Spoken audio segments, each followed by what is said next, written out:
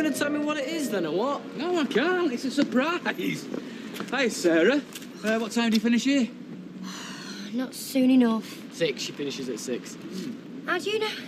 Well, that's what time when Mum goes out and I ain't babysitting. Did I ask you to? No. Yeah, 6, why? Well, I might have a bit of a surprise for you.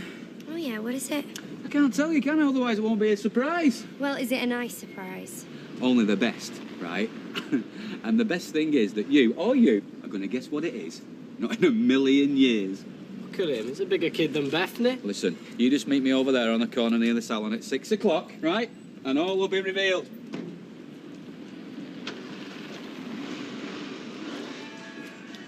Half an hour to go. You go when we finish this job and not a minute before, pal. I'm like that, man. It's your birthday. You're joking? Who's he on the phone to again? Yeah, well, thanks for nothing. Oh, yeah. I hope that wasn't a personal call. No, just someone letting me down over something. That about tonight? Not bad news, I hope. No, just something about something else. So what you got planned for the birthday boy then? Oh, loads. Nice. And loads. When that letter came through, I thought they'd made a mistake. I mean, they don't even have a proper uniform. Puce-coloured sweatshirts and white socks. There's no discipline there. I've seen them all marauding out of school. It's no wonder all the shops in that area have got shutters on the windows. Well, it can't be that bad. Oh. And this is Sophie's new school. That's where they wanted to go, Paddington High. Well, can't you afford to send her to Oak Hill like Rosie? Well, she wants to go to Weatherfield with her friends. I mean, naturally, I'd sooner she went to Oak Hill, but I listen to what my children want. And no stiff-necked suit is going to deprive her. She's been bawling her eyes out all day. Oh, bless her. Do you know that headmaster has picked a fight with the wrong person? I'm not going to let him stamp all over me. Is there anything you can do about it? Oh, yeah, I'm going to phone the Gazette. I'm rallying round for support. I might even come in tomorrow, Rita, with a petition. Did Kevin get me card? He's 40 today. Oh, I dreaded being 40. I thought it was the beginning of the end, and I was right. Well, at least you're doing something to change that. Have you managed to read through all the replies you've got, you know, from the job applications yet? I bet they're queuing up to take you on. Or have you whittled them down to a select few? There's going to be so many disappointed firms. Joyce Grenfell. Oh, you mean you haven't had any replies? I've had 3, which is a sizable feedback percentage. Oh, not that you'd understand business talk with you just being the shopkeeper. And have you actually got job interviews? You needn't sound so surprised. Look, you've both of you made my position perfectly clear. The hired hand, the lodger. Obviously, the only person I can rely on is myself. Oh, Norris. No, I mean it. I'm looking forward to being taken on by a decent company who'll pay me what I'm worth, and maybe then I can get back on the property ladder. Yeah, there's an old church down by the docks. They're transforming into apartments. One of those would suit me very nicely. And then he just stared at me chest. It's all right not to. Your chest reminds me of I'm a Celebrity, Get Me Out of Here. You mean like Jordan? No, I mean like the jungle, vast and full of danger. Well, I've decided I'm off men for a while now. I am going to become a lesbian. Oh, yeah? Mm-hmm. I'm going to become a lipstick lesbian, not one of them butch ones that shaves the head. Hey. Oh, hello. Can we help you? I'm looking for Jamie. He's out on a delivery. Oh, I'm his mum. Danny's first wife? Hiya, love. I'm Leanne's mum. Well, stepmum, but I brought her up. I just thought I'd come and have a look around. See where Jamie works. See what I've been missing out on all these years. It's not very big, is it? Well, it's big enough to keep Baldwin in Jags and penthouses. Oh, I don't think you should say that. It's all right, love. I'm not after maintenance or anything, although there's plenty to say I was entitled. I ain't even got armchair to call me own. Yeah, Leanne said you'd fallen on hard times. I've been there myself, love. Yeah, you're in good company. We've all been there. You know, I used to work one of these myself. Actually, I'm talking years back. It's how I first met Danny. His Uncle Mike had a factory in Deptford. It's a going machine, eh, for old time's sake. Oh, I don't think so. I bet it's like riding a bike. Mind you, we had bigger needles then for the denim, not Well, what's these made of? Cotton? No, man-made fibre mix. Oh, let me have a go. Best not. By rights, this should be half mine. I should have drawers full of knickers. I have to wash mine through in the sink. Go on, Fizz. It's only a laugh. Right. God, this takes me back. The good old days. Whee! Nothing to it. I should have come over here ages ago. I bet you have a right laugh, don't you? Has been known. Hey, if I know Mike Baldwin, still a randy goat, is he? If I know him, he'll have some scotch hidden away somewhere. Where's the filing cabinet? Oh, I don't think you should go in there. It's all right, darling. If I won't tell if you won't. Is she? As a note. Hold on, love, wait for me. Bingo! Baldwin will be back soon. Oh, this is the good stuff. My cockles feel warmed already. So, do you know Mike? Not half. Blimey, I've some stories I could tell you about him. What else could it be? He could have a new girlfriend. And he wants us to meet her. Oh, that's what it is, isn't it? Do you know, he had that look on his face like a big kid. What? No, that is not Martin. Oh, please, God, no. Dad, get round here before someone sees you. Dad, take it off. Ta-da! What do you reckon? What are you doing? I'm Bernard. What? It's the mascot for Weatherfield County. Yeah, starting a couple of weeks. I warm up the crowds. What are my friends gonna say? I'll be the laughingstock of the whole school. How could you do this to me? But... So I said, darling, you can call me what you like. Oh, well, you're not like Danny's second wife. No, love. See, he downgraded after me. Are you married? Oof, not anymore. My ex-husband downgraded after me and all. You and me, darling. We're going to be great mates. Cheers. Cheers. What the hell's going on? Oh, hello, Mr. Baldwin. What are you doing in here? Who's she? Don't you recognise me, Mike? No, I don't know. Get out of here, the lot of you. Go on up it, out. Come on, girls. It was going home time anyway. It's me, Carol. I don't know who you are, but I'm phoning the police.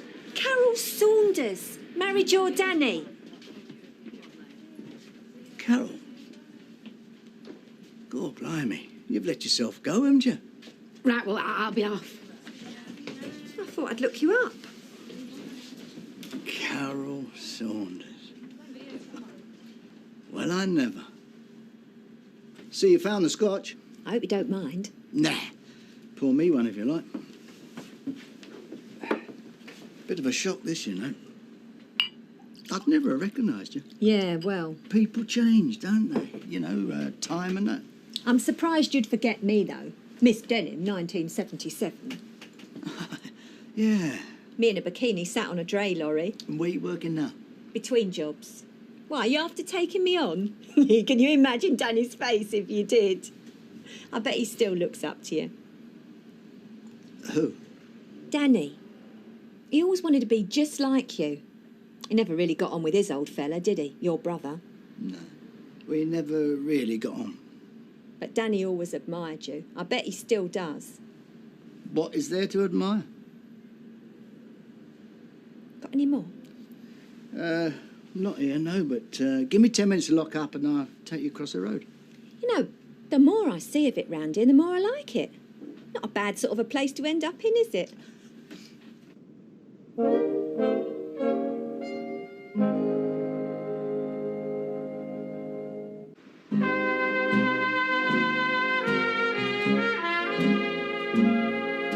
So it was like in the sunshine.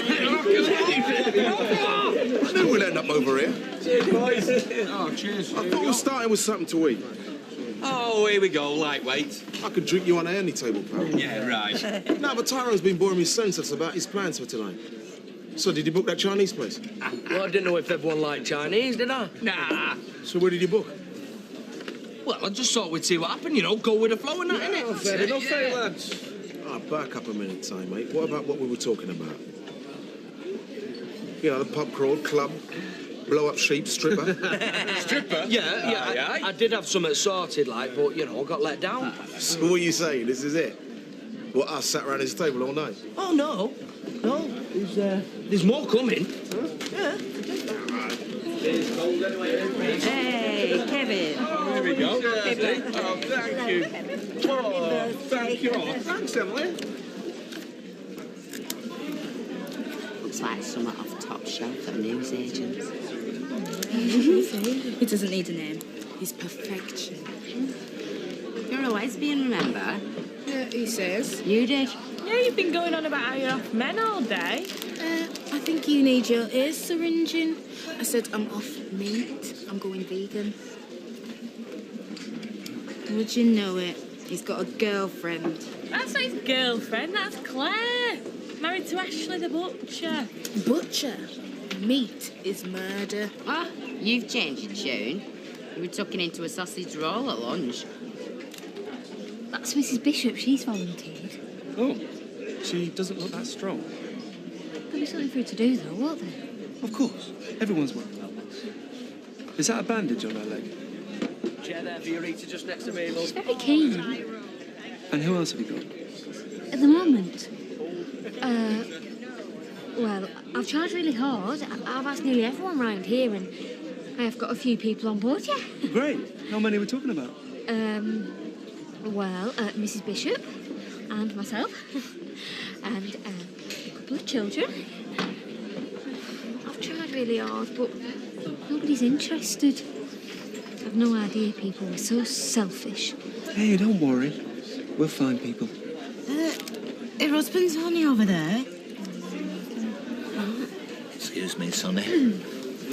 Oh, Janice, I'm sorry, I didn't recognise you. Your hair, it's very... Very what, Norris? unusual. Vodka and tonic, sweet sherry and half a mile, please. Nice weather, isn't it, for the time of year? Right, you find a seat, I'll get the drinks in. What do you want, Scotch? Please. Oh, happy birthday, Kevin! Oh, there she is. I couldn't give you these earlier because I've only just picked them up. Oh, I didn't think you'd bothered. Oh, just open them up. Yeah. I've had them planned for ages. Hey, I hope it's not a bedroom toy. I embarrass you. Oh, cufflinks. The silver and they're engraved. Very nice, them, thank you. Hey, I'll have to get myself some posh shirts now, won't I? I noticed a lot of the fathers at Oak Hill were wearing them at the last parents' evening. You look very distinguished with them. My father always said you could tell a gentleman by his cufflinks. Yeah? Hey, gentlemen, yeah. Hey, cookies on. Put them on now. Let's do that. You all right, love? Oh, that's her husband. The butcher. Nice to meet you. Nice to meet you, Andrew. Hi, you all right? You're not bad. Well, you've made a big impression on Claire. You're a very lucky man. Oh. There's not many who care enough about their community to volunteer to help it. No, she's one in a million, my wife. Let me get you both a drink. Oh, there's no need, no. I'll have a pint, thanks. Claire? Oh, in that case, I'll have a white wine and lemonade, thank you. Okay.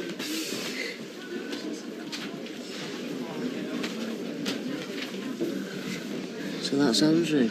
Yeah. Inspirational, isn't he? Not seen you round here before. I'm here with someone. Claire? You know her? Yeah, she's helping me find volunteers. What do you want volunteers for? Whatever it is, I'm your woman. And me.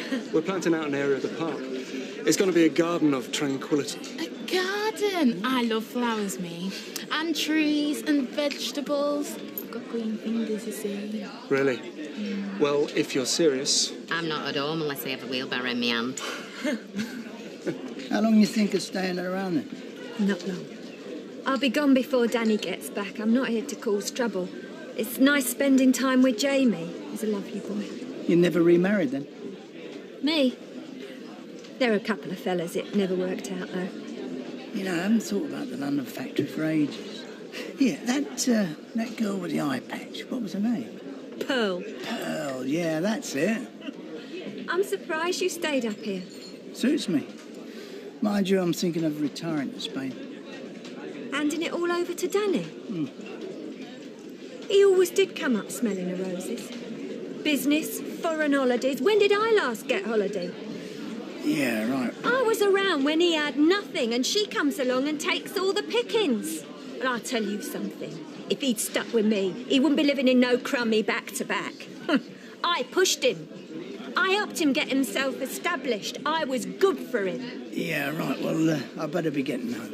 Oh, I'm going to stay a bit longer. Oh, nice catching up with you.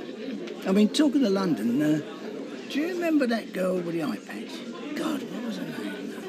Pearl. Yeah, Pearl, that's it. Haven't thought of her for a long time. See you soon. See you, Mike. And eventually, when I got through to someone more than a secretary, he didn't seem very interested. I said to him, is this a newspaper for the local community, or is it something you wrap your chips in? I'd have thought they'd have put me through to the editor. A news story like that exposing the petty-mindedness of that little Hitler like Mr. Lewis.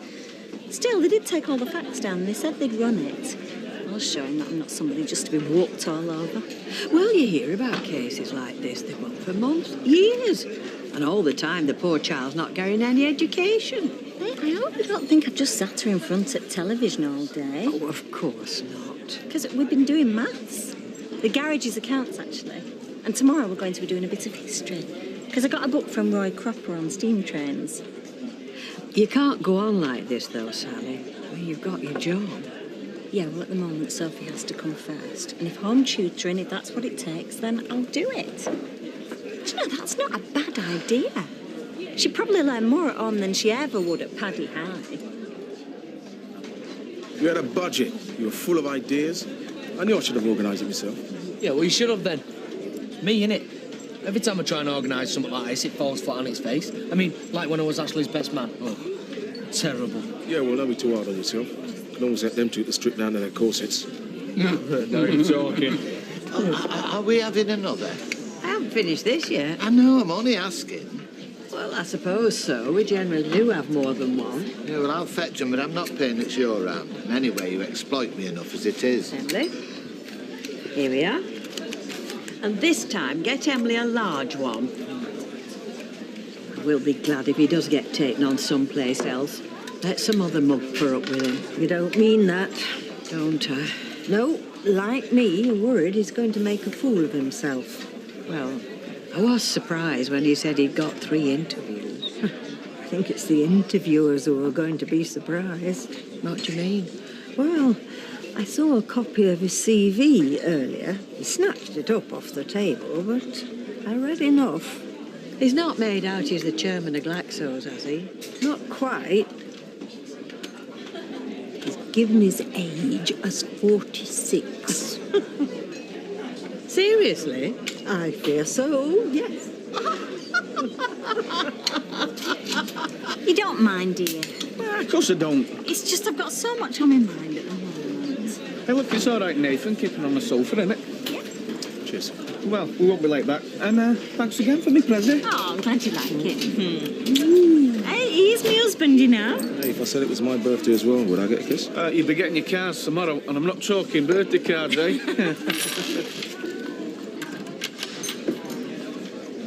Right, let's get this party really started. Nice one, boys. Here we go, lads. Come on, it's time for shots. Right, men, let's have some drinking games. I'm useless at drinking games. Yeah, well, I'm brilliant at them. Right, Kev, you can start by downing that, and then we will move on to the main numbers. I've hardly touched this, lads. Come on, get it down, yeah. Go on, man. Go on. Down in one, down in one. Hey, it should be like bumps at school, you should have to do 40. Yeah, well, if he does, he's paint with them. So I'll tell you what I think is tragic, though. Really tragic. It's the fact that he's hit 40. I say that. Listen, I don't feel any different to when I was 39. In fact, I don't feel any different to when I was 19. No? Well, you look it. No, listen, right. I don't force you, but that isn't a bad thing. You have a look at what I've got. I've got my own business. I've got Sally. I've got my daughters. I've got my own home. Yeah. I'm healthy. I ain't gone bald. Life's great. In fact, I'd go as far to say is, life's blooming fantastic. Who could ask for more, eh, lads? Here they are. Yeah. To Kev. Yeah. Cheers, lads. All the best, mate. Happy birthday. Many more of them. Excuse me. Yeah? I was just wondering what you guys were celebrating. It's the gaffer's birthday. He's 40. Never. You don't look a day over 35. Someone's got an admirer. Sorry, I mean to embarrass you. I thought perhaps it might be a stag do or something. I suppose you're all married? I am. Me too. I'm engaged. Yeah, he likes younger women, much younger. They're only joking, Martin. What about you, darling? You married? Well, do I look married? Laughing and joking, no bags under my eyes, plenty of cash to splash about. Ooh, enough to buy a girl a drink? Ooh, I reckon so. Mind you, I'm no charity case. I'd have to give you something in return. Oh, come on, lads. This is a wind-up, this. Don't be cheeky. I reckon a kiss for a vodka's a fair trade, don't you? It's a bit cheap, I reckon. See, when I give a lady a kiss, she tends to provide bed and breakfast in return. Oh, well, see, I can't offer you that. But I'll tell you something. You buy me a drink, and I promise I will be very, very grateful. Yeah! How grateful.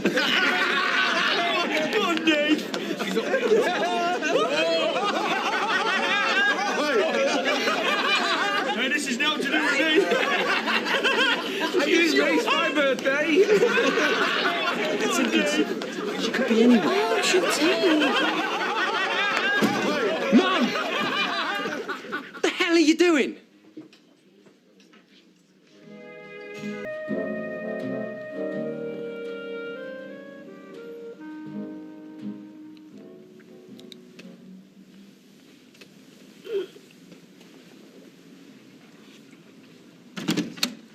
Oh? Sorry. You'll never guess who's in there. You're a Gagarin? Who? No, Nathan. Oh, you fancy him, don't you? Oh, you're so predictable. Shut up, no I don't. Try and keep the noise down, girls. Your dad's feeling a bit delicate this morning. Never felt better, actually. Yeah, well, I find that very hard to believe. Oh, it's true. Well, you're still leathered then. How many did you have after I left? Who's counting? Well, I hope you behaved yourself. I did. Dragging home your drinking buddies and all when we've got 2 young girls in the house. It's not a homeless hostel, you know. He said he could stay. What are you getting worked up about? Morning. I'm not causing any trouble, am I? No, yuck. It's him waking me up, crashing into furniture, burping and snoring like a road drill. I'm glad he only hits a decade every 10 years. Sit yourself down, love, and I'll make you some breakfast.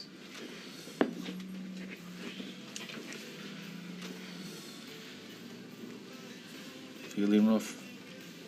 As the badgers. Come on. Oh, shut up, Rosa.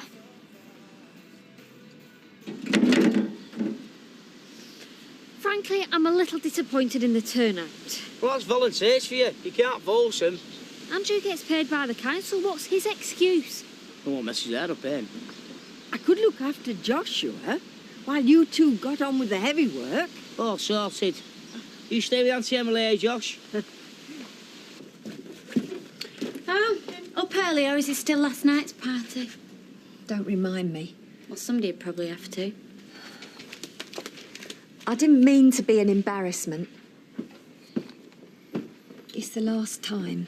Has anybody seen me purse? Oi!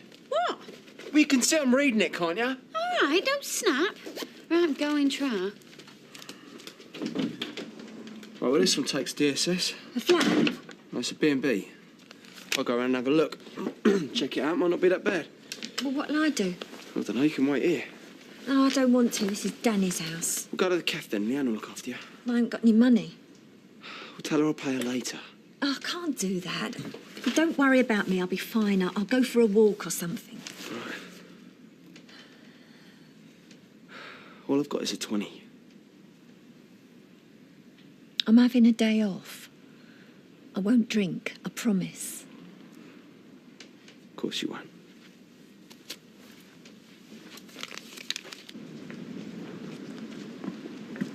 Ooh, you look very nice. Thank you. One of the advantages of having a mother for a hairdresser. Going anywhere special? No, not really, no. Yeah, you are. David? She's going on a date with Phil, the foot fetishist from work. Oh. He's a reflexologist. He does foot massage. Yeah, same difference. No, it's not. And I'll thank you not to tell people my business. It's Sally, she's a mate. You'd have told her anyway, wouldn't you? Well, I hope you have a nice time. Thank you, David. What have I done now? Les! Battersby, you cretin! He is not called Felix Stowrod. It is Felix Stow Road. Oh, give me strength. Well, what's up?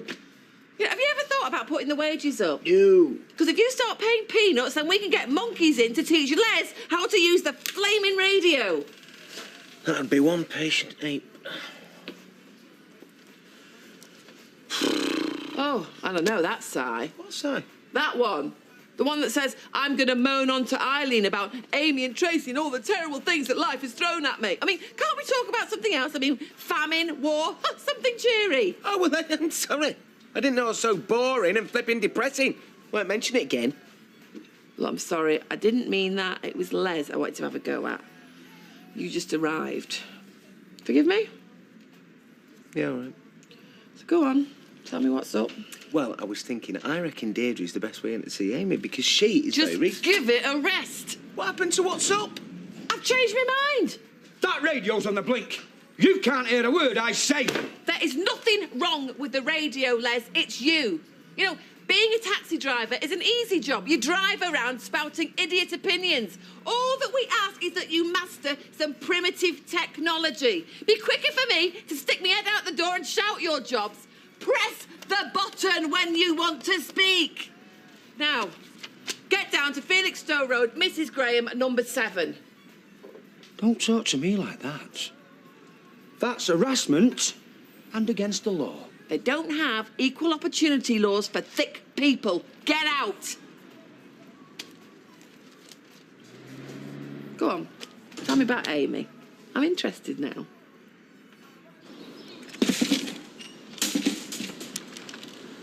Come on, get your hands dirty. Use the part, don't you?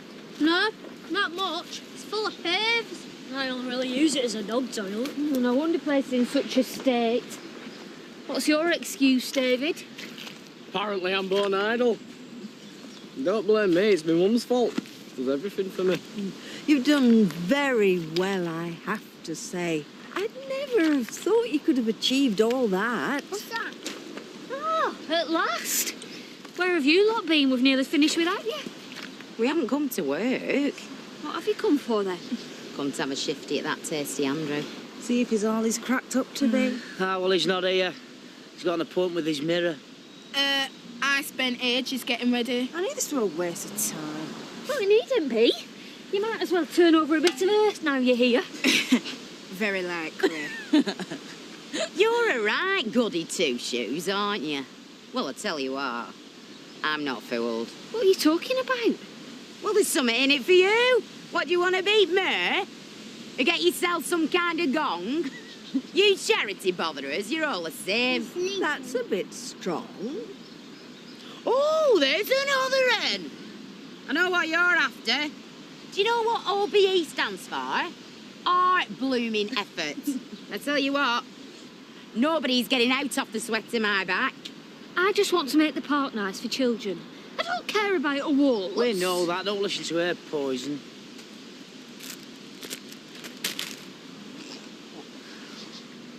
Pick that up.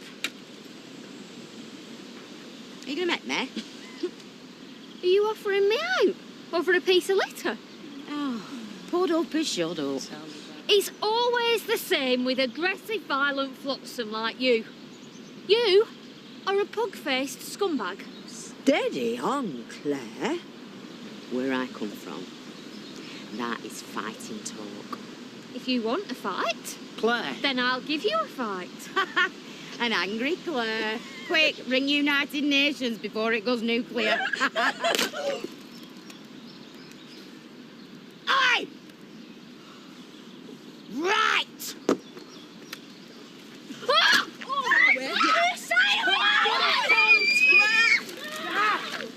Kevin, I've been vilified.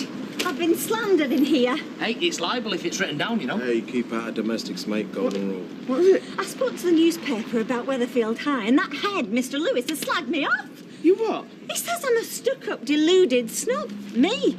He says I've maligned the school and its pupils. It sounds as if I'm calling all kids who go there remedials. You just couldn't keep it shut, could you? Things was bad enough and you still found a way to make things worse. We can handle this one, Gaffer, if you want to go after her. Oh! Am I missing a Barney? Yeah, bit of marital strife between Kevin and Mrs. Putting on a show to liven up our dull working day. Well, I can think of other ways to liven up a dull day. You know, there's no one in if you want to come and eat your sandwiches round at my house. I'd like that. Hey, can I eat my sandwiches there too? I suppose this is a slut! You what? Farah, be cool. Do not jump to conclusions. Look, you got this all wrong. No, I'm finally getting it all right. Now that was one night missing in action too many. Look, I was at the boss's for you. Tell her, man. Domestics, mate. Golden rule. Your bad news and your binge. Oh, man, what's... And you're welcome, Tim, you day old slumber. Hey, I didn't even know about you. You are history. Oh, man!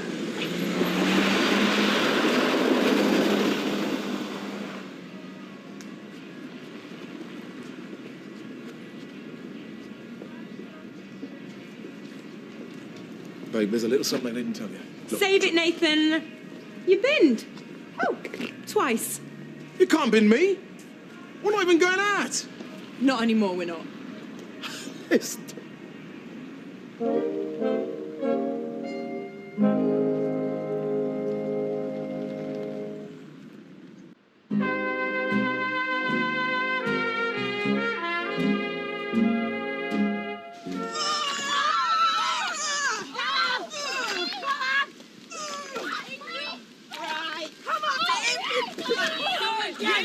Stop! Stop! Right now! What are you doing? What an exhibition. Look at yourselves. This isn't why we're here. We're here to make the park a nicer place, and you're ruining it. You're making it worse. I mean, this was about volunteering, showing you care about your community. Some things aren't about money. They're about the common good, and they're worth doing. You've turned it into a fight, as if we don't have enough of that. And I think the least you can do is help clear up this mess.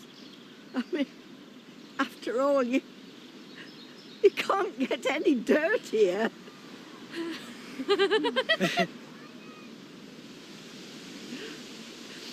I'm calling a truce.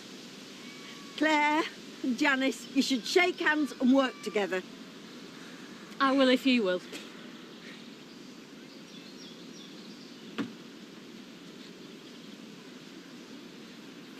I'm sorry. Into the mud, scum queen! I'll walk you there if you like. It's not far to the pizza place. After the trouble my mother went to doing my hair. Do you mind if we get a taxi? Shall I call one? Why waste a phone call? Homeless, birdless, not much of a day, eh? All you need now is Kev to sack you, then you can be jobless as well. Birdless for now, but I won't be lonely for long. Oh, yeah, because there's always Carol again. You know what they say? Lock up your girlfriends. No, let's lock up your daughters. No, you lay one finger on my Maria. I don't know what I'll do. Don't wind him up, you. It's too easy. Any chance I can borrow your settee again? Well, I don't know. Maybe I'll have to ask the boss.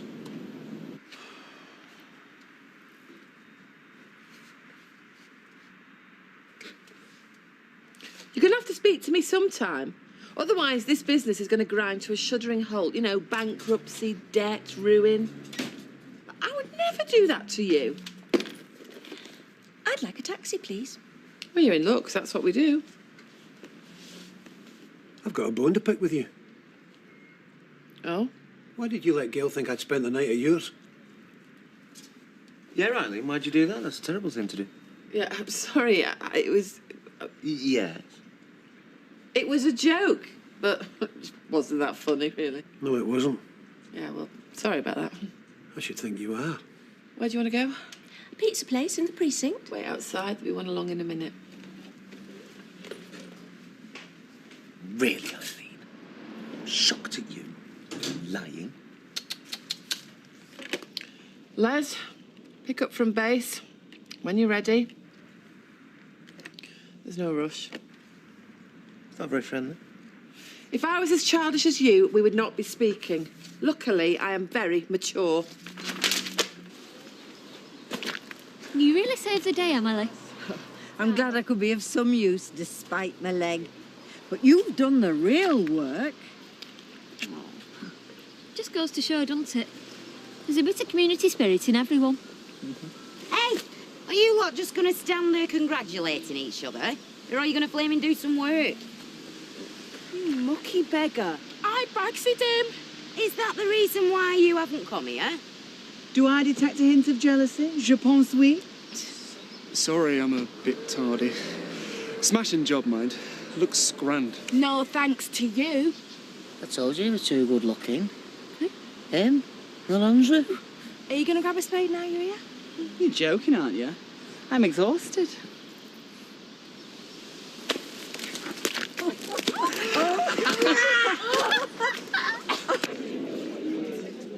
You're right, love. I'm not causing any trouble. Do you want me to leave? No, just seeing if you're all right.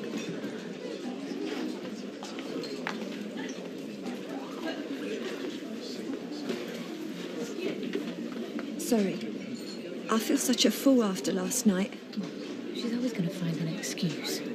You know, you can sound like a right sanctimonious little cow. Mum. You feel sorry for her, but there's nothing you can do. It's her problem. She needs to deal with it. You're just making it worse, Jay. I suppose your crack dealer told you that. I had my problems, and I dealt with them. That's why I know what you're going through. Oh, and I never touch crack. How come I'm making it worse? Because you give her money. You smooth things out, clear up the carnage she leaves behind. Oh, I don't. What have you done today? She loses a flat, so you go find her another one. She'll probably deserve to lose it. I'm sorry I'm causing you trouble. I don't mean to. I couldn't bear that. Meeting you again, it's given me a reason to live. And now she's just manipulating you, sending you on guilt trips.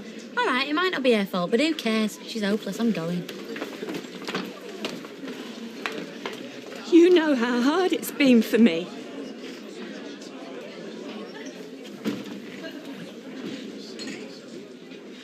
So what's she going to have? I don't know. As long as it doesn't have olives on it. Don't you like olives? They're okay in a jar. But on a pizza, they look like verrucas. And I've had enough of them after a day's work. Allora, signor Sin, bella signorina, are you ready for him order, please? All right, Phil, mate. How you doing? Okay, how are you? Never been better. I tell you, it's like having new feet. There's magic in them fingers of yours. Good to hear it. Could we get a bottle of house red? Sure. Do you want to order any food? Oh. Not quite. I'll give you and the wife a couple of ticks then. Wife, eh? You realise that makes you Gail Mail. Always wanted a name that rhymes. There's something I wanted to ask you. But I'm not sure. Well, you can't say that and then not tell me. It wouldn't be fair.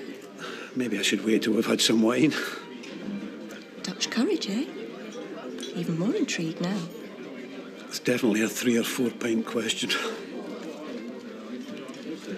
Better get them in quick then. Okay, Doc. The umpteenth time, I'm sorry I said you made things worse. I know you're only trying to do the best for Sophie under the circumstances. Do you mean that? Yeah, of course I do.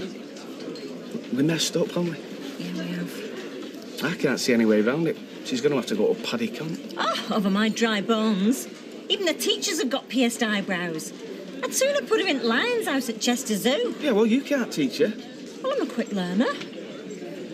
Hey, look, is it all right if Nathan stays on the set here a couple of weeks? Only his missus has kicked him out. It's okay with me if it's okay with you.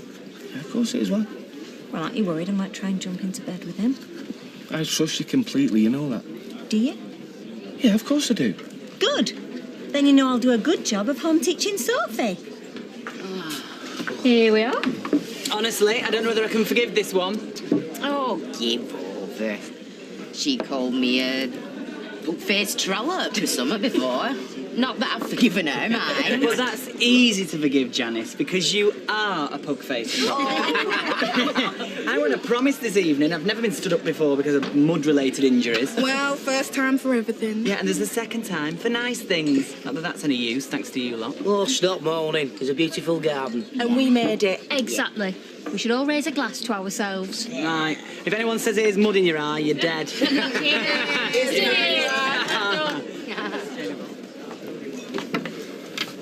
What are we going to do, Mum? She's right. I'm dragging you down and it's not fair. You don't owe me anything. It's not about owing. You're my mum. I owe it to you to get away. So I am doing. I'm going.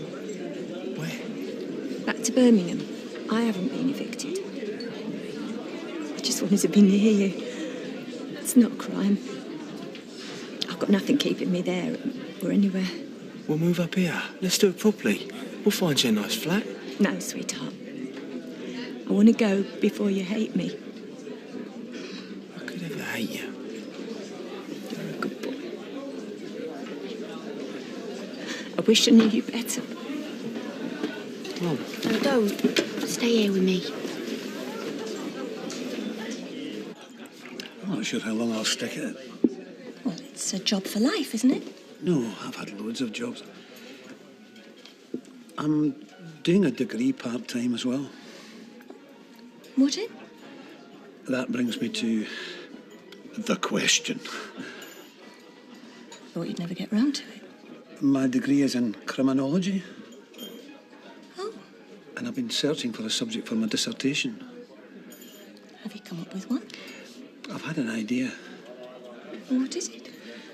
I'm really interested in doing something about victims of crime, something from their point of view. And someone told me, and I know it's a difficult question to ask, and I'll understand if you're not sure, but I've thought it, so I've got to ask. I wonder if you'd like to talk to me about your life with Richard Hillman.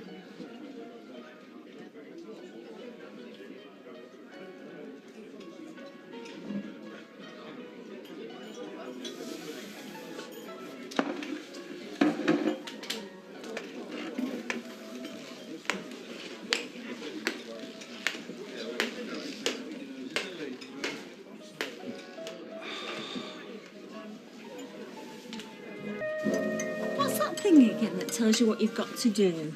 A wife. No, at school. Teacher. No, the thing that tells the teacher what they've got to teach. What's it called? You know, we were talking about it last night. A curriculum. That's it. Rosie, I want you to go to Oak Hill today and I want you to get some curriculums. Every subject for Year 7. Get lost. We're not due back till tomorrow. Well, there'll be teachers in. If you think I'm spending the last day of my holidays running around after her. Well, I've got myself, but I'm working and so's your dad. Why can't she go? Because she'll be working too. Doing what? Doing the lessons I've set you. We're going to start as we mean to go on. What kind of lessons? Well, we'll start off with spellings, because it doesn't matter what the curriculum says. You've got to be a good speller. Honestly, Rosie, it won't take you long. Just go in office and get... N-O spells no. Who's you told, Rosie? I'm not even discussing it. Nathan's tea's getting cold.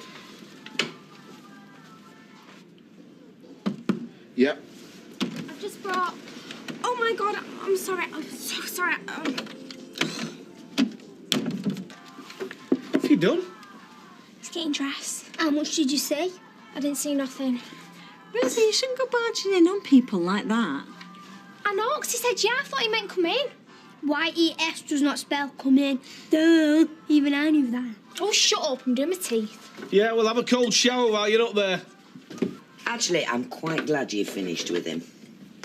Didn't you like him? It just never felt right somehow. Oh, why is that then? Dunno. Is it because he's black? Don't be daft. Then what is it? I don't know. It was just a feeling I had. Well, there you go. Not too burnt for you, is it? Tracy. I'm kidding. Seen the way you drool over Sidney Poitier. I don't drool. Yeah, right. I think I just always felt you were with him to spite Steve. No, I was with him because he is the best-looking bloke round here. Oh, well, don't matter now, does it? That's not to say I don't like spiting Steve. A girl's got to have a hobby. You coming back for your dinner or what? Oh, I doubt it. Well, I could get cakes. I'd love to, but we've got the auditors in this afternoon. So what? So, I've been worried sick about it. Apparently they go through everything with a fine-tooth comb, and if it's not all perfect, then there's hell to pay, and I'm the one who'll be paying it. I've been dreading this afternoon. Well, come back for your dinner. Let me make a fuss here, then you can go back to work, ready for anything. Oh, all right then. But don't go to too much trouble. Can't afford to be late back.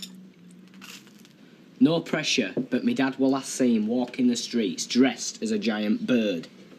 Do you know what I'm saying? Not exactly, no. I'm saying that another father figure in my life might not be a bad idea. Who said anything about father figures? A bit early to be talking about father figures, isn't it? So go on, Mum, tell us, how did you and Phil get on last night? OK. OK, what does OK mean? You going to be seeing him again? Look, I don't want to talk about it, OK? Oh, Mum, we just want you to be happy. And if you do like this Phil fella, then maybe you should just go for it. I really appreciate that. Thank you. And the truth is, I was interested in it, yeah. Yeah, but we know that. Shut up, David. You don't think he's interested in you? In some ways, I think he was. Was? Is interested. Tim, he's a student. He's doing a degree. What's wrong with that? Well, you know what students are like. It's not the fact that he's a student. It's what he's studying. Oh, what's he studying? Criminal psychology. His dissertation's on the families of serial killers. So, in other words, he just asked me out to see if I'd do an interview for him. I hope you told him where to go. I did, yeah. What a scumbag. Are you, you're not going to wish me good luck? Good luck, Norris. Not that I shall need it, of course. I intend to return this evening with 2 job offers to choose from. Don't count your chickens, Norris. Au contraire.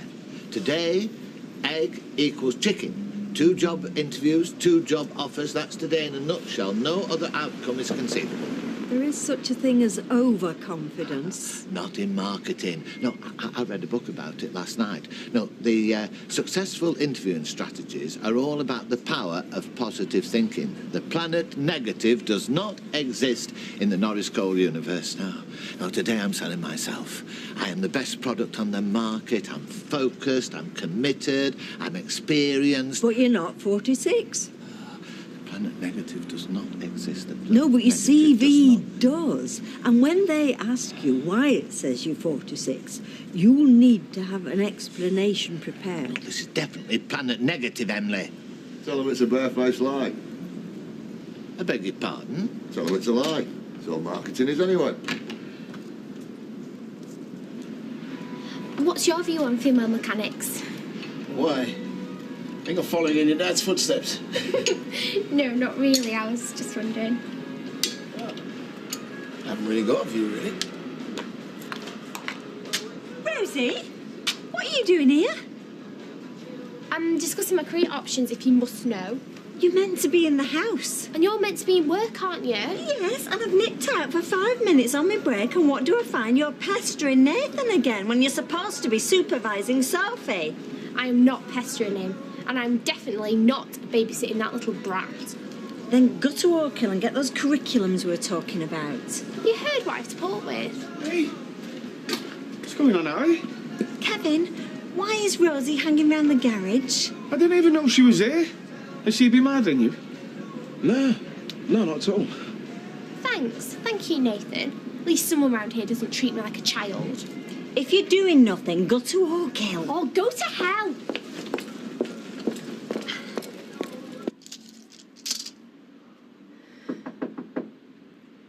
Come in.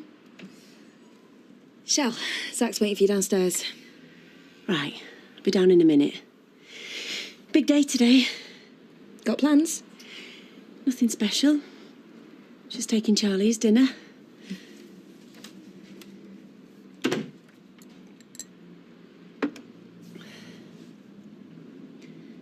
He owns a whole chain of pubs, and he said if we provide the taxis for his staff, they'll recommend us to all the customers. Free advertising and everything. What? Who's this? It's some guy Claire picked up. Mr. Quillen. What, Mal Quillen? You know him? Oh, I've heard of him. I told you he was important. Yeah, he owns Quillen's, Mal's Place, amongst others. That'd be a good contract, that one, Claire. Whoa! Hey! Employee of the Week. It's in the bag. No, we don't do Employee of the Week. Don't we? No. Well, maybe we should start thinking... No, we never have and we never will. All right, you're the boss. For 1 week only, you're my own personal winner. Hey, what'd you do, Claire? Turn on the feminine charm. I just turned up on time. There wasn't much more to it than that. He's a man who appreciates promptitude, apparently. So when's he due, then? 3 o'clock on the dot, that's what he said. Oh, Grace, my tea break gone. Do you want me to meet him? No. Well, I'll sit in with you then. A man like Mal Quillen, bound to drive a hard bargain. Well, I can manage. Oh, come on, Stevie, mate. We're supposed to be a team. Let's work like a team. All right, then, Lloydie, mate. Let's do that. I'll sort out the contract and you pick up Tessa Bromelo and take it to the chiropodist. I think he feels threatened.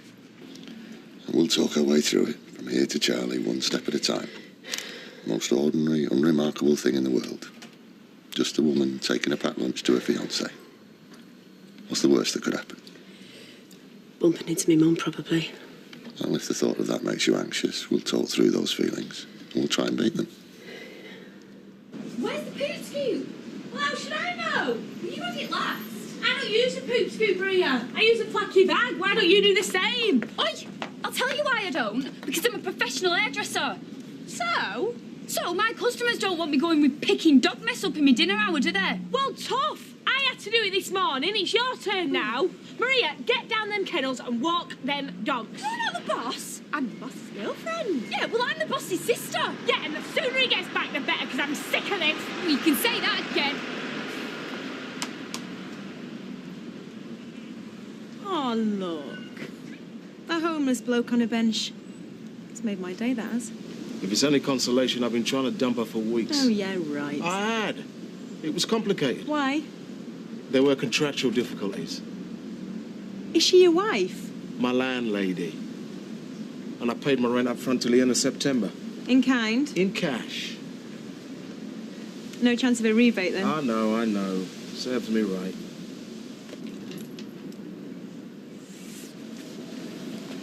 So where'd you sleep last night? Why? Concerned or you jealous? I'm curious. I just want to make sure that you are as miserable and uncomfortable as possible. I was well looked after, thanks. Who by? Some good Samaritans. But I was a bit uncomfortable, you'll be glad to hear. Oh, yeah. I'm very glad to hear it. One of the girls in the house is trying to make a move on me.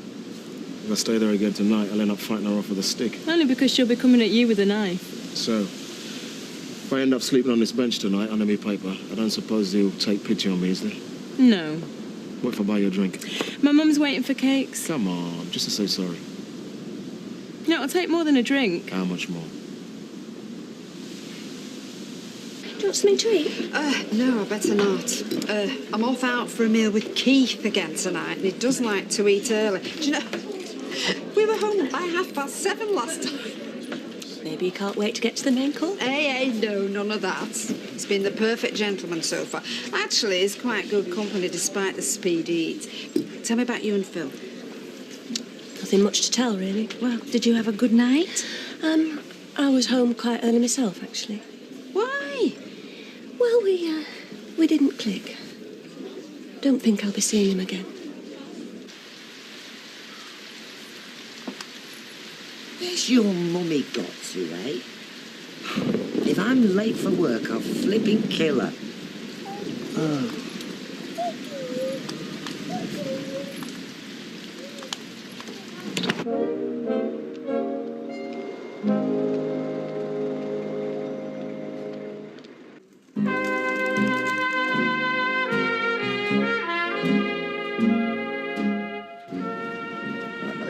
to feel yourself panicking, just stop and breathe your way through it, okay? Okay.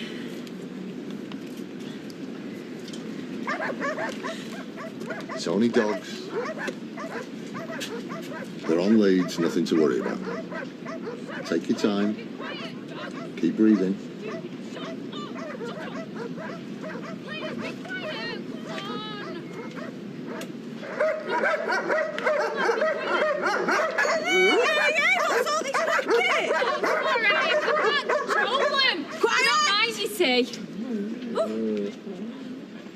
How have you done that? Good dog. Hey, and you good dogs. I love dogs, me.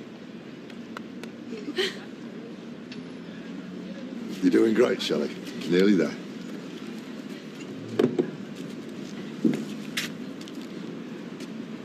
Shelley, you're out. Why wouldn't I be? It's just nice to see you, that's all. I'm sorry, we can't chat. We're going for a little walk. This is my mum. It's okay. Just keep breathing. Just say hello and we'll move on. This is Zach, and he's helping me. Thanks to Charlie. Good, I'm glad. Nice to meet you. Yeah, you too. Sorry, we've got to go. Shelley, congratulations on the wedding. I hope you'll be very happy. We will. She doesn't mean it. It doesn't matter if she means it. She said it. You met her. You bumped into her. You got over it. Your biggest fear, and you didn't run. Yeah? So keep breathing, eh? And we'll move on. I did it, Charlie! I did it! I knew you would. I got it. I did it. I even bumped into my mum, but I didn't let her put me off. I did it. Thanks, Shell. She did brilliant. Things are really starting to look up. That's making all the difference, and I think the pills are starting to work. Forget the pills. They're a temporary measure. I've known people whose main trigger has been the fear of what will happen when they come off the pills. You achieved this, Shelley. You did it. But I couldn't have done it without you. When I bumped into my mum, all I wanted to do was run, but you got me through it. Thanks, Zach. Thank you. Pity it's brown bread. Sorry? Doesn't matter. No, it does matter. I know you don't like brown bread, but it's all we had in. But I was too... Forget it. Who am I kidding? This is pathetic, isn't it? It's an important step. What? Bringing in butties he can't eat? What's the point in that? There's a bakery across the road, there's a shop down the street, and I'm just too scared. I'm so stupid. I've just messed everything up again.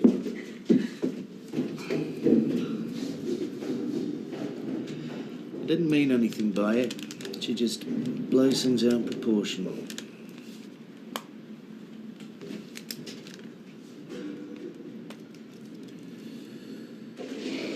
It wasn't a date he was after. It was an interview. Are you sure that's all he was after? Well, what do you think? Whoa, where did you come from? Is she all right? She will be. Just don't disturb us, yeah?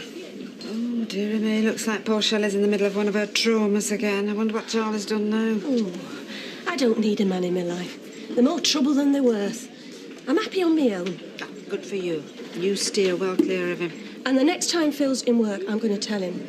No interviews, no foot massage, no more dates. We're strictly work colleagues. That's all we are.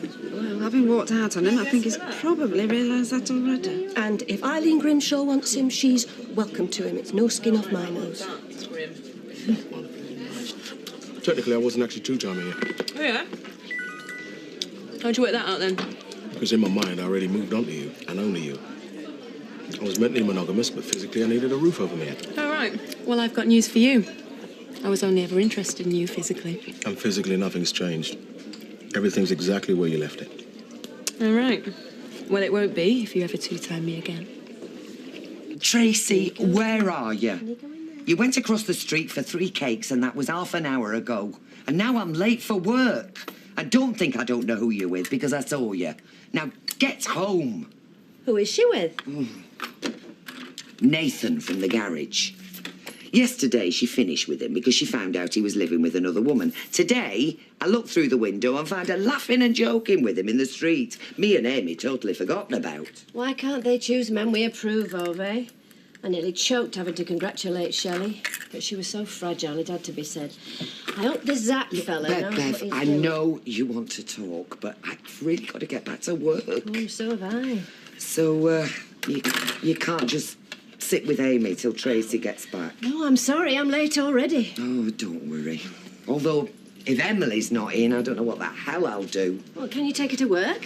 Yeah, the auditors would love that.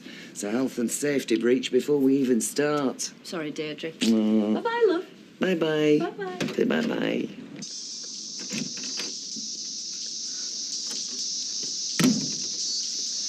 Ow! You could have had my ears off, they. What are you studying now? Art or music? Both. Multitasking. Right, that's it. If you can't be trusted to do it on your own, you're going to have to come into work with me this afternoon. As if. Yeah, I'll find you a desk somewhere. They won't let you do that. Oh, won't they? Well, we'll see. Right, now put your shoes on and go and get yourself a pen and some paper. Do you get off on embarrassing me? There is nothing embarrassing about education. In a knicker factory. It's just for today. Now get your shoes on. But it's my dinner hour. Yeah, and it's mine too, and I don't want to spend it doing this. Come on. You sure about this? Look, Emily's out. Ken's taken Blanche into town. And quite frankly, I am sick of Amy being used either as an afterthought or a weapon. Well, Tracy's not going to like it. Do you want to look after your daughter or not? Within 2 minutes. Where are you going? See Amy. What about Mr. Quillen? Well, he'll have to wait. But he doesn't like to be kept waiting. That's why he's looking for a new taxi Do you know how long I've been waiting to see my daughter? Sorry. You go. I'll try and do whatever needs doing here. Is that thing easy to operate? Just answer the phone, tell him we've got nothing for 40 minutes. That usually puts them off. And then tell Quillen I'll be back as soon as I can.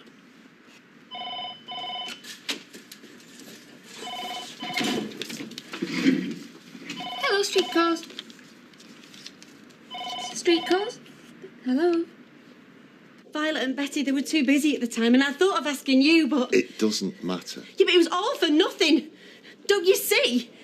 Just because I wasn't ready to face Anita. You achieved what you set out to achieve. No, I didn't. The journey was the important thing. Dealing with your mother, the feelings that aroused, that's a massive step. Well, now I want to face Anita. Well, in time. No. Today, I'm going to walk into that shop and I'm going to look her in the eye and I'm going to buy the right bread. That's not a good idea.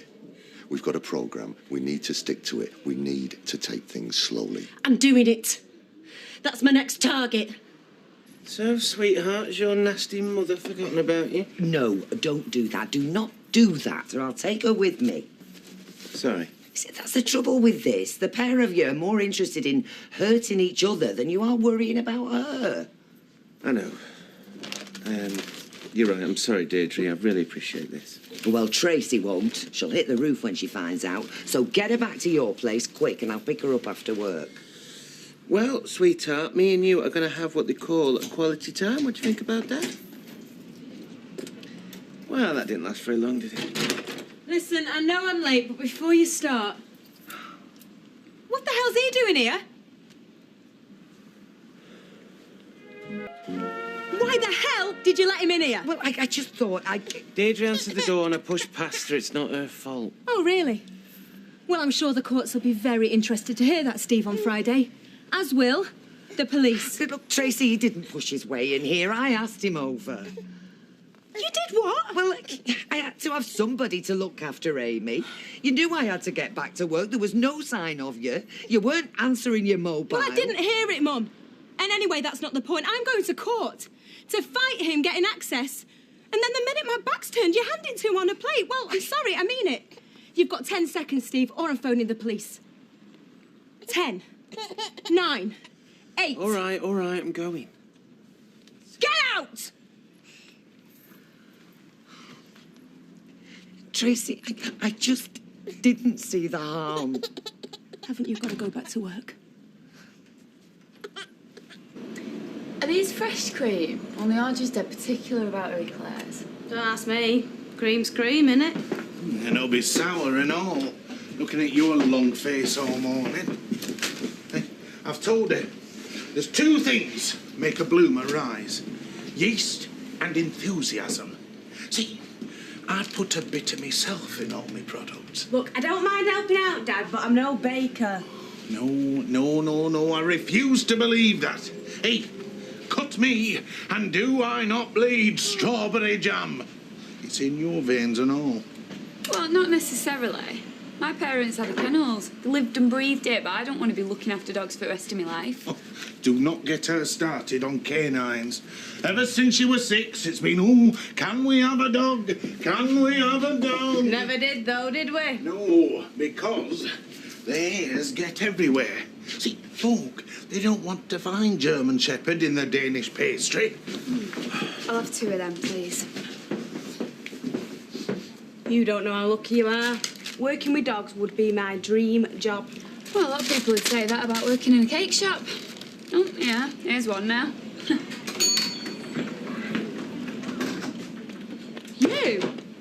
You?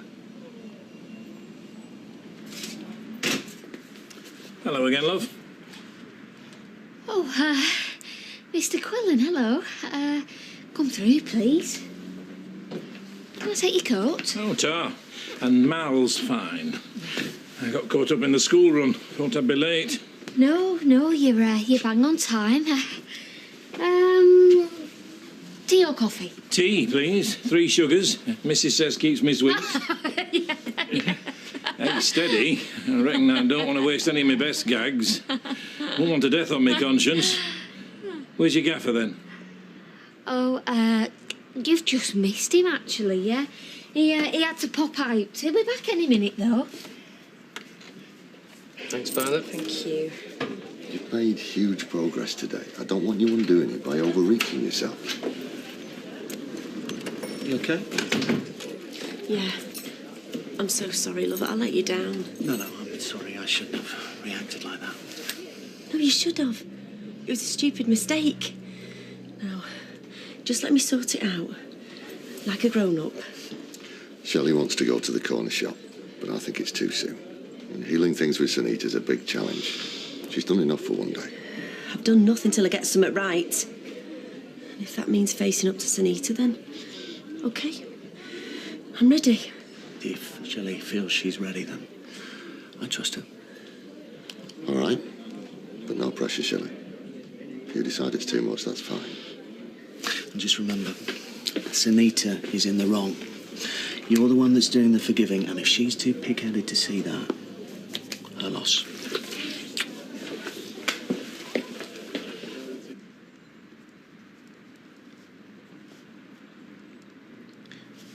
Another tea? Tea or DVT? Sit here much longer, that's what I'll get. I'm sure he'll be along any minute. Sorry, sweetheart, I've got plans for Christmas. Lloyd, this is Mr. Quillen, our new account. Oh, I don't think so, Claire. What, did Steve not agree terms? He got called away. Mr. Quillen's been waiting. 3/4 of an hour, pal. If that's what you call service, I've had a lucky escape.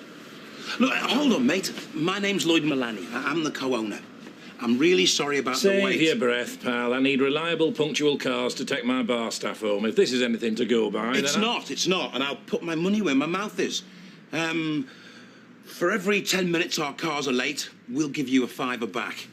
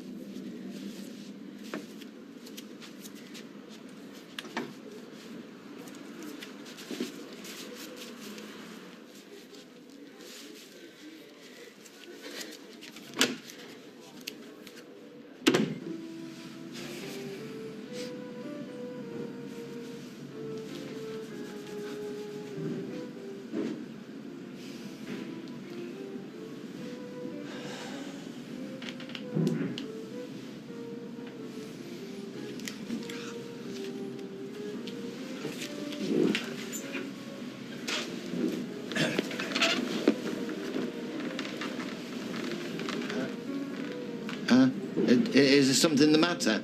I'm looking for a Mr. Norris. Oh, Cole, at your service. I was expecting a much older man. Oh, really? Yes, well, that's clean living for you. If you say so. Follow me, Mr. Cole.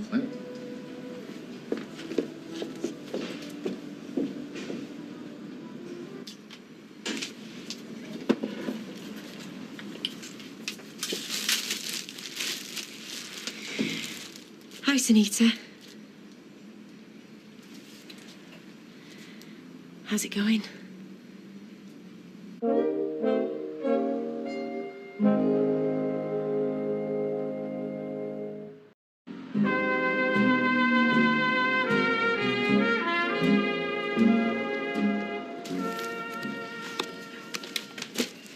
Oh, can I settle my papers, Rita? Oh, I'm sorry. They're not up to date. Norris was going to do them this morning, but he took the day off. What's he up to? Gone to see his brothers in Knotty Ash? No, he's gone for a job interview. Who'd take on a useless article like him? Actually, he was once voted Northwest High Achiever. By heck, that must have been a thin year. He was quite a big wheel in stationery at one time. Was he? Happen he put the fool into foolscap. Oh, what a way to make a living, flogging paper clips. Oh, that's a bit harsh, isn't it, Blanche? I mean, a job's a job. Some jobs are more useful than others. I spent years making corsets and gave many a young couple a wedding night to remember. Like to see him do that with his Pritt stick. You know, I bought a corset the other day, but I don't know, it just doesn't seem to fit right round the waist. Pop by my house, and once I've adjusted it, folk'll be timing eggs by your figure. Let me know when old Mother Riley fails his interview. I'll settle up then. When I saw your CV, I turned to Ness and I said, "This man I must see." Really? JT said, I can't believe he's done all this, and yet only 46. It's incredible. Yes, well, I like to keep busy. Terrific. We want self-starters here, Norrie. I don't want to have to go around attaching jump leads to people. Of course you don't. I mean, after all, you're not Idi Amin, are you? Self-motivation's very important, but Ream Team isn't just a catchy name or tricksy slogan. It's an ethos. You won't find an I in team. There's no I in family. We either stand or fall together with one simple aim. To make our paper fly. Can you do that, Norrie? Oh, I can try. Won't be a minute.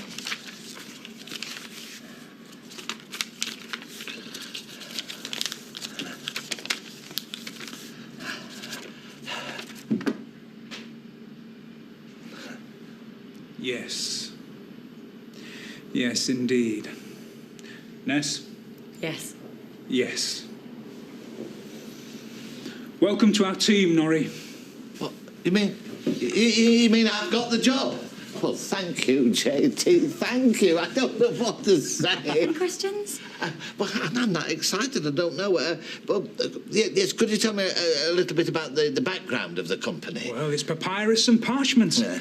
It's the Dead Sea Scrolls, Magna Carta, the Declaration of Independence. We're forging more links in the great paper chain they call history. Who knows what'll end up on the products you'll sell? And what products? For your £15,000, you'll receive stationery of a quality you won't believe. What £15,000? Well, your franchise fee and your payment for your start-up stock, which you'll sell on at a tidy profit. You'll turn this... into this.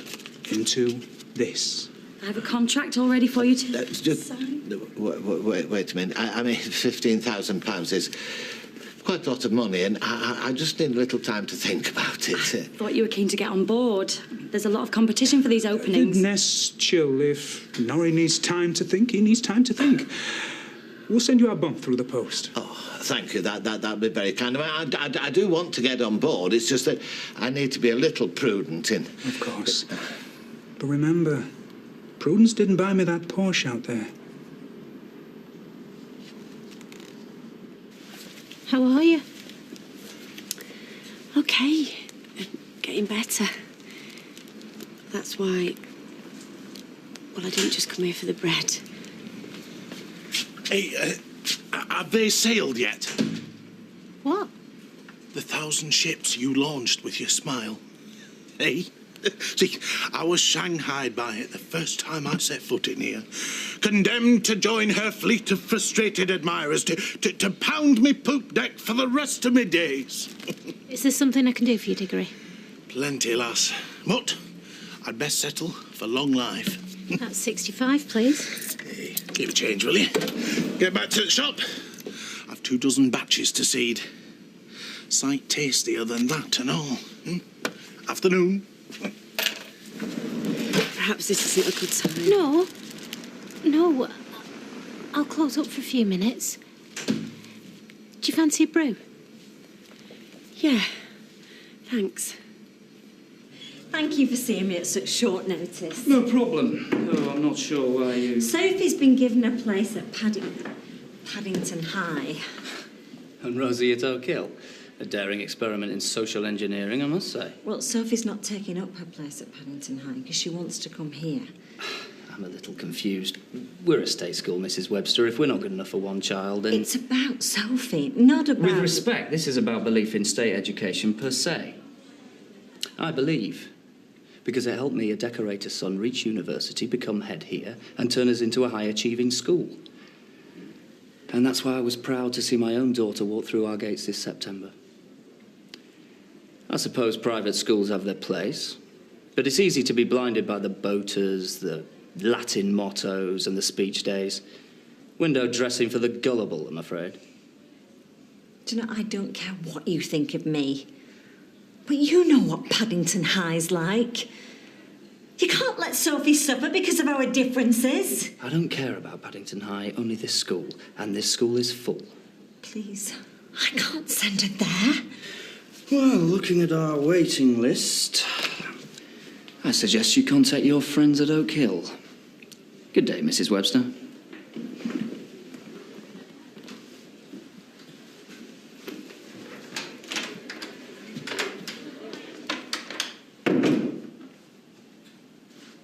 Just go in, Lou. Oh, then get us a bit, will you? Thanks, Molly. I thought you had a big night planned anyway. You didn't mean propping up the bar with an old married man, surely? No offence, mate, but nah. Tracy blew me out, something's come up. Still, don't like to do my bit for help the aged now and again. You're around, innit? Same again, please, Violet. Steve, do you want a pint, mate? No, thanks, mate. Pretty particular who I drink with. What's wrong with you two? He thinks I'm up to stepping into Daddy's shoes. Oh, and are you? No chance. Way too heavy for my liking. Prefer to stay light on my feet. Really? Yeah. Not easy to move around, you know what I'm saying? Why, is that what you're planning? Dunno. Depends what comes up. There you go. Cheers. Get on that as well, thanks. You? I told Fizz that Irish wolf fan was on eat. We don't know that how it happened, though. Oh, come off it. That Jack Russell must have got in a pen after feeding time. He's been in there all day. He couldn't have done anything, though. Not unless someone put him up to it, get it? Do you know, Fizz can't wait to get away from them kennels in the morning. And the part-timers can't cope without instruction. They need managing. Don't be too hard on her. She's doing you a favour. Yes, sure. She's never even there. Fizz don't like dogs, and dogs don't like her. I'm not surprised. They can sniff out an evil aura quicker than a bowl of green tripe. Do you know, first time I saw her, I thought, there's trouble. Too right. It's them animals I feel sorry for. What I need in there is a proper full-time manager. Someone who's dead good with dogs, and someone who can put Fizz in a place. Ty, go and get Molly a packet of crisping, will you?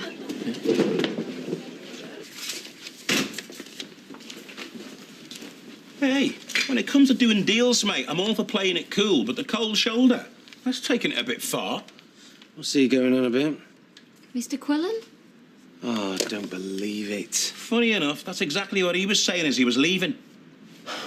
Look, I'm sorry, I had other stuff on my mind and I've forgotten. Sorry. Not as sorry as I had to be. I had to grovel. Italian or not, shoe leather does not taste very nice. Was Quillen all right, Claire? Oi, it's me talking, in case you hadn't noticed. Claire has not got her hand up me jacksie. Lloyd dealt with him. And managed to salvage a deal. I had to throw in a few sweeteners, though. Like a £5 back for every 10 minutes we're late. Are you mad? Les will have us bankrupt in a week. It was the only option, Steve. Quillen was out the door otherwise. It wasn't all one-way traffic, though. I persuaded him to give us a speed dial from the payphones in his bars. Oh. Oh, right. Well, not all bad news then. Feedback. The first interview this morning was a complete waste of time, but the second, the officer's state of the art, full of thrusting young Turks. So why do they want to rust in old Burke? Blanche, please. Well, he hasn't thrusted for years, has he? Probably forgotten how. JT values my experience. He wanted me to sign the contract right there. But you didn't? No, not yet, no. But the more I think about it, the more convinced I am I've been mouldering behind that cabin counter too long. I wondered what the smell were. He seems very positive about this job. Yes. Yes, he does. Oh, Fizz, here. Oh, look, if it's about that Jack Russell, then don't worry. It's had its No. bits. I just want to introduce you to the new supervisor at the kennels. Heard all about your modus operandi. Hey? Oh, sorry, you weren't in top class, were you? It means how you do things. Maria's not that impressed, so I'm bringing a new broom to those kennels. Oh, yeah? Well, if I was you, I'd climb on it and fly back to the cake shop, because my boyfriend is top dog at them kennels. Well, Kirk isn't here, so I'm the boss now. Then it's Molly, then Tyrone, then them dogs that can shake hands, and then you. Got it? So I'll see you tomorrow then, 5 o'clock. Cheers. Oh, Tracy, are you all right? I've been worried sick at work. It's a bit late for that, innit? I'm sorry if you feel let down. Let down? Mum, try hurt, betrayed, alone. You know how much I love Steve, what he did to me, how it tears me apart just looking at him, and yet you casually invite him into my home. Put my daughter in his arms as if it was nothing. You know, I've been sat there all afternoon just thinking, how could you do that? Tracy, if I could change who Amy's father is, I would. But I can't. And we have to find a way to deal with that, for Amy's sake. She needs her dad. Why does she? I lived without Ray. You cope with that. Don't you think I can do the same thing for Amy? You don't, do you? You think I'm an incapable mother, don't you? Of course I don't. Yes, you do. It's the only explanation, and I'm sorry, Mum, but you're wrong. I can give Amy everything she needs and more. We don't need Steve. We don't need you. We don't need anybody. I just remembered that your friendship meant the world to me. Did it? Well, how did it get so flaming ugly then? Slapping me across the face in the bar, attacking me. Do you ever reminisce about that, eh? Well, you said such hateful things about me and Charlie. Was I supposed to just take it? Well, I only said what I thought you needed to hear. This is not what I wanted to happen. I just wanted to make things better. Well, just because it suits you now. Well, I made the first move. Yeah, well, it's too late. For all that's happened, I thought when you knew I was pregnant, you'd at least... I thought you knew. I'm having twins. Oh, Sunita. I thought you didn't care. I didn't know. I can't believe this has all been going on and I haven't even... Oh, careful, you crush your loaf. Oh, stuff the loaf. Is your dad back yet? No, not yet. Have you done my uniform yet? Not yet, but it only needs ironing, doesn't it? And the skirt needs hemming. You were taking it to work. Oh, I forgot. I'll do it once I've marked Sophie's essay. Yeah, well, that won't take long. She's been watching TV all day. No, we haven't. Let me see it, Sophie. No, that tea's nearly ready. I'm starving. Oh, I've only just got back from work. You're going to have to go to the chippy. Again? Well, look like a battered sausage. Hey, where are you going? Toilet. Well, I'm still at the idea stage, really. This year we spent our summer holidays in Crete, with no capital C for Crete. Is that it? Oh, how could you, Sophie? After all the trouble I've gone to, how could you let me down like this? Me let you down? I want to go to Witherfield Dine with my mates, be at school like a normal kid, but you messed it up. All right, that's enough. She's not even proper teacher. She's not even got time to teach me why I do the stupid work that she gives me. I'm doing my best. She has got a point though, Mum.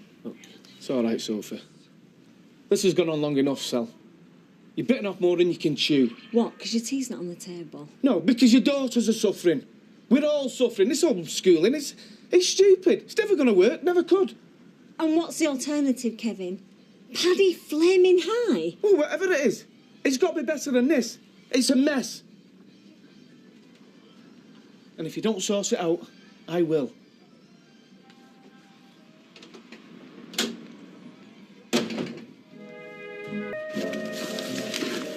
It's come. It's come. What has? Air-conditioned office, ergonomic gas lift swivel chair. Oh, the contract. Yeah, my passport to an executive lifestyle. I mean, just feel the quality of this envelope. Oh, it's like being asked on board a yacht when you've been used to a leaky old rowing boat. Oh, no, not I'm disparaging the cabin, you understand. No, I was referring more to my role in it. I mean, after all, I'm just a glorified cabin boy here, aren't I? You see, whereas Ream Team are offering me the chance to, well, take the helm. So you've decided to take the job, then? I don't see why not. Unless, of course, I got a better offer. I see. Well, I'm really pleased for you, Norris, I am. I think it's wonderful that companies are taking on people of your age. Well, there's no need for sarcasm. It wasn't. I think firms should realise older people have a lot to offer. Look, there you go again. What? Well, you don't believe me, do you? You think I'm just making it all up? Well, look here, see. Look there. Dear Mr. Cole, following your interview of the 5th of September 2005, we are pleased to confirm that we are offering you a place on our team. I never doubted it, Norris. Let's have a look. Oh, it's nothing to see, really. It's just a contract. Well, all I have to do is sign on the dotted line. I suppose. Well, so I suppose all I need now is a pen. Well, we're plenty of them. Help yourself. Oh, look who's come to visit. Great to see you. Shelley said you'd made up. Oh, listen to him. It was Charlie who made me do it. I mean, I wanted to, but he gave me the confidence. I see. So have you to thank. I've got my reward. It's seeing the smile back on her face.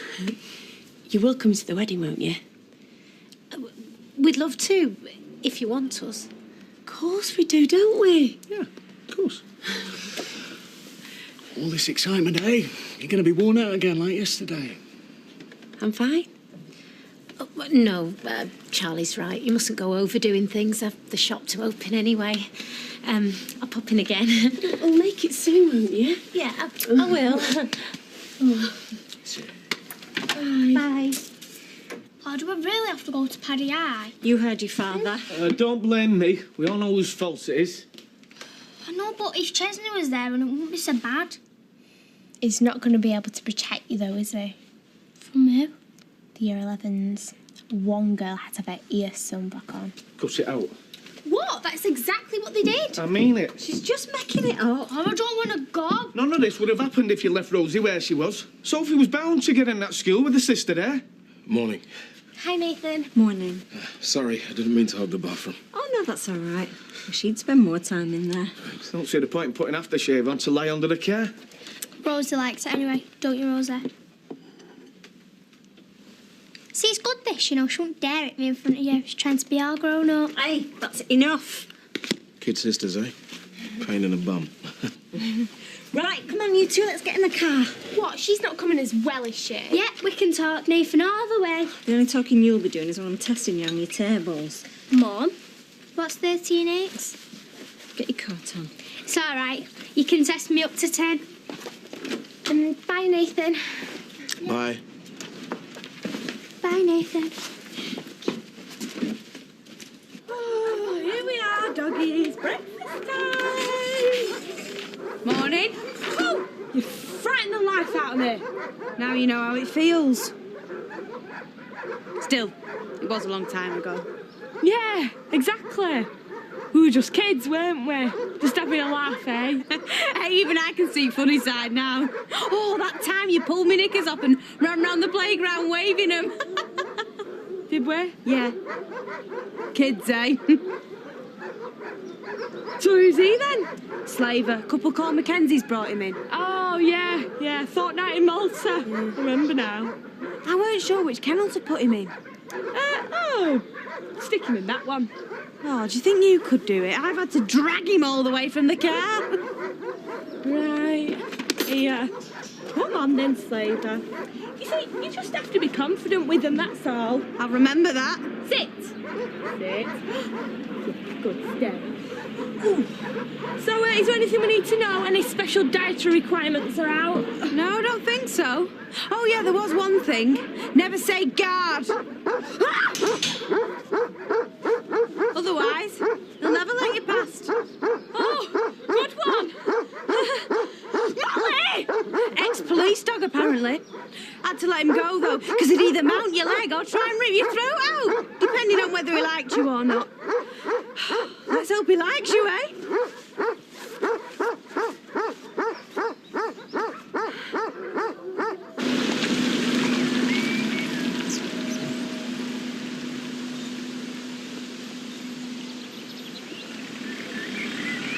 If you say anything else to Nathan, you are dead. We'll just say it to Craig then. You dare. Tell Mum. Honestly, Sophie, will you stop winding her up? But it's so easy. Are you sure she's not adopted? I wish I was. Yeah, me too. You're showing me up the pair of you. Come on.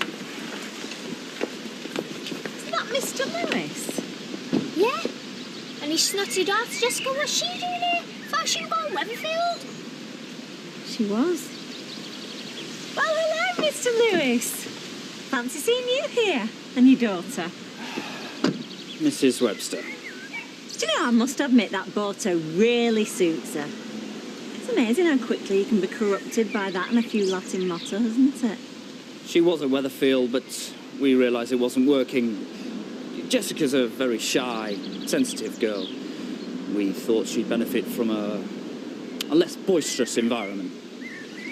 Yeah, well, our Sophie's not shy at all, and she's totally insensitive, so Weatherfield should suit her down to the ground. As I said, unfortunately there are no places. Well, I suppose I could always ring the Gazette and suggest a follow-up story. Mr. Lewis, who was so proud to send his daughter through the gates of Weatherfield High, was not too proud to march her back out. I wouldn't be surprised if some of the parents followed suit. I'm sure we can work something out. I'm sure you can. We'll be there tomorrow.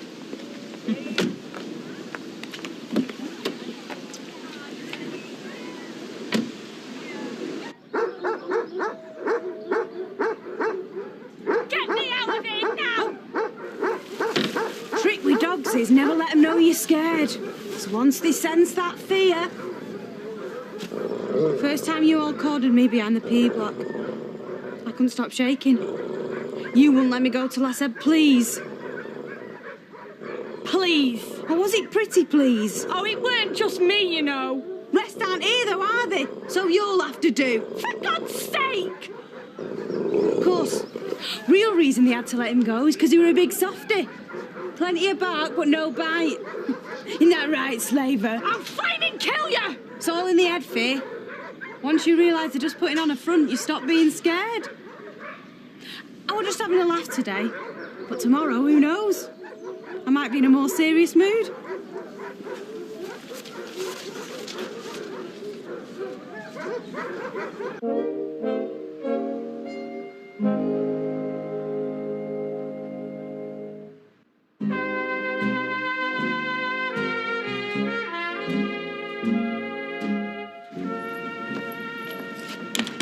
Deirdre! Hey, thanks for asking Steve to look after Amy yesterday. I didn't do it for him. I was stuck, to be honest. Well, yeah, but you could have picked somebody else, couldn't you? Believe me, I tried. I wish now I'd succeeded. Oh. Tracy giving you a hard time? Well, she's come down off the ceiling, but she's still clinging to the walls. Hey, do you fancy a drink? Okay. I know, stupid idea. I just don't don't want to cause any more upset. Don't worry, I understand. Oh, what the hell? Why should we have to suffer? Hey, we could always go to the wedding. We'd be safe there. All right, good idea. Hang on, I lied. What are you like? Come on. Don't know it's you. Oh, listen, I'm lied as well. I'll get off now if it's all the same to you. Of course. Look, I really am pleased for you, you know. Yes, well, I'll see you in the morning. Norris. Just this, please. Oh, thanks, love. Thank you. Oh, hi, Nathan. Oh, watch her. So, are you seeing again tonight? Yeah. As if everyone's all sick of me. Of course not. It's great having you around. Oh, thanks. Right, well, I'll just get this. Oh, by the way, I do like your aftershave. Thanks very much.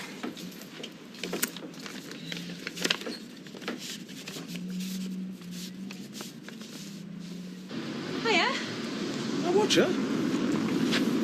You all right?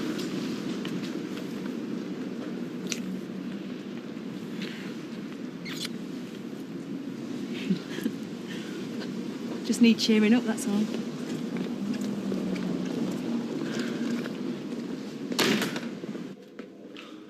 Shell? She's not in.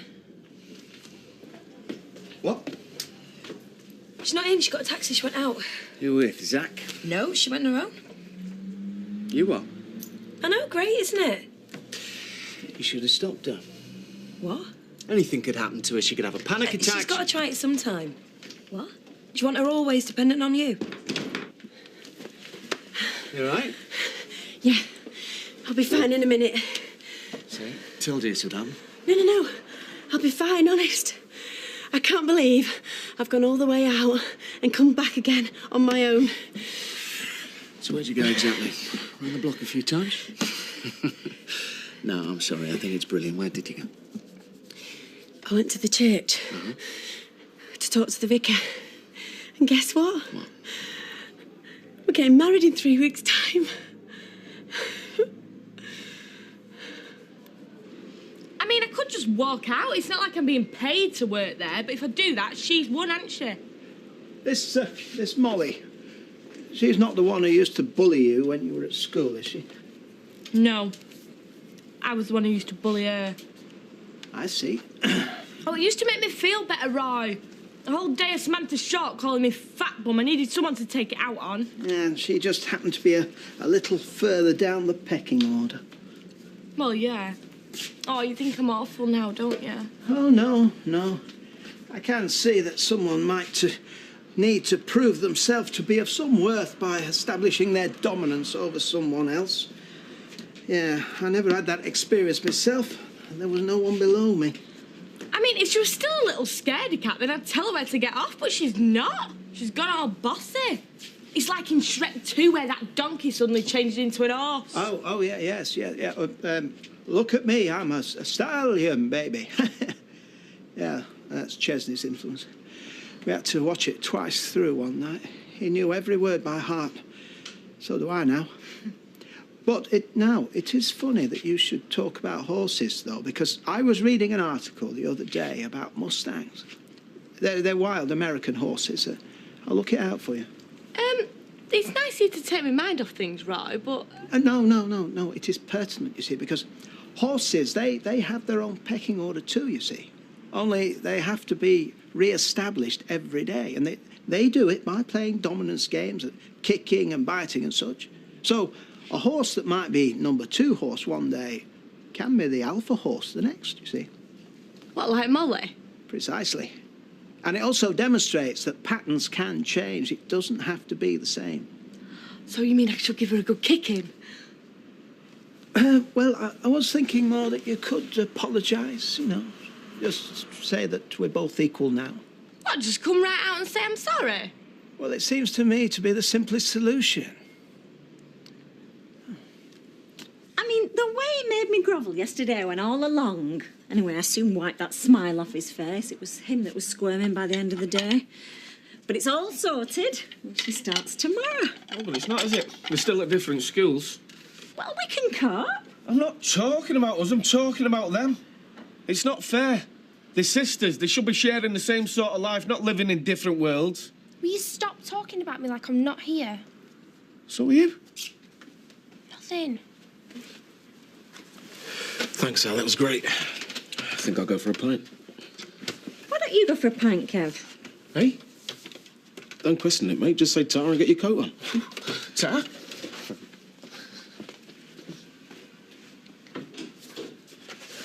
Something's the matter. No, there isn't.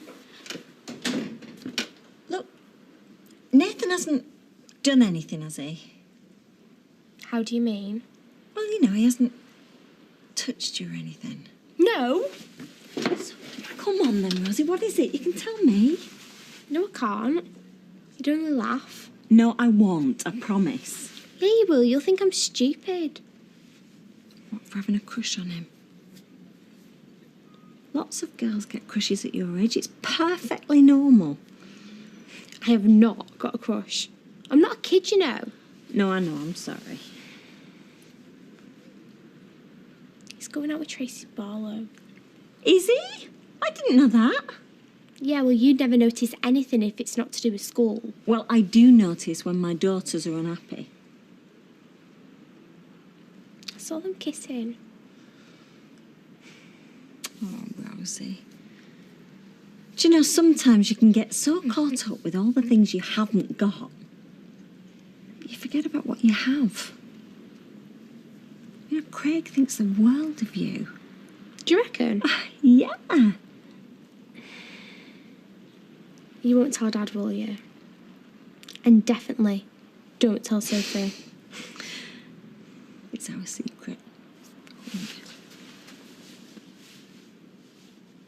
Should we go and sit down? Thank you.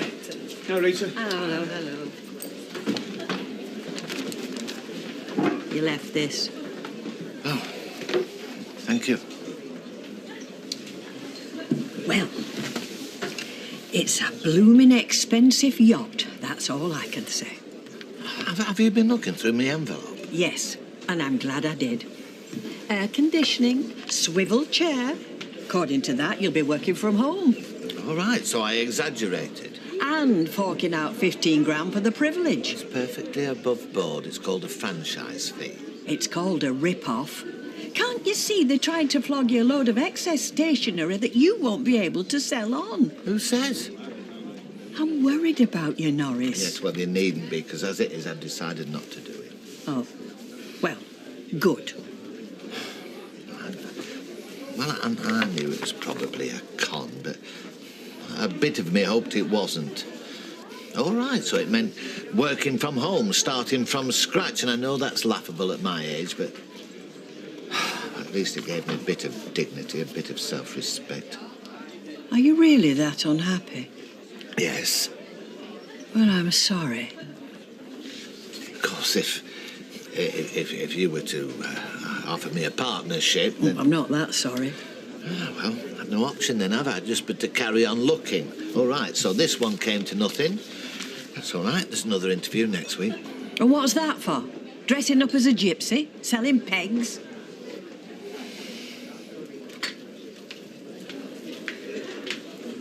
You're not coming through? Maybe. You're annoyed at me for fixing a date without you, aren't you? Hey, it's not that. What is it then? You still don't trust me, do you? After all this time. What? Of course I do. I asked you to marry me. Oh, no. That's not good enough for you. You're worried I'll back out. So off you go. And get it all booked. Quick. In case I change my mind. That wasn't why I did it. No? No. I wanted to make a gesture. I wanted to show you. I want to get back to normal. Well, I'm sure Zach will be proud of you. Well, I'd hope you would be too. Because because you're the one I'm doing it for. Look, I don't mind waiting. I'd rather that than you push yourself too hard and end up failing. I'm not going to fail. I'm going to make it. I know I will. On September the 19th, I will be walking down the aisle towards you.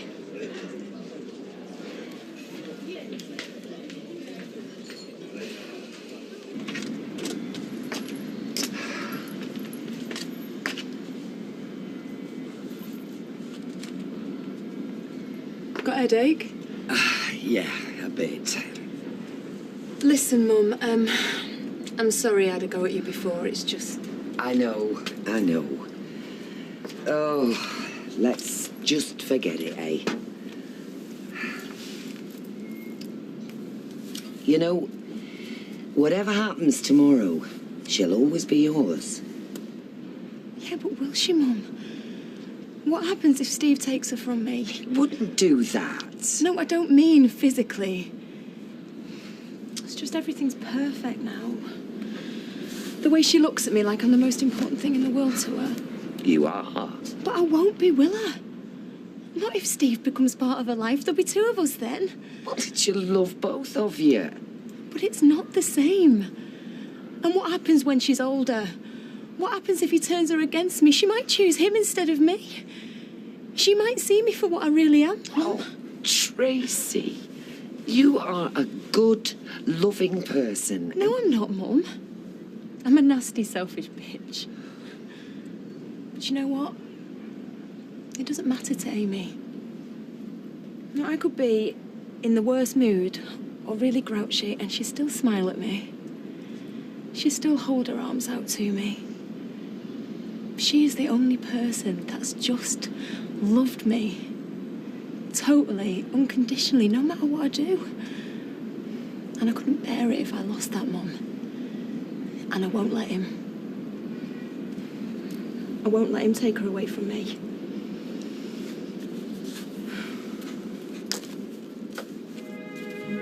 You couldn't put me on another slice of toast, could you, Deirdre? Save me getting up. Oh, can't Tracy do it? I've got a stinking hangover this morning. Mum, I was up with Amy in the night. I'll do it then. Don't worry about me. Even if I am a cripple like Manage. Oh, I'll do it. I hope you're not still thinking about turning Queen's evidence this afternoon. Oh, that's my reward, is it? The way you've been carrying on lately, aiding and abetting the enemy. Why don't you try exaggerating, Mother? It might make your point a bit clearer. What else would you call him? I'm just trying to get a balanced picture. There's no room for balance with your own flesh and blood. Tracy and a stranger lying injured in the road. Who do you go to first? Well, Tracy, obviously. Well, this is no different. Grant, it's all right. Me and Mum have had a good chat about it. Nobody's going to take Amy away from Tracy. It's just to see whether Steve can have contact. And we all know what he means by that. Contact and kidnap, I mean the same thing to him. Grant, stop going on about it. There's no way Mum can do anything that's going to affect my chances. Then, of course, there's the no change scam. What's that? Don't you know anything? Punter gives you a note, you spend ages looking for the change. Make out you haven't got it. Count the money out really slowly. Keep handing it up wrong. Whoops, drops them on the floor. Make a meal of picking it up. In the end, the bloke gets so bored waiting, he tells you to keep it. That's just wrong. Depends if you want to earn a living. Well, hey, didn't think I'd see you in today. Why's that? Well, aren't you in court? Huh. Not till this afternoon. Hey, he's cool, he's cool. I just want to take my mind off it for a bit. How are you feeling? I don't want to talk about it. I'm sorry. You know what you've got to do this afternoon? Play dirty. Have you not heard what I've just said? No, but it's right, because that's what she'll be doing. I don't think he needs your advice, Les. Ah, but he has got a point, though, Stevie. Look, I just want a fair result. Yeah, but if you play reasonable, you end up getting shafted. I've seen it happen time and time again. Streetcars. Blokes are too soft in courtrooms these days. No problem. Have you got the first clue what you're talking about? She'll be turning on the waterworks, crying to the judge. Stab her before she stabs you. That is exactly what I'm going to try and avoid. Airport run, Mr. Stanley, 15 Taylor Street. Me. Hey, I'm first in the queue. Yeah, and I'm the boss, so I've got to go for a nice long drive to clear me thoughts and get away from people like you winding me up.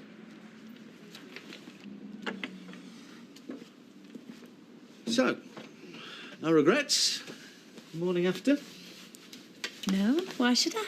Well, it was a spur of the moment thing yesterday. Looking the church like that, I just want to be sure you're doing it for the right reason. I'm marrying you because I love you. Right, well, that's wonderful. Don't you? Absolutely. I've wanted this for ages. In that case, I think we should celebrate. Let's have a few drinks in the pub tonight. Oh, no, I don't want a big fuss making. It won't be. It's Friday night, be packed to the gills. I don't think I'm ready. Well, let's make it a small fuss. Let's make it dinner time instead. Just an hour or so. Won't be too crowded. Go on. You made it to the church yesterday. A few drinks in here will be a piece of cake. Go on, then. As long as it's low-key. Go. See you later, yeah?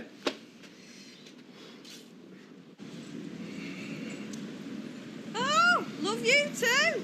No, it is not you I'm avoiding. It's them hounds. They're laden with disease. Just because I don't want to work with you. Canine care is no job for a lady. Hey, beats working in a bread shop with a silly hat on your head. It is not a bread shop. It is a bakery. Look, Molly, can we not just jack this in? What? I'm sorry for what I did to you at school, okay? Not half as sorry as me. I was a kid. I didn't know any better. You should have told me that at the time. It'd have made all the difference when you were holding me head down the bog and flushing it. I was getting it as well, you know. So? Look, we've got to work with each other, haven't we? So should we just be a bit more grown up about this instead of being so childish? Oh, I didn't have much of a childhood, thanks to you. I'm making up for lost time. That's fantastic news. What did Charlie say? He couldn't believe it at first. And he didn't think you were going behind his back. No, he was just a bit worried it might be too soon for me, but I put him right on that. So what next? You're the miracle man. You works the miracles. I just make suggestions. I'm just thinking where your mother fits into the new scheme of things. And that was one of your targets, making up with her. Oh, I don't know what Charlie'd think about that. What's it got to do with him? They don't get on. Doesn't mean you and her have to stay enemies. It's a touchy subject. Don't you want to be friends with her again? Of course I do. So how about it? I won't know where to start. Well, you say you're having a small celebration this lunchtime. That's right. Why not invite her? Oh, hiya. All right. Maria's asked me to come and check everything's all right. Oh, everything's fine. Come on. I'll show you. Like dogs, dear. Oh, I love him. Oh, I thought so. I can tell. Oh, no. You've not let her out like that, have you? Why not? But she's a nightmare. You'll never get her back in. Come here, girl. Come on. Good girl. How did you do that? Oh, she knows when Molly wants her little Sheba, don't you? She's never, ever listened to anyone before. Hey, that's because no one's ever listened to her. Yeah, put this lead on her, will you? I'll just go and feed Gandalf. Come on, then. Yeah, there we go. Come on. Hello. Down. Down. And leave. Leave. Good. Wow, you've really got away with them, eh? They're like kids, you know. As long as they've got discipline and they know where they stand. Yeah, that's where we've been going wrong. Oh, listen to that. Never used to be like this when Kirk's dad ran the place. I always thought I was destined to work with dogs. Now I'm sure of it. Hey! Congratulations, boss. You happy for me? Oh, yeah, I'm over the moon. Good, because you're going to be my best man. Well, aren't you supposed to ask me for what I do first? I order you around at work. Why break the habit of a lifetime? If a thing ain't bust, don't fix it. That's what I say. See, this is what I have to put with. You only ever see one side of him. Go on, then. You twisted me arm, mate. There you go. Cheers. And one for the man who's made all this possible. Thanks. As I was telling Shelley, it's her who makes the breakthroughs, not me. Whatever. Glad you could stay. Zach was saying this morning that maybe I should ask my mum over for a drink. What now? Well, now's as good a time as any, and we can't stay enemies forever. Yeah. Why not? Let's bury the hatchet. Yeah? Good idea, Zach. We can start off on a new footing if she wants it, that is. Well, I'll give her a ring. But first, a toast. Jason, get some practice in. What? To the happy couple. Oh, yeah, to the happy couple. Hey! Happy Cheers, couple. cheers, guys. Cheers, show. Hey, just remember, this is all stacked in your favour. It's not what she's been saying. Well, stay calm. We don't want any slanging matches. Oh, there she is. Oh, little Miss Modesty. Butter wouldn't melt. Suppose she's not brought Amy with her. Oh, no, she wouldn't do that. She's far too responsible as a mother. I thought you told me not to get wound up. Sorry. Steve, Liz. Deirdre? So, what time do we kick off then? I don't know. I think we have to go and wait in that room like we did before, and then they just buzz us when they're ready. OK, well, shall we head off in that direction then? Yeah, the sooner we get this in the bag, the better.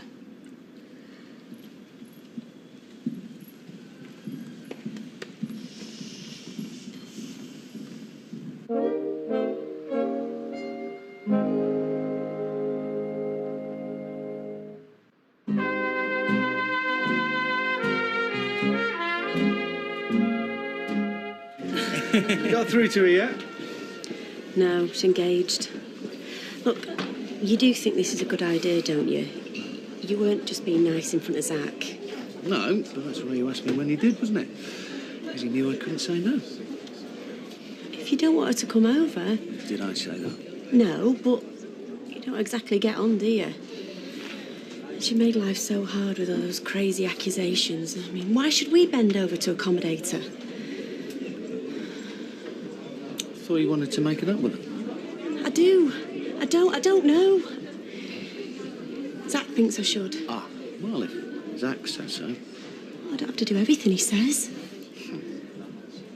No, let's get her over. Show her as strong as ever despite trying to break us up. She can wash some humble pie down with a champagne.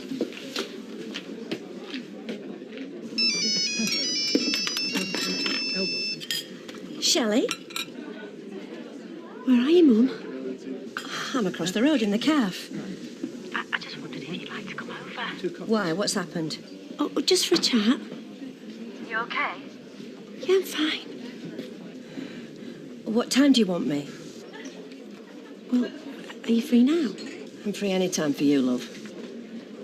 Well, come over. To the pub? Yeah. I'm not barred then. No, I just want to put all that rubbish behind us. That's if you want to. There's nothing I'd like more. But just tell me, is something the matter? Just come over, I'll explain everything. All right. I'll see you in a few minutes. Bye, love. Thanks. Yeah. Bye.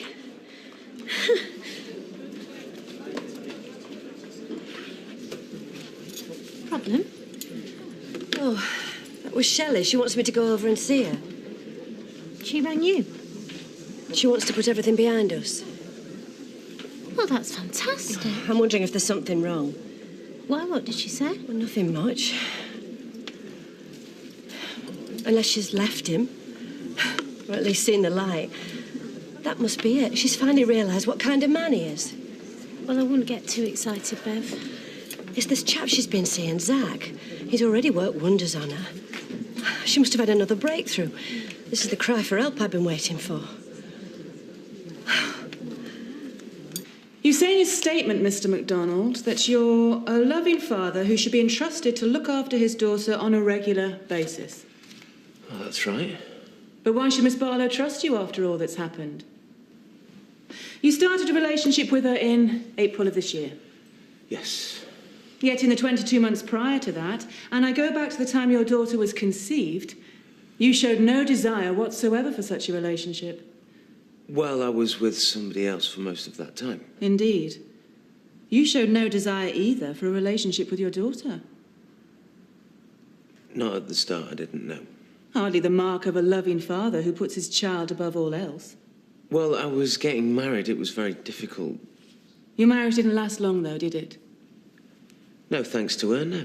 I'm sorry. No, it didn't.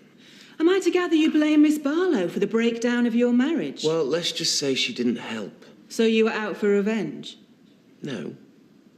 But it was after your marriage ended that you turned your attention to Miss Barlow.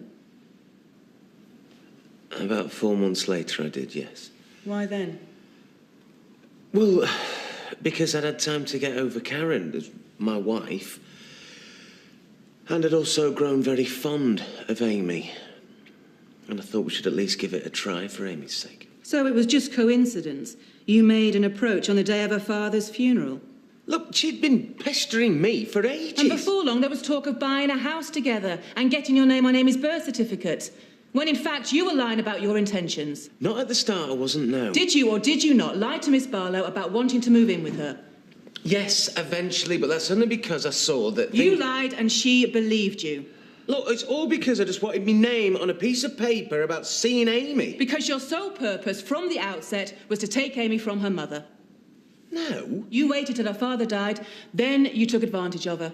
She eventually saw through your plan, so you tried to abduct your daughter. Oh, look, this is rubbish. Is it any wonder my client doesn't trust you?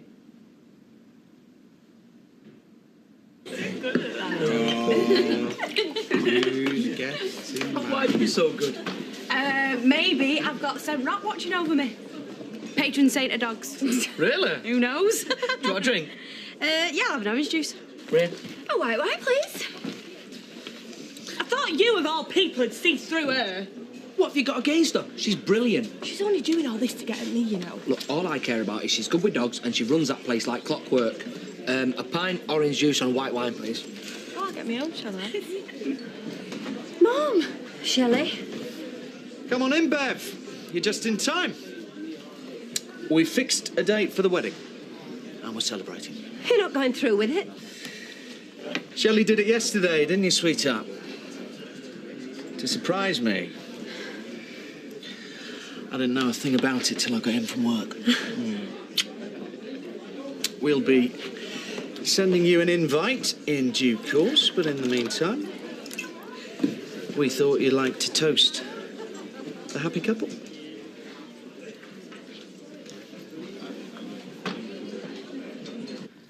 You say in your statement, Miss Barlow, that Mr. MacDonald is not a man you can trust?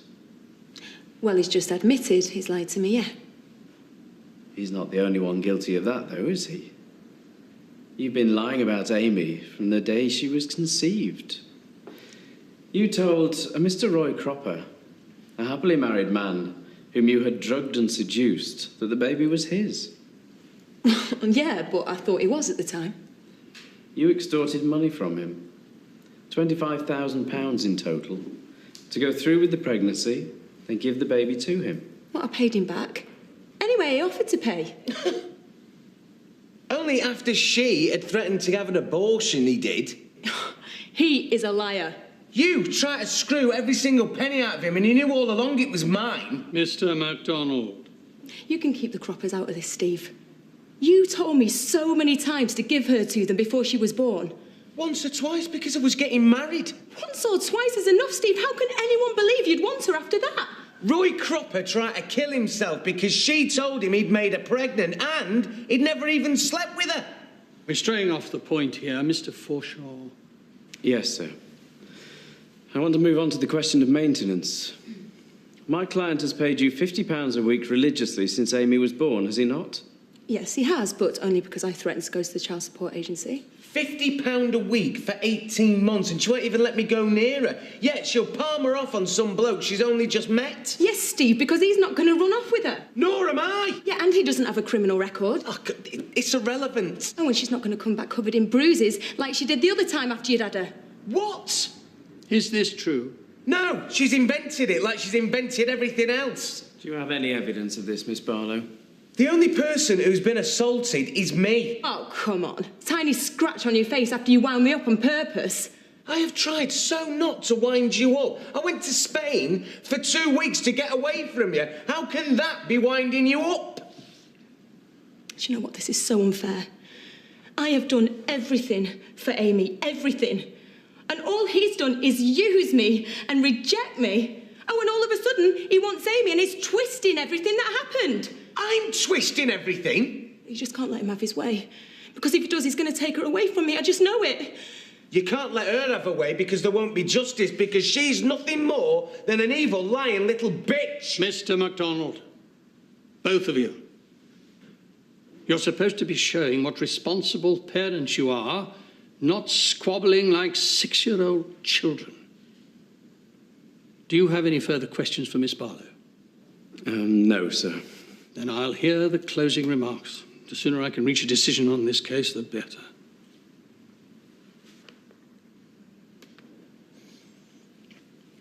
Mum, I thought this would be a good time to bury the hatchet. I mean, this row's gone on long enough, don't you think? You've definitely fixed a date, then? Yeah, the 19th of September. Oh, that soon? I know it's not what you want, but you're not going to stop me. What matters to me now is having you back in my life. I miss you, Mum. And I miss you. It's like having my right arm missing with you not around. I know I've done things in the past to upset you, but please, can't you forgive me? Lovely lady like Bev. Of course she does. I'm sure she wants her daughter to be happy, don't you? I want that all right. Well, it's no problem then. Cheers. I have seen many cases of reprehensible behaviour from parents fighting over their children. But the one before me today plumbs new depths. Your lack of concern for Miss Barlow or your child when you found out she was pregnant, your collusion with her plan to sell the child, your attempts later to deceive her in order to ensure your right of contact, all are beneath contempt. As for you, your behaviour from first to last in this affair frankly beggars belief.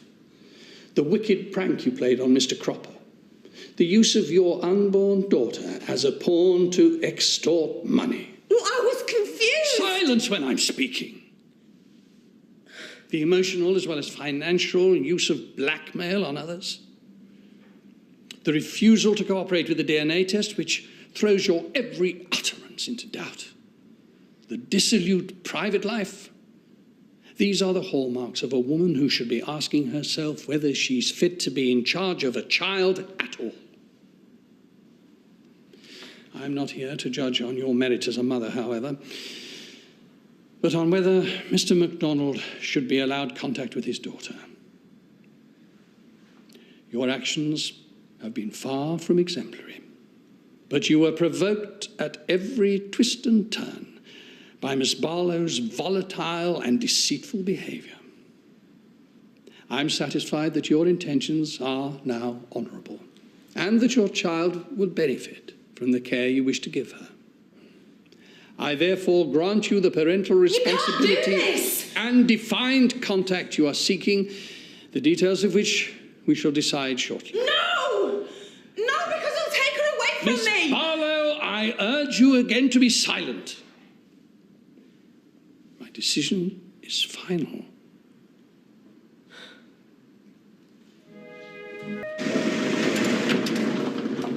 Oh, Steve! You getting ready for Amy? Yeah. Actually, I thought if me and Amy and her grandmother went out for the day, it'd be like a proper family outing. Me? You're a grandmother, aren't you? Well, yeah, but... Well, I just thought you'd want Amy all to yourself. Well, that's a family thing, isn't it? If my dad and Andy were here, I'd want them out and all.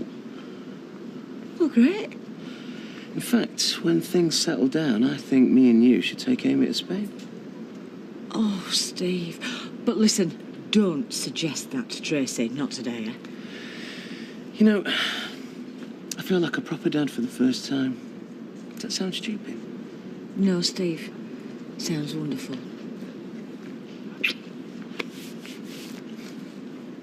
Are we short of milk? Sorry? Well, there's not but a drop in mine. There's some in the jug. I can't reach that. I swear that surgeon left somewhat inside me every time I as much as move. Which is hardly ever. Have you seen this? Oh, is it new? Newly pink, yeah. Have you put it in the wash with something red? Why me? Am I the only one who does any washing? Mum, this was my favourite. I was going to wear it today. Should I make us some coffee? Oh, tar. Anybody else? I'm still waiting for milk in my tea. Oh. Just go steady. Anyway, what you're wearing looks fine. This look better. I'll try some of that colour stuff on it later. She does it to my clothes all the time. Well, then why haven't you had a go at her about it? Then she wouldn't have done this to this. Did you sleep well? What do you think? So, have you two got anything planned for today? Yes, we have, and I was planning to wear that. Well, if you are going out, I don't mind seeing to Amy, you know, getting her ready. Look, I'm going to have a bath. You'll have to listen out for me. I'll need help getting out. Oh, thank you. Nice to know I can rely on somebody. You know what? I could strangle her sometimes. It's all me, me, me. Never a word about what I'm going through. Oh, have you shrunk this and all? Oh.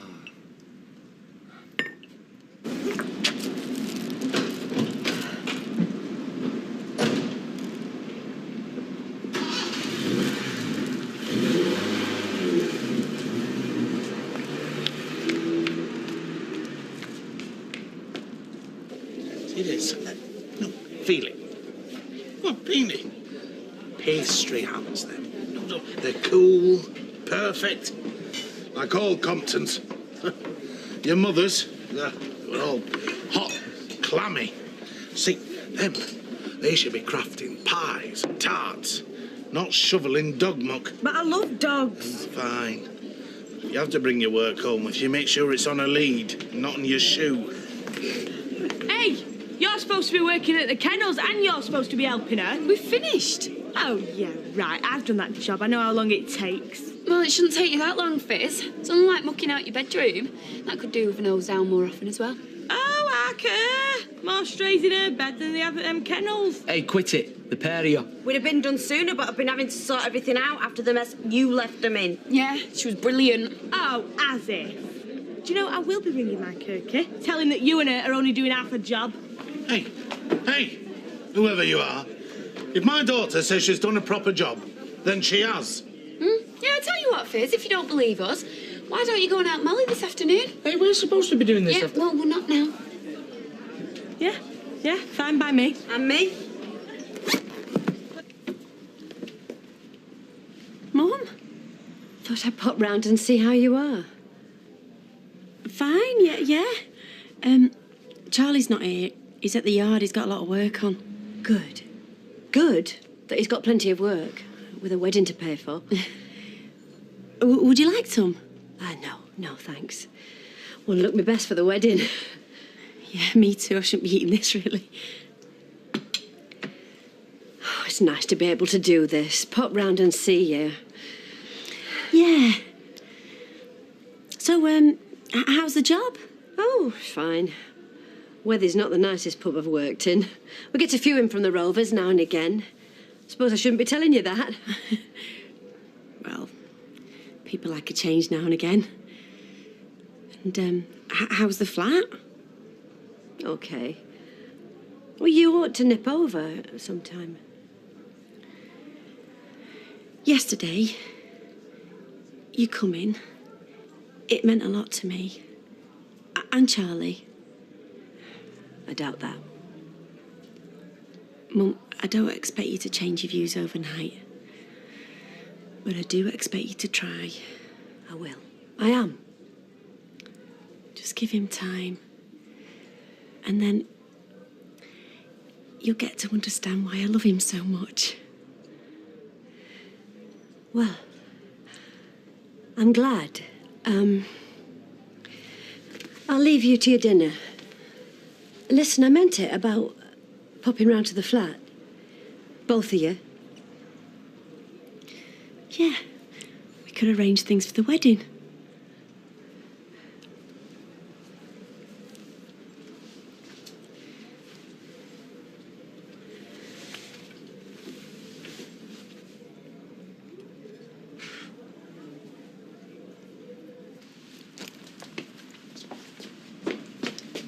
A packet of helicopter crisps, please.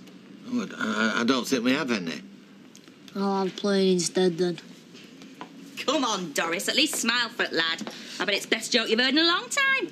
You still marrying Les? I am. Well, in that case, it isn't. What's so funny about me and Les getting married? She's right, Norris. It isn't at all funny if you think about it. Look, are you actually in here to buy something?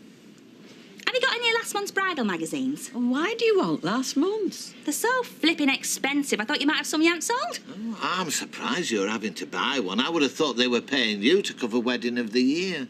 You can mock, but it's going to be a right good do. Sort of wedding a girl dreams about. Dress out the fairy tale, bridesmaids, page boy. You what? No way.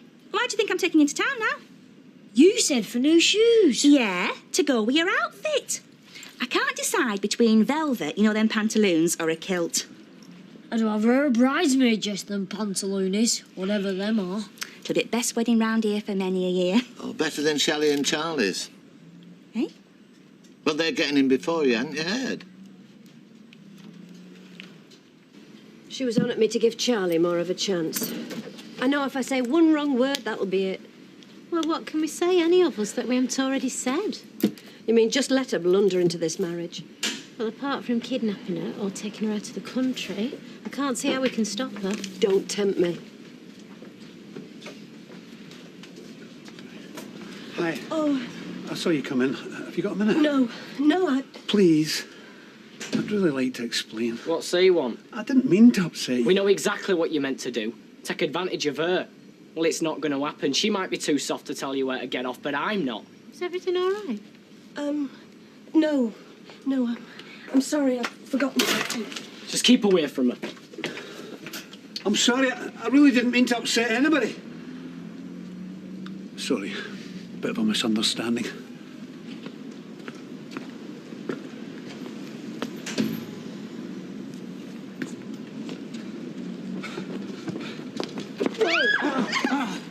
Are you okay? I think so. I'm really sorry I didn't see you. You sure you're not hurt? I said. Oh, I was listening to a bit of Stevie Wonder, just got carried away. Do you like him? No. Well, you ought to give him a chance. My parents like them. Well, Coldplay? Yeah, right. Yeah, well, me and your mum and dad are bound to listen to the same type of old people's music, aren't we, really? I bet he listens to your type of music. Is that your boyfriend? He's a boy. He's my friend. He really fancies you. The way I've seen him look at you? Definitely. See ya.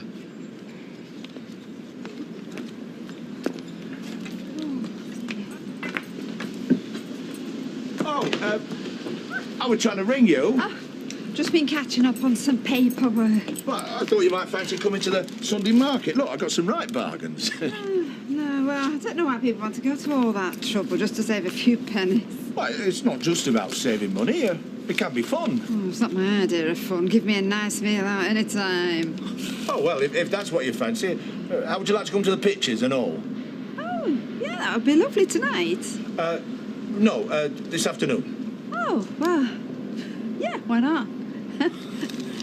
I'll see you later. Okay. Where have you been? With my granddad. Do you know about dying? Oh, not your granddad. No. Well, yeah.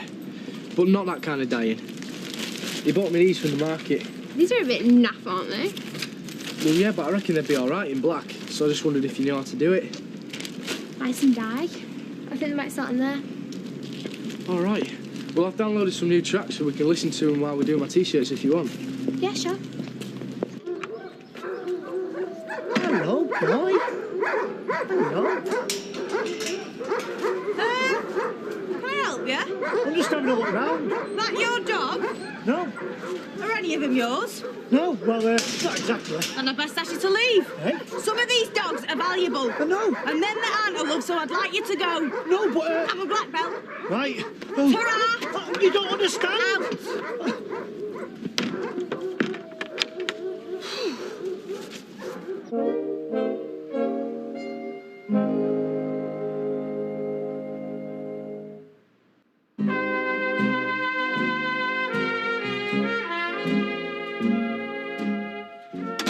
She ready? Yeah, Tracy's just putting her things together. I've got the seat out of the car if you want it. I've got one fitted, thanks. Oh. So, what are you going to do with her then? Me and Mum, we're going to go to the safari park. By the way, I thought it'd be best if we call me Mum Nan, so Amy doesn't get confused between the two of you.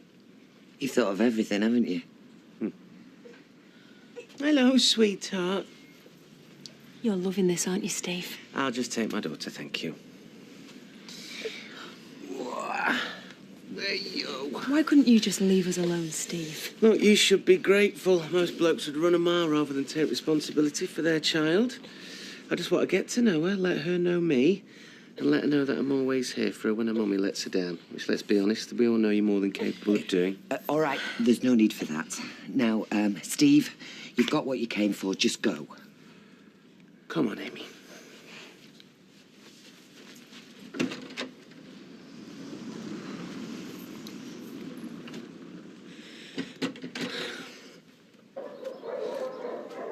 Turkey, baby! Oh, come here. Oh, I have missed you so much. If I'd have known you were coming back, I'd have had a bath, the lot. Why haven't you run? The mobile's dead. I was going to ring from inside, but there's this scary girl in there with a big brush. Kirk, my day has just got even better. Who is she? History, Kirk. She's history. Oh, Molly love. Meet your boss. Hiya. You're lucky there's nothing of you. You'd need a shoehorn and a tub of grease to squeeze some people into one of them things nowadays. Tracy will be down in a minute. Sure. Put another pin in that side.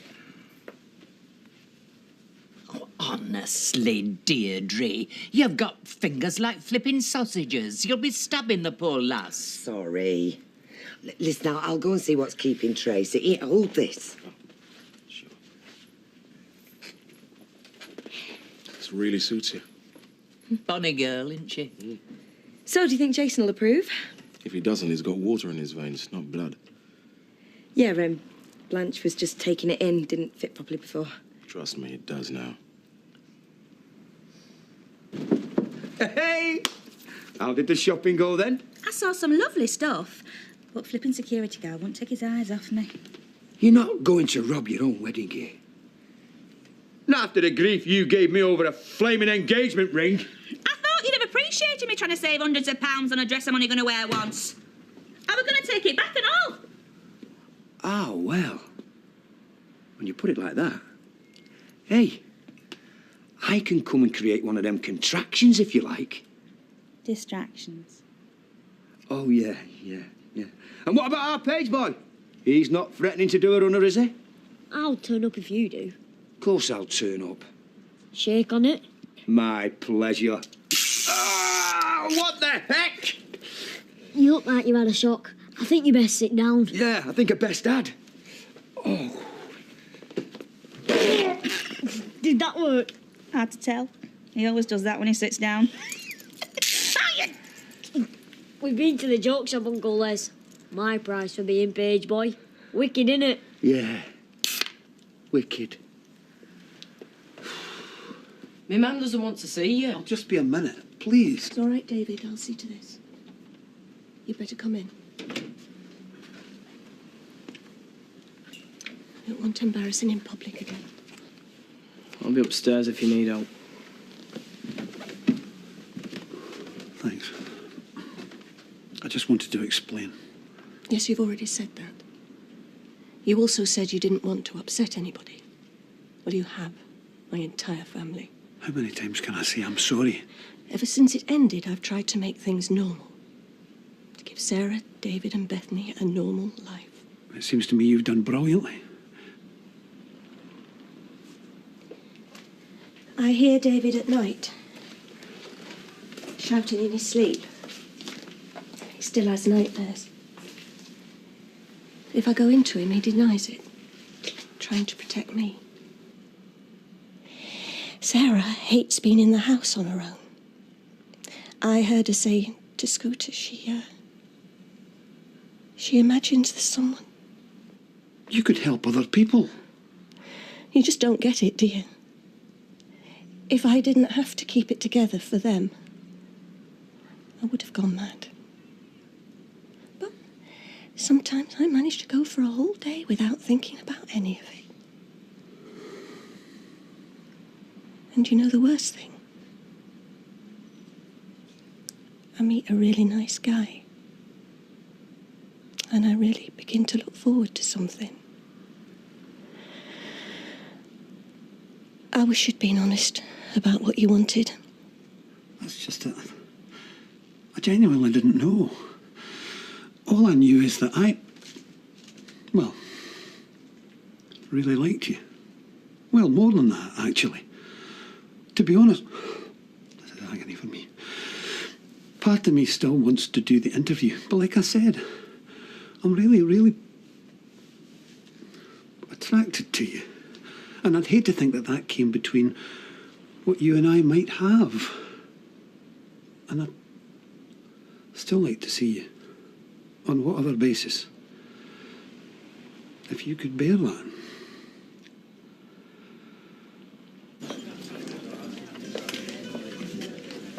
You're not like that? No, it's fine. It's not often I have a pizza for my Sunday tea, actually. Actually, it's strange. Going to the pictures, having a meal, and still being home before dark. Early bird menu. Saves a fortune.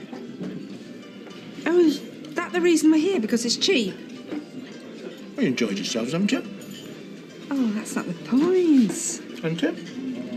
Well, I'm sorry that I'm not loaded enough to take you to posh places like Fred Elliott. Oh, please. Is that the kind of woman you think I am, Keith? I only like a man because of what I can get out of him. Well, that's what it seems like from the fuss you're kicking up. I'm sorry, I'm not asking you to be out, you're not, but that works both ways. You eating that? No. I'll take it for my supper. Oh.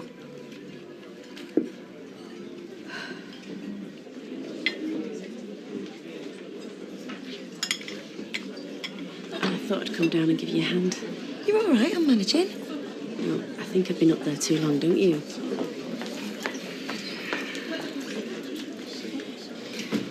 Hey, what can I get you? Don't try nice as private with me, lady. Sorry? Trying to steal my thunder by getting in first for your wedding. I didn't. I'm sure yours will be wonderful. Mine's just a small do. It better be. I hope you'll both be coming to me for your wedding cakes. Have you found a wedding dress yet? I've seen one. It's gorgeous. White, big sleeves, lots of petticoats. I think it'll be a confectionery first, Diggory. A tart in a meringue. Have these on me. Hope you'll both be as happy as me and Charlie are. That's dead thoughtful. Tara, you'll be getting your invitation any day now. Thanks. I knew what Steve would be like the second he got that judgment. Oh, I could have slapped his face this afternoon. Are you listening to me? You still on about Steve? Well, yeah. He's gone off somewhere with my daughter. But with any luck, we'll have the runs. We'll be throwing up because he's given her too much ice cream. What, and you think that's funny? Babies leak from one end or the other all the time, don't they? It's my daughter we're talking about. So you should be able to time it so she feels unhappy half an hour after he's picked her up. He will not appreciate his cab stinking to high heaven, I promise you. Nathan, she's a child. She's not a chemical weapon. There's a difference. Do you know anything about kids? I know that very, very rare ones grow up to be as sexy and as beautiful as you. Oh, I. Nothing else I need to know. Come here. I just didn't know who you were. I thought you might be one of them dog nappers. Stupid or what? No, it'd be terrible, that, a dog being stolen. Anyway, he's back now, so he doesn't need you. So back to to the bakery lady. We'll send your wages on. Wait, it's got nothing to do with you. And anyway, our Kirk needs the help. Yeah, but not her. And it's got nothing to do with you either. It's his business. Well, I told my mum and dad round. I told them I didn't think it was fair me having everything and Maria now. Oh, I don't believe I'm hearing this. You've got your half share back, so it's not all my business anymore. Oh, Kurt, come here. How sweet's that, thank you. Oh, how good's that? So does she get to keep her job then? Give me a trial. Oh, that's fair enough. Yeah. And if we think you're rubbish, you're out. No, this is Kirk's decision. And mine. And if you think I'm rubbish, fine, sack me. But you won't. Promise. Right, dogs have had the breakfast. Bayek, am I ready for mine and all? Oh, look at your hands, you filthy Kirk. Can't eat your breakfast with your hands all mucky. Well, my dad says you eat a peck of dirt over a lifetime. Well, maybe, but not all at one sitting. Get yourself cleaned up. I'm telling you, Kirky, that Molly Compton, she's not right for working here. I thought you'd be glad I'm trying her out. And you've never liked the work. And I know why. Because you don't really like dogs. Because they have some horrible habits. I mean, look at the way they say hello to each other. And the muck machines. I hate cleaning up after them. Especially in the street. I mean, it's not a nice thing to have to do, in my opinion. Well, now you won't have to do it anymore. Molly Thingy can do it. Yeah, but it doesn't have to be her. I wish you'd find somebody else. Like who? She wants the job. And not many do, same as you. And everybody seems to like her, except you. No, I don't. And she don't like me either. If you must know, I was a bit rotten to her at school. And I think she's going to try and get her own back somehow. Well, you're just imagining things.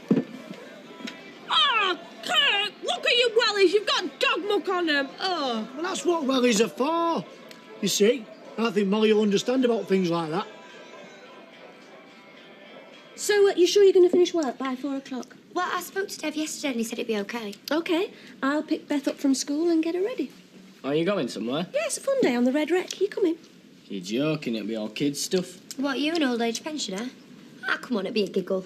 There's face painting for Bethany and there's all sorts. Yeah, including me dad making a fool of himself. Oh, is Martin going to be there? Yeah, he told me.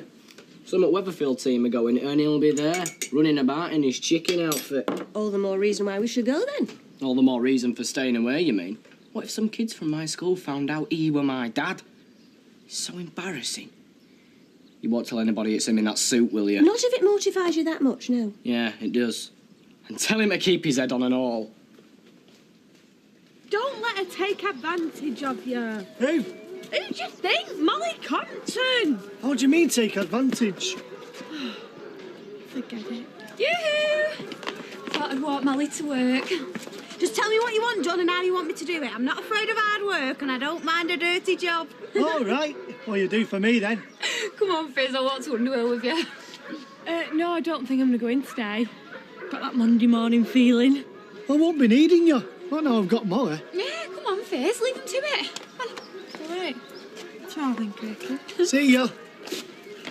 Right, I'll show you how we do things round here. Oh, he seems to have taken a liking to Molly, doesn't he? I can get that on just fine. Yeah, that's what I'm afraid of. Now, before we start, boss, can I make you a brew? Oh, now you're talking. Kettle's in there. Hear that? Just pampering him. He's not used to that kind of thing. It'll blow his mind.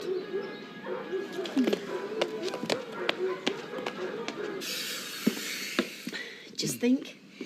Not much more than a week now till we get married. Hope I'll be all right. Of course you will. Well, I don't want to show myself up, you know. I mean, if I get panicky. You won't. You're marrying me. Be the happiest day of your life walking down that aisle. Yeah, mind you, I thought that before, when I was marrying Peter Barlow. Yeah, but I haven't got a wife hidden away in a florist, have I? So don't work yourself up over nothing, OK? Right, got to go to work. Charlie, I've been thinking, well, I need someone to give me away. You know, someone to walk me down the aisle, to stand beside you. And I was wondering what you thought of me asking my mum. Your mother? Well, I can't ask me dad because he's dead. So I thought that would be for the best. Listen to me. I'll make sure you take this in. I wasn't going to tell you, but I see I've got no choice. Your mother came round to the yard yesterday. She had a proposition for me. I don't understand. She offered me money. All the money she could scrape together if I'd leave you. You must have misunderstood. No misunderstanding. She wanted to pay me to dump you, to walk away from you. She didn't care what that would do to you. She just wanted me out of your life. That's your lovely mother for you. And you want her to give you away to me. So, how are you getting on with Keith? Yeah, in a way, fine, yeah. He's a nice chap. Considerate. It's quite good company, which, to be honest, I'm glad of. But I can feel there's a but coming. Oh, well, there always is with fellas, isn't there? It's just... He's always on the lookout for a bargain, you know? I mean, like yesterday, we went to the pictures in the afternoon, and it was half-price admission for pensioners. And after that, we went for a pizza because it was a special price for senior citizens. Well, what's wrong with that? I don't want to feel like a senior citizen, thank you. But you are, ma'am. You're a great-grandmother. Oh, well, don't remind me. I'm not old in my head. I'm not old in my ways. And I don't look old, do I? I mean, I bet all them wrinklies in that pizza place thought I was there under false pretences. Just gets on my nerves the way Keith keeps on and on counting the pennies. You used to moan that Alf had a padlock on his wallet. Oh, compared to Keith, Alf was the last of the big spenders. I mean, he is so tight. I bet he could peel an orange in his trouser pocket. I told you, yesterday we went for a pizza, right? Well, I could only eat half of mine. He went and took the other half home. I mean, come on. I call that really miserly. I am not miserly. Oh, don't do that. You gave me a right turn. And you know what they say? Eavesdroppers never hear good of themselves. Well, I wasn't eavesdropping either. I couldn't help but hear what you said. I'm not miserly, Audrey. I'm careful, yes. Hold me hand up to that. I just don't like throwing money around. And I'm a reasonable man. And if I can save a bob or two, a reason, I've got a bob or two left to spend on something else. Can't fault his logic, ma'am. As it happens, I was saving up to buy myself a new suit. Oh. And I'll tell you for why. I don't want to show you up, Audrey, with you looking so elegant and ladylike. Oh, well, I'll try and make an effort. Yeah, and I'm going to and all. So why don't you come with me when I buy this new suit? I mean, look at you. You know how to set your stall out. All the good stuff up front, out a bit mouldy, well concealed. Ah, well. Hiya. Amy, can you say hello to Nathan or what? Hello. How come you just live around the corner where a cup of coffee is free, yet you come in here where you have to pay for it? Ah, well, you see, I'm avoiding Steve. Not easy when he lives so close. Well, no, but I'm going to make it as difficult for him as possible. I wouldn't want to get on the wrong side of you, Tris. Well, no plans to do that, I hope. No way. If it's down to me, we'll have a long, mutually satisfying friendship. Tell you what, I do have plans for them. Oh, aye? Well, I can't keep keeping on the sofa at your place. So an old mate of mine says he's got a bed for me till I can find my own place. Well, then you should do that. Then me and Amy can come and visit you. You'd like that, wouldn't you, love? Anyway, have you got anything special planned for this afternoon? Because if you haven't, why don't you come with me and Amy to this fun day thing on the Red Wreck? You know me, not into threesomes, babe. Come on. You won't be sorry, I promise. You're on. Talking about work, I came in here for the garage lad Sarnies. They'll be sending out search parties. I'm a Steve McDonald, then. I tell you, boss. That's what we're causing his leak. Oh, right. Well, he's gone to the brewery. He won't be back for a couple of hours yet. Oh, won't he? Well, in that case, I'll not put what time I finished on my worksheet just yet. Unless your job description includes standing guard over his wallet. Oh, it does not. My boss's wallet is one of them rarely sighted objects. Hey, the last time he opened it, a moth flew out. There you go. Ta. Will you have one with me? Oh, yeah. I'll have a red wine, Ta. Don't mention it. Name's Barry, by the way. Right. I'm Liz. I believe Plumbers are into big money these days. Well, it's true. That's what packed in the brain surgery. Better money plumbing. And your customers don't start complaining if they see you in the pub at lunchtime. You don't usually drink in here, though, do you? No. I think I might from now on. Well, you're more than welcome. Which is more than I can say for this gentleman. Liz, looking lovely as ever, I see. I shall take a pint of your finest. Rover's not good enough for you this time, Diggory? It's more convenient, yes. The bar staff aren't as attractive. You're in good health, I hope? Oh, yes, I am. Why shouldn't I be? Just thinking you were looking a bit chesty, that's all. Bayek. The last time I heard that, we were behind the bike sheds. Hey, got to pay a visit to the little boy's room. Don't go away, you ravishing creature. Run. Hey. What's to do, Fizz? You're not feeling very well. I'm sick, Ayla. I'm sick with worry. Why, what's up? It's that Molly Compton. Oh, what old fatty's daughter? What about her? You know she's working for Mike Kirky at the kennels, and she hates me. I think she's going to try and take him off me, just to get back at me. No way. What's she got that you ain't got? Well, the ability to get dogs to wag their tails and turn over on their backs. I bet my Kirk will do the same. Hey, now you come to mention it, Kirk does look a bit dog-like himself, doesn't he? Don't be so daft. He's devoted, but that's the only similarity. No, Janice is right, Ayla. If you see him sideways on, he has a look of one of them Afghan hounds. It's the slope of his nose and his floppy ears. He loves being scratched just behind them ears. Comes over all unnecessary. Do you know, Jamie Baldwin looks like an old English sheepdog, don't you think? You know, with his hair all over his face. Well, I once went out with this bloke that always put me in mind of a whippet. If I gave him any encouragement whatsoever, he used to whip...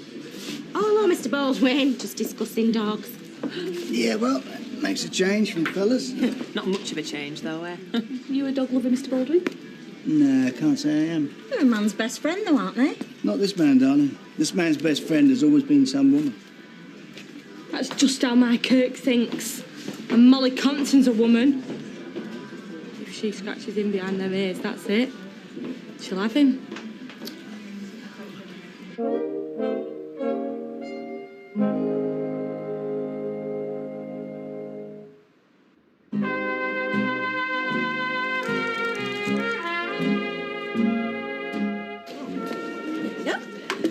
Very kind of you, Gail. Always pleased to help out our senior citizen. Think of it as an extension to Meals on Wheels. Stop that. Ooh, is that a new soup? Oh, it is. What do you think? Very nice. Aye, well, I needed something new. Look, it's only new to you. It's someone else's cast off that.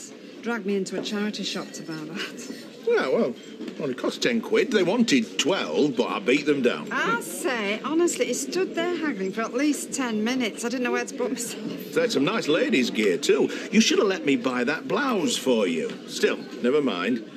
I know you've got a birthday coming up. Oh, what are we going to do with it? What's so important, anyway? I'm going to be out there making some dosh. I've got a wedding to pay for. Leslie, it won't take long. Good. I don't know why we're in either. Right, how do we all feel about changing our call names? Is everyone as sick as me of answering to the same old boring old name? Hang on a minute. It doesn't matter whether the names are boring or not. As long as they work, what more do you want? I won't mind driving under a made-up name. You know, like film stars have. Hey, especially if we can have something fancy. Of course you can. Good point, Claire. Right, from now on, my call sign's going to be Lone Wolf. You mean we can choose our own names? Of course you can. Hey, brilliant! Mr. Wonderful. They used to call me that at school. They used to call me Sex Bomb. Because I wasn't. Yeah? You think when they call me Mr. Wonderful, they were pulling me plonker, don't you? Well, you're wrong. I'd have sussed it, wouldn't I? Well, do you want Mr. Wonderful or not? I don't know now. No. Claire spelt it for me now. Give over. I'll be alpha male. OK, and Claire? Put me down for Pink Lady. Hey, Pink Lady. And Steve, what call name do you want? I don't give a monkey's, mate. That's a bit long, that. two-word name be better? Give me strength. Can you please tell me what the hell the advantage is, commercially or otherwise, in having fancy call signs for streetcars? Look at your staff, man. Alpha male to pink lady. Alpha male to pink lady. Pink lady to control. Staff morale. Keep 'em happy. Right, you're all back on call. Right, boss. Charlie, you're home early. Is there something wrong? Yeah. I can't work for thinking about your diabolical mother. I mean, what kind of a woman wants to get rid of the man her daughter loves by paying him to clear off? Well, I've been thinking about that too. She's never seen straight about you. Let's get her right, Shell. She's a monster. She gets it wrong, I admit it. But it's because she thinks she knows what's best for me. That's her trouble. You always make excuses for her. You're still thinking of having her at the wedding, aren't you? You'd have her there after what she's done. I'm not sure what to think. I see. Well, maybe we better postpone the wedding then, till you've got things clear in your mind. Charlie, don't say that, please. I want to marry you more than anything. You mean that? Yes, I do. Tell you what. Invite your mother then. I've just realised I want to see your mother's face when we stand there in church and you say, I do.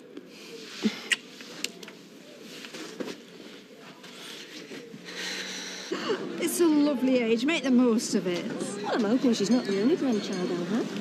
Hope you're not dropping hints. Of course she isn't. So what do you think of all this face painting, Keith?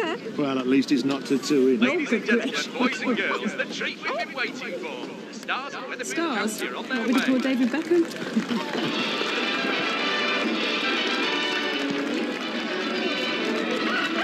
And to lead the way, our famous club mascot, Bernard, the Weatherfield Cockerel.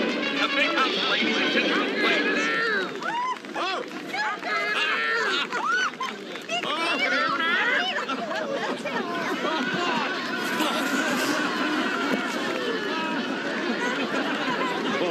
Martin, I don't believe it. Uh-oh, this is a job for Superman. I haven't got my costume with me. And anyway, there ain't no phone box, but Shazam. Martin, and you're a trained nurse.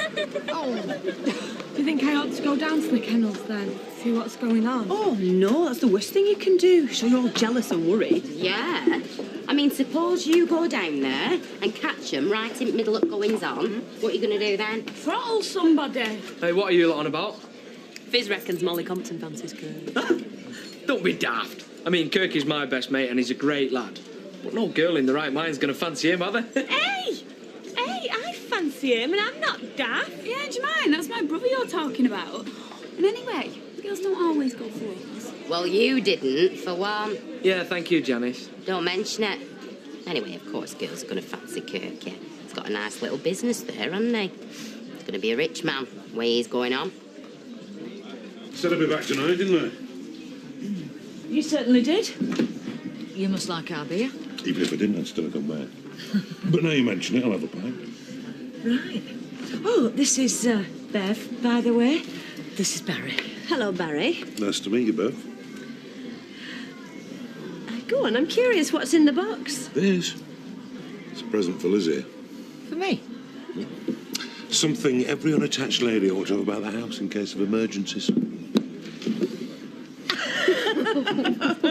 What's it? Just what I always wanted. And if it doesn't do the trick, ring me mobile. Day or night. And to be going on with, will you have a drink? Yeah, go on then, I will. Seeing as we're quiet. I know his type. You're going to have trouble with that one. I don't think so. Nothing I can't handle. Kirky's late. Maybe something came up. Hey, same again all round, Betty, please. Okay. Oh, not for me, thank you, Les. I'm going home in a minute. I won't go yet, pink lady. What? Just Martin? Right, dude. You got my head. There you go, bro. Cheers. I owe you one. Right now, I need a drink. Secret's out, Martin. Is this the first time you've lost your head over a bird? Hey, very funny. Can I have a pint of bitter, please, Betty?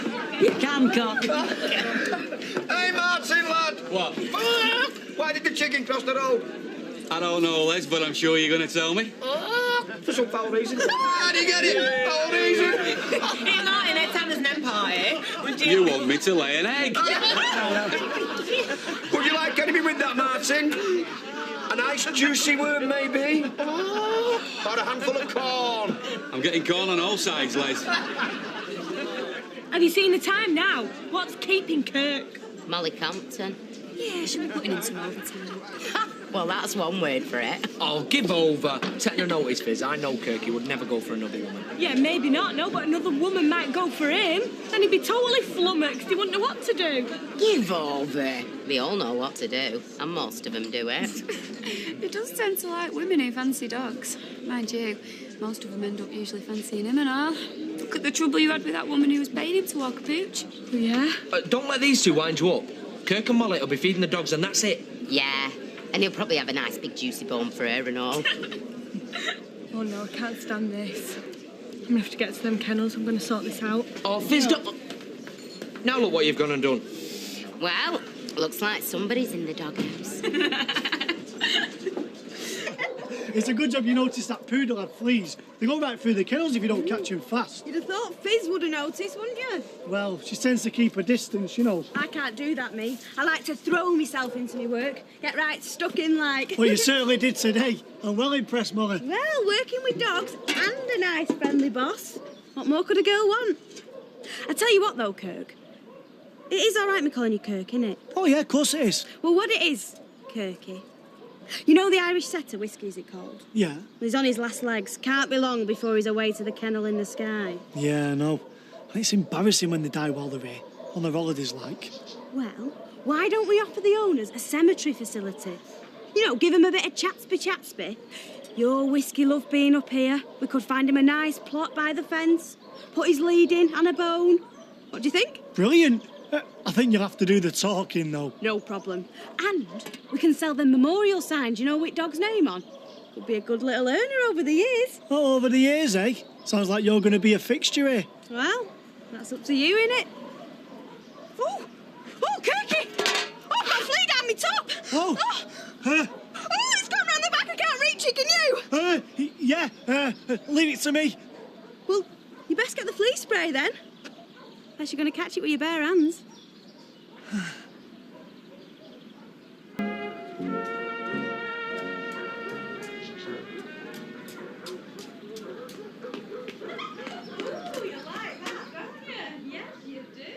Hey, you ain't half good at this.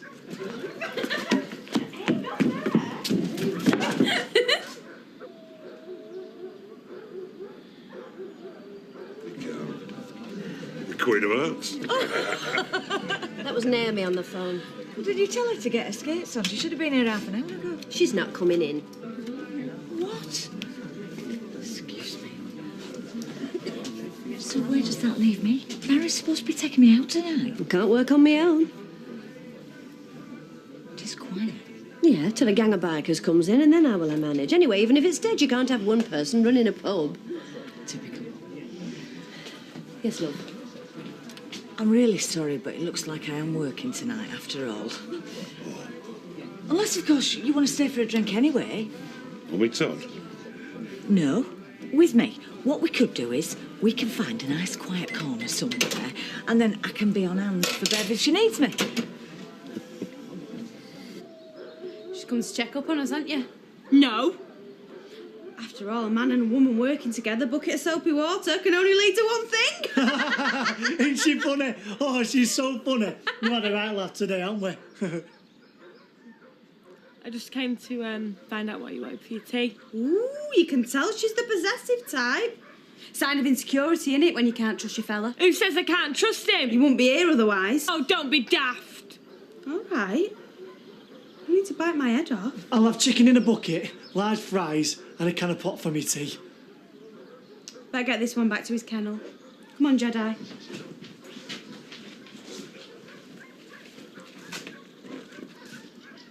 I'm serious. I had you down as early 30s. 35 tops. I've got twin lads who are 30. You're having me on. I think I'm the one who's having my leg pulled. For legs like yours, who can blame you, eh? Sorry, do I sound really corny? I just think you're a really sexy lady. Liz, could you just collect a few glasses up for us, love? Not again. Sorry, I'm serving. Well, you can mop that spill up for us while you're at it. Wish we could go somewhere a bit more intimate. Well, yeah, it's like Piccadilly Station. Hang on a minute, I've got an idea. Liz? I'm coming!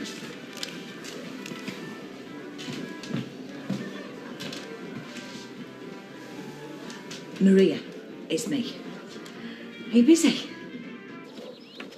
You might as well get off now, Molly. Okay. I'll just go and mop round. Are you okay, Molly? Have you been crying? I'm sorry. It's just the effect she has on me. Who? Fizz. You what? Oh, I try and blot out the memories. Try telling myself it's all in the past. But just hearing that voice. Fee, fi, fo, fum. That's what she used to say to me when she was chasing me at school. What? Like the giant owl Jack in the Beanstalk? And she's always been a big lass. And I were very small for my age on account of having a rare bone disorder. You didn't? That's why she singled me out. Bullies do, don't they? Pick on those that can't fend for themselves. I never had you down as a weakling. In fact, you come over as well. Bit on the bossy side. It's a defence mechanism. I couldn't let her see she got to me. I still can't. I've got to be strong. Fizz Brown can no longer hurt me. Blimey. I knew you two had a couple of run-ins, but was she really horrible to you? The psychiatrist says it's a miracle I came through the ordeal. You've got a psychiatrist? He reckons the sight of ginger hair will always bring me out in hives. And you think you know somebody? Oh, I'm sure she's changed now. Do you think so? Oh, yeah. She's nothing like the evil, vindictive nutcase that nearly ruined my life. Oh, I'm sorry. I've just had another flashback. It's those bulging eyes.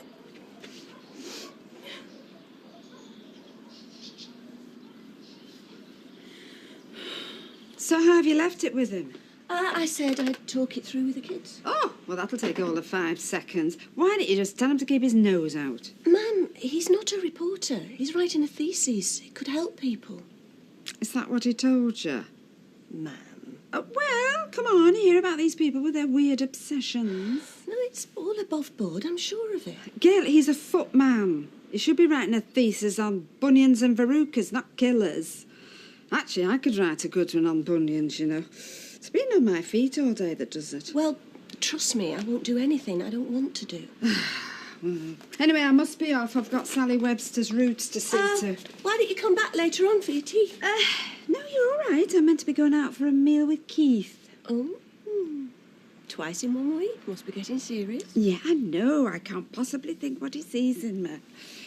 Mind you, it's better than having a morbid fascination with my ex-husband, I suppose. Ma'am. Anyway, the one thing I will say about Keith is what you see is what you get. He's really down to earth. Got his feet on the ground.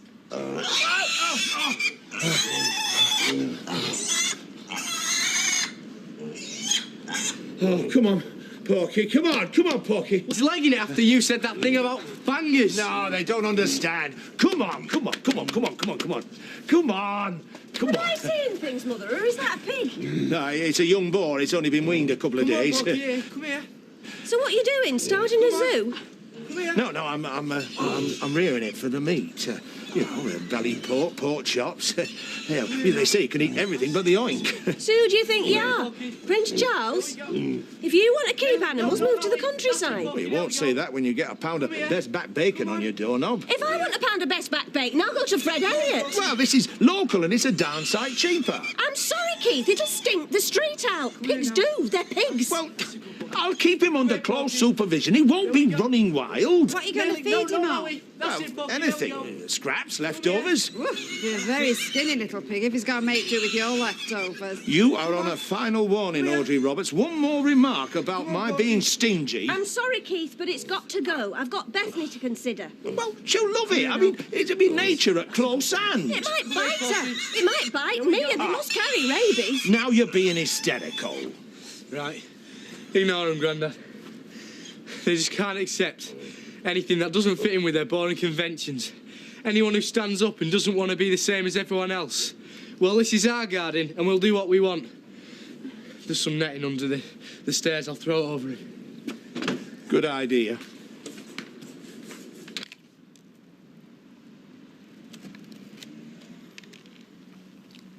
What are you looking at? No. Is that for afters? Yeah. Me. Wait till my tea goes down first. I can't wait, Kirk. I've been dreaming about ripping your clothes off all day. What? No, get away from me. Kirk? Oh, I get it. Is this my little Kirky Worky playing hard to get? No. Yeah, you are. And I like it. I'm not. Kirk, I'm coming to get you! Come here! Help! What? Pick on someone your own size. Kirk, what are you on about? This is me! No, get away from me. Well, talk about make a girl feel wanted. I was just a bit scared, that's all. Scared? How can you be scared of me, Kirky? You haven't gone off me, have you? It's just you seem different. Different how? What's going on, Kirk? Is this Molly's doing? No. It is, isn't it? She's got you under a spell. No. I knew she was after you. Right, the slag. I'll kill her. I'll smash her face in. Like you did at school. What are you talking about? She still has nightmares about your ginger hair and your bulging eyes, chasing after her shouting fee, fi, fo, fum. She what? No, hang on a minute. I never used to... I took her dinner money like once or twice. I might have pulled her hair. What you did was evil. Not sure I can carry on going out with you.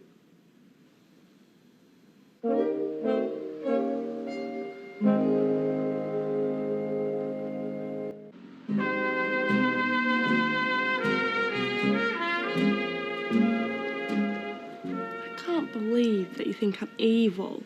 I can't believe you tortured Molly. I didn't torture her. Anyway, it was a long time ago. Kate, look at me. I can't. Can't you see that she's exaggerating? This is just all part of her plan. You think she's got a plan? Yeah, of course she has. But what is it? Well, first is to get her feet under the table at them kennels. No, listen to me. And now, she's trying to turn you against me. Why would she do that? Revenge. But all she did was tell me what you did to her. Yeah, but she's making it sound a lot worse than it was. Kirk, who do you trust, eh? Her or me? Her. No, you're supposed to say me. But she's dead nice and you're a bully. No, I'm not. Kirk, you can't let her do this to us. You can't just chuck me for something that I did years ago. Do I bully you? No. Or anybody else? I only found out about Molly because she told me. Look, I was trouble at school, I admit it. But any kid with Scylla as a mother would be. I know that's not an excuse, but I have changed. I'm a nice person now, or at least I would be if she weren't trying to split you and me up. I don't really want to finish with you. Oh, hallelujah. But what? when we see you next, you have to say you're sorry. I have said I'm sorry, Kirk. She just threw it back in my face. Well, say it again, and say it every time you see her. I mean it, Fizz. If you really are a nice person, you can start by being nice to Molly. Audrey, we really should be making tracks. Oh, look, I'm not ready. Just sit down. Don't you know it's rude to rush a lady? I know, but... Yeah, if we don't go now, we're going to miss the early bird special. Oh. Do you know, would it be the end of the world if we had to pay the normal price for once? I mean, we could share a pizza. Go Dutch, I'll pay anything. If we could just relax and talk and not race against the clock. When we gulp down the food, we gulp down the wine, and then we're out the door before the proper diners arrive. Well, I didn't realise that going out for a meal with me was such an ordeal. Well, of course it is when you've got one eye on the clock all the time. Well, I'm sure you're used to better off than I can afford. Oh, come on. Do you know, if you won £1 million on the pools, Keith Appleyard, you would still drive 100 miles to save a penny on petrol. If I won £1 million on the pools, I'd take you on a round-the-world cruise. I'd buy you diamonds. We'd eat out in the poshest restaurants in the land. No, better still, we'd eat lobster, fresh off the boat in our little cottage in Robin Hood's Bay. But I can't. I'm on a pension. I'm bringing up a teenage lad, single-handed, no help and no state benefits. Yeah, I know. We're only teasing you. Well, sometimes I don't know how we get through a week. That's why I have to count every penny. I have to. And yes, that pig will be a meal ticket for me and Craig right through next winter, I hope. What's so funny? No, I'm sorry, because I know everything you've said is really serious, and I am sorry if I offended you, but it's just, when you mention the pig, I'm sorry, I can't help laughing. Oh, Kirk, should we not go the way the arms for a change? No, Molly's there. It's a big chance, come on. Hi. Oh, do you mind if we join you? Oh, what a good idea. We can have a threesome. I don't mean a threesome. Well, I was just on my way back home. Oh, no, you can't. You can't go home. Fizz would hate it if you went home, wouldn't you, Fizz? Yeah, I would, yeah, I'd hate it. Stay for one more. Yeah, my treat. Tyrone? Oh, I'll have a pint. Cheers, mate. Oh, I've already had 2 pints. I need to keep a clear head for work. I'm still on trial. Not anymore, you're not. What do you mean? The job's yours if you want it. Thank you. Don't thank me. Thank Fizz. She thinks you're fantastic. Thank you, Fizz. Oh, yeah, that's okay. That's the best news I've heard in ages. Hey, in that case, I'll have a Southern Comfort and lemonade. Coming up. You're doing all right. Keep it up. Another thing I didn't miss, by the way, English bar prices. Well, cheers, everyone. Cheers. Cheers. So, how is Warren? You did see him, didn't you? They call him Warrenaldo. Yeah, his mates that he's taking a pee. Oh, I'm so proud. My baby boy. We've had this all the way home. Excuse me. Well, did you enjoy yourself slumming it while we're all slaving away on them machines? It's another thing I didn't miss. Blimey, that first wife of yours, she's an handful, isn't she? What are you talking about? Well, she come in factory. Oh, she had us in stitches, she did. Told us an awful lot about you. What is she talking about? Is it a pig in next door's garden? Yes, unfortunately there is, but I've asked Keith to get rid of it. Now, please, will you just sit down? Mum, is this going to take No, long? it's not, but it is important. David, turn the telly off, will you? Well, you know, Phil's writing a thesis, and he wants to talk to, well, all of us about it. He doesn't work for the police, does it? No, but the police aren't the only people who take a professional interest in what happened to us. Is he a psychiatrist? No. Well, it's got nothing to do with him, what happened to us. Well, I can see how you think that. What worries me? Sorry to... No, it's, go on. You hardly know the guy. That's true, but... But you're prepared to talk to him about something like that, something that we never talk about. Don't we talk about it? No. But you want us to all talk to a stranger. Well, I'm sorry you feel you can't talk to me. I thought we were a family who talked about things. Well, now I feel I don't have the slightest idea what's going on inside your head. Either of you. I used... No, it doesn't matter. No. Please, just say it. I used to lie awake all night thinking... Why? Why us? Oh, Sarah. I can answer that one. David, please! No, just let him talk. We should all talk. You want to hear my theory? It's short and sweet. I blame you. David? You brought him into this house, didn't you? I had no... So it was your fault. You let a madman tie me up, shove me in a car and drive into a canal. Well, you wanted to know my opinion. Cheers. Cheers. Oh, sorry.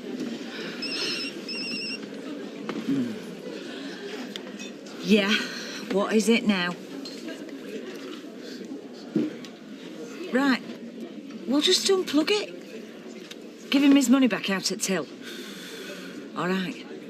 Good night. Oh, jukebox has jammed, supposedly. They've had 3 times a lady, 22 times. Hey, but you can't have enough Lionel, can you? Hey, the classics. Hello. All night long. Easy, easy like sun. You don't think Beva's got a problem about me and you going out, do you? Do you know, I'm beginning to wonder. Maybe we should finish these, go back to your place, get a bottle of wine, listen to some music. I think I've got his greatest hits. Man, what are we waiting for? Gail, hi. Are you okay? Can I get you a drink? I've been talking to the kids. Look, if it's too traumatic for you... No, I think we need to talk to you. All of us. I'm just not sure I'm going to like what I hear. Vodka and Coke, please.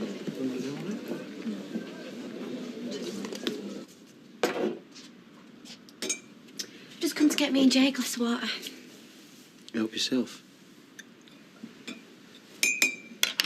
I'm not sure I like the idea of you and Jamie in my bed.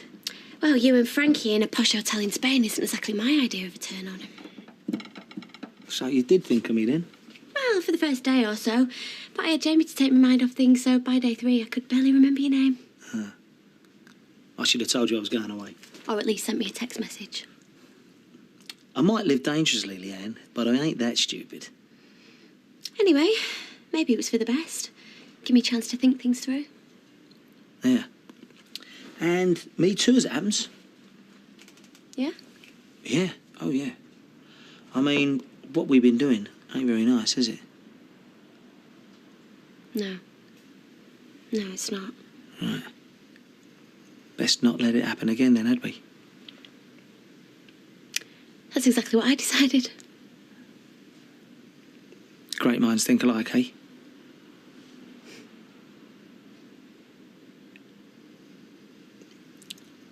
I'll see you in the morning then.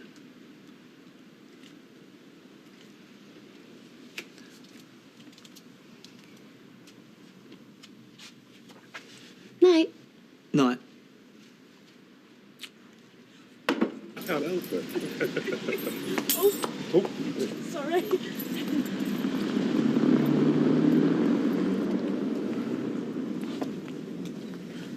Liz! Oh, now what? Oh, thank God it's you. Oh, I just ran all the way from the top of Carter Street. All right, what's the matter? Somebody was following me. Like who? I don't know. Pervert, nutcase. I didn't get a close look at him. Hang on a minute, take your time. What happened exactly? Came out the pub, cut across the precinct, and I heard footsteps and a cough behind me like... Right, so what did you do? Well, I stopped, turned round, I called out, but there was no answer. That's because you're imagining things. No, Liz, there was somebody following me. Anyway, I ran here as fast as my feet would carry me. So you came from precinct? Yeah. I'll go and have a look, see if I can see anybody. You take care of Bev, get a brandy down there.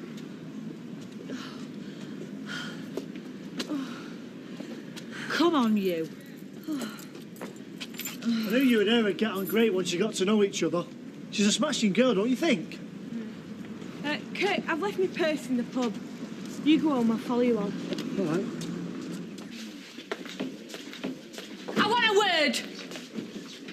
I want a word with you. Thought you being nice to me were an act. Hey, if anyone's putting on an act, it's you. But I'm warning you, you keep your hands off my fella. Oh, you are insecure. I knew it. They say a lot of bullies are deep down. Oh, why can't you just let it go, eh? Move on. Why do you have to keep digging up the past? I enjoy it. Oh, now you listen to me. We're not at school now and you don't frighten me.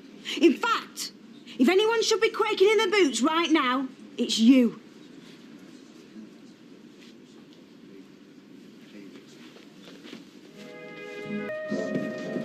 I think something's wrong with this. The neck must have shrunk. Don't wear that T-shirt. Why not? You bought me this. Yeah, I know, and you look great in it. But, well, I don't need to get it mucky at the kennels. Okay. Oof. No, I think I want to see that chest. Brad Pitt in Thelma and Louise. Spare ribs in barbecue sauce. I wish that's what everyone thought when they saw you. You what? Kirk, you don't realise how attractive you are to the opposite sex. Give over. No, that's how it works. I mean, Kate Moss don't think she looks great, but she does. You don't strut around showing off. You're cool about the way you look. That's what makes you so special. Not like them vain blokes who think they're God's gift. Not think. Know it. A man knows when the ladies are turned on. Oh, Les, don't. Only shame of it is, there's an awful lot of disappointment out there. Because there's not enough for me to go around. Hey, guess what my new call sign is in the cab? Oh, you've got a new call sign? Alpha male. Alpha male? Oh, nice one. You know what alpha male is, don't you? Is it first bloke in the alphabet? Top dog. Main man.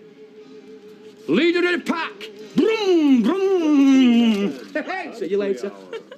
I best be off as well. Hang on a minute. What? I love you. I love you and all. Yeah, I know you do, but just be careful, eh? Don't let anyone tell you that I don't love you, because I do, and I always will. Yeah, okay. I'll see you later.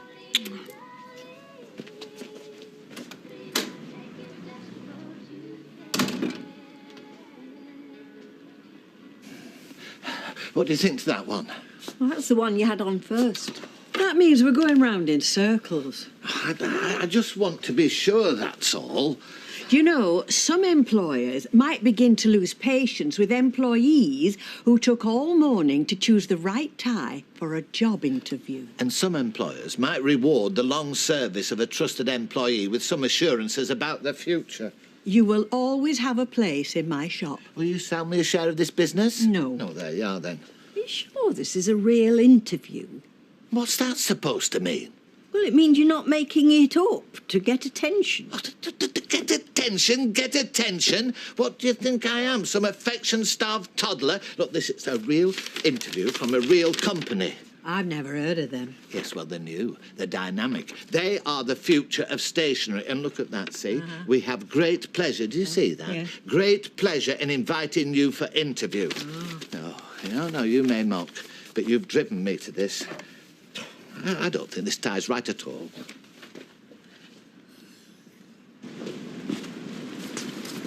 We need to talk. Pasty in my bag? If I give you that, will you leave me alone? I know you fancy Kirk. I don't fancy Kirk. Really? Yeah, why would I? Because he's going out with me. Oh, yeah? Thanks for reminding me. Look, Don't touch me. I'm sorry. It's just Kirk's never done anything to you, has he? He's innocent, okay? Don't look that innocent to me.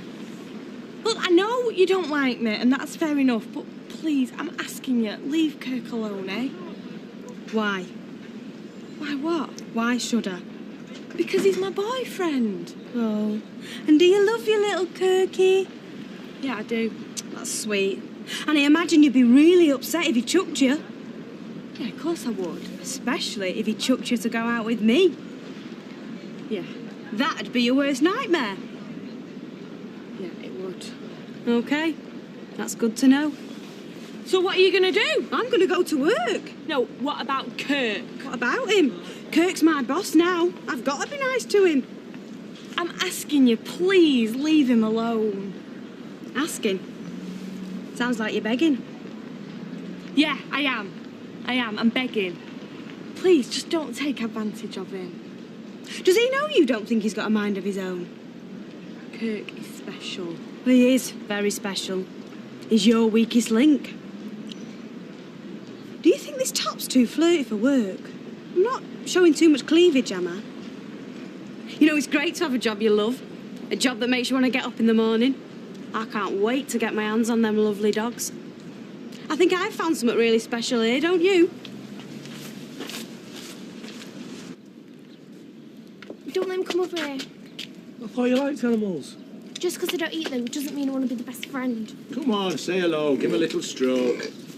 Can't touch him. Of course you can. He's got lovely soft skin. Yeah. I reckon he likes you. Do you reckon? Right, put some of that on his back. What is it? Suntan lotion. suntan lotion. Yeah, forecast was for sunshine all day. He's a pig, he doesn't need a tan. It's for protection. He's got fair skin. He can easily get sunburned. Are you having me on? No, of course not. It's his responsible pig husbandry. What factor did you get? It's SPF 30, it's 5-star UVA rating, 12-hour moisturisation and hypoallergenic. Good lad. He will also smell of aloe vera and tropical jojoba oil. Best smelling pig in Weatherfield. Are you sure about this? Yeah. Well, they haven't got the sense to find the shade when the sun comes out. Right, come on then, hold him still. Yeah. Oh, I think he likes it. You've got the woman's touch. You're right. Oh, it's like that story with the lion with a thorn in its paw. This little piggy will always remember the little girl that saved him from the sunshine. So do you have to do this every day? Yeah, when it's sunny. Well, he's got very sensitive skin. And there are other benefits. Like what? It helps make the crackling really crispy.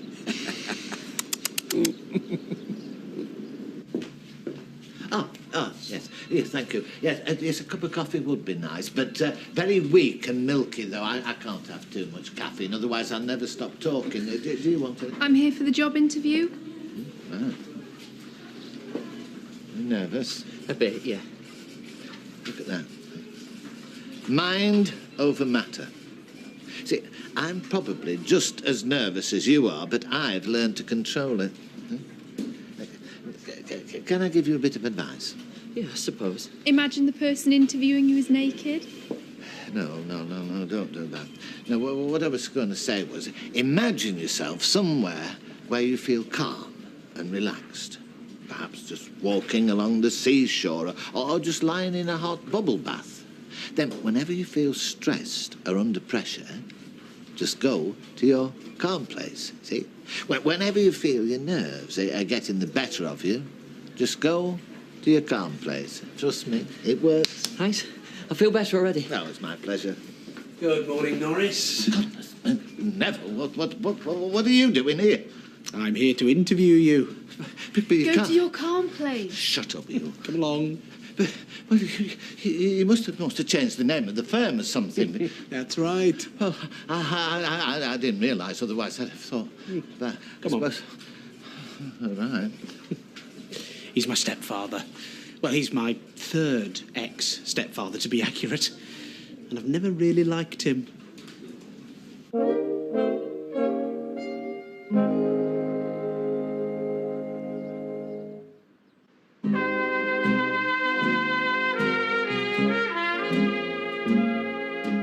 you go. Tea, no sugar. Thank you, Lone Wolf. And a custard cream, ma'am. You're a treasure, Lone Wolf. You're a pellet, Lone Wolf. Ooh, no bickies for Mr. Grumpy. Pink Lady to control? Pink Lady to control? Come in, Pink Lady. I'm just checking on the pickup time for Mr. Johnston. Yeah, Mr. Johnson, you pick up in 40 minutes. Did you read that, Pink Lady? Yes, thanks, control. I tell you what, these call signs make life a bit more colourful. Hey, and that's important in business, that is. Hey, gives us a unique selling point. Singles us out from the rest of the crowd. Les, to control, please. Les, come in, got a job for you. That's a big no, control. The call sign is Alpha Male. Yeah, but couldn't you pick something a little bit more suitable? You know, something that suits your personality, like Ginger Whinger. I am not Ginger Whinger. I am Alpha Male. I'm sorry, Les. I can call you many names, but Alpha Male just isn't one of them. I could call you Lank-haired Monkey Boy or Gorilla Bum Face, but I just can't call you Alpha Male. You know something, control? You should have a new call sign and all. Yes, she who must be obeyed. I was thinking more like Attila the Hun. Right, you've just lost the job. Come in, Conan the Barbarian. I've got a job for you. Come in, Conan. Oh. Well. All seems to be going a little bit pear-shaped there. Just a few teething troubles, that's all. Hey, see, Lone Wolf, you're on your own. See what I did there, Lone Wolf, on your own. Got any more bright ideas to entertain us with? This is a democracy, man. Let's call a meeting and all the drivers can vote. OK, 1, it's not a democracy. It's a place of business. And 2, it's hard enough getting the drivers into work, let alone in for a meeting. OK, call it a works do then. A driver's booze up. And I'm so confident that I'll win that I'll stand the first round. How about that? Come on, we can all do with a good bevy. Do you know something? What? For once, you've had a good idea. Forget the drivers, I could do with a night out myself.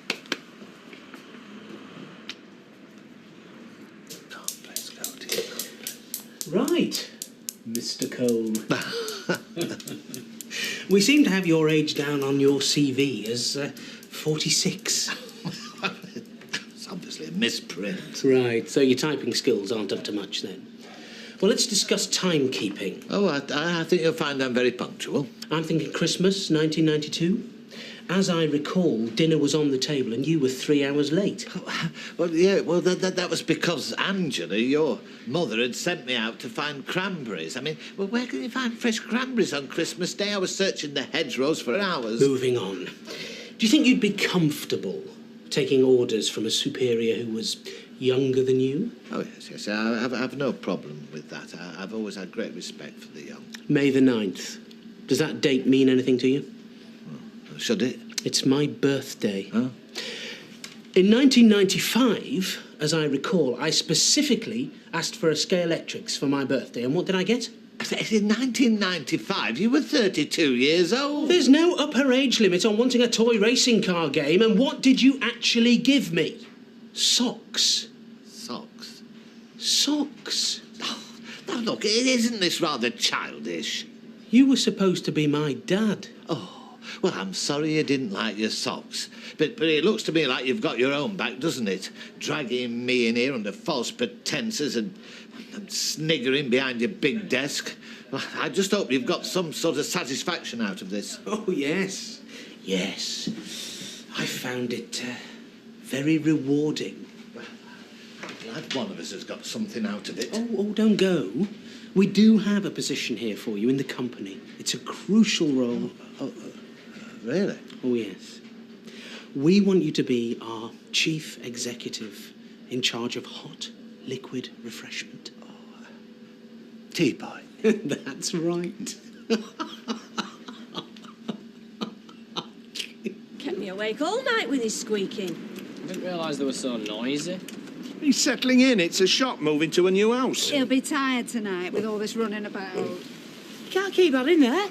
Why not? He's not causing any trouble. He's a pig. So? It's quite friendly when you get to know him. Well, how would you like it if I kept a... Well, a cow in my yard? Oh, are you getting a cow, Ashley? Keeping up with the neighbours? Well, we could have some chickens here, have a little farm going. It'd be like the good life. They could do bacon and we'd do eggs. We could milk the cow and put it in our tea. You might think it's funny, but this is not a suitable environment for a pig. Absolutely. Well, if he gets out... Well, he's not going to get far. He's only got little legs. Yes, but those little legs can take him quite a long way. He could be dangerous. Oh, give over. You don't know. He could have wild boar genes in him. Well, if he sees Joshua or Bethany, he could charge him. No, he'd run a mile. He's a soft little beggar. I'll tell you what, if you twist my arm, I can give you a leg at a reasonable price. Free range, borderline organic. I'm a butcher, isn't it? As much meat as I like. Right, well, maybe you can help me out when the time comes. I'm not helping you with that pig. Oh, Ashley, come on. You know your dad likes a nice chop. That pig is a menace and I'm not standing for it. Don't think of him as a pig. Think of him as a pet. And a talking point for the neighbours. I mean, when was the last time you had a good old chat over the garden fence? Yes, Keith's right. Actually, it's rather cute. Rabbits are cute, pigs stink. Well, this one doesn't. Well, just give him a chance, eh? Get to know him first. I rescued this orphan little pig. Just give him a few more weeks, eh? This little piggy had nowhere else to go, and I think we can make a happy life for him here in this street. And then it's all back to mine for a cracking Sunday lunch. Oh, white wine, please. Busy day? Mother and toddler, paddling pool, the park, shattered. My mum never did anything like this for me. I reckon I'll be in bed for 10. All right, that's me done. Well, I hope someone's drinking tonight. We'll be out of business. Oh, I shall be drinking, girls. Steve's taken us on a taxi driver's booze up.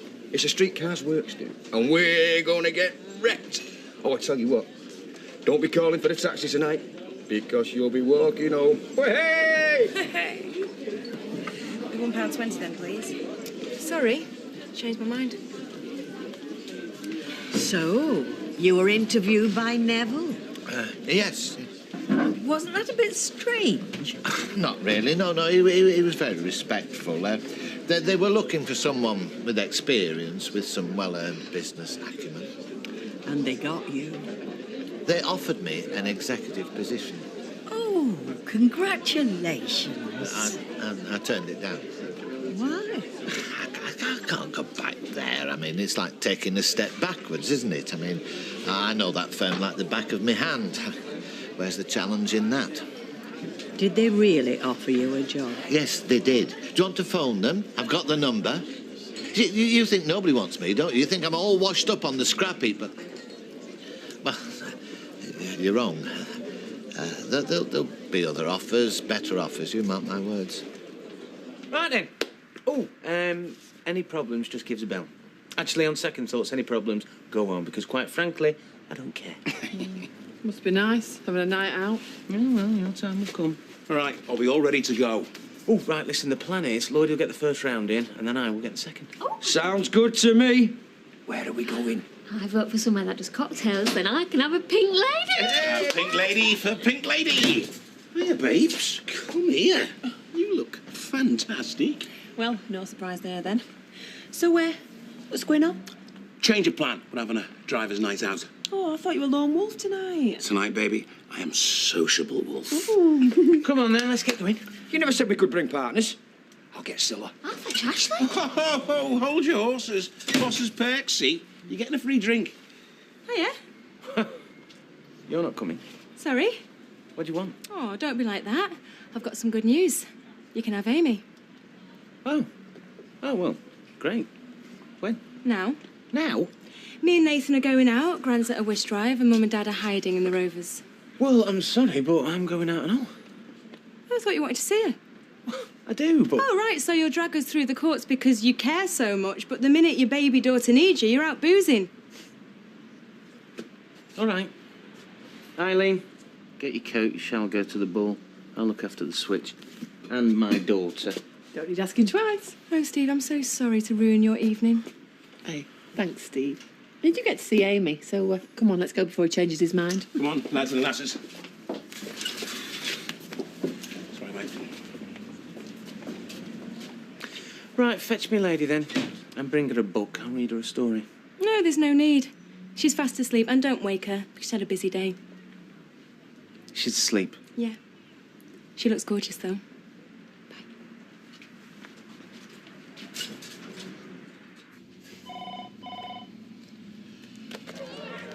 Hello. You lost. What? We've had a vote, and all the drivers love the new court signs. We've even got Eileen on side now. Mind you, she hasn't ate rum and blacks. Hey, you should have come out with us, man. We're having a great time. Yeah, well, don't get him too drunk. How's the baby? She's fine. Hey, mate, look, I've got to go. Claire's getting around then. See you later. Yeah, bye.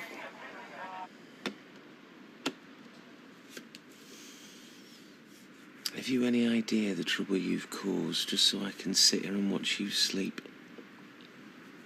And you know what? You're worth it. You think you could manage without me just for the last hour? I'm going to try and make myself look my best for Barry. Is an hour enough? Well, probably not, but at least I won't stink of beer slops. Some men like beer slops. Well, I'll take that risk. Please? Oh, go on then. Seeing as how my life is empty and meaningless. Bless you. Oh, Shall I make you jump? what do you want? The wedding. What about it? Anything I should know, mother-in-law? Like what? Any last-minute surprises you got up your sleeve? Because Shelley gets very upset when unexpected things happen. And he wouldn't want your daughter to be upset now, would you? No, I wouldn't. Good. Let's keep it that way, shall we?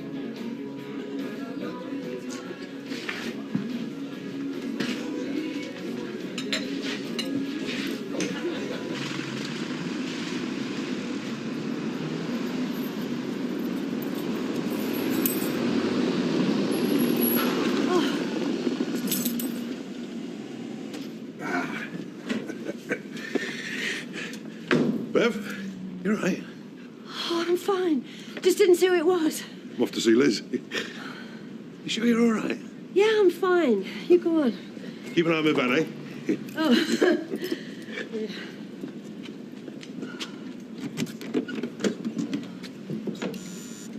Hello, Barry. Hello, Liz. Well, come on up if you're feeling brave.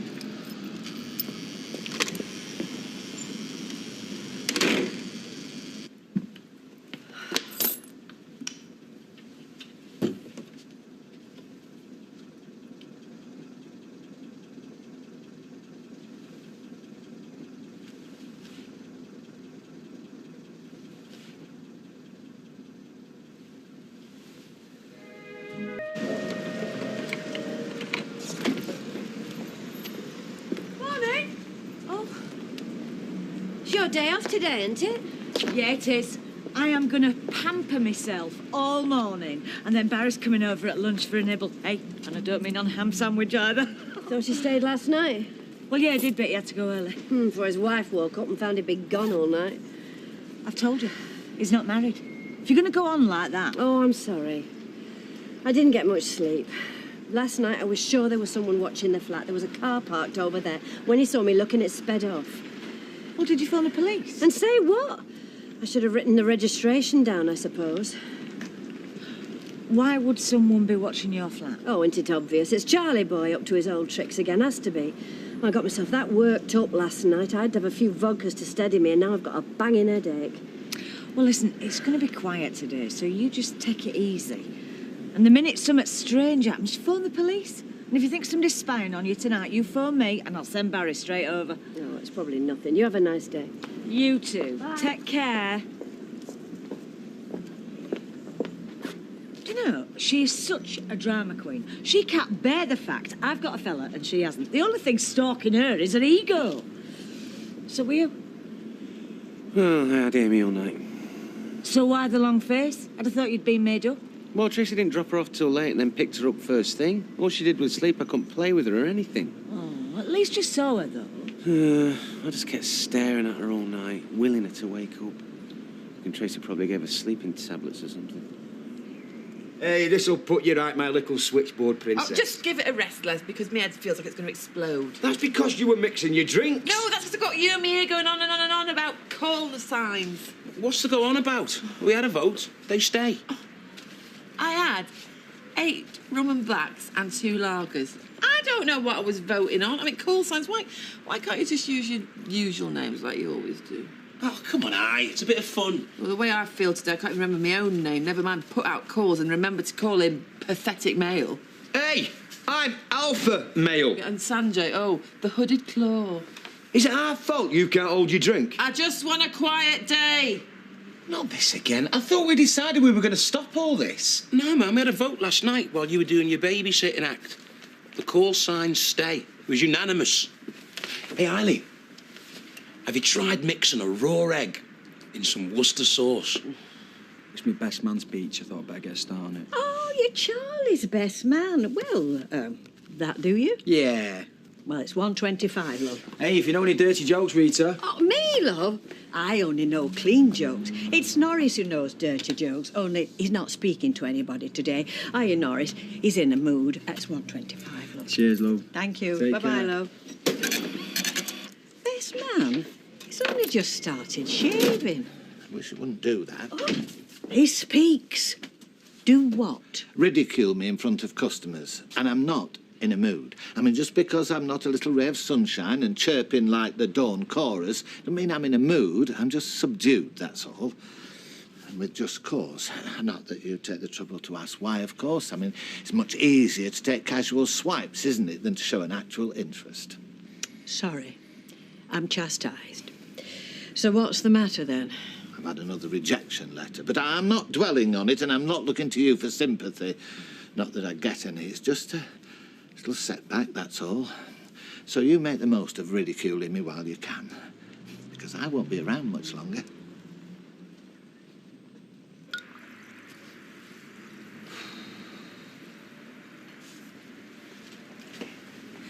I normally get the bus, but there's roadworks, and they're rerouting the number 6. It's very inconvenient. Yeah, there's roadworks everywhere you look these days, isn't there? I'm glad I don't drive anymore. I used to get very tense whenever I saw traffic cones. Anyone clear for base? Shouldn't be too long. Red Stallion just cleared Mapper King Street. Who? Harry, is that you? Red Stallion. Who's Red Stallion? It's me, Lloyd. I thought you were Lone Wolf. I'm just trying out new handles. Oh, well, and how am I supposed to know who you are? Hey, I like it. Lone Wolf. Nice one. Oh, shut up, Les. I'm not Les. I'm Alpha Male. You're not. You're Alpha Burke. What number did you say for that Newington Grove job? 36. Yeah? Well, for your information, there is no 36. But don't worry, the fellow was waiting for me outside 26. And I explained about your problem with the drink. Isn't that right, Father? I told you about her being on the booze. Don't start with me, Les, you loudmouth croddle. It was you who started it. Oh, what, by calling you a Burke, Alpha Burke? If I'm Alpha Burke, then what are you? Drunken dog? Or maybe hungover hound? What about thick, ignorant wazzock as a call sign for the pair of you? What kind of expensive finishing school did you learn language like that? Stay out of it. In fact, shut up, Lloyd, and shut up, Les, and shut up. In fact, whatever you call yourself. Because I'm switching off. I don't think I'll bother with a taxi, thank you. I think I'd rather walk.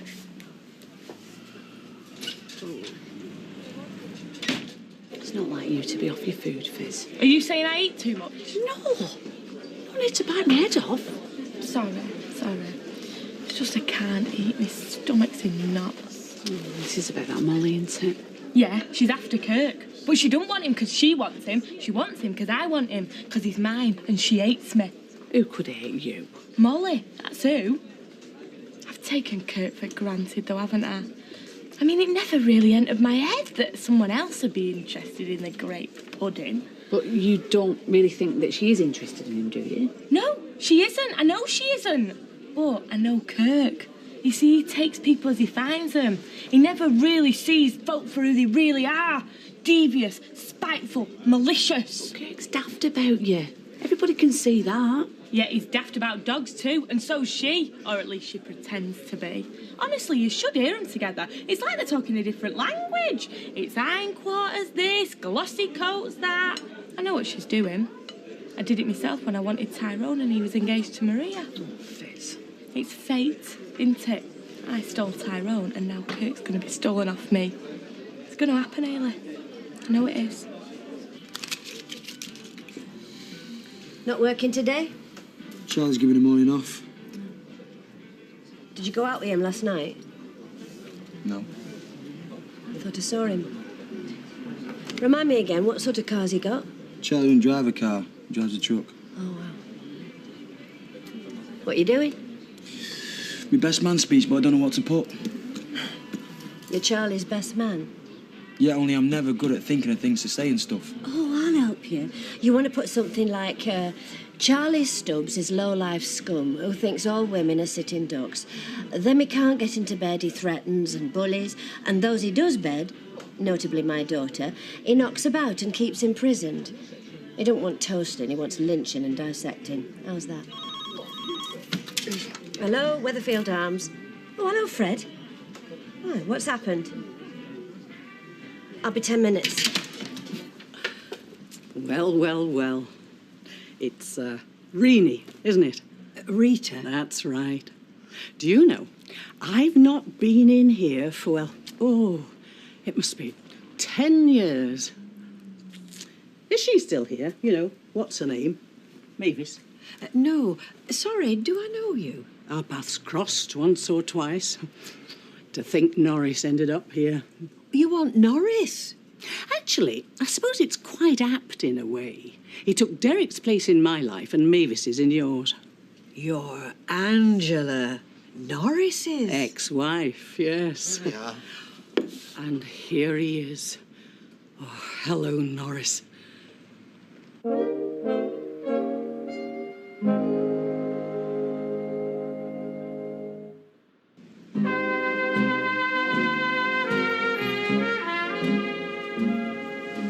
Beverly, love. As fast as I could. I thought you'd best see this for yourself. Whoever did it must have been quick. I saw it before I went in back, and I must have been gone, 5 minutes tops. Who would have done such a thing? And then they dumped this lot out just around your front door like you were a charity shop. Oh, what are they? Clothes. Men, seems to be. Don't understand. You've not been doing out with someone you shouldn't have been doing it with. No, I swear, I'm not seeing anyone. Oh, look at it. What must people think? Now, don't get yourself upset. How can I not be upset? How should I react when someone writes that on my door? Give us 10 minutes and I'll paint it out for you. Oh, would you? Certainly. Out for a damsel in distress.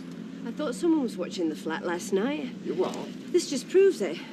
It's Charlie Stubbs playing mind games. And what can I do? The police will laugh in my face, and if I confront him... Well, that's what he wants, isn't it? For me to make a scene, drive me and Shelley apart again. Now, yes, won't you just get yourself inside and I'll go and fetch the paint. We've some left over from having our Joshua's room done through. Sky blue, all right? Oh, anything. Just get rid of it, please. Oh, you've hardly changed. I wish the years had been as kind to me. What are you doing here? I've come to see you. How long has it been? 10 years? Oh, dear Norris. Oh, don't you dear Norris me. I suppose your precious Neville told you I'd applied for a job and you've just come here to look down your nose at me. Yes, well, I've got news for you, Angela. Your days of humiliating me are well and truly over. Yes, they are. And I want to apologise to you. Apologise? I realise that our marriage, well, it wasn't altogether harmonious. But it was a long time ago. I've changed. I've come to regret how things were between us. Oh, yes. I can offer no explanation, but to say that I was foolish and I didn't appreciate what I had. Dear Norris. And that's why I've come here today, to try to make amends.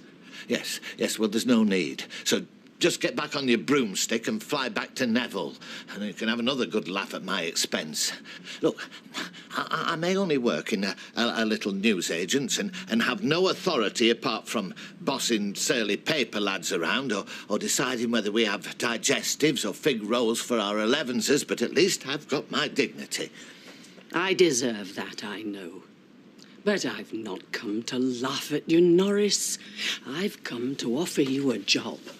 A job? Oh, yes. The one Neville offered me, making tea. No, of course not. Neville was only jesting. Oh, you should have known that, Norris. He's very fond of you. He used to undermine me every opportunity he got. In fun. He tampered with the brakes of my company car. A lark. Oh, poor Norris. You never did get Neville's sense of humour, did you?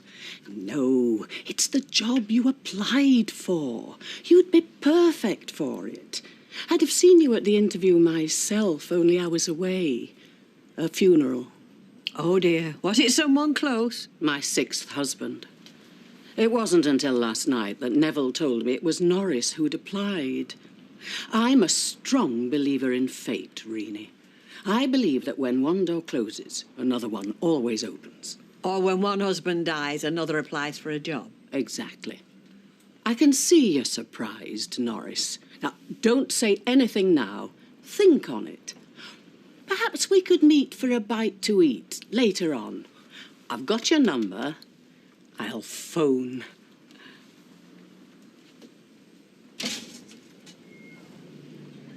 No, hiya. Biz? Are you sure you're not imagining it? What's that word that means, like, your biggest enemy?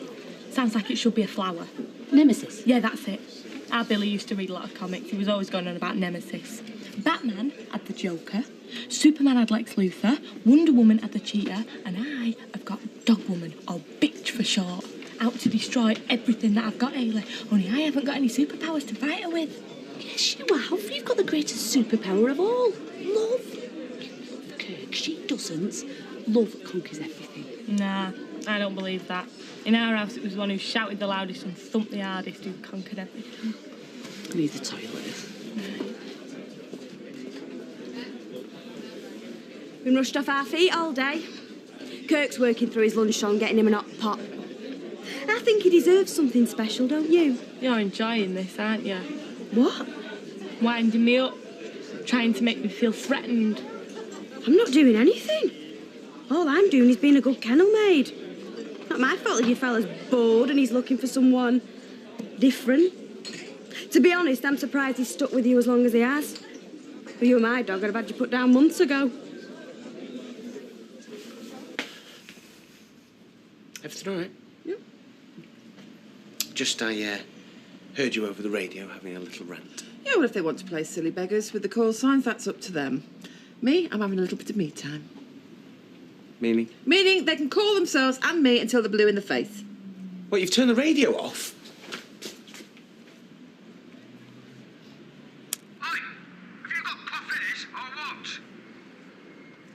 That is what I'm talking about. Him abusing me down that thing. I mean, it's mayhem. My head is spinning. They keep changing their names. I can't organise them. It's impossible. All right, calm down. Yeah, well, I'm sorry, but it's really getting to me. I've just had enough. Well, it's flipping Lloyd, innit? I told him all this to go belly. Hello, playmates. Just go with me on this. Eileen, you can't. Go what? Just go with it. This is your fault. What is? Eileen says she's going to quit. What? Why? Because you changing all the names, you know, giving Caveman Les licence to abuse me over the airwaves. I've tried pleading with her. Says she's going to walk out right now. Yeah? Right now. Yeah. But it's just a bit of fun. It means nothing. That's what you're going to do now, eh?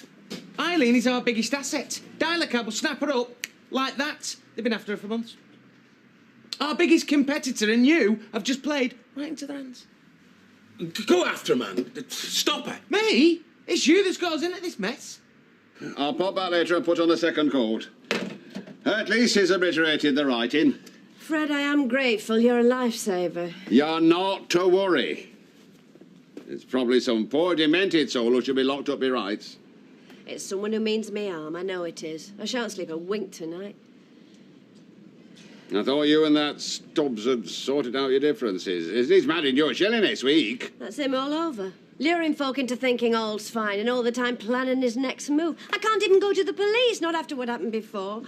Time was something like this, I just shrug it off. Listen to me, what do I sound like? Pull yourself together, woman. Now, I'll tell you one thing, you're not stopping here tonight. You're coming over to ours. You can have my bed. I'll keep on floor. Oh, don't be silly.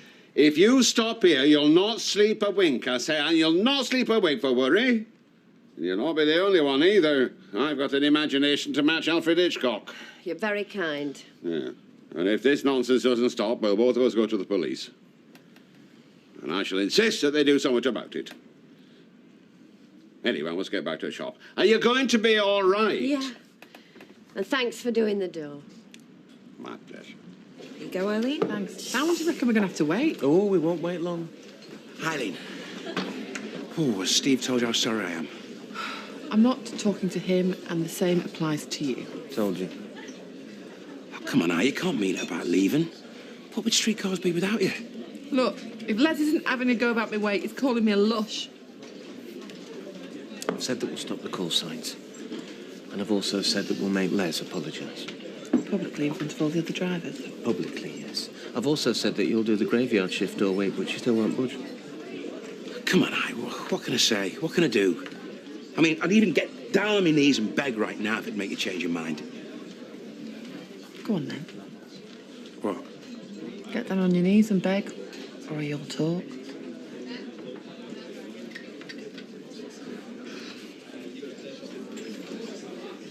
Please, Eileen. Please come back to work. And you'll stop the call signs and get Les to apologise publicly. Goes without saying.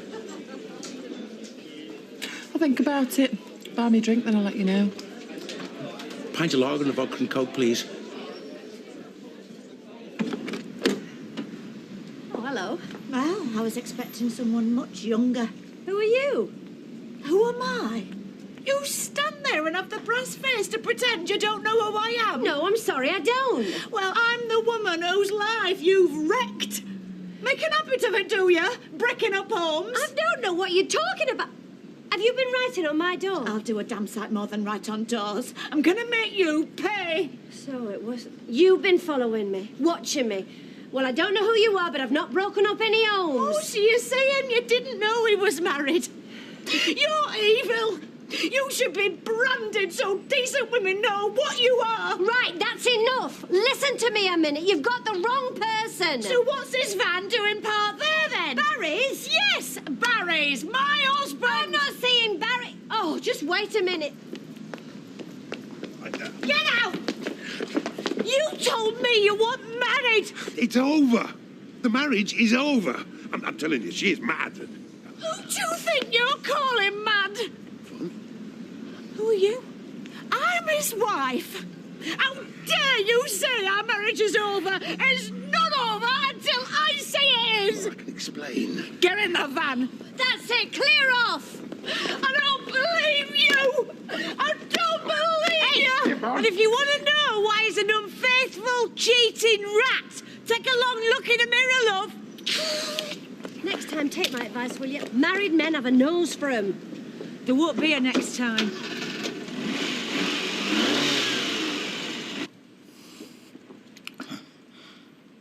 Look in her eyes. It wasn't there. That look of sharpened blades. Never seen her without that look. It's like seeing a vicar in a tracksuit. Unnerving. She knew very well my name were Rita. And well, she must think a lot of me to come all this way to offer me the job. See, and that's not like her. Positively used to avoid physical contact with me. She'd stick notes to the fridge door. I look nothing like a Reenie. Well, people do change, don't they? I mean, not all of us need to. No, I think I'll wear the blue shirt. The cuffs aren't frayed. You're not seriously thinking of going meeting with her? Yeah. Tell her to go and jump in canal. She made your life hell.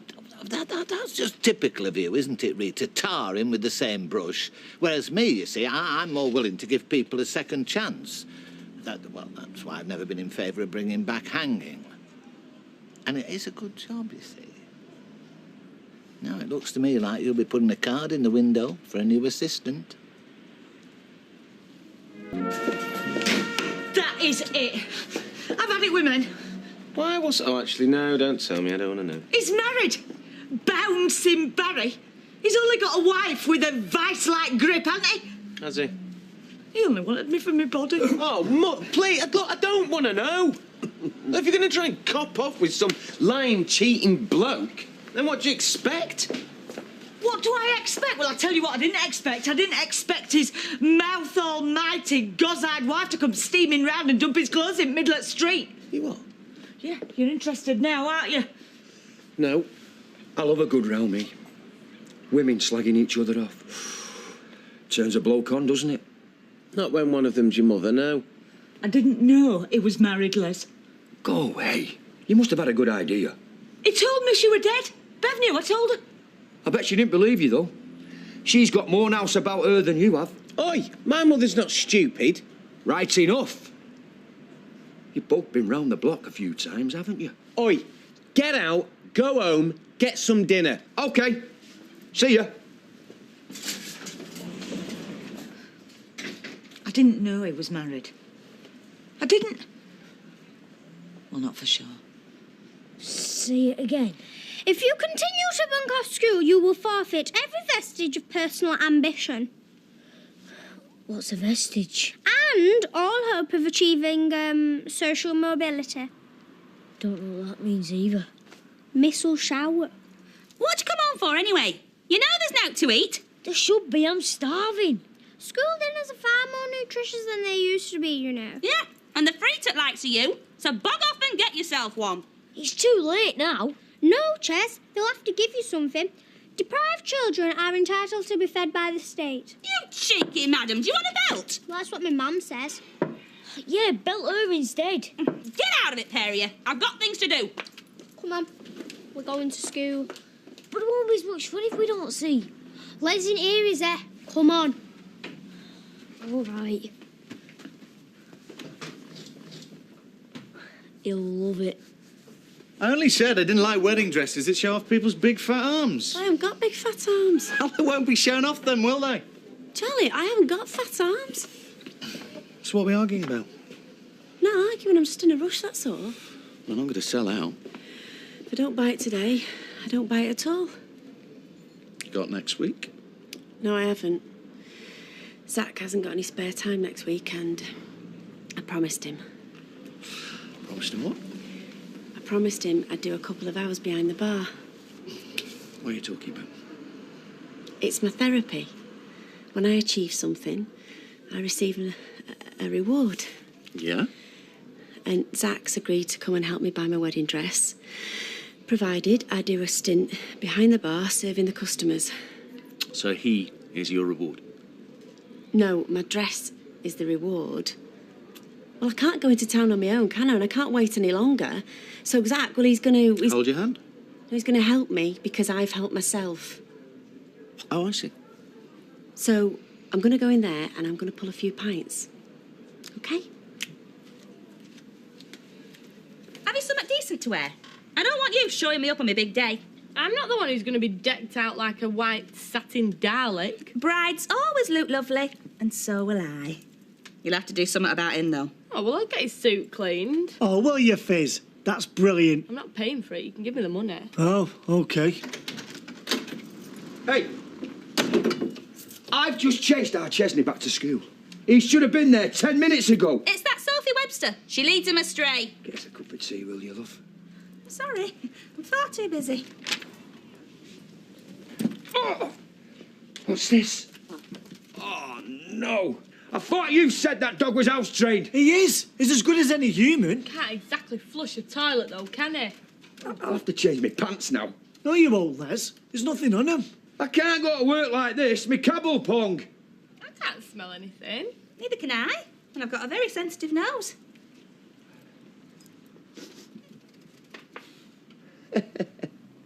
Hey, it's plastic. Well, it's not from one of my dogs, then. They all do the proper stuff. All right. Chesney! Where are you going?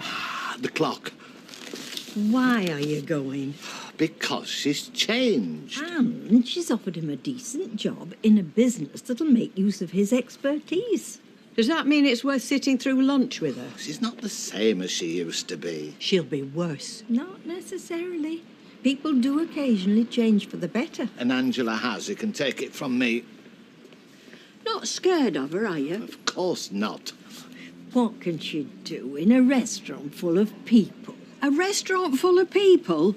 Hot liquids, sharp knives. Oh, honestly, Rita, you do over-dramatise the situation. Just don't come back scalded and scarred. I shall come back as calm and relaxed as I am now. Good afternoon.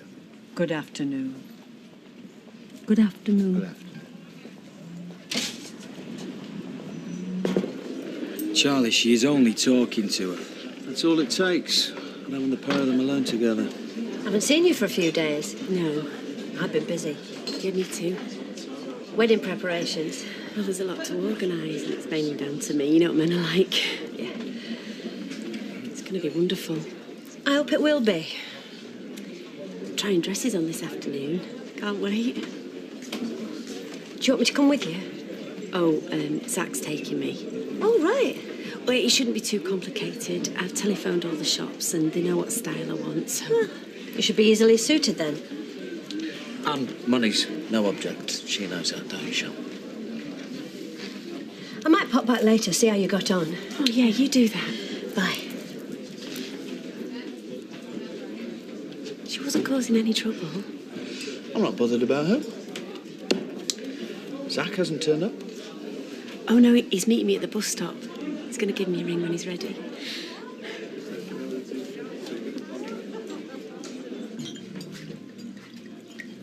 I'm not late. Oh, no. No. I was early. I wouldn't be late for you, Norris, not after all this time. Oh, it's really good to see you again. Well, don't I get a kiss? Oh, yes, of course. Memories. memories. Not all bad. No, not by any means. We shared some very good times. Yes, you're right, we did. There are things we did. Well, I shall treasure them all my life. Yes. But I don't wish to be nostalgic. I want to hear all about you and the things you've done, every detail. There's not much to tell, really. Nothing will convince me of that. Go on, fire away. Right, I'm finished, mate. Job in King Street? You haven't been gone now? Well, I can work fast when I want to. You mean you've half done it? No, the job was completed to the customer's satisfaction. I might as well have the rest of the afternoon off. Oh, my time you won't. I'll find you something to do. Oh, don't be tight. If I get off now, I can go out somewhere with Violet. You work until 5 o'clock. Doing what? I'll find you something. The yard wants tidying. That'll keep you busy all weekend. I'm not doing it, Charlie. Who's the boss round here? Well, you're not working. Why should I go killing myself? Because I'm telling you to. Anything else you want to know? Yeah. Why are you in the pub while Shelley is at the bus stop getting all lovey-dovey with the bloke who's supposed to be sorting your problems out? What? I'll go and see for yourself if you want. They won't notice. The way they're carrying on, you'll be lucky to even notice the bus. When I went to buy my first wedding dress, I was absolutely thrilled. I was going to be a wife and a mother, and all my dreams were coming true. This time they will. I hope so. So do I.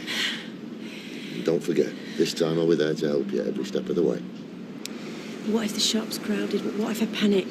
No problem. You sure? I'm certain. Oh. Thanks, Zach.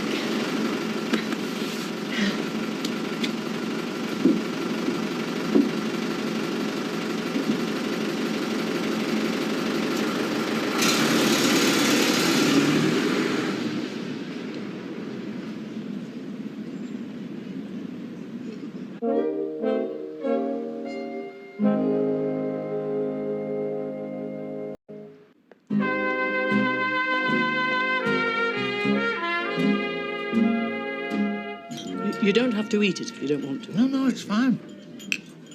I'll get him to bring you another one. No, don't. It's just... burnt round the edges, I can see. I like it like that. Well, you couldn't. Do you really like it like that? Yes. You couldn't. Honestly, it's not a problem. Well, it must be. Look, you've only eaten the middle. The rest is untouched. Well, I don't mind. And your vegetables are underdone. I like them hard. So do I, but I don't like to sharpen my teeth on them. Yours are still quite nice, by the way. My what? Your teeth, Norris. Oh, how many fillings have you got? Not many. Not many is too many. And I think they need just a little bit of straightening. Do they? Where? I hadn't noticed. Well, that canine and the one behind it. Yeah. No, look. There, that one. Oh, and that one. I'll make you an appointment, Norris. Sort you out good and proper. I'll get your fillings changed. Change? What for? Well, nobody has amalgam these days. Do you suffer from memory loss and headaches? No. Yes, of course you do. And what about visual disturbances? No. You've got a battleship in your mouth, Norris. You must be seeing things left, right and centre. Honestly, Angela, there's nothing wrong with me. Oh, don't worry. Your eyes, your teeth, your muscle tone. Don't you fret about it any longer. Just sit back and leave all that to me. It's what I'm good at. What did you do that for? I found it. Found what? As if you didn't know. I don't. Have you found? This magazine. Ooh, it's got a big soft dog on the front. Yeah, and a load of big soft women inside. Well, it's got to have something to look at. It's got me. I thought I was enough for you. I bought it for the Afghan hound. Oh, is that what she calls herself? Who? This floozy. Girls who do that have got no self-respect. They're as common as muck. Well, I think she's lovely. She's really pretty. And she's got shiny hair and big brown eyes. Don't try it on with me, Kirk. What? They get paid to flaunt themselves. They're making money out of you, Kirk. No, I mean the dog. I'm only interested in the dogs, and they don't have money. Leave them alone. Lad's doing no harm. And what if it was Les ogling them? Les has got enough to cope with. I'm home. I'm not ogling anything. What does ogling mean? You want to get off your horse. There's a time in every lad's life when he can't stop thinking about girls. Kirk's thinking about you.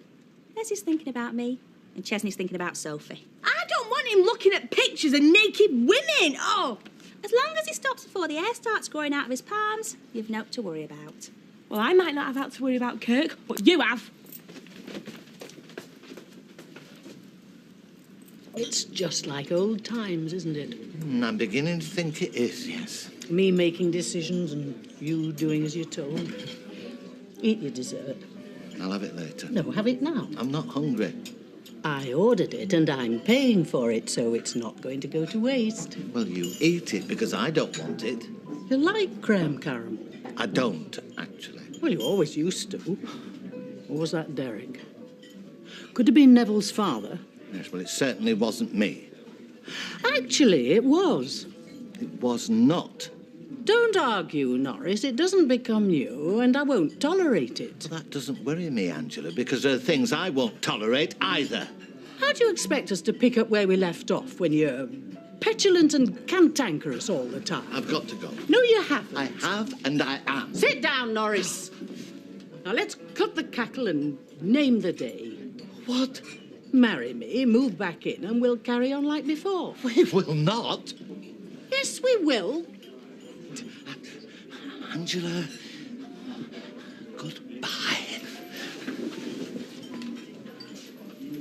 Come back here this minute! You're back! Oh, sorry. Charlie never said. he doesn't know. Don't tell him. Not till I put this lot away. He spent up. Just about. Good. When was the last time he threw money about like that? It's so long ago, I can't remember. We all want what's best for your love. Beverly, she'll never like Charlie, but she'll support you. We all will. One of these days, she'll realise the mistakes she's been making. Just come into your wedding, be grateful for that. I said be grateful for that. Every marriage needs a good start. You'll be there, won't you? You've not changed your mind, have you? Why would I? In fact, I've not heard mention of anybody giving you away. If the position isn't filled, may I propose myself for that honour? Oh, Fred. Am I presumptuous? Have I offended you? Of course not. But do you really want to? Do I really want to wear my best clothes, escort a beautiful bride, make a speech? I'm Fred Elliot. I thrive on it. I know it was supposed to be a late lunch, but surely he should be back by now. Well, she could have offered him the job of his dreams, and he could have accepted. Job of your dreams, man of your dreams. They all turn out to be nightmares. Do I know it? Oh, you're not starting on about Barry again, are you?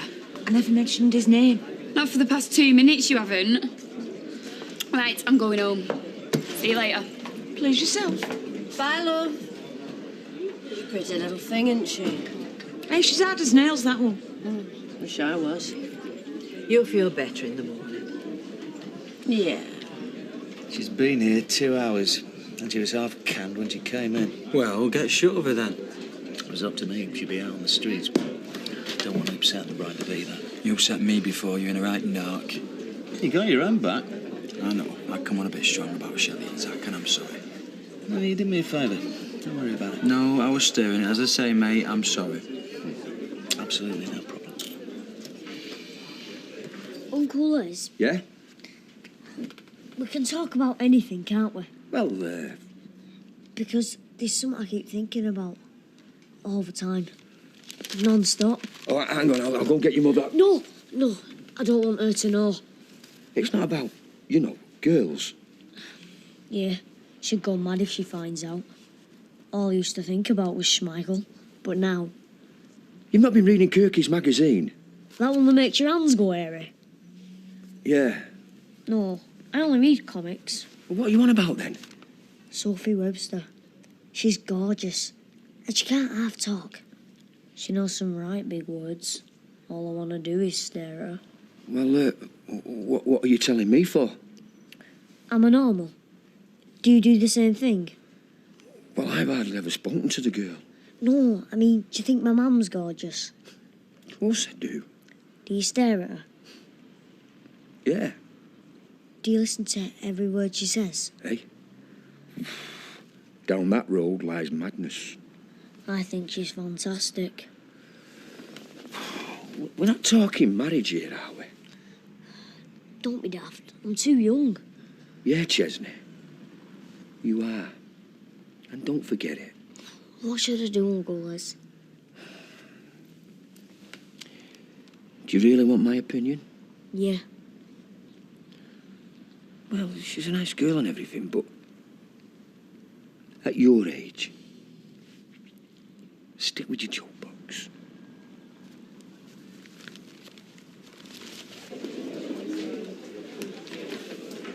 By yourself? Rita and Emily got embarrassed and went home. They've a tease to make. You're a kind man, Fred, but I know the truth.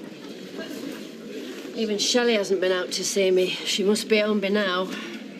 She'll be telling Charlie all about her shopping trip. Ah, yes, Charlie. I'm relieved that you've sorted things out. We haven't, but we can't change what we're putting up with. I hate him, he hates me. You want what's best for you, Shelley. I do. That's why I know she'll never be happy with him. He don't want her to be happy. He wants her to do as she's told.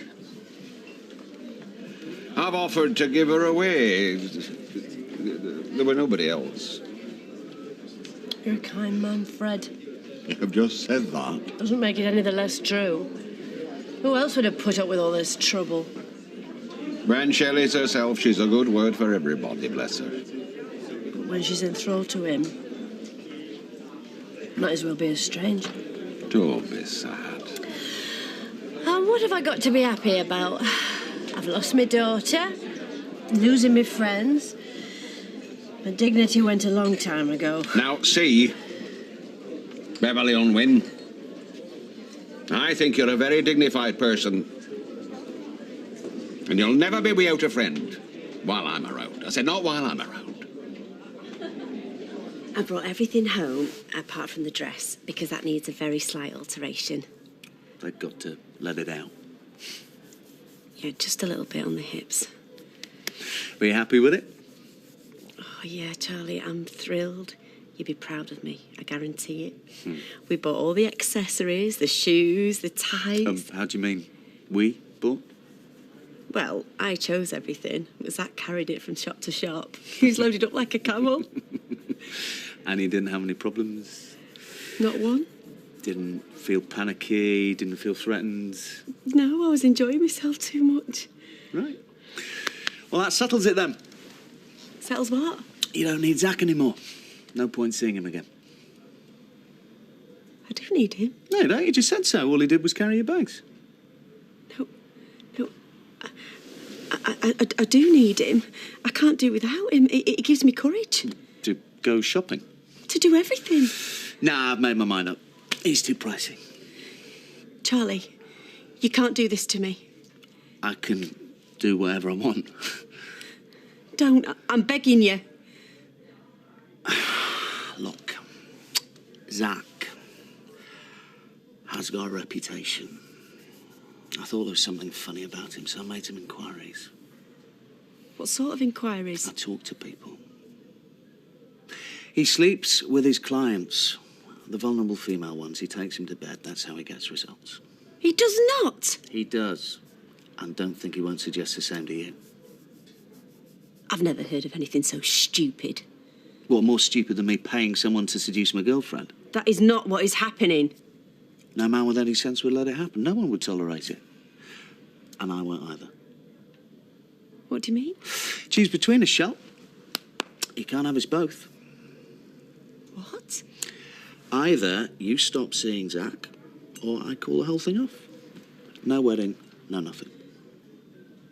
Charlie. Your decision. It's all up to you.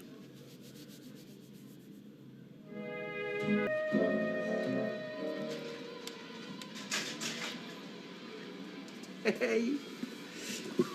Oh. Now that is what God made Sunday mornings for. Where's Mum? In Kip. Don't worry. Once she cops a whiff of my full English, you'll be desperate to get her laughing gear around it. Here, I'll have a go. Must be empty or blocked up. Have we got any more? I'll have a look.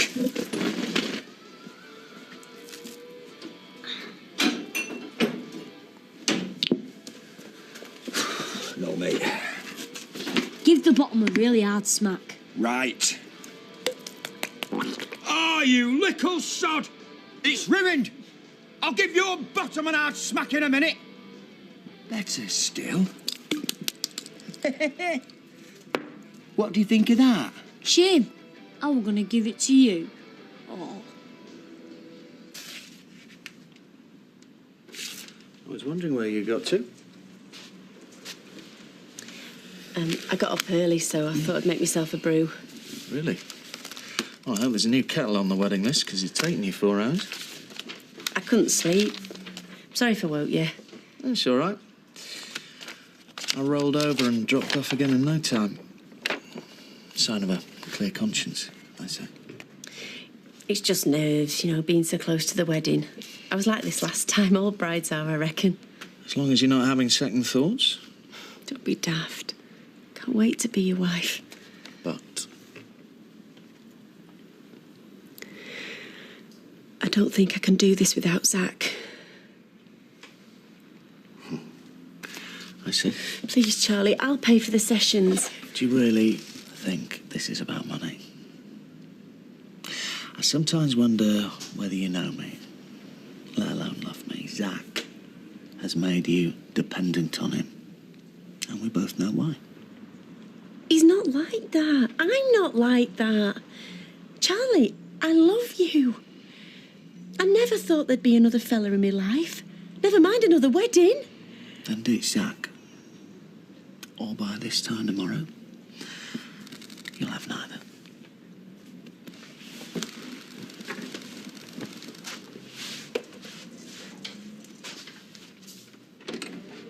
Hiya. Oh, yeah.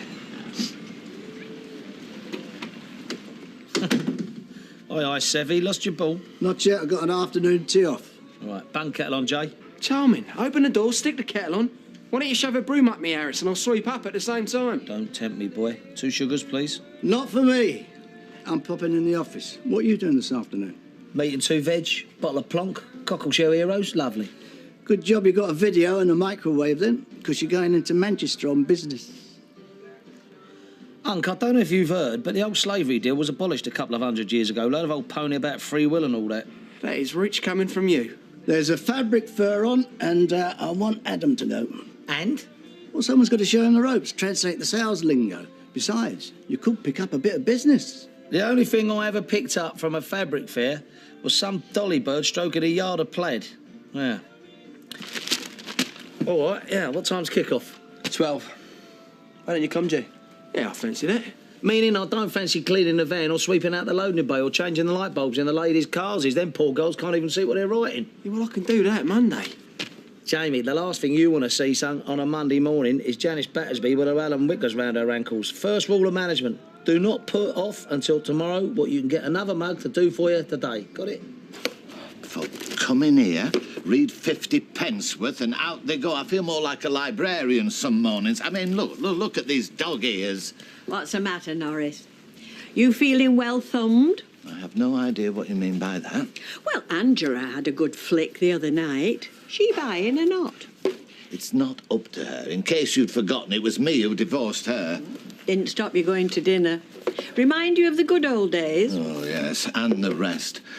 Once the red wine kicked in, her lip was curling just like before, and she was saying in that irritating voice of hers... Norris, I'm sorry to drop in unexpectedly, but we left some loose ends. Shall I leave you two to sort it out? No. When are you starting the new job? Well, see, it's like this, you see. It works like I said, Angela. I am very flattered, but I won't be taking up the position. Come, Norris. We can work out a suitable salary package without this charade. Well, this is not about money. It's about happiness. I mean, there's a lot to be said for it at my time of life. Is this a Northwest high achiever talking? Where's that go-getter I married? Well, I've gone and got all I want. I like the cabin. Oh, what is it you like so much? The adrenaline surge from shifting a bag of humbugs? Or is it something or someone else? I'm sorry. Oh, you're too old to do winsome, dear. I knew it from the off. You're the only thing chaining him to this fly-blown excuse of a business. Oh, now, just a minute. I pity you, Norris. Holding a candle for a geriatric match girl. Though I should hurry up and light his wick while it's still good. I beg your pardon. Oh, put him out of his misery. Take him to your bed. It's what he's pining for. These are ace. You can't just see far away. If you look at something close up, you can see all the little detail and everything. Shame Uncle Leslie used them this morning then, innit? Are you sure he won't peer in here? My mum would go bonkers. No, he's proper house trained. He only does it at home. Don't you want to go? No. It's more for boys, really. No, you'll love him, honest. All right, then. Oh, wow. What? We can see right to the back of his eye and everything. It's amazing. Really? Give us a look then. But I can't see any. Oh, no. Webster shoots, Webster scores. Only an idiot would fall for your jokes. Go on, you can go wash it off in the bathroom. They don't fool you, does he, Bar, yeah? You're too clever, aren't you?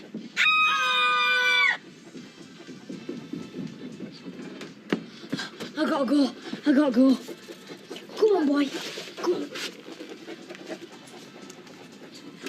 In future, would you let me know when you've got your friends round?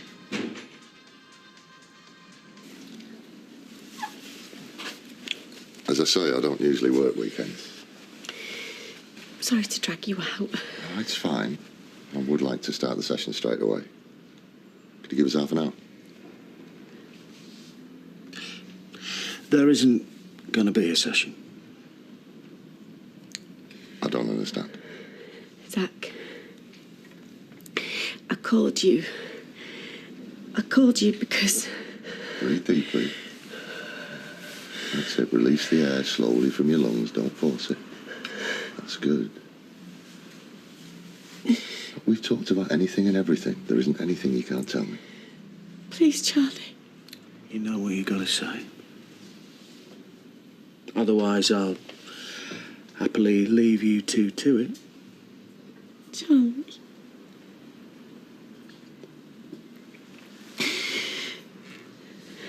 Zach, I'm really sorry. But I don't want to see you anymore. You don't want to. I'm really sorry. But could you please leave now? You've got my number. Call me anytime.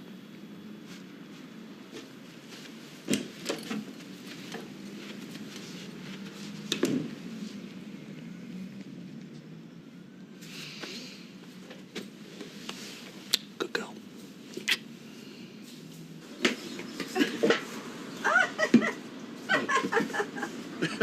You sure about this?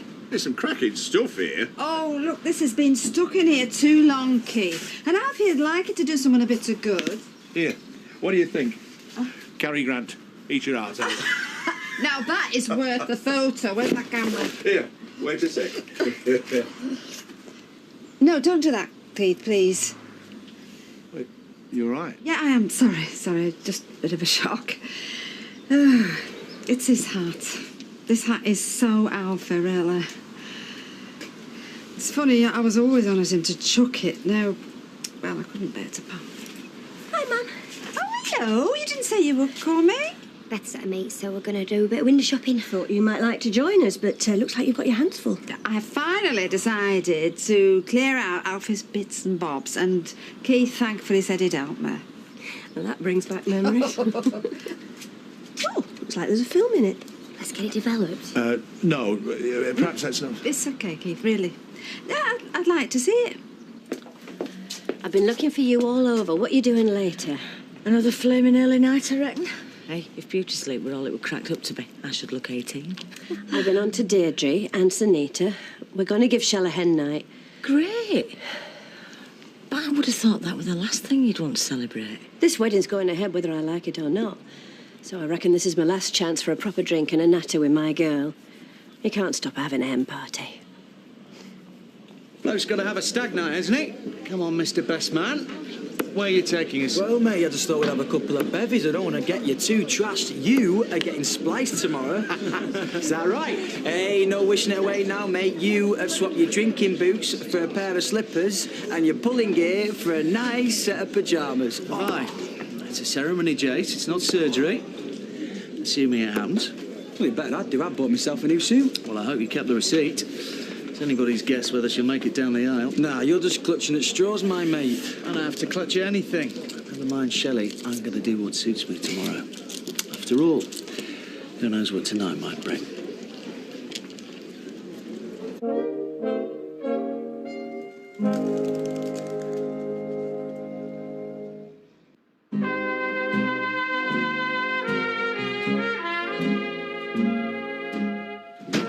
So how come you're not stopping in the Rovers tonight? Bit too close to home for him, is it? No, I think Charlie wanted to change the scene. It's his choice. It's his last night of freedom. You don't seriously believe all that, do you? I don't know, baby. It's none of our business, is it? I mean, no wonder he plays away. Shelley's halfway round the twist. Most blokes would have walked by now. No wonder he plays away.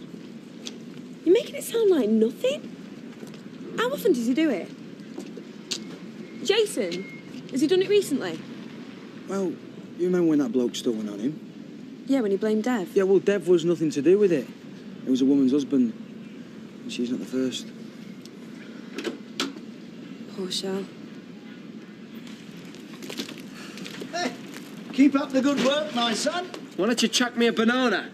Hey? That's what monkeys eat, innit? What's up with you? Don't matter. It does to me. And for what it's worth, I think your father was way out of order this morning. Try it every morning. He thinks I'm good enough to sweep up, change the light bulbs and drive the van, but anything else, I mean, my brain would explode if I went to this fabric fair. Did you really want to go? I did, yeah. And I see the way you are with Adam, how you treat him, then how my dad treats me. Look, I'll tell you what, I'll skip golf this afternoon. I'll go to that fair myself. You come with me. Well, yeah, all right then. I'll finish up here and I'll go and get changed. I'm sorry I had to be so tough on you earlier. I didn't enjoy it. Neither did I. It's all over now. Come tomorrow, we're going to start afresh. A new life, a better one. I reckon it is going to be an amazing ride. You ready for it? I just want to be with you, Charlie. I'm not going anywhere. From the moment I set foot in this pub and I saw that gorgeous smile and played those daft games over the bar, I was only ever going to end up here. I know what you mean. I do believe in fate. I don't. I believe in you. And when I make those promises tomorrow, they'll be for keeps. Which is why I'd best make the most of tonight. You make sure you look sensational when I see you at the altar tomorrow, yeah? What do you mean? Where are you going? Don't worry, I'll make it to the church on time. But you're coming back here to sleep, aren't you? What, and jinx our marriage before it's begun? I can't stop here. You know the tradition. Charlie, I can't stay overnight on my own. It's a fresh start, remember?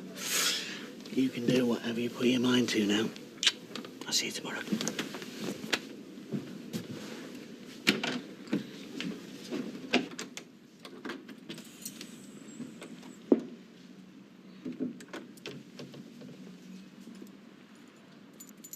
What have you got there?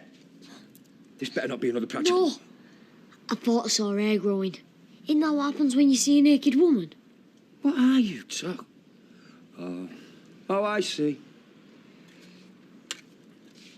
No, you don't get hairy palms, son. I'll have to confiscate these. So, which window did you, No, it wasn't through my binoculars. It were close up. Sophie's mum. All of us soaking wet. Sally Webster? Soaking wet?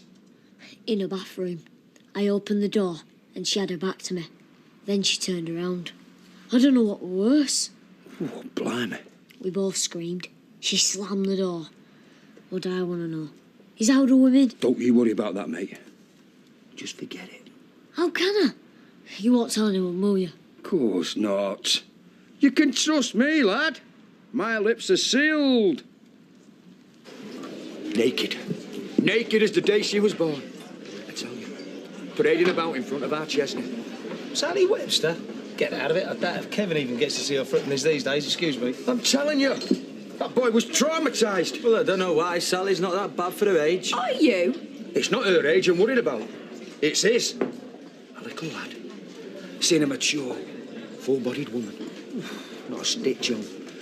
All them curves, glistening in drops of water and... Ooh. I timed that well. Who are we talking about? Sally Webster's been flashing a little Chesney. Is she?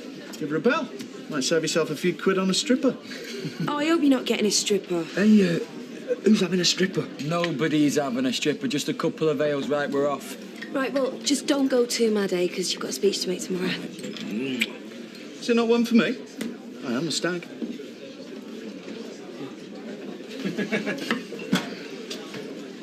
Pity the boyfriend's about. I bet you could do a lot better than that.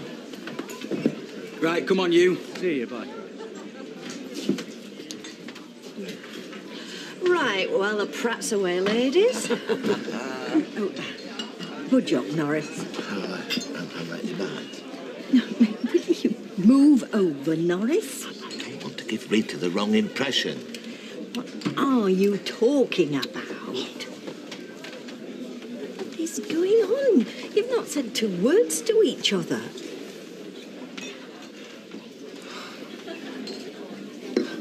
Look. Please, Norris. No, I've got to get this off my chest. I hold you in the highest possible esteem, but I'm not in love with you. I'm relieved to hear that. What on earth? Angela came in the shop and intimated that I held some, well, non-platonic affection for Rita. Oh, I see. Well, you know, sometimes it takes an outsider to see the wood for the trees. You're not as successful as Angela without being fairly perceptive. Emily? Well, it wouldn't be the first time that you've stirred the passions of a male friend. Oh, really, Emily? For a Christian woman, you should know better. I was just making some pertinent observations. Mischief, more like. Norris and I are good mates. Nothing more. That's why, Norris, I was glad to hear you say you didn't want to leave. I never wanted to leave. That little shop's, well, it's like a second home to me, but I've just got to think about my old age. How am I going to live? Perhaps I've been selfish. I suppose you have earned the right to some security. Well, anything that would stop him mithering would be greatly appreciated. I suppose we could come to some arrangement. Stake in the business. What, like a partnership? A junior partnership. What do you think? Oh, I am in love with you. Here she is. Gypsy Rose Webster. Yeah, you want to be careful of floating yourself in front of kids like that. You'll get yourself done. I'm sorry. Figure like that's wasted on Chesney. Get your kit off for me and I'll happily show you my appreciation.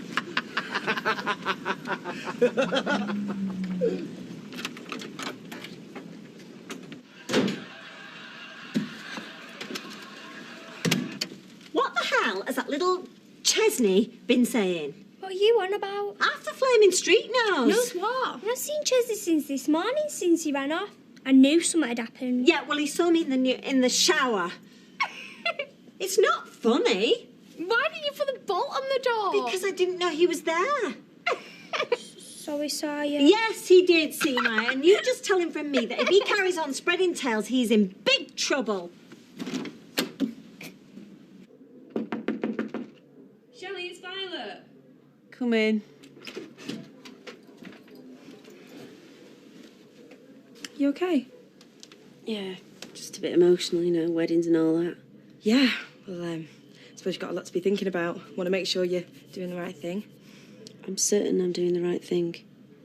What did you say that for? Nothing. I just thought, you know, that every bride has Not this one. Is Charlie downstairs? No, he's gone. Betty wanted a word, but she couldn't face the stairs, so she's waiting in the back. Tell her I'll be down in a minute.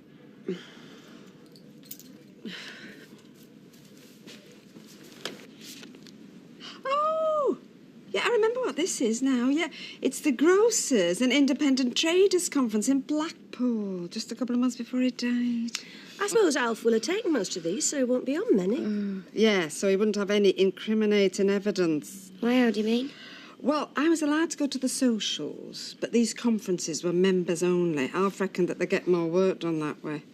If you ask me, it was just a boy's jolly. I mean, look at them. 3 sheets to the wind and eating candy floss. Oh, there's Grandad Alf. Yeah. Isn't that... It's Rita. From the cabin? Was she in this association? No. No, she wasn't.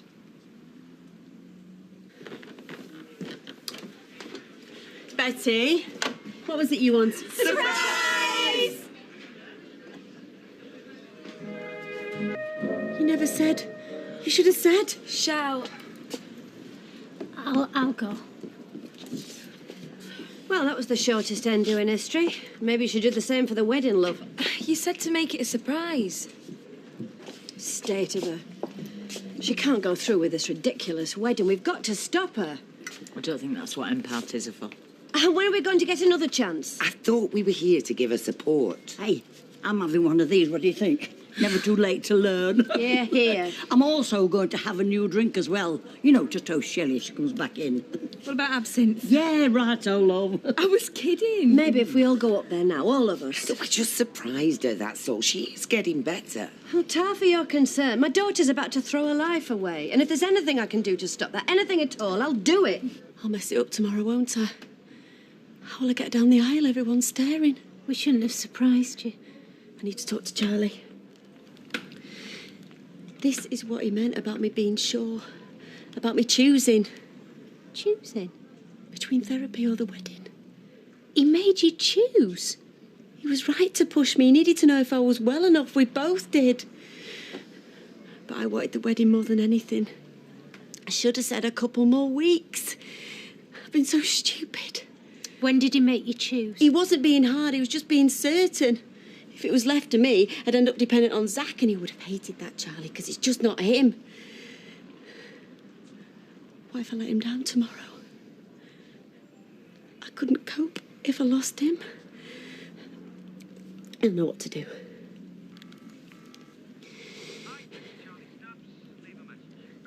Hi, it's me.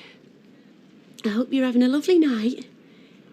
Could you give me a quick ring when you get this call?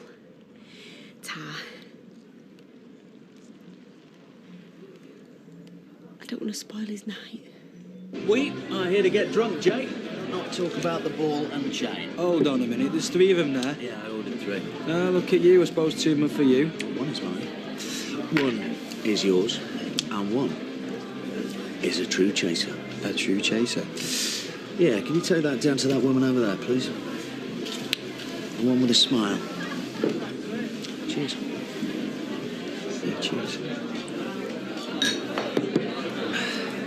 It'd continue the theme, you see. Coal with a K. Or Coles, or better still, Cole's Cabin. Spelt with 2 Ks. What do you think? Oh, no, wait. No, I've got it. What about the coal hole? Spelt with a K. Yeah, I've got the gist. Only you see, the trouble is, Norris, I'm not dead yet. But nobody's talking about you being dead, Rita. Don't be so over melodramatical. No, I was just thinking to the future, you know, when you might choose to take a back seat and allow your business partner to take the reins.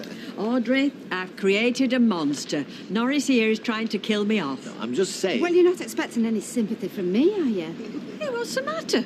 Well, it's not Norris that's the monster, it's you. I mean, were you planning to take it to your grave with you, Rita, like Alf? Take what? Audrey, what's the matter? Oh, I bet you've been laughing at me, haven't you, all these years? Stupid, naive Audrey. Hey, if I'm going to get shouted at in the street, least you could do is tell me what I've done. Well, I'll do more than tell you. I'll show you. Here, look. You and Alf and your affair. Affair? Alf, don't be ridiculous. Oh, please, now don't deny it. It's here. Look, you can see. You and him on a business trip to Blackpool. Can I see? Look, come inside. We'll sort this out. Oh, no, I am never crossing your threshold again, right? And you are never welcome across mine.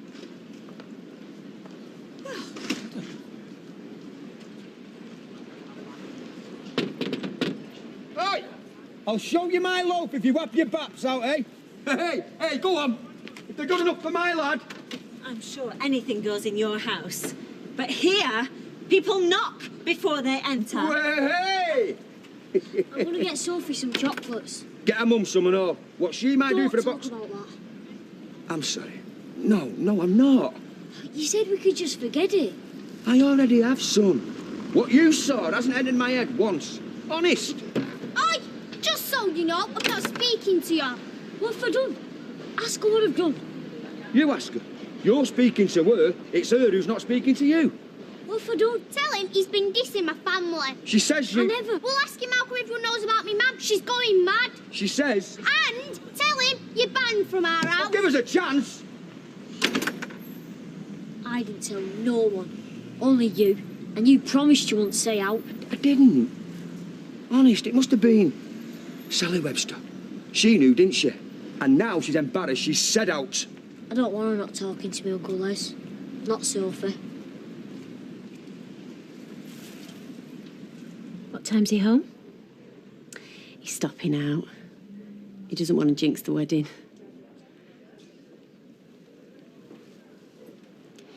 You know, if you're really worried about it being too much, I think you'd be right to put the wedding off for a bit. For now, I mean, gives you a bit more time to sort your head out. Come downstairs. Let's have hen night. Then if you decide to put the wedding off, we'll have an excuse for another one, won't we? Win-win. The thing about a family business is you get in on your name and you stay in on commitment, talent and hard graft. Yeah, and the name I got in on was Muggins, who grafted, saved and bought in. See that hunger? Now that's what you need. A fire in your belly. It ain't that kind of hunger, Uncle Mike. He's always grumpy when he entered his tea. What's Leanne's mobile number? Why? Well, either she's given me the wrong one or she's ignoring me, because for 4 hours I've been mooching around the traffic centre trying to find them what. I'll get you a drink.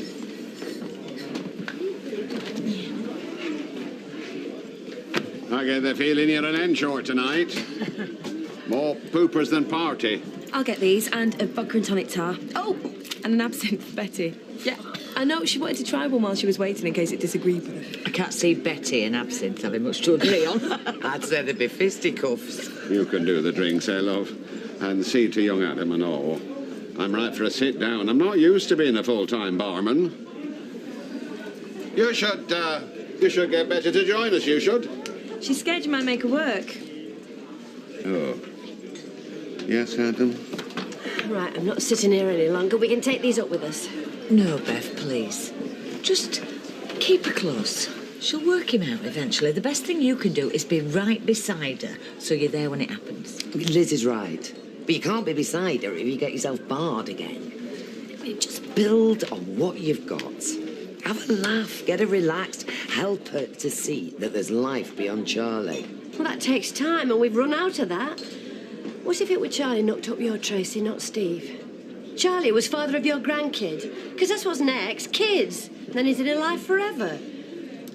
This isn't a bloke with a couple of bad habits. He's turned Shelley into a nervous wreck. Yes, and if we could think of one thing to say... It won't be one thing. It's got to be everything. Everything we know all at once. Yeah, but she knows it all already. We've nothing new to say. Shelley's coming downstairs. Get the champagne ready.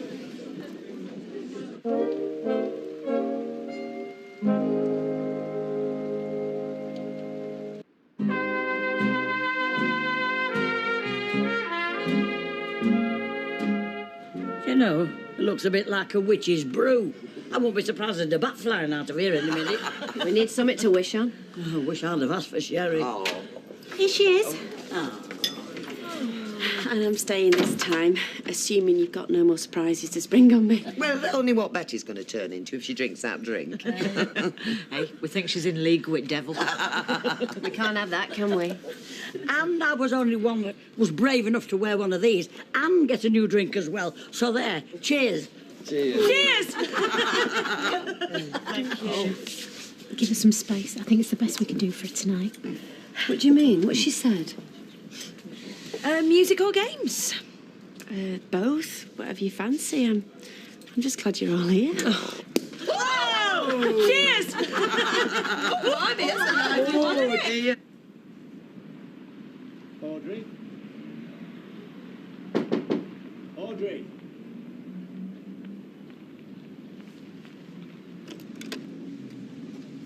You okay? Yes, yes. Look, I'm just doing a bit of cleaning. I bumped into Gail. Come in. Come away, Jess. Time. That's what she needs. I wish I'd never tried the binoculars trick on Sophie. Then I wouldn't have got the ink on me. I wouldn't have gone upstairs. And I wouldn't have seen. Oh, it's a harsh way to learn, lad. But maybe it's time to knock all this practical joke nonsense on the head.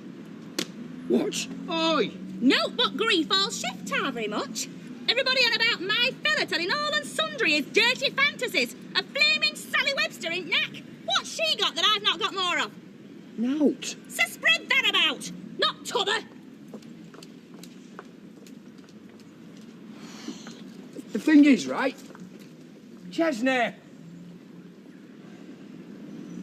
I've always had my favourite moments of Alf in my head, you know. Just silly little things, really. I don't know. I mean, well, like the time when he owned the corner shop and he put my birthday present in a box of tins of beans. I, of course, refused to unpack them onto the shelves, didn't I? So he had to confess it were there. And then there's another image of him sticking a knotted hanky on his head in real, just to make me laugh. Yeah, that's little things like that, really. So I'd watch them in my head, you know. Just run them like bits of film, really. I couldn't watch them when they first died. I mean, that were too sad, too sudden. Even for the happy ones. But then, bit by bit, do you know, I must sound really Delilah. No, I'm with you. Anyway, I were watching them just now before you come in and... Yeah, all look the same. Yeah, I just couldn't get that really nice feeling back though, you know? Yeah, and Alfie seemed a bit harder, actually.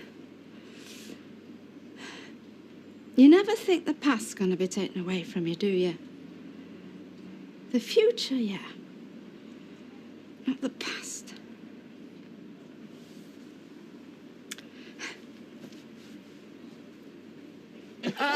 Come on, Deirdre, there must be something you've never done before. Well, nothing I'd want to do in company. Oh, right, okay, what about a headstand? Oh, I do them every day, twice on Sundays. Hi, then. I do. Where's Charlie sleeping tonight? I don't know. Hasn't Jason said? Well, it's probably in a hotel or something. And you believe that? Yeah, why? I just don't know what to do for best. Whether I should challenge out or whether that just make things worse. Just phone Jason. Liz and Deirdre reckon we're best off not upsetting Shelley, and that's good enough for me. Oh, I don't think I should go into sherry. I'm a bit frightened, you see, about mixing them. Right, I'll get you another green one then, eh? Oh, yeah. There's something I should know. No.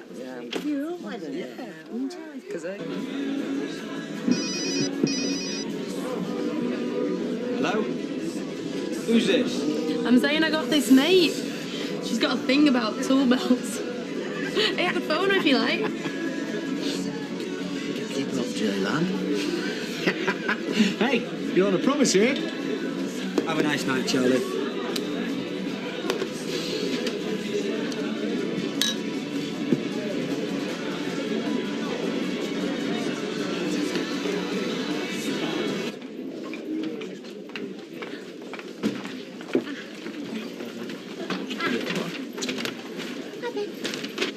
you answer your flaming phone? You know I've got blisters here.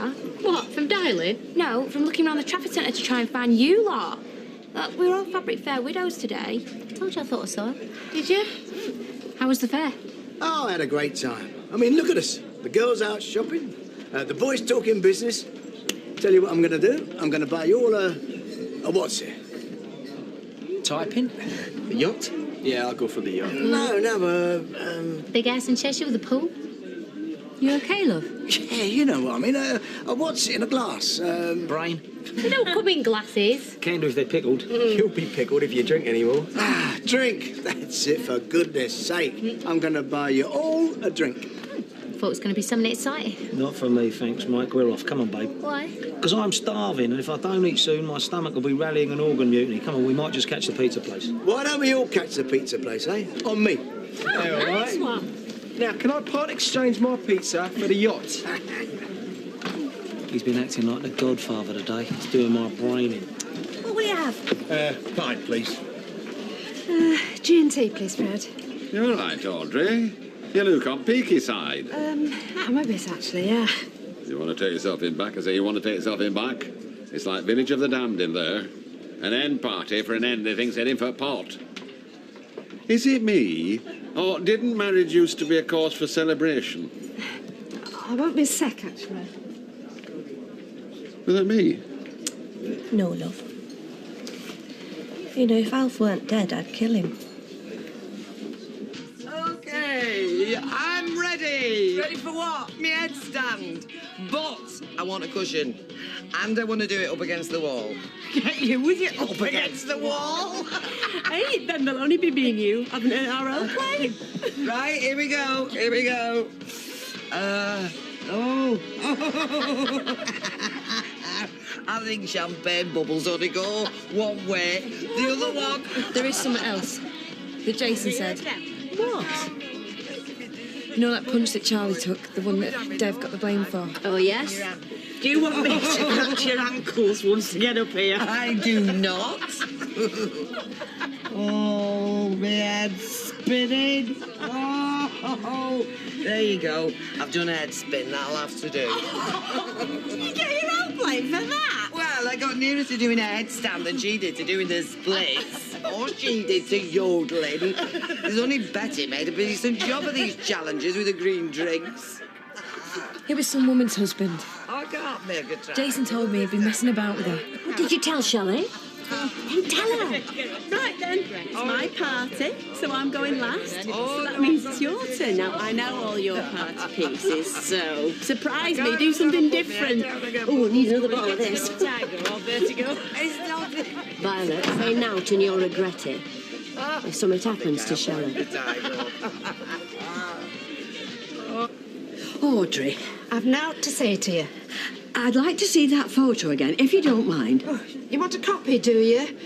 You keep souvenirs of all your conquests? I'm sure if I see it, I'll be able to explain when it were took. You know when it were took, so do I. I think you just best leave us be, Rita. I think Rita should be allowed to have another look at it. Gail's told you to leave it.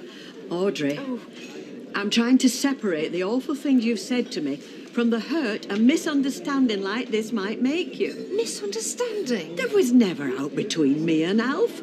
From the moment he married you, he was yours, and as far as I ever knew, no one else's. Was that the challenge, eh? What's to do? I'll tell you what's to do. She's to do.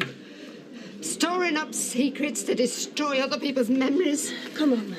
Well, I hope you're pleased with yourself. Do you know, as far as I'm concerned, you are as dead as Alf. I hope you're very, very happy together. Can't put this on. At first I was afraid, I was petrified. Let me say something while I'm feeling up to it. Oh, I know all the words to that one. Hey, is this for your L play? I don't know, well, it's not like something I've never done before. But maybe it's something that I haven't done often enough. I'd like to apologise. A lot's been said these past few months. By me and to me. I must be getting better, mustn't I, making a speech? I'm gonna say the rest to Betty but it is meant for you all. I'm sorry for those I've hurt, and I forgive those who's hurt me. Sounds like a prayer, doesn't it? Amen. But I mean it, though. Why can't we be happy for each other? Let's start again. There you go. Right, Mum, it's your turn. Well, there is a new experience I'd like. I'd like to have you listen. We're here because we love you. And all of us, each one, believes with our heart you're making a huge, huge mistake. Not this. Come on, Bev. You think you know everything? You don't. There's always something new to find out about Charlie. Something bad. Just can't be happy for me, can you? He'll make you unhappy. You're so jealous, Mum. He tried it on with her. With me. Oh, not this again. No, not just that. Violet. Do you know what, Mum? I've got the name of a really good therapist. Tell her, Violet, what you know.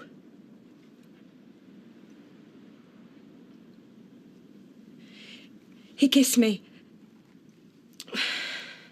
I kissed him. What? Oh, but you'll say anything. It's true, Shelley. I'm so sorry. When was this? Before you went to the clinic to have your eyes done, he got me. I got drunk. You're all as bad as each other. We're worried for you, Shell. And that's the last time I trust you. And you're lying. And risk losing Jason. And my job and his and all. What's she got to gain apart from helping you see the truth? Well, thank you. All of you. I didn't think I was going to be well enough for tomorrow.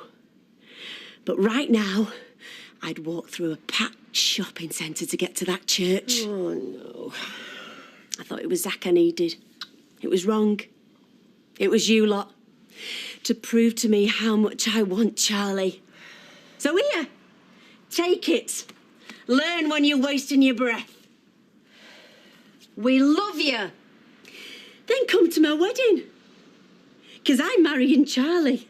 And nobody is going to stop me.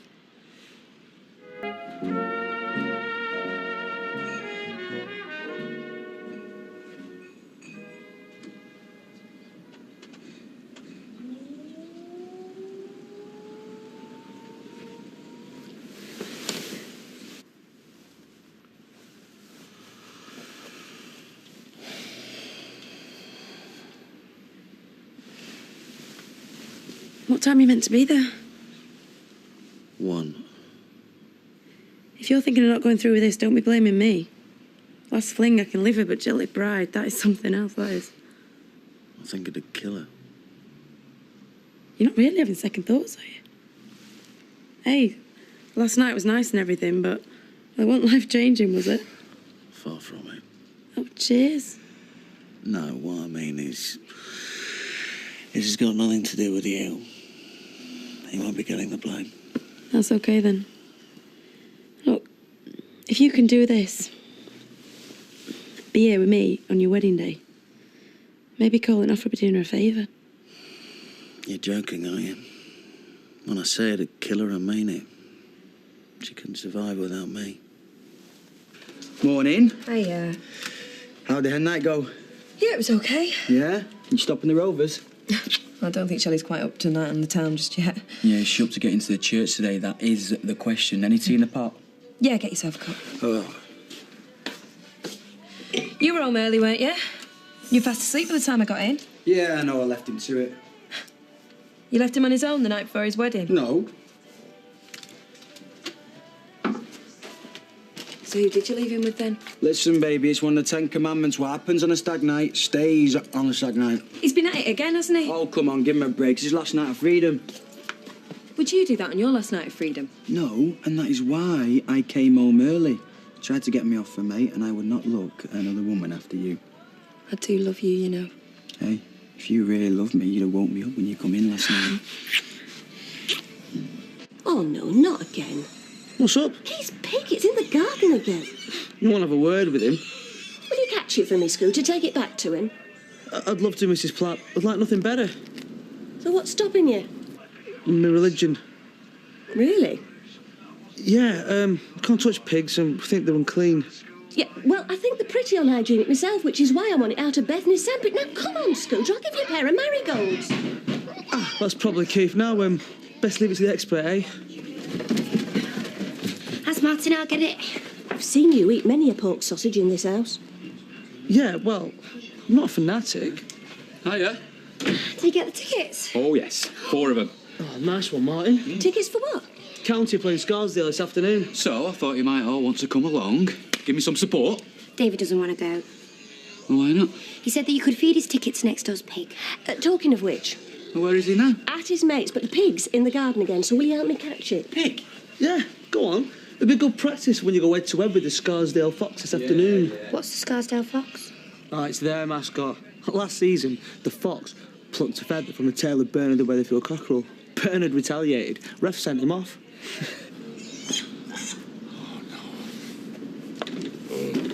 Porky! Come here! Come here before they see you! Oh, hello. What the... This is getting beyond a joke now, Keith. Well, a nose ring will stop the burrowing and I'll replace all your sand, of course. Keith, you can't do this. You're not living on a farm. What are you going to do when it starts to grow? Well, it won't grow beyond Christmas. Don't you worry about that. And Gail, you can have all the prime cuts, free of charge. Just stop it rooting around in my garden. Well, how's your mum? I'm supposed to be escorting her to the wedding today. Never mind my mum, just get rid of the pig. Right, of course. Martin, give me a hand, will you? Well, corner it. Come on.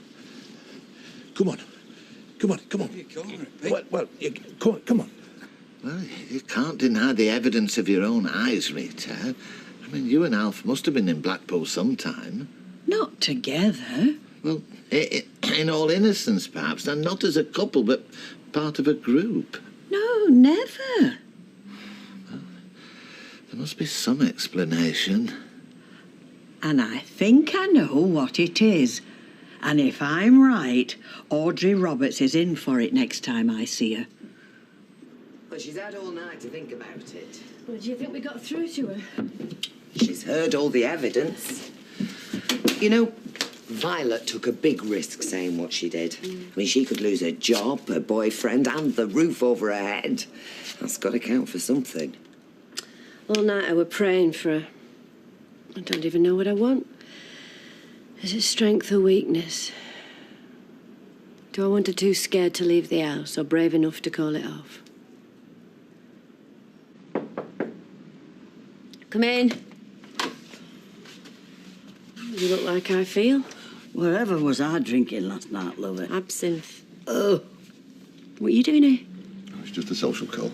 Wish you luck. Got your card. Well, thanks, but you really shouldn't be here. I mean, Charlie comes back. I thought it was meeting you at the church. Yeah, I mean, no, it doesn't matter. Look, thanks for that, but you really should be going now. I've got a million things to do, sorry. Can you give us a minute, Betty? Yes, sure, love. I've got something else to do. Look, I don't mean to be rude. 1 minute. That's all. What do you want? Are you okay? I'm fine. I just want to know, was it your decision to end our sessions? Of course it was. I don't need them anymore. I don't. Good. Well, I'm glad you've made so much progress so quickly. Most people would have taken more time. Well, I'm not most people. That's true. You don't think I can do it, do you? Walk down the aisle in front of all those people. You don't think I can do it? You can do anything you want, Shelley. You're in control. But if you ever want to resume our sessions... I don't need any more sessions. Today, I'll prove it. Today, I'll do what I've got to do. I don't believe this. He's not in the office, not answering his phone. What the hell is he doing? Well, at least you know who he's doing. Ah, that'd be well over by now. If it was your daughter or your sister he was marrying, how would you feel? Worried, but he's not. And he's not as bad as people make out, you know. You really think he can be trusted? Violet, what do you expect me to say? He's me mate, I'm his best man, although I don't know how I'm meant to get into church if I don't even know where he is. I'm telling you, it's him. It can't be. It is, it's him. Who? Jimmy Savile. Rita, where's your wedding card? Just over there, love. Every time I walk the dogs, I keep seeing Jimmy Savile jogging. It can't be Jimmy Savile. Wait till I get the photos printed up. They'll prove it's him. And then I'll sell them to the likes of that mad Candice is reading. Are you going to be buying that, Candice? No, thanks. So, let me get this straight. You think you're going to be a paparazzi? Well, why not? I only got my camera this morning, and I've already got Jimmy Savile. It's not Jimmy Savile. You'll see. Yeah, well, don't be taking any pictures of me. I wasn't gonna. Read my lips, Kirk. I will shove that camera where the sun don't shine. Fair enough. I mean it. My image rights are important to me. Don't worry about it. Just because I used to be a footballer's girlfriend does not mean you have the right to take my photo. I know. Oh, they all say that. Candice, Kirk's got no intention of ever taking a photo of you. Take the hint, eh? Yeah, well, you get a better price for a shot of someone like me rather than Jimmy Savile jogging. Oh, it's not Jimmy Savile. I've got photographic evidence. The camera can lie, you know, Kirk. Will you be seeing Audrey today? Yes. Ask her to pop in, if you would. She'll be taking her business elsewhere from now on. I'm here to pay her paper bill. Is she going to the wedding? She might be. Well, I'll see her there then. There's one or two things I want to say to her.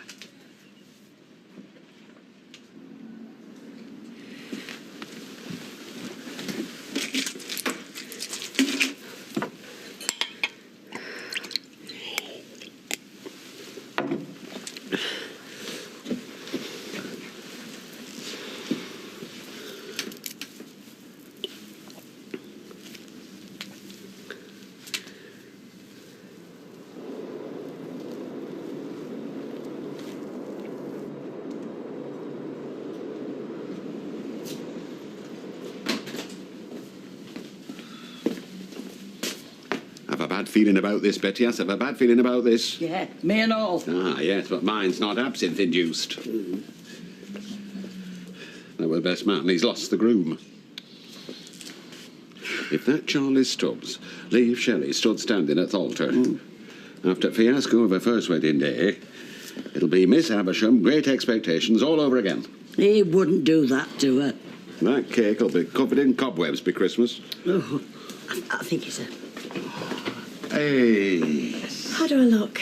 A sight for sore eyes. Ah, you look lovely. Thanks, Betty. Well, best get going. Oh, take your time. There's no rush. I don't want to keep him waiting. Take me to the car, eh, Fred? Have a lovely day.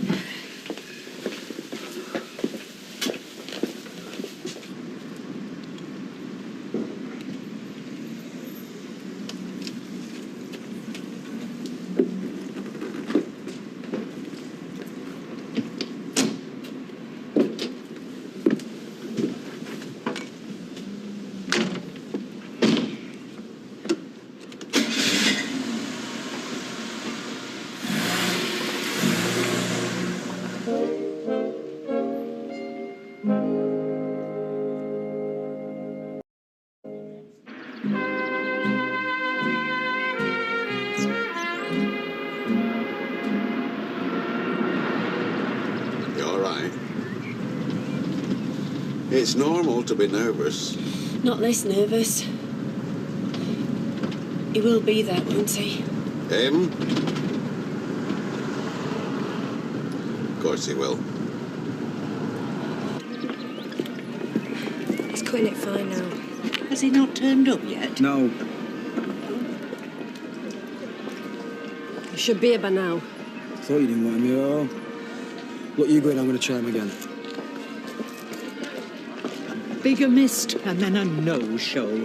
That'd do wonders for your confidence, wouldn't it? Bother, will you stop it? No, she's right. What if she turns up and he doesn't? Do you think I should give them a call and warn her? What if Charlie's running late? You could just make matters worse. So all I can do is sit back and watch, is that what you're saying? For now, yes. Let's pull up a pew then. Just imagine him with a cigar in his mouth. It's not Jimmy Savile. It's the woman who runs the pound shop in the precinct. You've been stalking the wrong person. Yeah, let's ask a professional. Okay. Okay. Excuse me, mate. Who do you think that is? No, it looks like the woman from the pound shop. How's about that then, huh? If she's there, don't let her wind you up. Remember, weddings are meant to be happy Oh, occasions. Keith, how can I be happy when it just reminds me of my marriage, which has been demeaned by that redhead?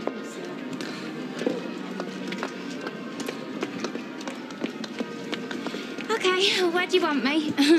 Sorry? Well, you're going to take my photo or what? No, you're all right. I wasn't talking to you. Are you family? No? What, friend of the bride? Well, not exactly, no. Well, what are you then? Customer of the bride.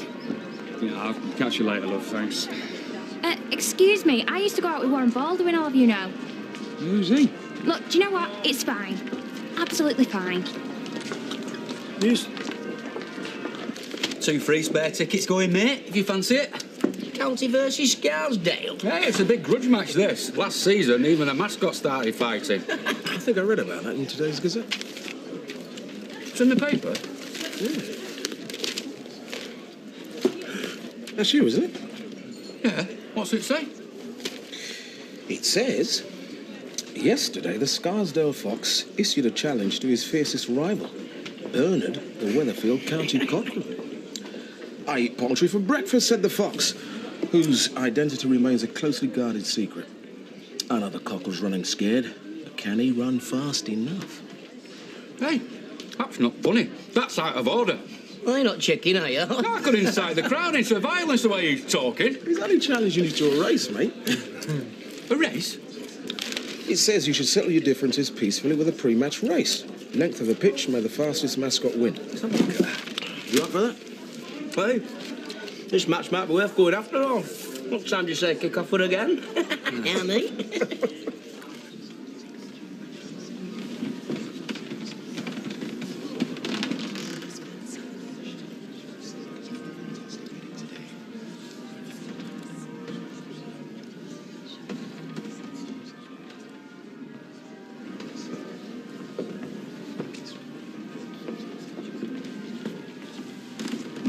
Where have you been? Where am I going? That's a question. That's it. Wait till I see Audrey Roberts. Well, thanks for your help. You're welcome.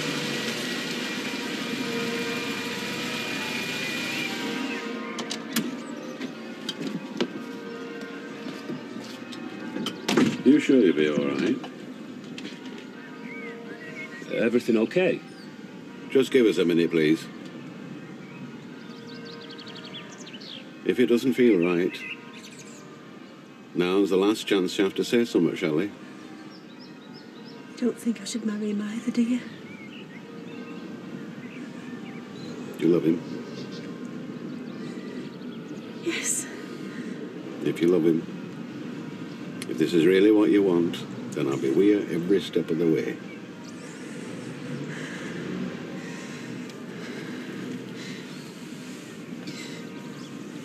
I can do this. I can do it. I don't care what anyone thinks. I can do this.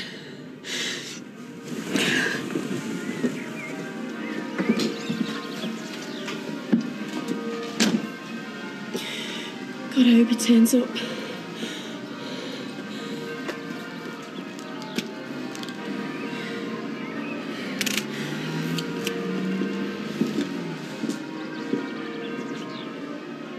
I've just been talking to the photographer outside. Oh, next on your list, is it? He was able to confirm our suspicions vis-à-vis the so-called incriminating photograph. So-called. Leave this to me, Norris. Take a closer look. No, thank you. Keith, take a look. Alf and me on Blackpool Beach. That long straight line behind us. What would you say that is? The pier? My sideboard. And whatever you think of me, Audrey, I don't take my sideboard on holiday. It's a double exposure. Alf on the beach, superimposed over Rita in her front room. He must have forgotten to wind the film on. Oh, it's quite blurred. It was an easy mistake to make. You said some very hurtful things to me yesterday, Audrey. I can't say as I'm bothered that you could think ill of me, but that you could ever suspect such a devoted and faithful husband as Alf. Words fail me.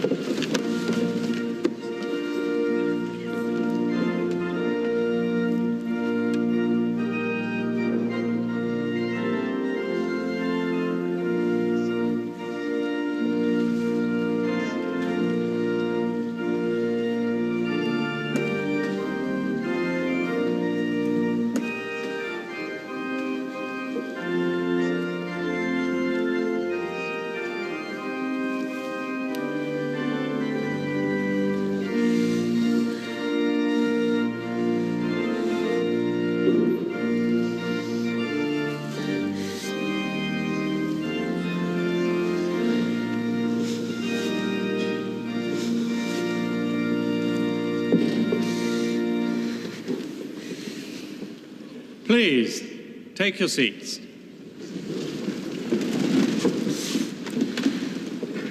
made it. Thanks. Thanks for being here, Charlie. Welcome, everyone. We're all here today to celebrate the marriage of Charles and Shelley. In the presence of God, Father, Son, and Holy Spirit, we have come together to witness the marriage of Charles and Shelley, to pray for God's blessing on them. Hello. All right. Well, I've missed all the fun, have we? There's a lot they've kicked off yet. He's not talking about the match. He's talking about the mascot. We haven't come here just to laugh at mine, have you? Yeah.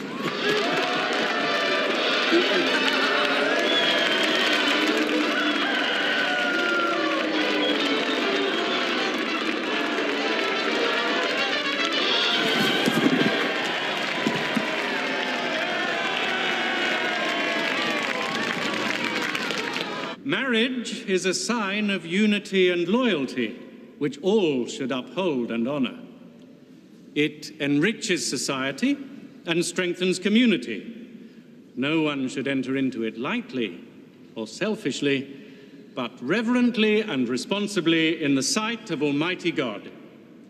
Charles and Shelley are now to enter this way of life. Has it started yet? I think so.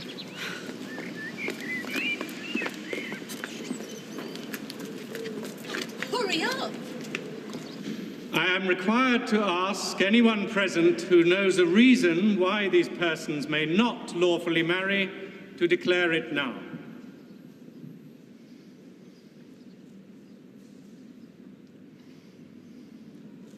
The vows you are about to take are to be made in the presence of God, who is judge of all and knows all the secrets of our hearts.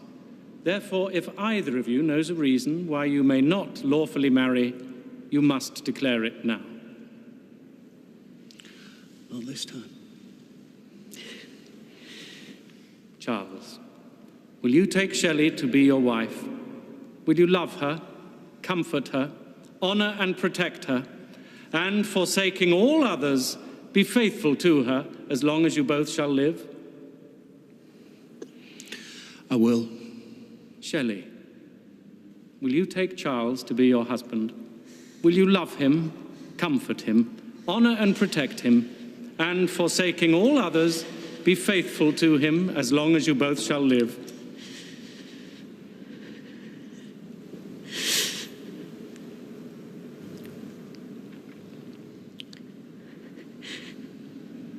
No.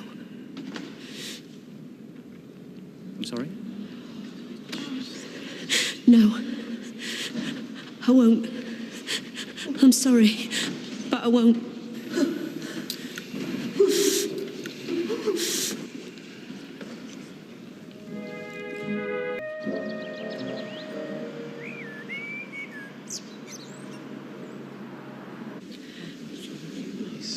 What do you mean, no?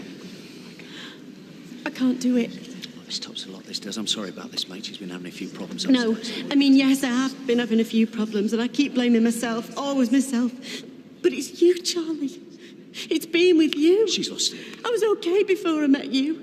Everyone keeps telling me that you're destroying me, that you go with other women. And now they finally got through to you, then? And I kept denying it and denying it and denying it because I was so scared. I was so scared of losing you. But you are destroying me. You do go with other women. I've seen it with my own eyes. And you made me feel like it was my fault. You made me feel scared and you made me feel inferior. I can't trust you. I can't marry you. Yes, at last. I knew she'd see through you in here. Leave her alone. Leave her alone. Leave it out, son. Do you think they wrote their own vows? Shelley!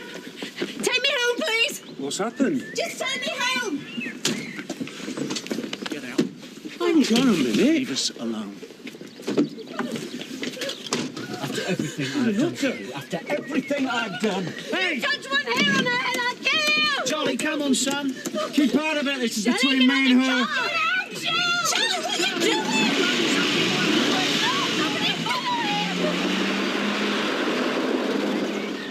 There is a bright side to this fiasco. What's that, Norris? Well, we can reopen the shop earlier than we planned. You must be delighted. Well, I am actually, because I've had some inspiring thoughts about maximising our margins. Our margins are fine, Norris. I am the partner with the background in executive sales, you know. You're the junior partner, and don't you forget it. You know what I don't understand about all this? What? Where's Liz and Scylla? I think there's bigger questions than that, Kirk. Well, they swore blind they'd be here, because they don't want to give anyone an excuse not to come to their wedding.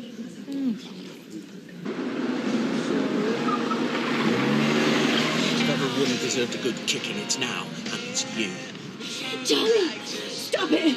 Stop it, I'll scream! Shut up. Charlie! Charlie! Stop it!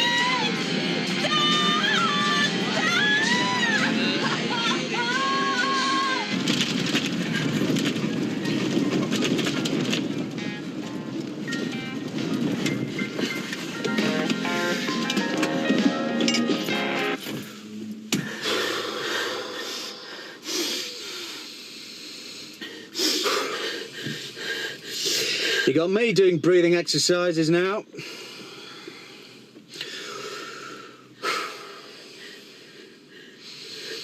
You thanked me for being there. You had the cheek to stand there at the altar and thank me for being there. I didn't know if you'd turn up. I wish I hadn't now. I thought about it. I was lying in bed this morning thinking about it. You know what made my mind up? The thought of how you take it.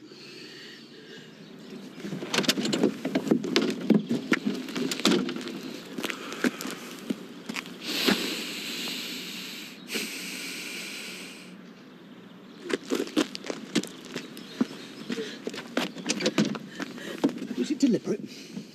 Did you set out to humiliate me in the worst, most public way you could think of? You change your mind. You don't want to get married. Fine, okay. So why wait till we're in church to tell me? Why put us through that? I had to. No, you didn't. You could have called me. Sorry, Charlie, wedding's off. Changed my mind. What's wrong with that? Why didn't you do that? You didn't have your phone switched on. I didn't know where you were. Don't give me that. You could have left a message. You could have given Jason a message. There was no need to go through all that rigmarole to get as far as the altar. Why do that?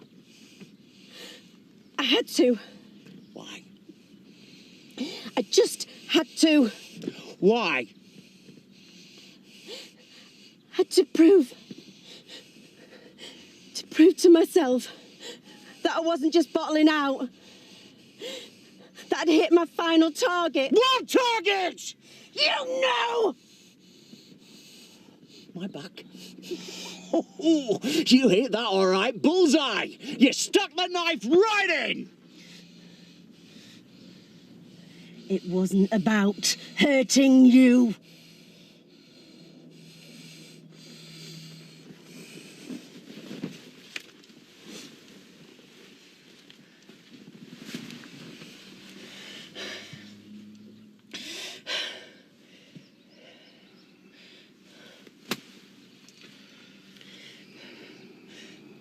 Was it a spur of the moment thing? No. You knew what you were going to do? Not exactly. So it was spur of the moment? I didn't know if I was going to get there, but I did.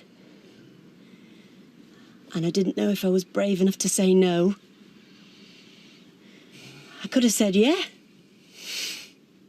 But then I heard the actual words. And I knew that they'd meant nothing to Peter. And they meant nothing to you. So I did it. I said no. You'll regret it tomorrow. You'll come crawling back, on your hands and knees, begging me to forgive you, as usual. No, I won't. You're mentally ill, you know that, don't you? You know you're not right in the head. Yeah. I do know that, yeah. You've no idea what you're doing. I know I need help. And I know Zach was giving me that help. And who got him? Who paid for him? And who made me stop seeing him? You made it down the aisle, didn't you? You hit your target. He'd done his job. I was right all along. You're in control all along. You are always in control. What are you talking about, you daft bitch?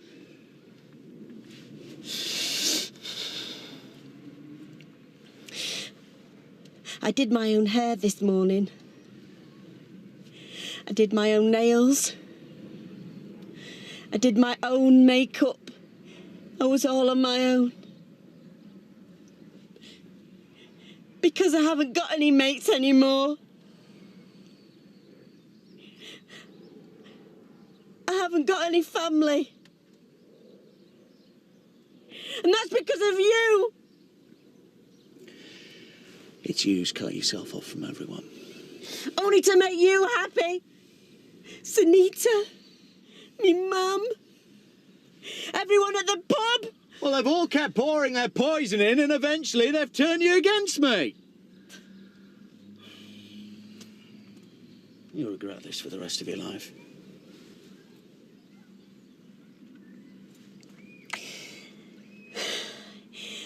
I've had 2 weddings now. Twice down the aisle. Never actually got married. But I don't care. I just want to get back to the woman I was before I met either of you. Because that woman was okay. So I don't need Peter. And I don't need you. Goodbye, Charlie.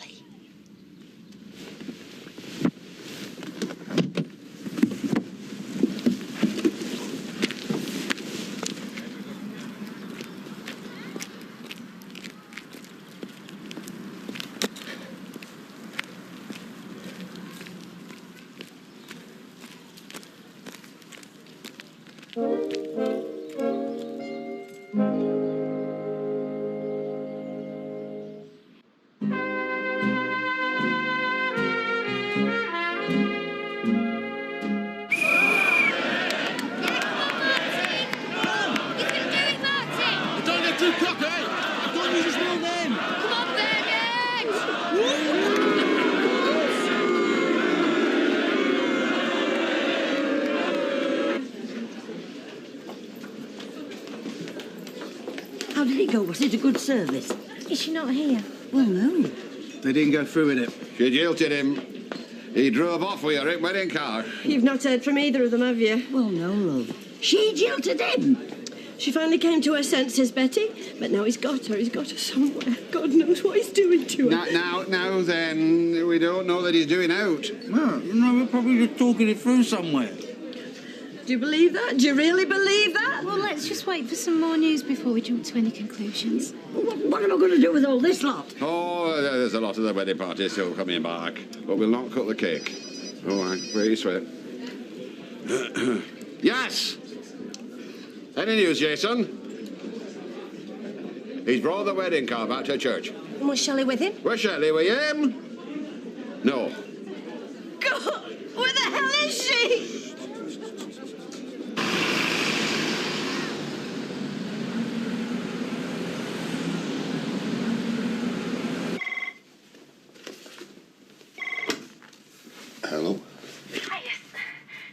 bother you. It's Shelley here. It's Shelley Unwin. Oh, Shelley. Everything all right? Well, I made it to the church, Good. That's good. and I made it down the aisle, all the way. That's brilliant. I thought I was going to faint. All I wanted to do was turn and run back and get in the car and go home. Charlie was there. He was there, waiting. So I kept going. Congratulations. Oh, and the same to your husband, by the way. No. You're not listening, Zach. I told you. It's Shelley Unwin you're talking to here. What are you saying? What, you didn't get married? We got to the vows. And the vicar says to him, will you love her, comfort her, and forsake all others, and all that? And he said he would. Just like Peter did. And then he turned round and he asked me the same. And I said no. So in front of all those people? In church, in your wedding dress? You told him to sling his hook? I bet you think it's me just being mad again, don't you? I think it's the most fantastic, the bravest thing I've ever heard. Congratulations, Shelley. Well done. I'm so proud of you. I'm so proud. So you think I've done the right thing? I'm certain of it. He was no good for you. You were an absolute star, Shelley Unwin. Thanks, Zach. The thing is, I don't think I'm completely cured yet. I'd like to keep going with the sessions. Well, that's the second most sensible thing you've said all day.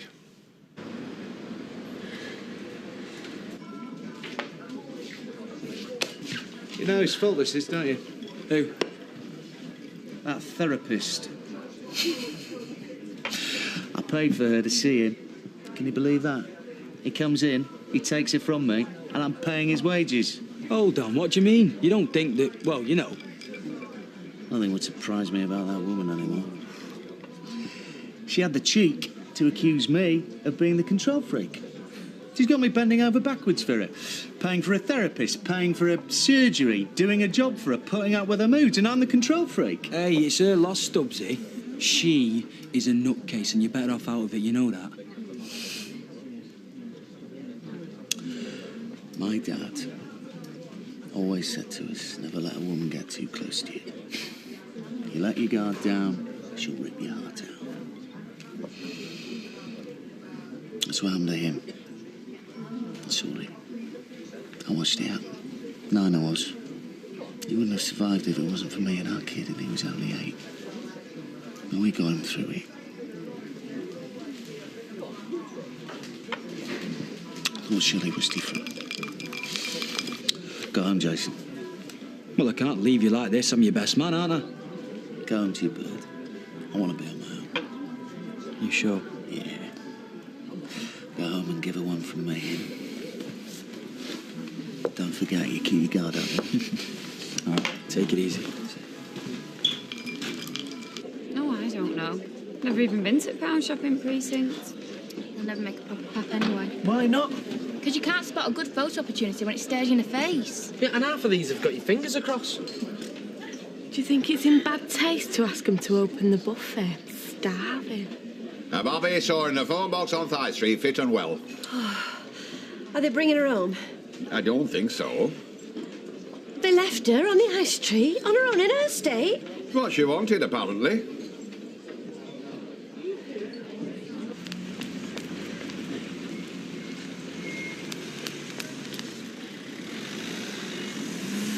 I jilted him. I can do better. Good for you, love. Yeah, good for me.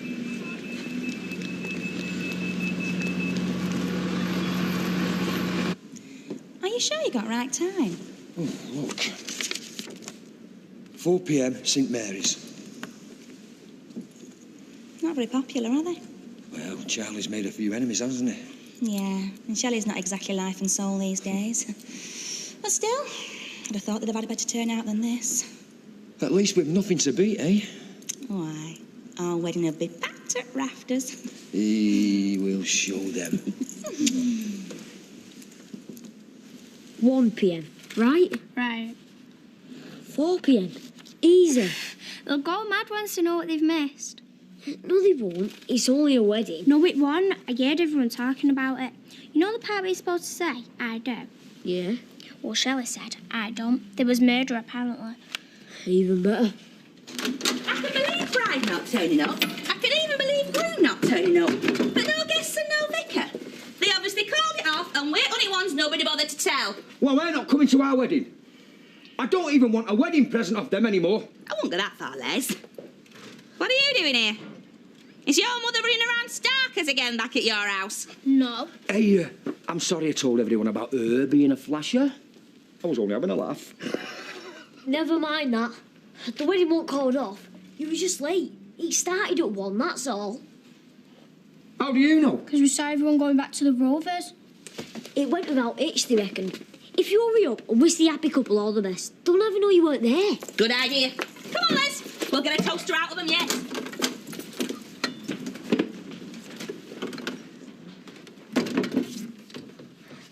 And this is only the start. The way he lied to me, what he said about your mum, I'll make him pay for it big time. Yes, Betty. I'll have a pint of bit, a pint and a half of lager, a bottle of Stelberg, and a packet of birdseed. Pint of bitter, Bessie, please. How did the race go, love? Oh, don't ask. You don't even ruffle his feathers. Cheated. But he's not going to let the Fox get away with it, are you, Martin? No. I did an interview with the Gazette after the game. Oh, yeah? Challenged him to a rematch. How did the wedding go, by the way? Don't ask, love. Lovely service, I thought, then. All right. Charlie's a very lucky man. Very lucky. Where are the happy couple? Not sneaked off on honeymoon already, have they? You weren't there, were you? Didn't you see us? Right at back we were. I thought Shelley looked radiant. They didn't get married. What do you mean? She got as far as Thalter, and then she said she didn't want to marry him. The acoustics were very bad. Shut up, Stella. She still looked radiant, though. What are you doing today? What's it look like? You stood her up, didn't you? None of your business. God, how did she take it? She must have been devastated. Oh, God. You must know. My poor Cam just took me up. Seriously? Hmm? Do you want to talk about it? Nope. Go on. Buy us a drink. Maybe I'll cheer you up a bit. We don't have to talk about it. You were a one-night stand, and that's all you'll ever be. So go away. You slept. She's had a lucky escape, that girl of yours.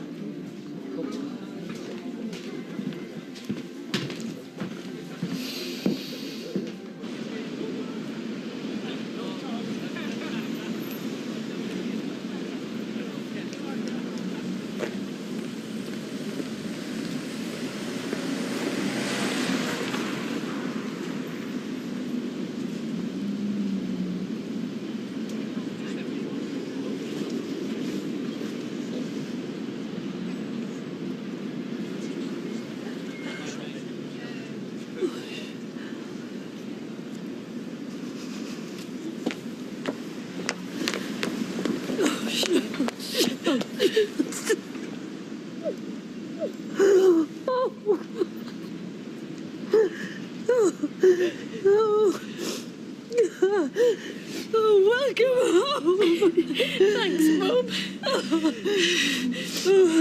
They're all in there. You know, had to get out. Les and Stella driving me mad. Where have you been? I don't know. But I'm here now. Do you want to go round the back, you know? Avoid them all. No, let's get it over with, eh?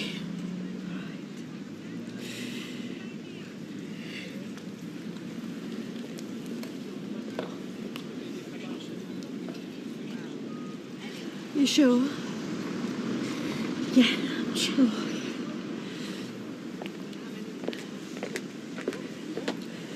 What's Hannah about Jimmy Savile? Who's Jimmy Savile?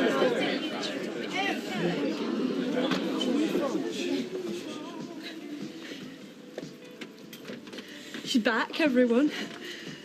Shelley's back.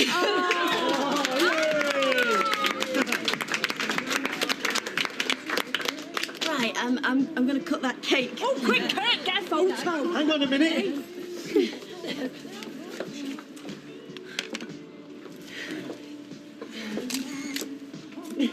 Right, who wants the first piece? Oh, you should have it. You deserve it. Yeah.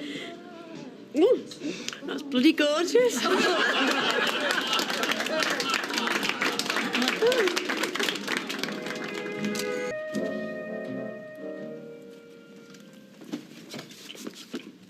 How are you feeling this morning, Chuck? Yeah, not too bad. No regrets? No. Good. Hello? Oh, we're in here, Mum. Hello then, Beverly, love. Morning. And how are you today? She's not so bad. And more important, she's no regrets. Did you sleep? Yeah, but I was up very early. No, so she rang me on a matter of some importance. Oh, what now? Don't tell me there's something else on top of everything. Oh, yes. No, I think it's something you'll like. I had to clear it with Fred first because it's his pub, but would you like to move back in here? Oh, of course I would. Please. The worst day of my life it was when I moved out of it. That's settled then. And I, for one, am dead pleased. And so am I. And what about him? Have you heard from him? Not yet. Right, I'm off. Still see if I've got a job. Why wouldn't you have? Well, I don't know, because Stubbsy might not fancy stopping around here after what's happened, would you, if everybody was talking about you? You don't think he might, you know, done away with himself? I don't think he's the type, love. Done away with her? Yes. Right, see you later. Mind you, she was in therapy. She was, yeah. So depending on your point of view, it either didn't work or it just kicked in the nick of time. Here you go. Cheers. You're a bit dressed up for this time of a morning. For a wedding. Anybody's in particular? Wait till some of your other customers come in. Well, I'll ask them, shall I?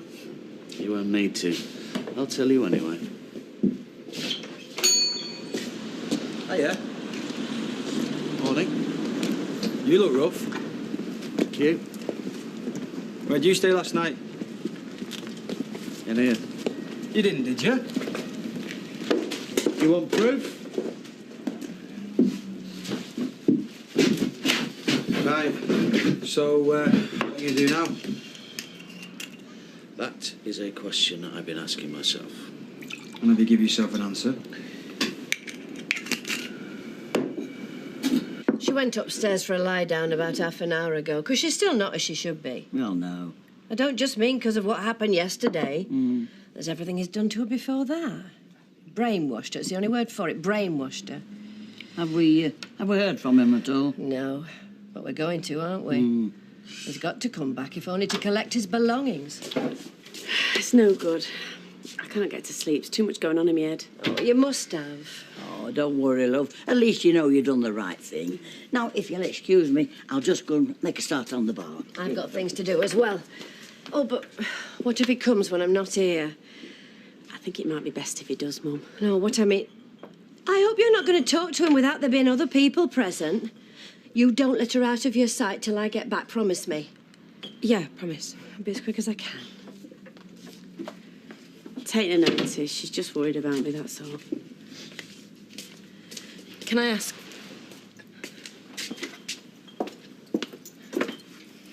Will you want me to leave? Leave? Why? Because of what I told you about me and Charlie. How I let him kiss me. For goodness sake, Violet. Well, I don't know, do I? You might think that if I can do that to you while you're ill, then you can never trust me again. Love, it doesn't matter. He's a very hard man to say no to. I know that more than anyone.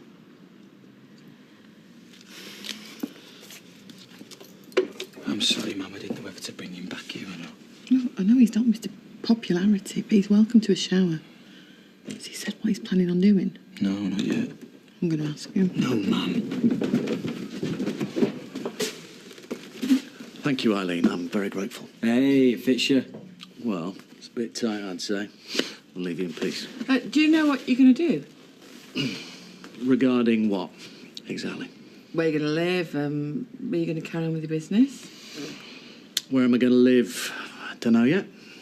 Am I going to carry on with my business? Yeah. Yeah, I think so. Although somehow I'm not sure how much we're going to get done today. Take care, man. We're off. You must be furious, though.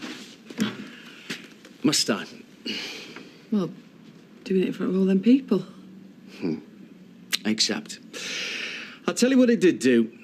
It let people see exactly what I've been having to cope with. Ask yourself, was that the action of somebody in their right mind? And I've been putting up with that for months. Anyway, thanks again. Next time I see you in the Rovers, I'll give you one. I'm leaving you in the lurch, aren't I? Yeah, but for very good reason. Because you want to help your daughter recover after what that nasty, evil man has done to her. Yes, I do. You're absolutely right. Now then, ladies. You go on. I'll tell Lawrence. Tell me what? That I'm leaving. I'm going to work for my daughter. And before you say anything like her having to give notice or anything like that, there are very, very special reasons. Like what, may I ask? Well, like things that have got nothing to do with you, really. You go on. It's okay. Thanks. Can we just clarify? What? That I, for my sins, do own this establishment. Yeah. And I employ you to run it. Not, repeat, not to let the staff walk all over you then out of that door. Right, but I am going to run it. And I'm going to ring Luke and see if he can come and stand in till I can find someone more permanent. No. What do you mean, no? I'm not having him. He's useless. No. You're the one that lets the staff walk out. You're the one that can manage on her own. Come on. Do you really want somebody questioning you about Richard Hillman, making you go through it all again? Not just somebody, no. No. Someone you're starry-eyed about. I am not. Oh, Gail, come on. Well, I like him. More than like him. I'm just wondering why you're doing it. I'm doing it because Phil asked me to. Yeah? And because I want to see if I can. Oh. Well, I hope you haven't let on to that one that Phil's coming round. Of course I haven't. Oh, there is no of course about it. You were rubbing a nose in it last time. I won't say a word. Good gracious. Is that you in there? Of course it's me. Who else do you know that's daft enough to dress like this? Well, now you put it like that. You know you were in the Gazette this morning. Oh, yeah, I know all about it. It's one reason I'm in this disguise. So what were you in the Gazette for? Well, he is claiming he was cheated by some other... What are you? A mascot? Some other mascot. Yeah, the Scarsdale Fox. And he is demanding a rematch. Have I got it right? Yeah, spot on. Which is one reason I'm running around like a... Headless chicken. Very good, that. Yes, it was, wasn't it? Must fly. Bye. Gail. Hi. I'll be round about 1:15, OK? Yeah, fine. Then we'll have all afternoon.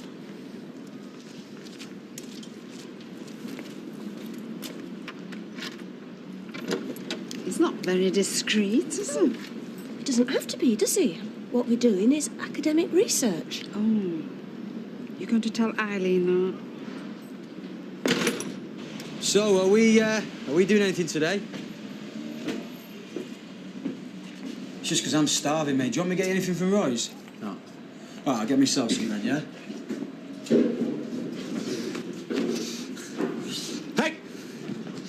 Why was I so stupid I didn't expect it? Expect what? Mad, right? Receiving treatment, so that's not just me saying it, it's like official. She's wrong in the head. Yeah, I suppose so. So why did I think she'd ever get through a wedding? No way. She was always going to do something crazy, and she did, so why was I surprised? I don't know. So, what's she going to do next? She said she'll marry me, and she's changed her mind at the altar, so now... I'll change your mind back again. Exactly. You could have been a psychiatrist. Well, I have thought about it. She is going to do the last thing you expect her to, which is change her mind back again, even if I need to give her a little bit of encouragement. Gets a sandwich. Got my appetite now. All right, what sort of sandwich do you want? Whatever you're having. Now, look at that. Where do you think she's going? I could have one guess. And he'd be right. because she thinks she's won, doesn't she? Well, the game's not over yet, Beverly. There's extra time and penalties before we find out who's won this one. What's going on there? There's a lot more mad people about than you realise. So do you fancy a pint, then? See that? What is it, do you think? Well, I don't think it's real. Oh, look, there's another one. Hey, getting good, this.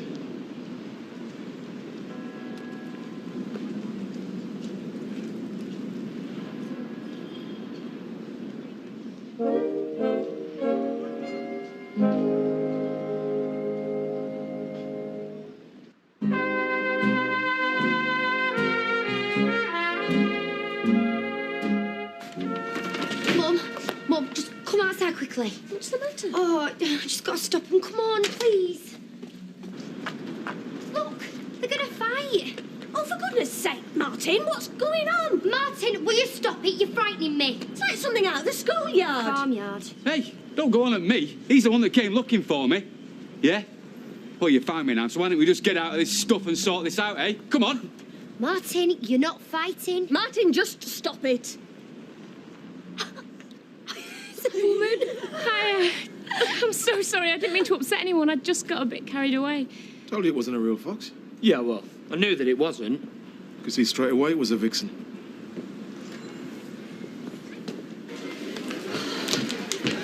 Right, sorry you had to wait. What can I get you? Pint of bitter, please. You're not exactly overstaffed, are you? Well, that's because Beth left this morning. When you see him, who happens to own the place? What, let me bring anybody else in? Hey, leave him. Come and work for me. Oh, yeah? Doing what? Selling the finest bread and pastries and biscuits. Well, it's very nice of you to offer. Oh, I'm serious. Hey, I've been looking for someone for ages, and you have... Well, you have everything I had in mind. Oh, yes. Now, I think what you've got in mind is more than just helping in your shop. 185, please. One for yourself. Thank you. Do you think you might serve more ale if you did less flirting? Do you think you could run this place by yourself? I beg your pardon. Because that's what you'll be doing if you say one more word. One more word, OK?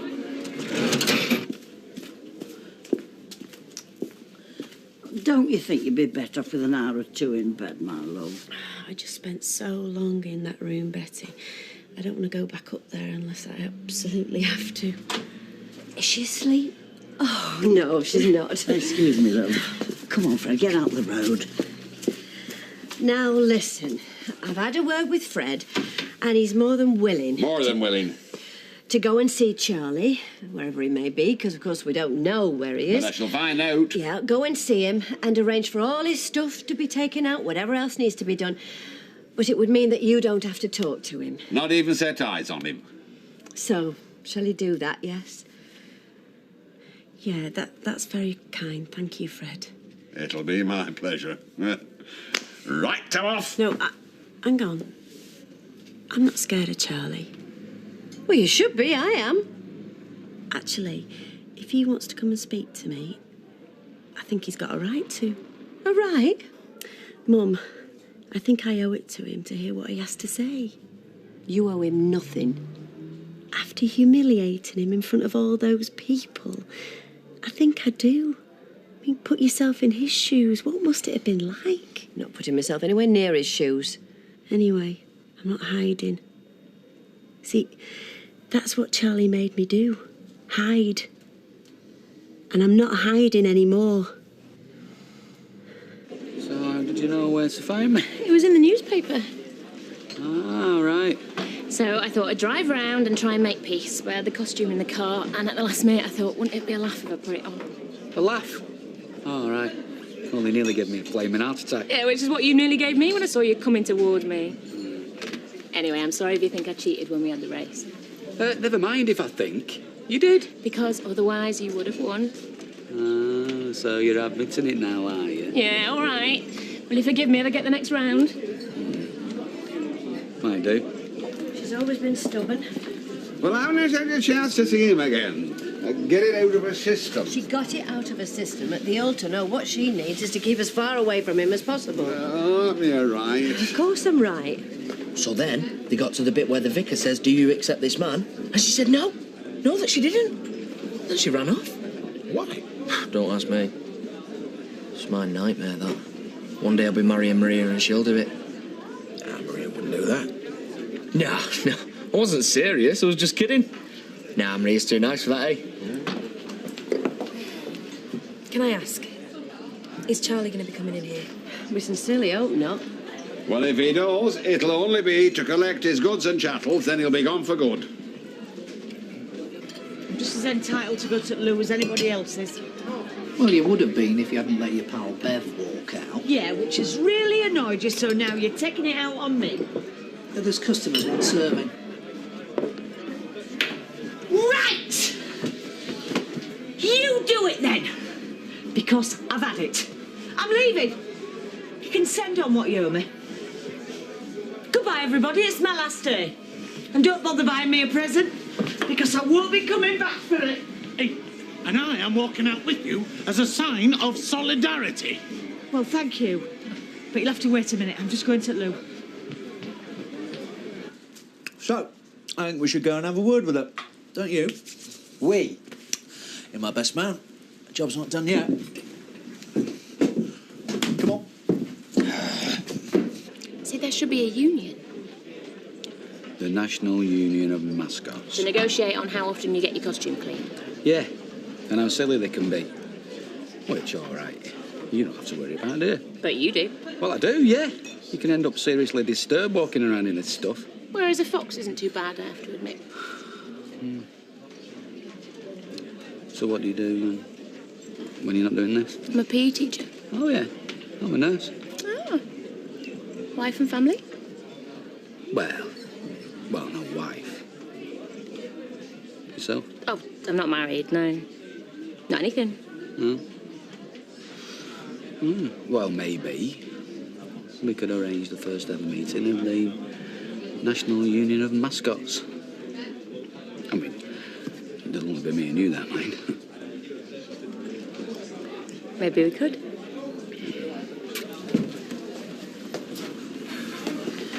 Afternoon, Betty. Good afternoon. Now then, Mr. Stubbs, we don't want any bother. Me neither. I've come to talk to Shelley. I imagine she's in, is she? She might be. Don't mean she want to talk to you. Ask her. Keep him here. Some people would say I've been very lucky. I've been saved from the mother-in-law from hell. She's concerned about Shelley, just as we all are. And just like I am. Why else would I be here? All right, so let him come through. You don't mean that. All right, you do. But let me stay in here with you, please. Or Fred, if not me. I don't want you, and I don't want Fred. I just want to see Charlie. On my own. But you weren't serious. How could you tell? Well, because you were joking about it. Right. Now look. Serious face. Serious voice. There is a job here for you if you want it. Right, well, if I were to take it... Glory be! No, hang on. Oh, sorry. No, if I were to take it, it'd only be till I get another bar job. Understood. Go on, then. When do you want me to start? Hey, get down, my beating heart. Get down.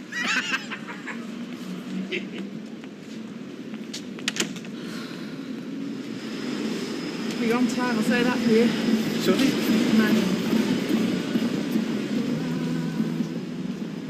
What was she saying? That I'm on time. Come in.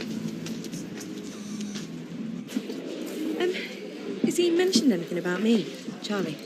No, why? What, you're the reason why Shelley won't marry him? No, just wonder what he might have been saying, that's all. 3 pints of the brandy, please, love. Right. And you do food? Hot pot. Lovely. Right. Beverly, come back here.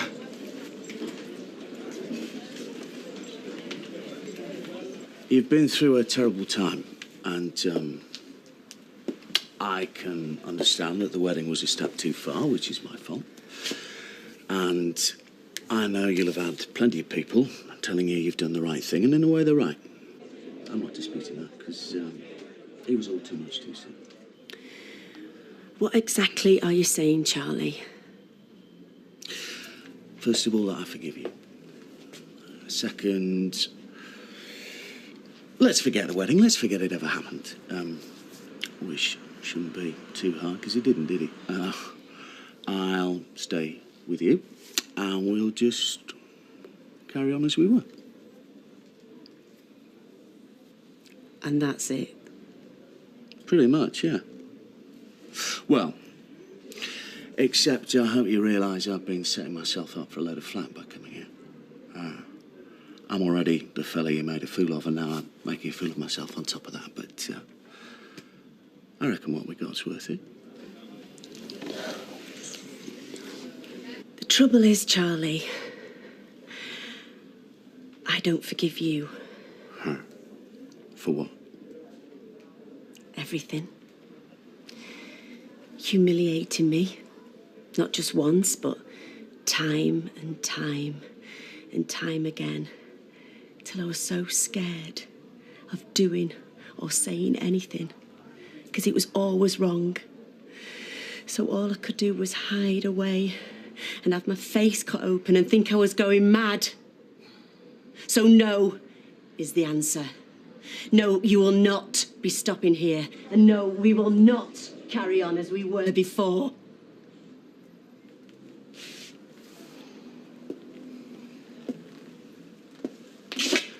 You stupid cow. Yeah, that's more like it. You are crazy, you know that. Thank you. Yeah. Stupid and crazy and ungrateful, and you can rot in hell for all I care. Yeah, we're seeing the truth now, aren't we?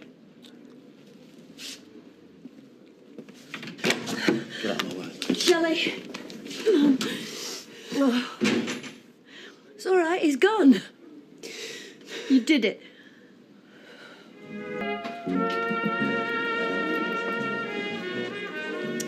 Right. Evening shift beckons for me sins, or is that for me rent? Hey-ho. Sum it up. Oh, just ignore me being a silly cow. I just saw Phil the fly falling into Gale the spider's web. Bottle of plonk tucked underneath his little fly wing. Oh, no. Yeah, you dare to hope, and then life just twists you into an arm lock and smacks you in the eye. See ya.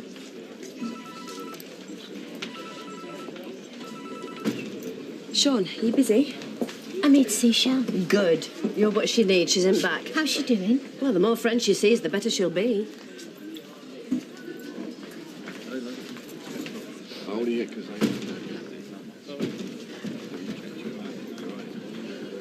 All right. You been served? Who's that lot then? I don't know. They just look like a bunch of my dad's loser mates who spend all day down the pub. Give us a pound of better, will you, love?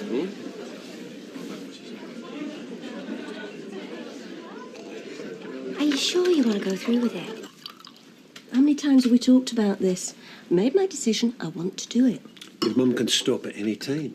Are you sure? Of course. If it's not completely voluntary, I don't want her to do it either. So go on with you. Thought you'd be pleased to have a night out. Okay, I'm going. Don't worry. I'll be fine. Be careful. Are you sure?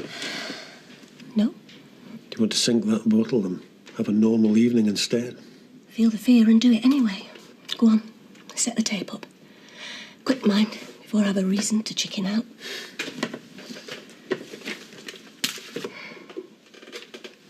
I really thought you were going to marry him. I am so proud of you. Well done. You're brilliant. Thanks. I saw him.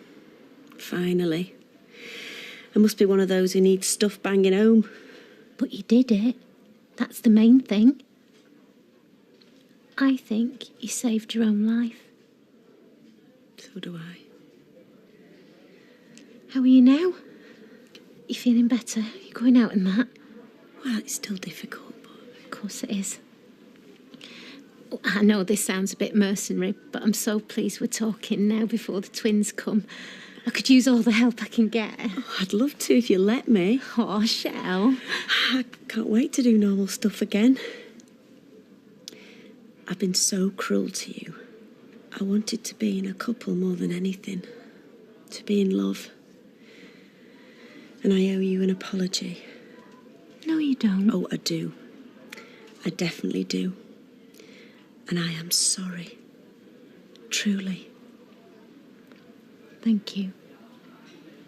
I'm sorry for myself and all. Why? Well, about where I started, aren't I? On my own again. But you're not with him. No. There is a man out there for you. A perfect man. Do you think? I do. Good looking, solvent, no drink problem, no kids, not stalking his ex. At my age, there's a tiny pool of even vaguely acceptable men, and, well, there's competition for the good ones. You lower your sights. I didn't do that with Richard. He was fault-free. I'm the victim of a crime. You said that. Made me sound like I'd my stereo pinched. He broke my heart. Why couldn't I see him for what he was? Why do you think? No one believes I didn't know. They all thought I must have known something. Did you? Martin had cheated on me. I had my antennae out. I knew what to look for. Little phrases, that general shiftiness that goes with a wrong 'un. But there was none of that. It's completely plausible. Well, to me, anyway. I was stupid.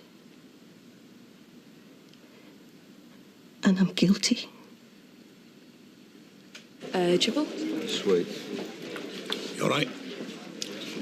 Hey, the lads you're with there, I just can't put my finger on it, you know. Status quo? What? La la la like it. I bleeding well like it. It's whoa, whoa. The band. Right, the 70s lot, huh? Oh.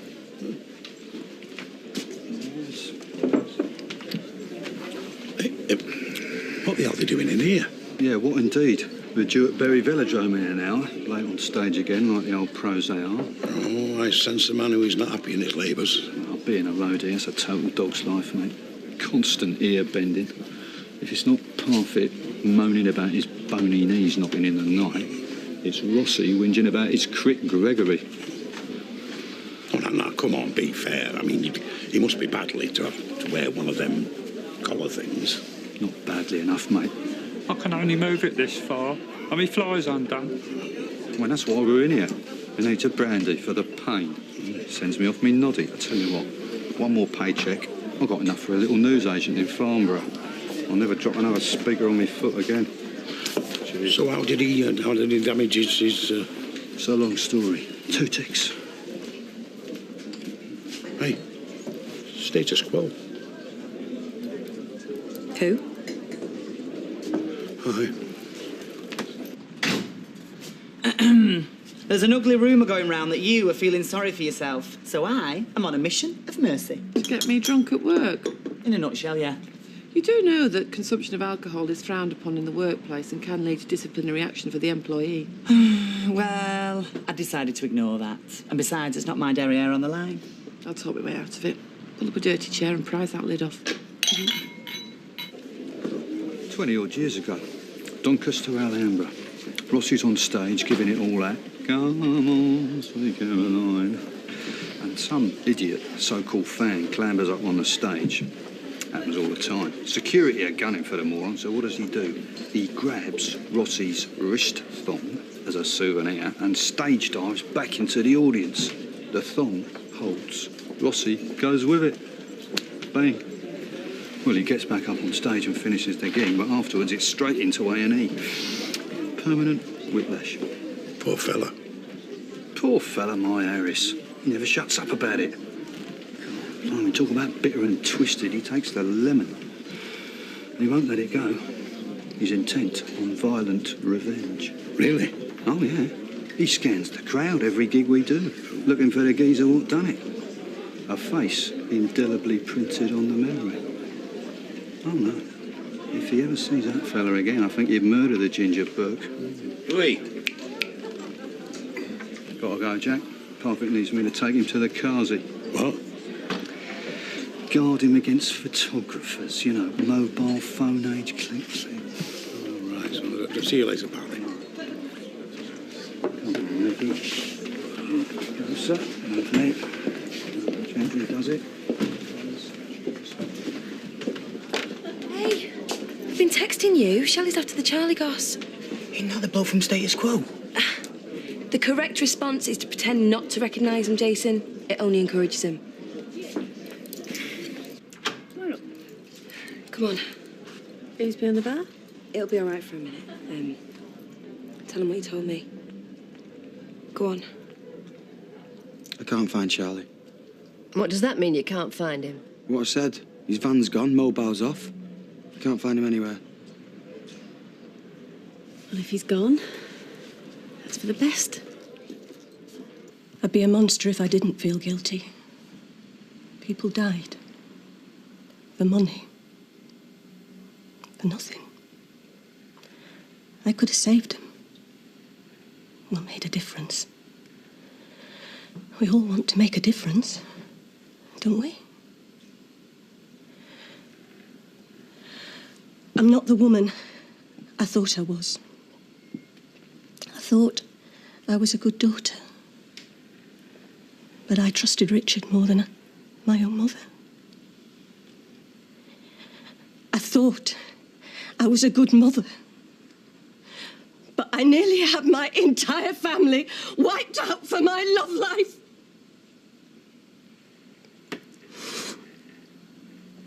Well, it's very hard to forgive that.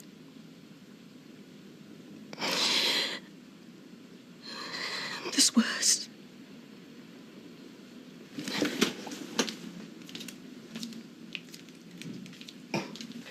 I'm sorry.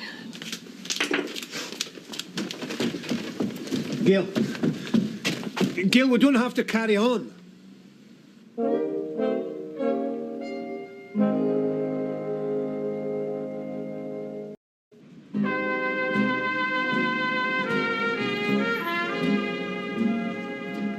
Are you pointing it the right way, taking another one of your ear? Shut it.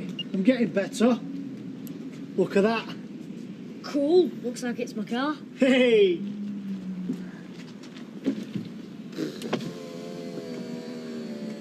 I can look, it's a free country. Hey, Jez, have you seen out to your les? Isn't he in there? No, he isn't, but there's somebody in there he might like to meet. Who? Status Quo. Yeah, right. Now, they are the ones he likes, aren't they? Yeah? Right, well, go and find him then. No way. He's trying to get me back for making a spanner out of him, innit? They're in there, son. If you don't believe me, go and have a look yourself. Well, I'm ready to go. Or you want another one? We'll go, shall we? Francis Rossi. Yeah, you're all right, mate. And the other one. Rick. It's class, isn't it, eh?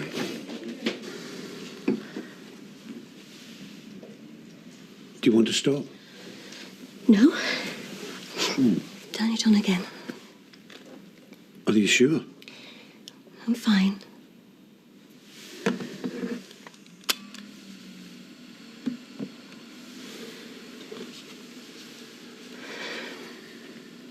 When Richard told me what he'd done, for a split second, I didn't think, what has he done? Who is this evil, terrible man? I thought about me and our perfect life. I thought, I have to help him. There must be a way out.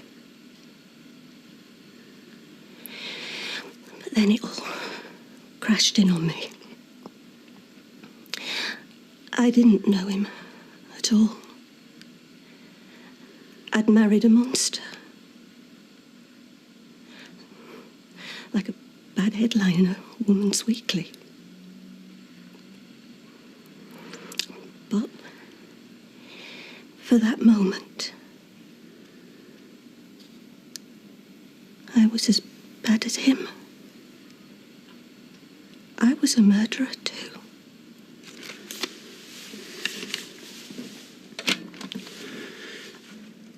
You were in shock.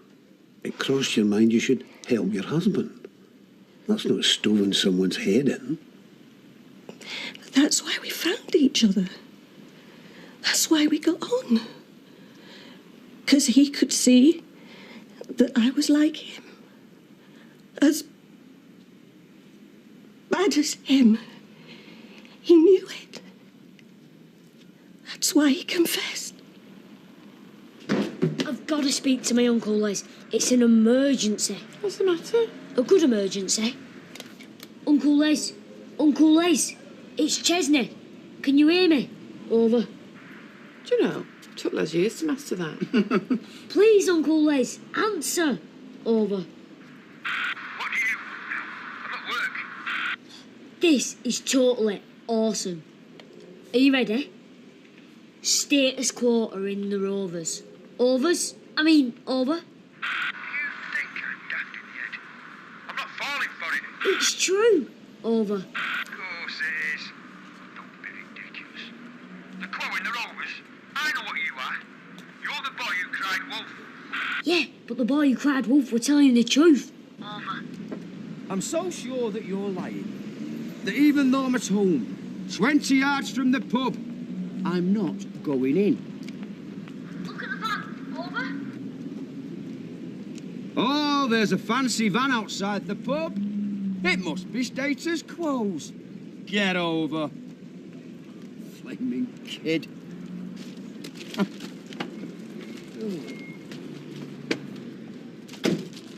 You weren't like him. You're a victim. A very damaged victim.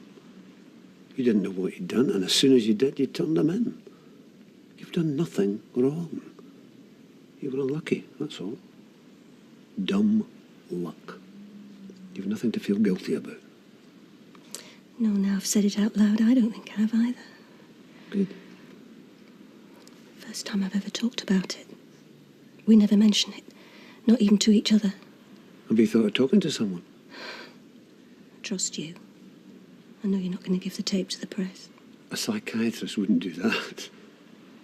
My capacity for trust has been severely strained. I gathered. It's a start, anyway.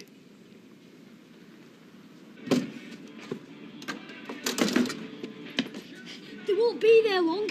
You're missing them. This could be the one and only chance you'll ever get to meet Status Quo. If you think I'm going to walk into a bucket of water, slip on some slime, fall for whatever filthy little scheme you've got planned, Les wise man! He no fall for no stupid prank. There's nothing. I promise. It's the Quo. Of course it is. You are not making a mug out of me anymore. It's the Quo. I was sat next to him, as close as this. Francis Rossi. And the one with the girls there are in the pub. On my life. I am not listening to you. I am listening to the mighty Quo.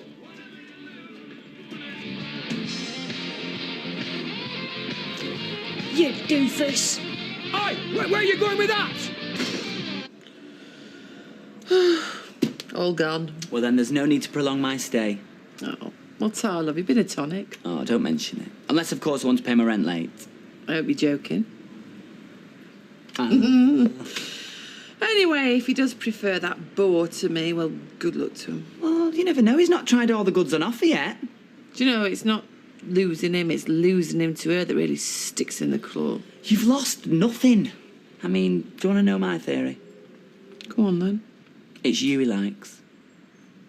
And what are you basing that on? Uncle Sean is an all-seeing oracle. Mark my words, my third eye is never wrong. Yeah, come on, quick like. All right.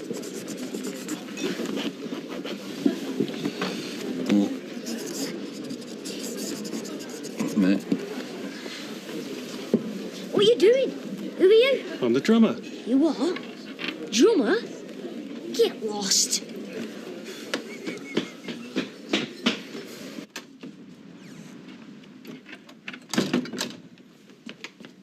Proof. Look. What have you done to my best jacket? I got the quote to sign it for you. Have you, Eckers, like? You've ruined it. I told you this had to stop, Chesney. You told me it was an ambition of yours. I've got the quote to sign it for you. This is a forgery. It's obvious you've done it. I never. There's 2 T's in perfect. It's not my fault he can't spell his own name. Uncle Les, I promise. I swear on Schmeichel's life. Status quo are in the Rovers. They've finished the drinks and they're leaving any sec. You're really gonna miss them. It's a nice try, Chesney. I'll give you that. But I'm not falling for it. You've caught me too many times. I'm sorry. I should think you are. It's a cruel trick to play on a man. You know they're my heroes. I'd do anything to meet them. And there's you, daubing mindless graffiti on me denims. I'm sorry I couldn't persuade you. People have seen them. And when they tell you you've missed them, you're gonna feel really, really mean. Hey! You'll never guess who I've just seen.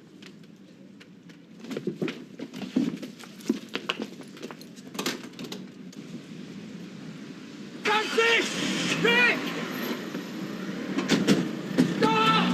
I'm your number 1 fan! Don't go! Monsters of Death! Stop!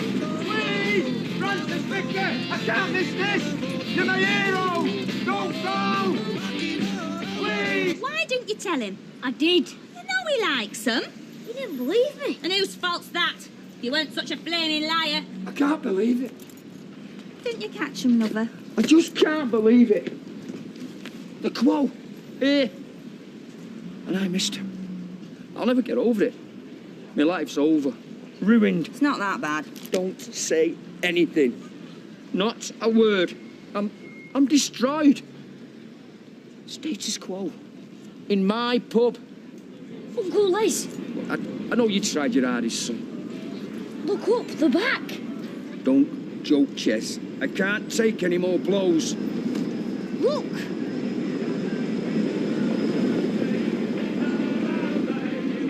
The boys! Hey! Rick! Francis! It's really you! I thought this day would never happen. I can't believe it. Hallelujah! This is the nearest I've ever been to an out-of-body experience. I've got all the albums. I've got them all, even the modern stuff. Oi, mate, have you got one of Francis's wrist thongs? No, why'd you ask that? It's not him. Ain't this the one? You told me you got it from him. Oh, yeah, that. I forgot. I took that off you at Doncaster, the Alhambra. 1980 summer. Francis, Hey. don't. 20 years of pain. Oh! Can I have your autograph? What are you doing? Leave him alone. 20 years of him moaning. All right, Francis, come on, leave it. He's not worth it. Let's go, come on. Get in, get in.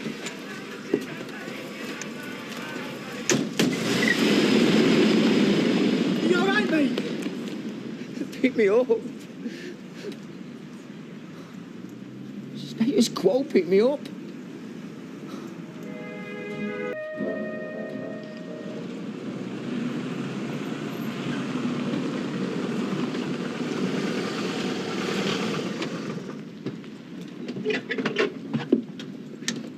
Be careful, lover. You don't want to jar it. Give us hand, Kirky. Hey, you can go too far trying to be like Francis Rosser. It's serious. They don't give these things out for nothing. Sorry, mate. Is it broke? Of course it's not broke. He'd be in a flaming chair, wouldn't he? A miracle I'm not. When Rossi flew for my throat, I thought I were a dead man. I spied murder in them mad, swivelling eyes. Oh, my beautiful quo. Plaster saints. Who'd have thought? So what exactly's wrong with you? Oh, the doctor said it's difficult to pinpoint a diagnosis at this moment in time. Neck injuries. People live in agony for years when, according to an X-ray, there's no wrong with him. Well, there's no wrong with you. Well, that's good, innit? There's all sorts up with him. Poor little soldier. Let's get you inside. Yeah. Stop upsetting him, you. He's in shock. He don't need your daft babble. Still on for tonight? Yeah, I don't see why not. Be ashamed to send Jamie off the phone for nothing, eh? It ain't a setup, Leanne. This is a genuine delivery, you know. No, I'll believe you. But I am gullible like that. You're a bit early to see me off, aren't you? I haven't done the loading up yet. Why not? You'll be late for the ferry. Not if you help me, I won't. Hey, don't put your back out umping them boxes. You might be needing it later.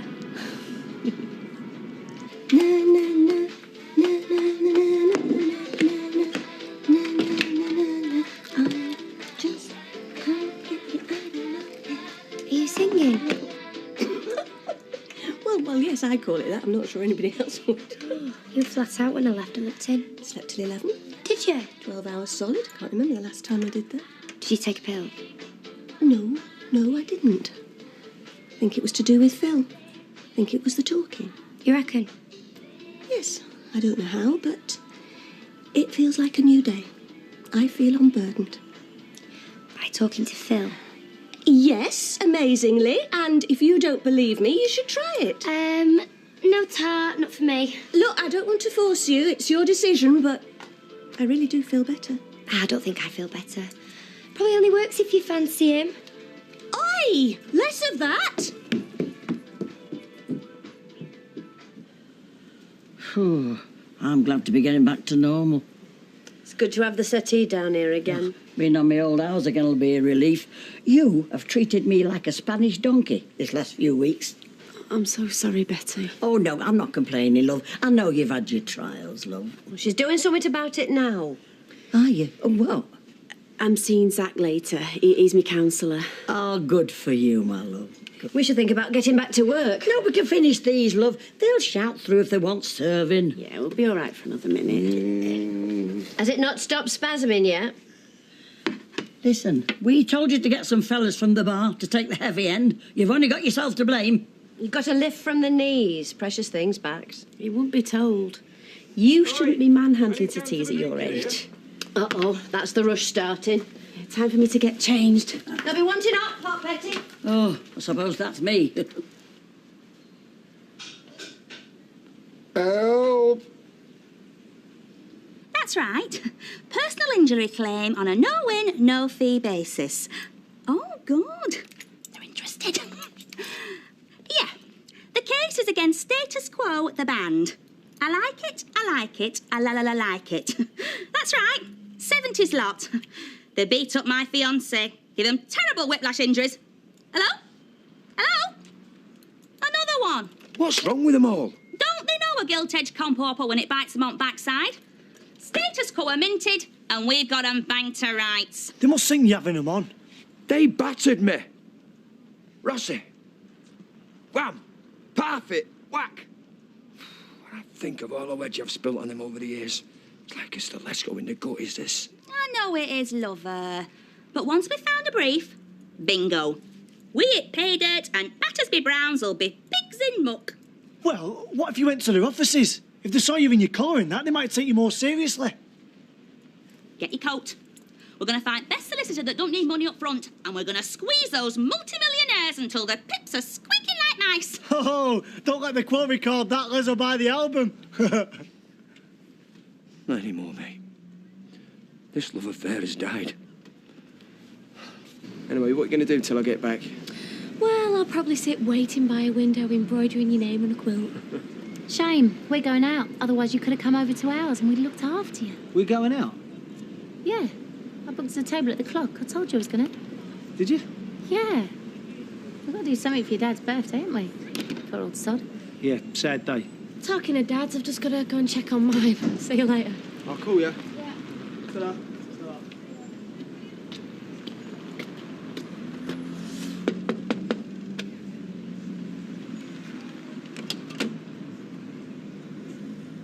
What are you doing here? Calling is arranged. What? You're pointing. I'm ready to start. You've got the cheek of the devil showing your face round here again. I get the feeling you're not entirely expecting me. Perhaps I should call back some other time. Yes, yes, clear off quick sticks and don't bother about coming back. Don't remember you giving me this job. I'd like to hear my employer's position, please. Norris is right. I think we should find a builder who's a little less controversial. It's fine by me. There's just one small problem, your deposit. I seem to have spent it on my non-wedding, which makes it pretty much non-returnable. Oh, no. Funny. Thought that might change things. That's blackmail, that is. You could afford to get it back if you wanted to. Is that the monkey again? I can't afford to have the job done without my deposit. Oh dear. What are we going to do? It's all gone. All right. Get on with it. Change your plan. So I gather. Yeah. Go and buy yourself something special, eh? My way of saying sorry. Sorry for what? Breaking a date or forgetting your dead dad's birthday?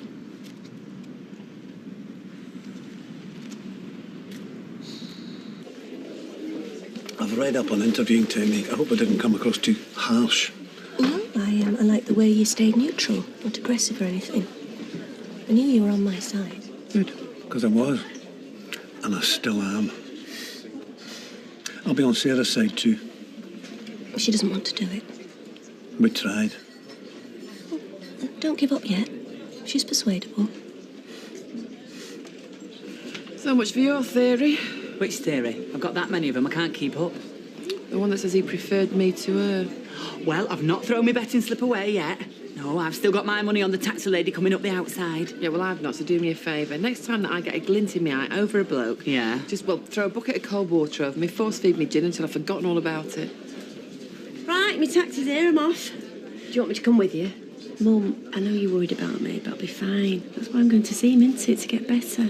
I know, love, but I worry. It's a mother's job. I know, your job's pulling pints, so let me get on with it.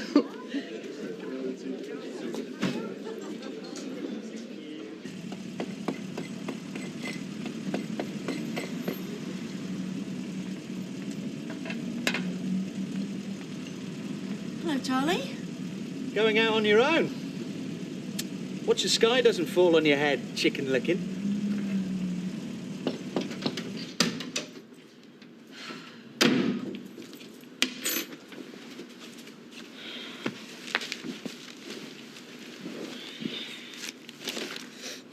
What's that? Got lucky with an horse. How much did you win? 100 quid. Well, you don't sound too happy about it.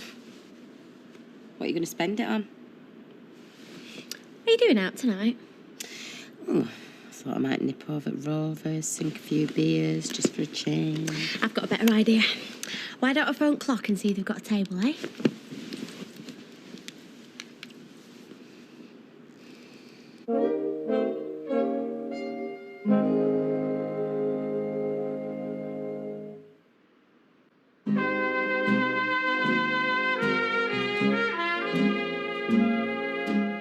Is that absolutely necessary? Too painful to speak. Didn't the backcracker fix it? Tricky things, Babs, you know. You've got to look after them.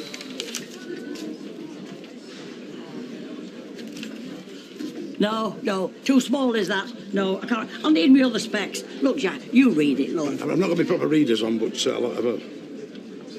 Thank you, Fred. I'll have a pint of bitter. Eat that! I'll talk to her and I'll let you know. Thanks.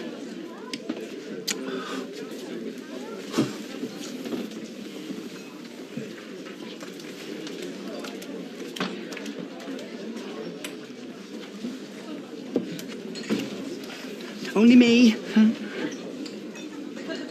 I help you? I thought you'd never ask. Actually, I think you can.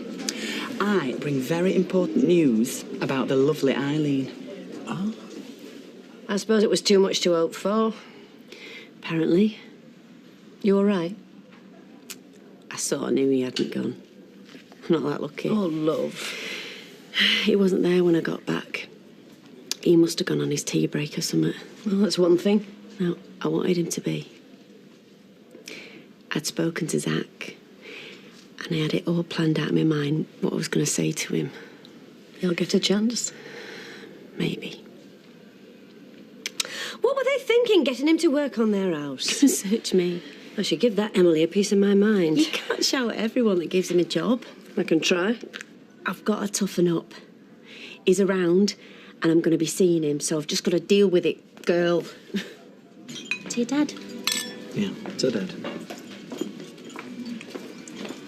Lippy, Oh, evening. what are you two doing here? We're never out of here, us two. Treat it like his own kitchen, don't we?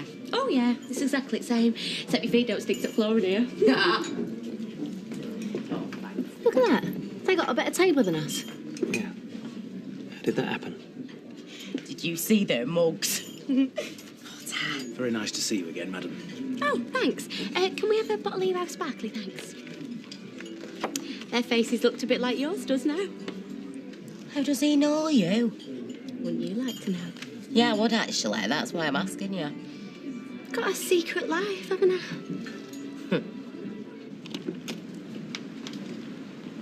I've got the cat sicked up. Thought you were busy. I was. I'm not now. Fancy a quick drink? Got my tea on. Can it keep? Well, it's kept for a week, so I don't see what difference another day will make. I knew you were cruel, but even I didn't think you'd stoop this low. Parading yourself 2 foot from a door. You're trying to carry on torturing my daughter. Get stuff, Bev. You got what you wanted. Shelley's tied to your apron strings again. You're a vile, filthy cockroach. I'd love to stamp on you. I'd like to hear you crack. I want you away from here. And my daughter. Or better still, I'd like you dead. I hate you. It's supposed to be news, is it? If you stay, I'll let everyone know what you're like. You won't be able to walk down the street without folks spitting at you. I've got a business here. And a new flat across the road. Now I'm going to move my whole life because some thick loony bint has dumped me. She did me a favour anyway. I was only marrying her because I felt sorry for her. You've no respect for anything. None for you. You stay away from my daughter. What's going on? I'm surprised at you. Employing this monster. You should be ashamed of yourself. Now, that's not fair. We didn't want to. What is it with you people? I'm the injured party. I'm the one that got jilted. If you could hurry up and finish, please, we'd be very grateful. Good? Not bad. Yours? How can they afford it? Beats me, love. I just pay him. I don't tell him how to spend it, do I? I think of this as somewhere we go. Our place. Do you? Yeah, of course. Don't you? I suppose it is, yeah. And the ginned him? Yeah, both of them. He was wearing a neck collar. We were off to try and sue him when I saw him. Oh, no. Do you know what? I wish I'd seen that. I'd have joined in. Hit him right where it hurts. Oh, you wouldn't. You don't hate me, Dad. Well, it could fill in, you know, until somebody comes along that I really hate. Right. Come on, then. What? Well, we've had a few beers now, so are you going to tell me how come you know your way around local posh restaurant? It's no big deal. We save up, come here whenever we can. You and Jamie? Yeah. I only remember you coming the once. A great song and dance you made about that. You must have mentioned it 20 times. And here you are, being treated like Lady Mug, having your backside polished, and you've not said a word. Listen, I'm paying for your dinner and getting you Abaddon fancy wine. Yeah? Yeah, so drop it. Sorry I spoke.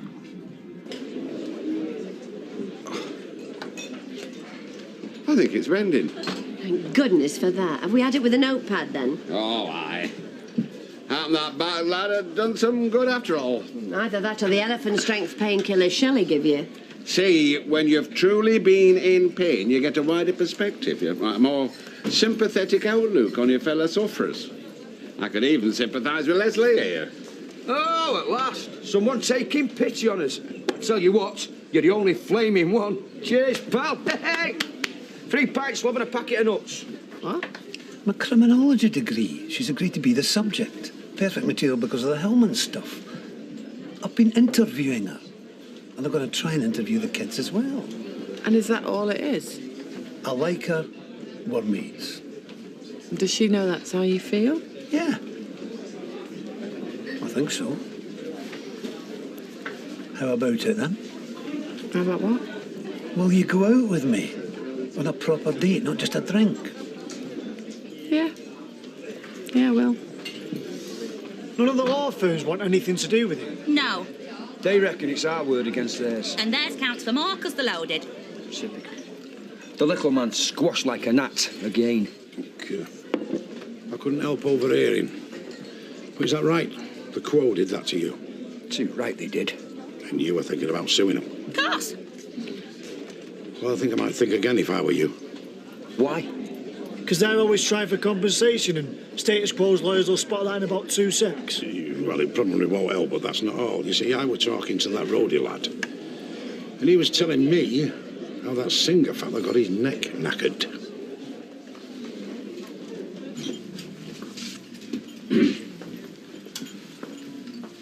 Don't stay up too late, girls, eh? He's such a pillock. You reckon? Yeah. Well, same as any boss. Well, he's not my boss, is he? Yeah, well, you see him at home, don't you, because of Jamie? It might be different there. Yeah, maybe. Jan, sorry I snapped at you before. Yeah, well, like you said, it's none of my business, is it? If you don't want to tell me, you don't have to. But I think I know why you're keeping it quiet. Why? Ah, now it's my turn to keep something under my hat. All right, if I tell you, you better swear you won't say a word to anyone. My lips are sealed. I've been dying to tell someone. I'm having an affair. You dirty cow. Who we? No, that's your lot. I'm not telling you anymore. Oh, come on. I did that to Francis Rossi. That's what he thinks. Now, you sue them, and they might sue you. And I know we'll come off worse. Yeah. The Battersbys. Same as it ever was. You useless Burke. You get assaulted by millionaires and it turns out it's your own blaming fault. Typical. There's nothing wrong with you. Yes, there is, Kirky, mate. I'm broken-hearted. So am I. I shouldn't have had a go at you earlier, Emily. I was completely out of order.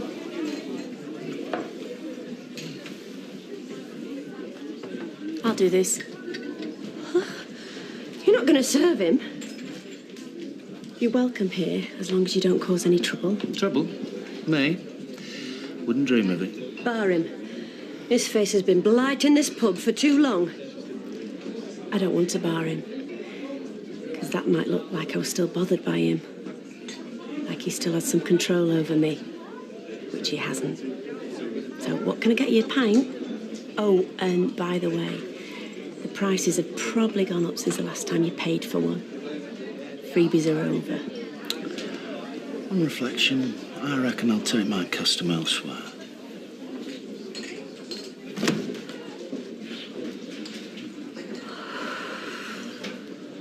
Well done. No problem. Right, Emily, what can I get you? I know I'm not a lawyer or nothing, but there's something I don't really understand. Let it drop, eh? It's too depressing. We nearly had it all. Status quo can't prove it with you who dragged Rossi off stage, can they? From 20 years ago? Doubt it. But we can't prove they beat me up either. Stalemate. Yeah, but the photos must help. They're proof, aren't they? What photos? The ones I took. I packed them. Haven't you seen them?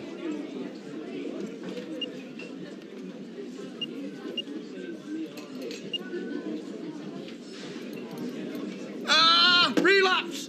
Garden wheat alive! Compo's back on! We've got him! The quosters are dead in the water! Way! You eating that toast? Because if you're not, I'll have it. If I was on This Is Your Life, they won't bother with that big red book. This is what it's all been about. Les Battersby, this is your life. Every step of the way. The good times and the bad. The Quo were always there by my side. Brilliant lyrics. Things what I think about in my head, but can't put into proper words. It's just stuff all about life and love and that. Down, down. deeper and down. Get down, deeper and down. Down, down. Ow! There's no room for sentiment when there's cash involved. Stella's right. You'll be quids in, Les. I don't care what you say. I'm not shafting the granddaddies of rock. I think you're fine, yeah. The quote were there when I went. My first true love. Jacqueline Wilson. We're about it big time, and all you can do is stroll off down memory lane.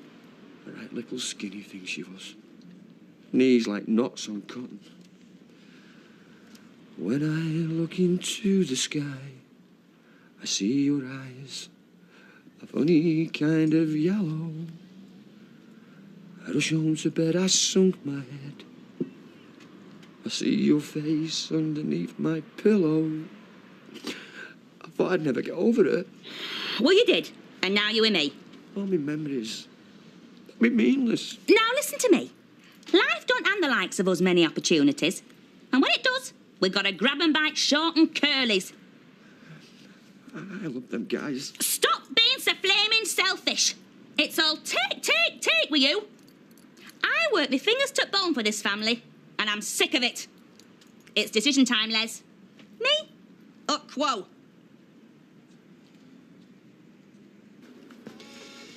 When are you seeing him again, then? Next time you go out. Oh, you are not. Not in my bed. Oh, I'm joking.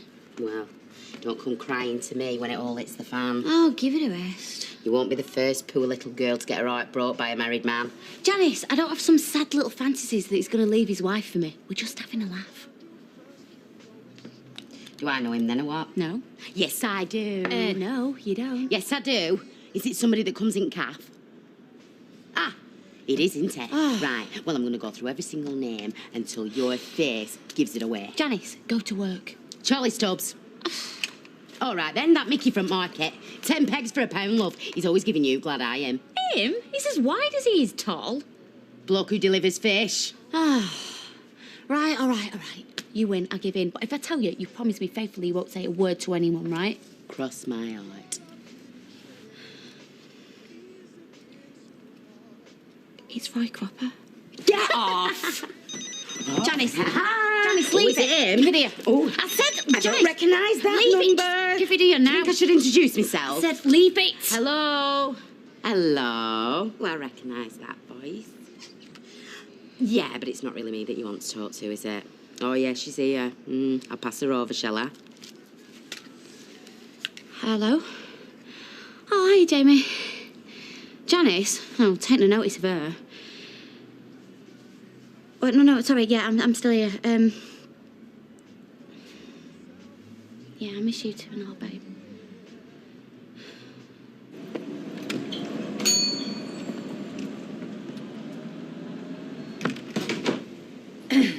Hiya.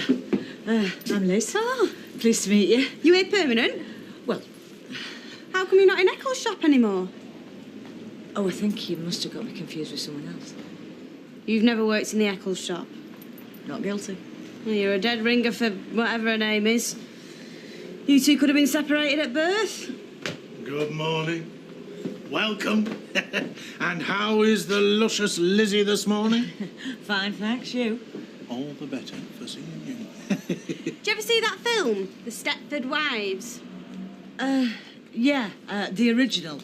Only this is like the Stepford shop assistants, innit? Have you met me daughter?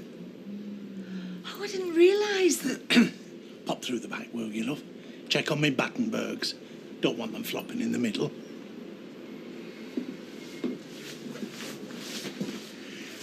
Now then, much though it grieves me, we are going to have to find you an overall. Can I be bridesmaid? Oh, and me. We both wearing full length caftans. Nobody's outshining me in my big day. I know. You're Jennifer Lopez. Oh, yeah, 'cause she's a Lancashire lass, isn't she? Think snottier, fancies herself more. Do you give in? Kelly Crabtree. That's no way she's having a white wedding. Nobody'd be that big a hypocrite. Have you practised signing your new name yet? Oh, what is my surname? Dunno.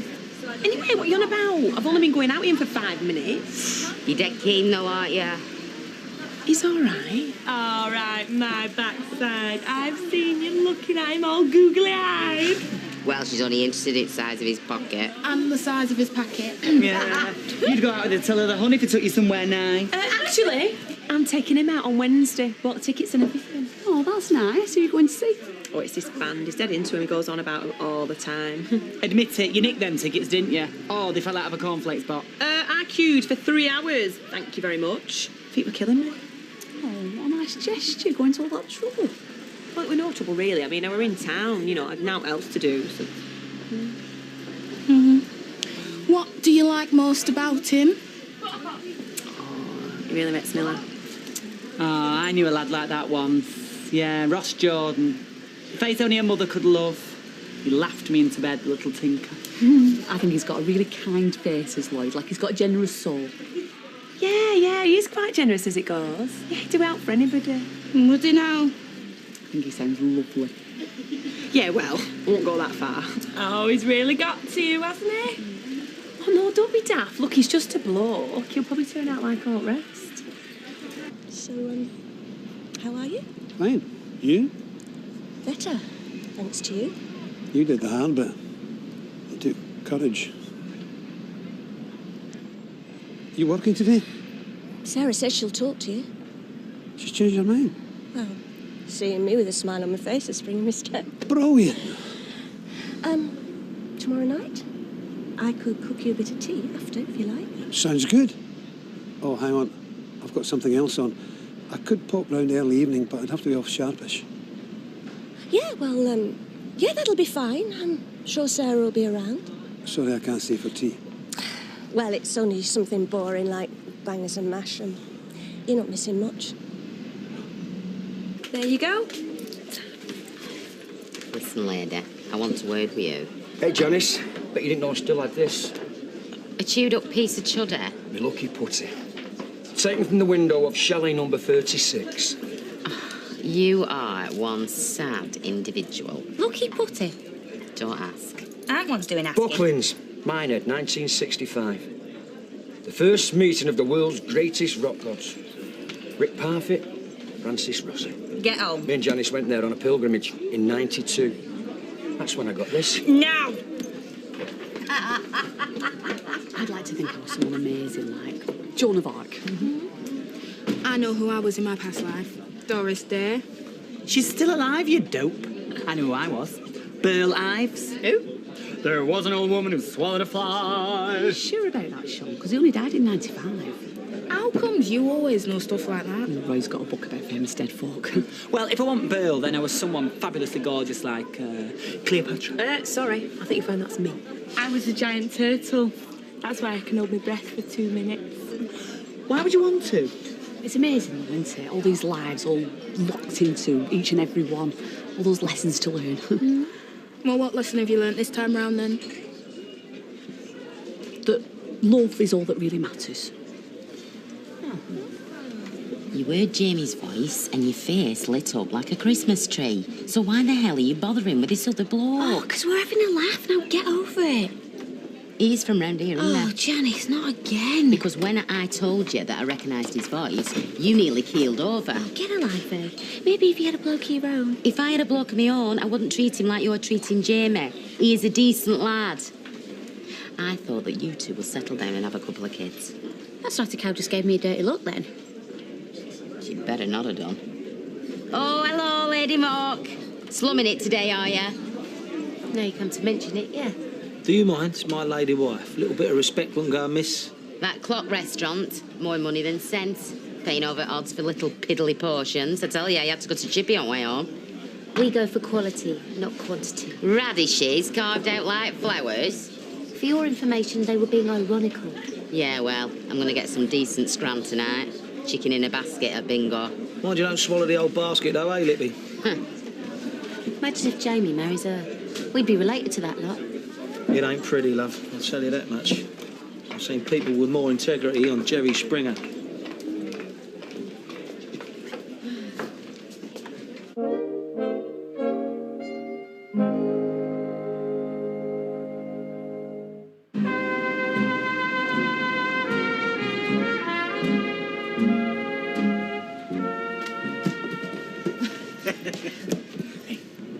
Whoops-a-daisy.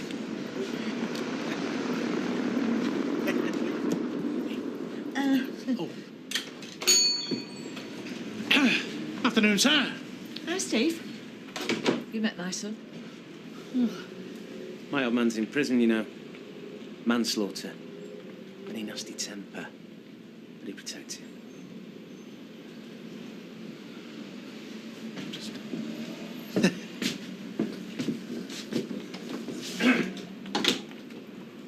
What did you say that for? Oh, you having a turn with him now, eh? I beg your pardon. You just remember who you're talking to. Well, I'm sorry, but he was all over you like a rash. Right, well, he's in the back most of the time. Well, and when he's not, he's out here manhandling you. Don't be daft. I thought you came here to get away from blokes like him. Do you know, I thought it'd be really boring working here. But I like it, it's great. People come in, they have a little bit of a chat, they get what they want, and then they go. Yeah, well, it's called a shop, that's how it works. Well, yeah, but it wasn't like that at pub, would it? They'd stop all night, and the more ale they poured down the neck, the more boring they got. So he's the only fly in the ointment, then? I can handle the likes of him. I don't know. He seems very keen. Mind you, if that hat doesn't turn him off, I don't know what would. Throw another bicky, will you? Sure you want to risk it? Hey? Middle-aged man, lovely, lithe girlfriend, barely out of school. Fill your boots. Yeah, you don't want to be mistaken for a dad. You're just jealous. Oh. Well, for your information, I have my own love interest, thank you. And at least he's old enough to tie his own shoelaces. Wowzers, another bicky. Sure she's going to love your belly hanging over your tanga briefs. Hiya. Hello, gorgeous. Got your present? Wicked. Oh, Wednesday? Yeah. I'd love to. It's darts night, innit? Oh, boring old darts and the boozer or a lovely night out with your lovely young girlfriend. Yeah, bin it off, babe. I can't do that. The lads depend on me. Suppose I should have checked first. Well, I know. I'll sell tickets and then I can come and see you play. No, take a mate. It's going to be a good gig. Yeah, but I bought them for you. Look, I know you've gone to a lot of trouble, Kel, and I appreciate it, but I can't go. There's no choice in the matter. Right. Well, won't come between you and your darts, would I? Exactly. End up looking like Pinhead out of Hellraiser. What about Friday, eh? Friday. Take something posh. Yeah, whatever. See, that's the trouble with old men. They're set in the ways. That's never Jamie again, is it? Doesn't he ring you a lot? Oh, he's really attentive, bless him. Don't think I'm skiving around, Mr. Baldwin. There's a big jammy cream cake in there with your name on it. Good cup of tea, please, Lee, and you know how I like it. Certainly do. And hurry up, eh? Because I don't pay you to stand around here bunnying all day. Don't fret. Which is a pity, because you are world class, love. I work faster with sugar in my veins. Yes, well, hurry up. Factory now. Just saying what a lovely lad your Jamie is. Got all to get up and go have a slough. Very sensitive, kind, thoughtful. And with any luck, life will knock all that nonsense out of him, hey? Yeah, well, I'm just chuffed that Eileen's found such a lovely lad. Thin on the ground round here. And who knows, in the fullness of time, if the wind's in the right direction, he might grow up to be more like his old man. That's the day I'll dump him. Charming, what's the matter with me? Hey, body like a Greek god, gift of the gab, twinkle in his eye. What woman could resist, eh? You're looking at two now. You're breaking me heart, Lippy. Oh, really? Yeah. Right, then you can escort me back to the factory. Danny, you receipt. Thanks, mate. And, I'll pay for these and all, eh? Oh, really? Cheers, Mr. Baldwin, you're a star. That's me, Lippy. Generous to a fault, love. Ta-ra. Yeah. If you was a rock god, Goddess. or goddess, what would you have in your dressing room? Oh, a crystal chandelier, walls lined with fake fur, and some Scotch eggs. Do you know what I'd have in my dressing room? A big bouncy castle. Oh, come here. You're choking me to death. Don't tempt me. Oh, I wonder how much you'd get if he showed up in a body bag. I bet this is how Francis Rossi feels. I've never seen him in a posh shirt and tie. Stuck in a flaming neck brace. 20 years. Day in, day out. And it's all down to me. I've lived most of my life without money. But I can't live without the quote. Walk in there with that attitude and you'll have no chance. He's got no chance anyway. Well, he's got his lucky putter. You can't argue with that. For once in his lives, we can't flaming well lose. They'll have loads of top lawyers lined up. They won't let you get a word in edgeways. Fancy words won't matter, lady. We've got photographic evidence. The only picture I've got of me with the lads. And Francis is sticking one on me. Do you want to rot in this flea pit for the rest of your natural? Or would you rather be swanning round our fancy villa on Costa del Sol? Oh, he's scoffing me, lucky putter. I hope it doesn't choke him. It's flaming well choking me. 13 years I've had that. You know what this is, don't you? It's a sign. Of what? It's fate, is that? Telling you, put past behind you. It's time to look to the future. A man's got to do what a man's got to do. And I won't take less than 20 quid. I paid loads for these. No way I'm going listening to jazz. Proper messes with your head, that stuff. What about you? You're a more sophisticated bloke. I wouldn't go and see that lot if they were in my own backyard. All right, 10 quid the pair. I know you. You're trying to trick me into going with you. I've got my own fella, actually, and he's a lot fitter than you. He stood her up to go and play darts. Junction star player, what can I say? I don't think so. You are? Junction's not even got a dartboard, let alone a team. Looks like Lloyd's been telling porkies. Oh, what am I saying? Not the Junction, I meant the jockey, you know, at Salford. Of course she did.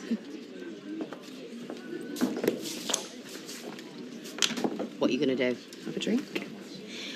Now, either he's not as keen as he's making out, or he's got another woman on the go.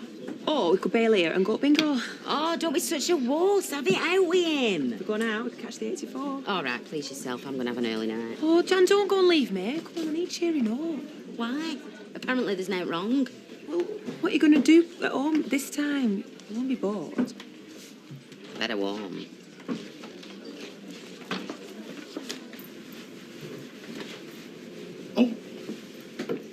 Mr. Bit. You have to have eyes like a hawk round here. Do you dance? Hey, I bet you do. I can see you're a lovely little mover. I have my moments. Hey, I'll take you to the Tower Ballroom if you like. We'll call it a staff outing. I move as stately as a galleon may. Do you now? Let me sweep you off your feet, oh, lovely Lizzie. Actually, I prefer Liz. Hey, I think you and me need to have a little chat. Yeah, you're right. If we're going to get on, you need to keep your hands to yourself. Now, I'm sorry if I've upset you. See, I've always been a very demonstrative person. You're like a flaming octopus. It's what comes of having a very passionate nature. I don't want to hear any excuses, OK? From now on, when you're near me, you keep your hands in your pockets and your eyes on the floor. That way, you and me will get on just fine.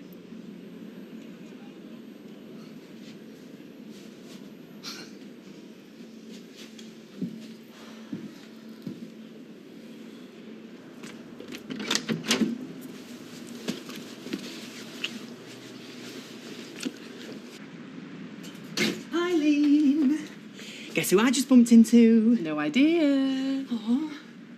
Oh, go on. Have a little guess. There's millions of people in Manchester. You're going to have to give me a bigger clue than that. All right, then. He's quite a big fan of yours. Oh, well, that could be hundreds of people. Oh, you quite fancy him as well. Elvis Presley? You know very well who. The lovely Phil. Right. And you're going to be so thrilled when I tell you. No, Sean. No, you mustn't. I'm sorry, I've been sworn to secrecy. Look, come on, you know you're going to blab in the end, so you may as well just get it over with. Well, he must think the world of you, that's all I'm saying. Because when you turn up for your date, you're going to get the thrill of your life. Do I have to come over there and sit on you and get you to beg for mercy? What, and spend the rest of my days in an iron lung? I think not. He's bought you a foot spa. Oh, whoopee-doo. You ungrateful mare. Yeah, from the way you were going on, I was expecting a Porsche or a pied-à-terre in Hale Barnes. Well, he's bought you a Prezi. At least that means he's thinking about you. He's a reflexologist. He probably gets them on the cheap. Oh, talk about I'm happy-go-lucky me. Look, sorry, I don't do perky or bubbly. You should know that by now.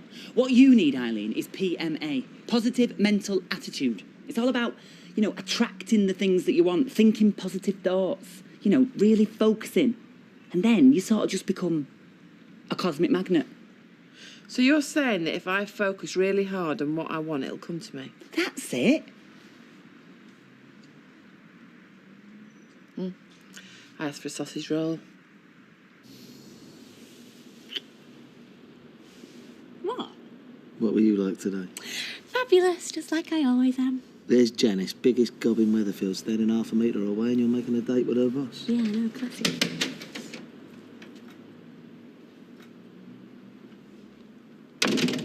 You?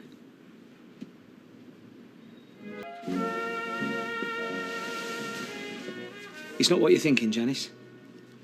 Oh, no. No, I can explain. This'll be interesting. What is it then? Hunt the thimble?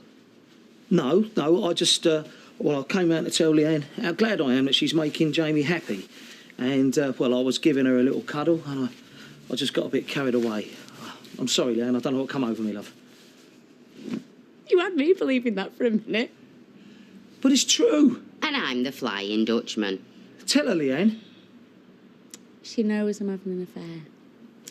And now I know who with. Don't I, Danny boy? Well, what did you tell her that for? I guessed.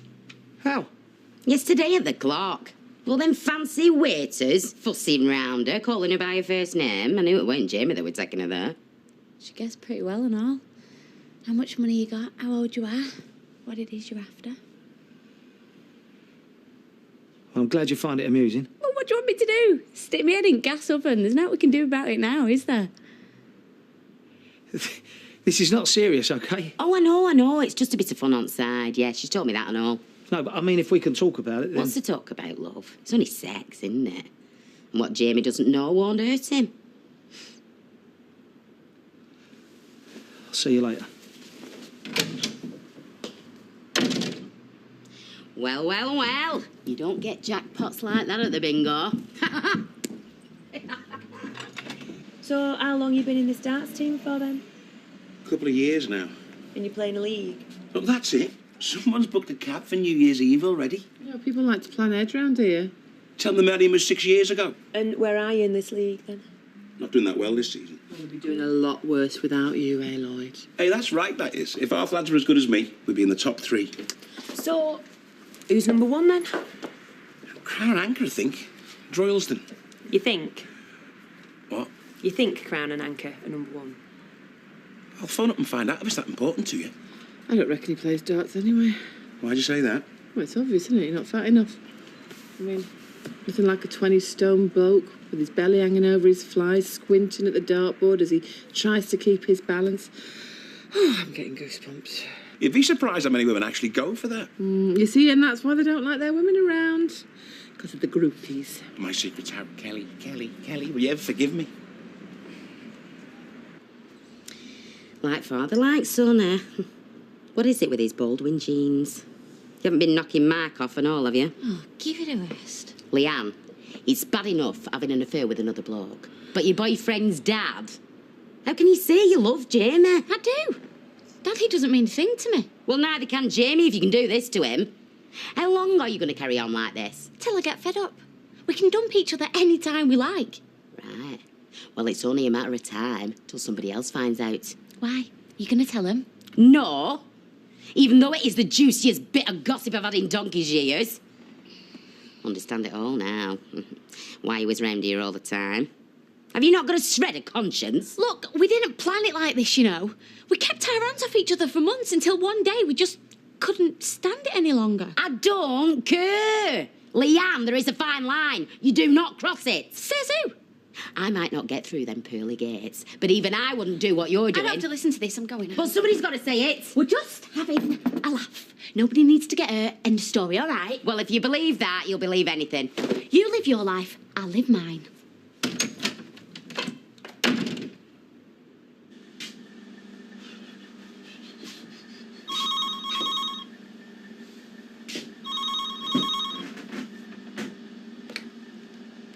Hello? Where have you been? That was you. I've been trying to ring you for ages. Why have you had your mobile switched off? Oh, I've been charging it up and I've been in and out the office, love. Yeah, well, never mind that. We've got a disaster here. Why, what's happened? Washing machine's flooded. There's water everywhere. And you called a plumber? Yeah, he's on his way. All right, I won't be long. How much are you charging? 90 quid an hour. How much? But I couldn't find anyone else and you weren't around. All right, I'll be 2 minutes. Don't panic. All right. You off out with Lloyd? Yeah. Who's he playing next? Eric Bristow? Well, it's just as likely as all these deals he's been selling. How long are you going to let it go on? Look, I'm sure there's a perfectly good explanation. Maybe. You're going to have to ask him first, though, aren't you? Alrighty then. We all set? Yeah? Fantastic. Oh, thanks. You don't look so bad yourself. Didn't want to let the side down. One more before we go? Yeah, go on, I'll have half a bitter. My brown-eyed princess deserves more than half a bitter. Oh, since you put it like that, I'll have a vodka and tonic. Jan? No, love, I'm all right, Sam. It's on your perfume you're wearing. Yeah, do you like it? It smells gorgeous. Well, he knows how to treat a woman. I'll give him that. Yeah, and that's what I don't want to give up. No one said things like that to me in ages. Question is, who else is he saying it to? Yeah, I rang about half an hour ago. 7 Coronation Street. Yeah, we fixed it now. We don't need a plumber anymore. Thanks. Sorry. How do you know you can fix it? Well, I don't. But I'll tell you what, I've got to have a damn good try. £90 an hour? You're having a laugh. It'd be cheaper to get Rio Ferdinanded. I tried some smaller ones. I just got answering machines. There's water everywhere. I was desperate. And then I saw this big ad and they answered straight away. Yeah, I bet they did, love. I've told you before, Frank, and I've shown you where the stopcock is. All you got to do is turn the water off first. Ain't hard, babe. Stop getting at me, will ya? It's not my fault it flooded. It's a man's job to fix this sort of thing. I didn't know where you was. I panicked. Oh, look, I'm sorry, babe. I'm sorry. All right. I did the best I could. If you'd have been here... Yeah, I know. Come. Come, Frank. What would I do without you, eh? Be a darn sight happier from what you've just been saying. Don't be daft. You're the only one for me. I'd fall apart if I didn't have you. Don't be silly. What's brought this on? I just take you for granted too much, don't I? I never know whether to believe you or not. I believe it. Sweetheart. Right. Tell you what I'll do. You nip off up the pub. Take this. I'll sort this out and I'll join you later. All right, babe? Go on. I can help. There's all this mopping up to do, isn't there? Dad, don't worry about that. Go on, you've had enough hassle for one day. Go on, Tom. Go on, sweet. Go on, mate. What you having? I buy my own time if it means I don't get any more lectures. I think you're playing with fire. But like you say, it's none of my business, so I'm not going to fall out with you about it. Life's too short. Now, what would you like? Right, I'll have a white wine then. Violet, love. White wine, please. With you in a tick. You've got to see the funny side of it, though, I suppose. How many close shaves have you had? 1 or 2. Makes it more exciting, I expect. Yeah, I can do. That wears thin after a while. What were you just saying about it being none of your business? All right, then. I'll shut me gob. Better had now, hadn't I? Evening, ladies. Hiya, love. Right. Jamie rang you? Yeah, spoke to him this morning. He sounded hard at it. I've just left Daddy fixing the washing machine. We go out in the razzle when they toilet. Treat 'em mean, keep 'em keen, that's what I say. Do sit down. I'll be with you in 1 moment.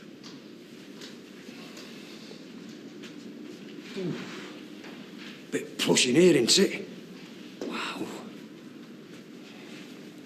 Hey, look. Someone's a big Quo fan. Just leave all the talking to me, OK? It's all right, I've been practicing. I said leave all the talking to me. So, apologies for the lateness of the hour. Hang on. Where are they? Sorry? The Quo. Why aren't they here?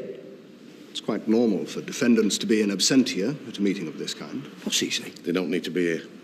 What? They're not even coming? I should have explained to my client. Too damn right you should. And you know why they're not here, don't you? They daren't look me in the eye after what they did to me. May I suggest we proceed as quickly as possible? It's late in the day, and I'm sure we'd all like to get on. Yes, well, it's quite simple. Mr. Battersby was the victim of an unprovoked assault by your clients last Friday evening, which resulted in the serious neck injury you see before you. I'm lucky I'm not in a wheelchair. And we're here to discuss proceedings against Mr. Parfitt and Mr. Rossi. Paralytic they was. They should be role models for fans like me. How serious is your injury from this alleged assault, Mr. Battersby? Well, I didn't get this sitting in a draft, pal. You could hear bones cracking and everything when they laid into me. But what did the hospital say? They were white with shock when they saw them x-rays. Do you have any documentation to substantiate what you're saying? I am going to still be wearing this on my wedding day in a couple of weeks at this rate. If this injury is going to be prima facie evidence for this alleged assault, we'll need more than just your word. Even then, it's academic. My clients deny all knowledge of what you're alleging. Well, they would, wouldn't they? Were there any witnesses to what happened? Oh, there was one witness. And is this person reliable? A mate of mine. Who took these? So, in the words of your clients, as you call them, only don't waste my time.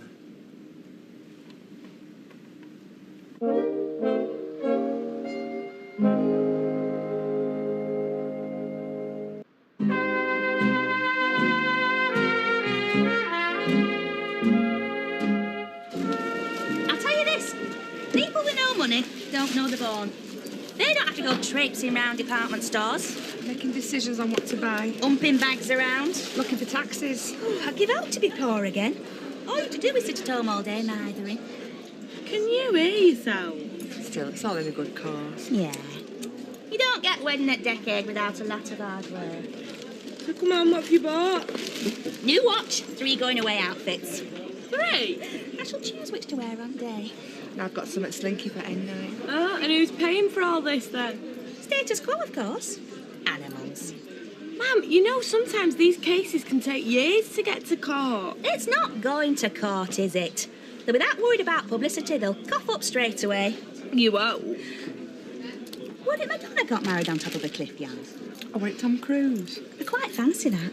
What happens at private yacht? This is more romantic. Waves crashing below on rocks, helicopters circling above trying to get shots of me and Les sat on golden thrones. Well, just don't buy anything else till you know you've got the money, eh? There are them as think big, and there are them as think small. Keep your advice to yourself, will you? With me. These photographs will need to be authenticated, of course. Are you saying they're fakes? It wouldn't be the first time misleading pictures have been used. Misleading? He's bopping me in the mush. That's what the pictures suggest. Well, what else could he be doing? Wiping me outer for me? If there's doubt about the photographs, I'm sure a tabloid newspaper would be happy to let its readers decide. Nice one. Perhaps an out-of-court settlement might be a more fruitful avenue. This is more like it. Without prejudice, of course. $500,000. What? You heard. Even if you went to court, it's unlikely you'd achieve anything like that figure. Well, it'll be interesting to see what effect these photos have on ticket sales for their 40th anniversary tour. I've read in a paper what they earn. They don't get out of bed for less than 200 grand. They could make $500,000 in 2 nights. So take it or leave it. I wouldn't mind. All I was asking him was to autograph my albums. What way's that to treat a fan? So you're a fan, Mr. Battersby? Used to be, pal. No more. Come on, let's go. I'm sure my clients would be disappointed to learn they'd lost one of their most fervent admirers. Well, unless they're going to stump up. So if the price was right, they might redeem themselves in your eyes. The price was right, yeah. Then let's see if we can't thrash something out, shall we? Now you're talking. So, where do you want me? The city will do fine. Okay. I did wash my feet about 10 minutes ago, so... And you're an old hand, I gather. Oh, yeah. One of my ex-boyfriends was a reflexologist. That's nice for me. How come? I don't have to convince you that I'm not some kind of crank. Oh, no, that wasn't the problem. You have a problem? Oh! Sorry, that. What? My feet are a bit ticklish. Just try to relax. By the way, you didn't tell Eileen I'd got her a foot spa, did you? Oh, no, didn't breathe a word. That's good. When are you going to surprise her with it? We'll have to see. You're a bit crunchy there. Oh, yeah, Colin used to say it was tension in my neck. That's right. So you know it might hurt a bit.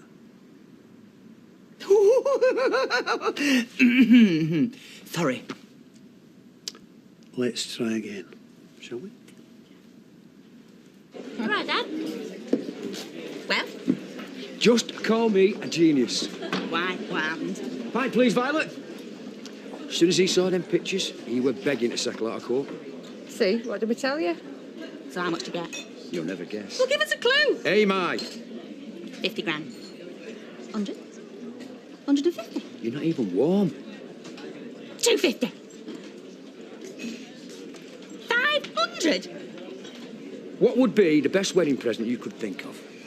Check for £1 million. Oh, you're barking up the wrong tree without cash. Well, what other tree is there? What if I told you that Status Quo will be playing at our wedding for free? Obviously, I'd love it. Then but... love it, because it's happening. He rang him while we were there. He got the agreement. We both signed up to it. But how much money do we get on top of that? You can't expect him to cough up money and all. It'd be $250,000 to pay for what we're getting.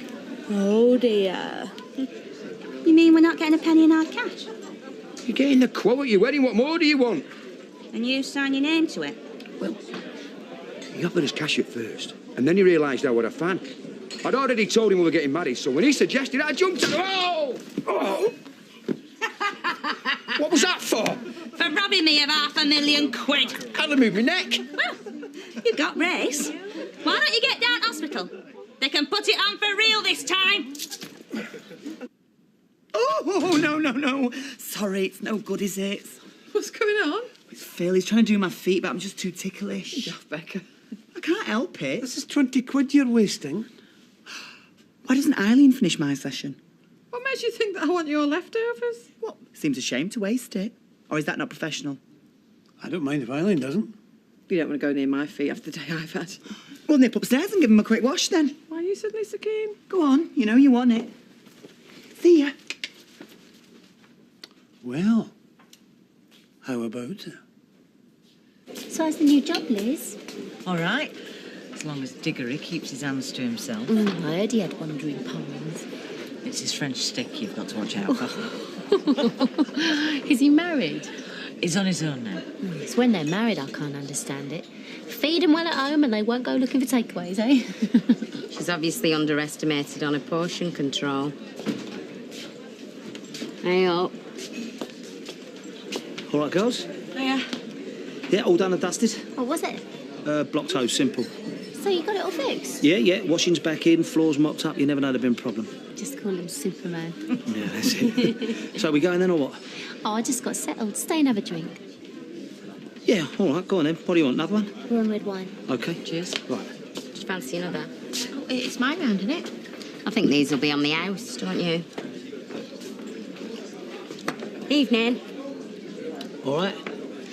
The ladies in the booth next to you, I'll have a pint of lager each, please. I don't think they will somehow. Oh, no. Frankie looks really happy tonight, doesn't she? Going, in fact. Things must be working out really well between you. Are they? And 2 pints as well, please, Miss Lee. Aw, thanks, Mr. Baldwin. It's really kind of you.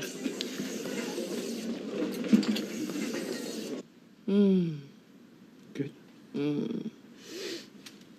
There. Ow! That's your lower back. You spend too much time sitting in that chair all day. Do you make this up as you go along? A person's feet are like an open book to me. I am. What can you read from mine? That things haven't always been easy for you.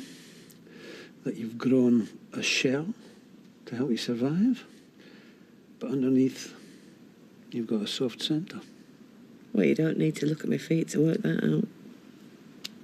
And that soft centre needs encouraging. Oh, yeah. So, how do I do that then, Doctor? Oh, all sorts of ways. Such as? Well, you have to learn to be more trusting, more open to possibilities. And how will I know when they're around? Oh, I think you'll know. And what if the other person doesn't see it like that? That's a risk you'll have to take. So if I said that I was open to possibilities now... I'd say that was very interesting. Is that all you'd say? That's all I'd say. Hiya, Jason. Phil just in my feet. We just finished. All right, Jason. Do you leave me anything for me tea or what? I can't believe it's 10:30 already. Time flies when you're enjoying yourself. And Mr. Baldwin. Don't give her any more to drink. She'll be stitching your gussets the wrong way tomorrow. Wobbly gussets will be the least of his problems when I get in my stride.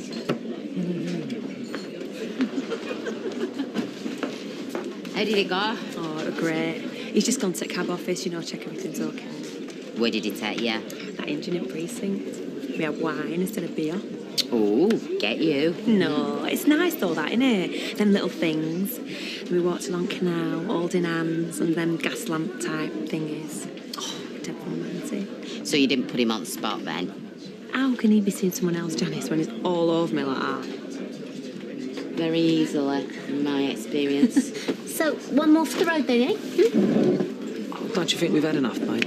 Oh, come on, Dan. It's not like it's every night we get out, eh? What are you talking about? We was at the club restaurant yesterday, weren't we? And I had to remortgage the factory to do that. All right, I'll get him in then, stingy. Stingy's got nothing. It's still my money. All right, take it out that 90 quid you saved on the plumber. Come on then. I'll help you carry it. Oh, you're loose. So, how many more people you told? No, I didn't say how it was you. No, but it made her suspicious, didn't it? Then she started snooping around, and that's how she caught us right at it. The whole of Weatherfield will know by the end of the week. Don't worry, she won't say how. We might as well take an ad out in the Gazette. At least people will get the right story, yeah? Hang on, she's not going to land me in it, is she? She's my mother. Stepmother, love. Remember, they're the evil ones in the stories who sell their kids down the river. Listen, she's just enjoying having one over on you. Stop worrying.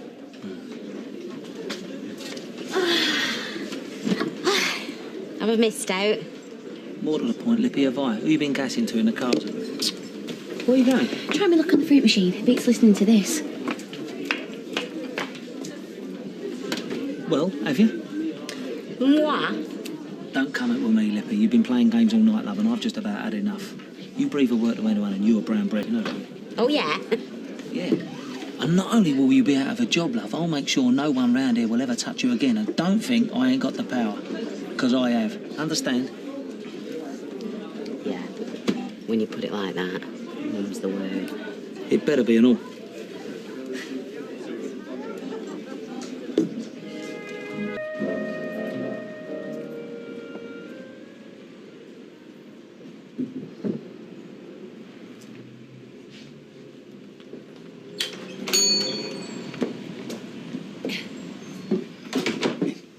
Hey, you've a lovely hand. Cheers. Them poppy seeds, go up the top shelf there.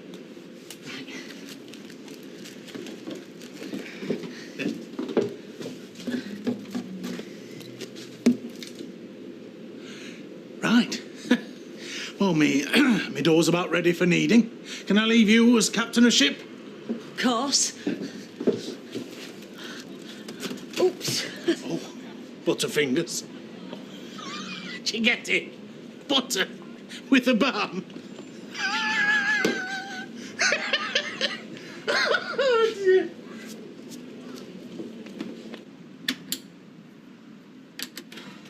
I thought you'd fix this thing.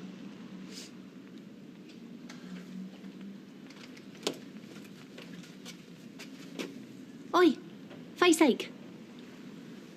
What, love, sorry? The washing machine. It's on the blink again.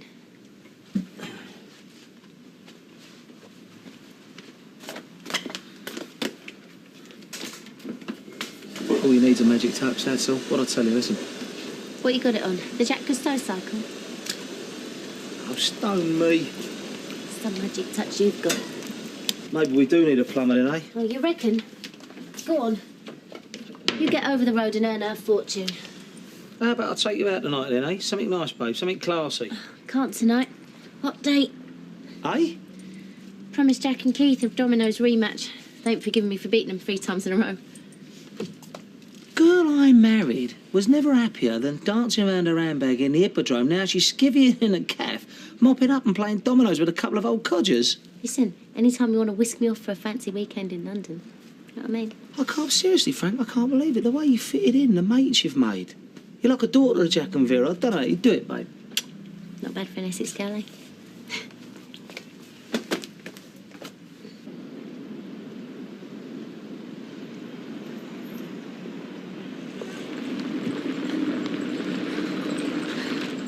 You're all right. I've clocked you both in. He's late.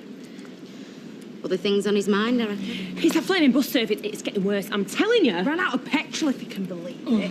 Why don't you just jump on next to him? Yeah, well, that's what I said. I weren't getting chucked off the bus without getting our money back. Flaming cheek. Here he comes now, our beloved leader. Oh, come on. Let's get him before he sees us. I'm just going to finish this fag.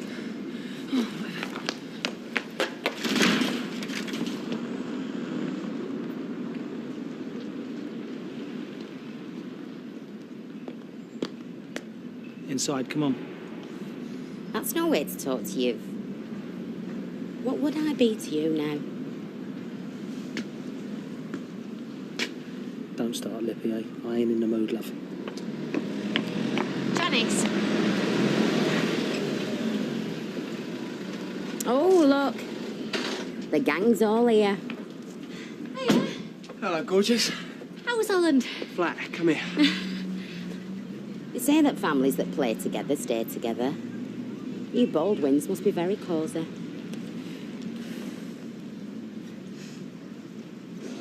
Every time I turn round, he's stood there, staring and drooling.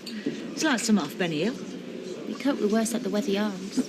Well, I swear to you, if he tries it on, he's going to find a cream on somewhere he's not expecting. Oi! They're Amy's. I'll pay you back later. Hey, love. Hey. Do you want a coffee? Yeah. I'll have one to take out, please, thank you. Hey, Nathan. If you want a bed for the night, you only have to ask, you know. Can't promise you'll get much sleep, though. Gran, hi. Hold on. Do you want to carry on giving her a dinner, but don't nick any? As if I would. What do you want? Right, see you later. Bye, love. Yeah, I'll do that. So what's up with your Jeff? Oh, she's got this horrible itchy rash all over her shoulder. Doctor says it's rosacea. Oh, yeah. Well, it's something to be ashamed of nowadays. I mean, I caught it once. But how the hell did you get it on her shoulder? I'm trying to be a mate to you, you daft nerd. You've got far too much going for you to waste yourself on a two-timing snake like Lloyd Malani. Yeah, but we don't know that he is cheating. Oh, flaming, will you open your eyes? What about all his lies? So-called darts nights at the junction. No, with loads of reasons. Oh, will you quit fooling yourself? He's playing you for a right mug. Right, troops, bit of stun, please. Thank you. Yeah, now, I'm not normally the bearer of glad tidings, but due to my quite frankly astounding sales skills, I'm expecting a large, Tweedle, I said large, but why be modest, a very large increase in volume on the new Sapsford order. Big whoop. By the way, one or two of you lucky girls will be picking up a nice little bit of overtime, OK? All right, nice one. Much as I love to see the sight of you lot fighting like monkeys over a banana, this is how it's going to work. Anyone interested in the overtime, give your name to Hales tomorrow, and I'll pick one or two of you out of a hat, all right? Treat it like a workers' raffle. And don't say I never bring any colour to your lives. Great, huh? Clear, everyone? All done? Right, back to work. Come on, chop, chop. Mincemeat, Tweedle, done. Liven up. Yes, Mr. Baldwin. Good. Oh, come on. Want to go slow today, Lippy, or what? I've seen your so-called output, love, and you ain't done half the knickers you should have.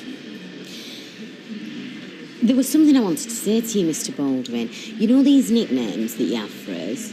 Well, sometimes they're offensive and boring at the same time. Just get back to work, eh? How would you like it if I was to call you... Baldy? Did you get it? Baldwin. I'm on.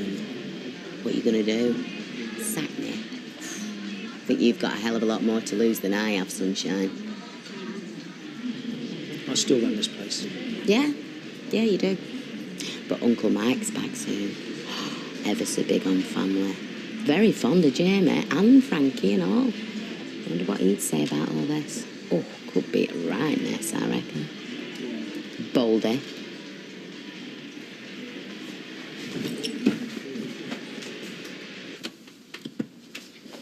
I didn't know you were going to be taping it.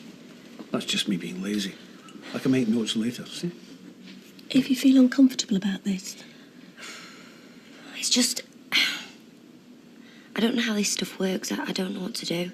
Just talk, love. Your feelings about what happened. You know, how you felt when I first met him. At Alma's funeral. I didn't feel anything. Gail, please don't take this the wrong way, but... Look, when I was 14, I got beat up. Not by a kid, by a drunk man. How terrifying. My mum and dad were great about it, but I couldn't open up to them. Yeah, I know what you mean. It wasn't until I talked to this teacher at school. Well, what I'm saying is, sometimes it's easier to talk these things through when it's someone you don't know. Translation, sling your up, man. Wouldn't exactly put it that way. Is that all right with you? I think so, yeah. Okay. I know when I'm not needed. Look, I appreciate this. It's a big help. Thank you. Oh, well, I'll just go upstairs and put my face on and go over to the Rovers and have a drink with my mum, if she's there. See you over there later, perhaps. Yeah, great.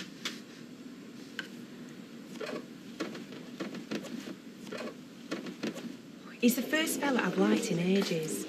There's probably a simple explanation. Listen, love.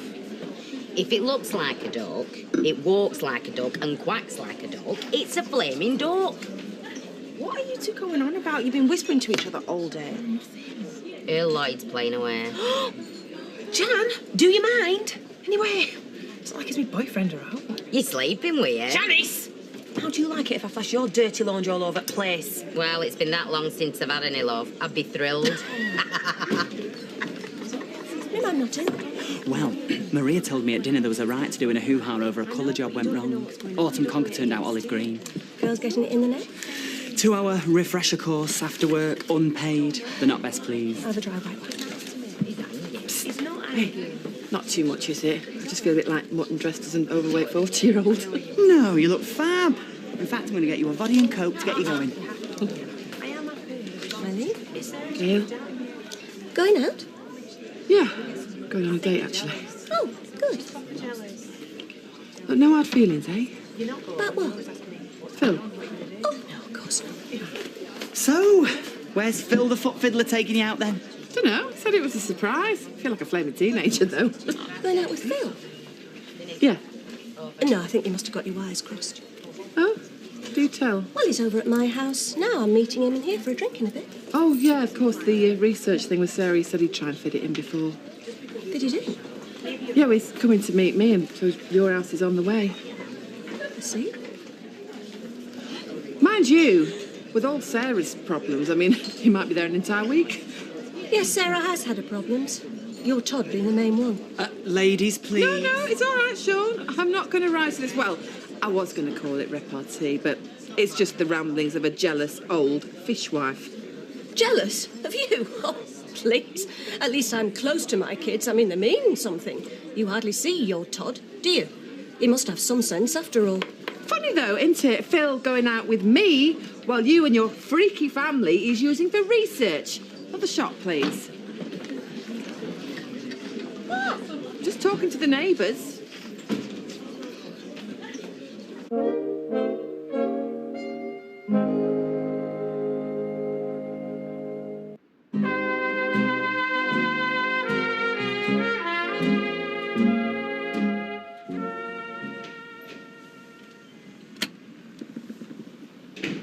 Better out than in. Yeah. That's enough for now, I think. I'm all right, Mum. Gail, you all right? I'm fine. But you don't want to be late for your date with Eileen, do you? Mum? What's Eileen said? Please just go. Gail? Look at her. She's in tears. I will not have my family's tragedies fitted in to suit your social schedule. I've been totally upfront about this, Gail, right from the start. Please, just go. Sorry about this, Sarah. It's not what it sounds like, honest. Sounds like Eileen's been stirring it. What's she said? The truth, by the sounds of it. Please go.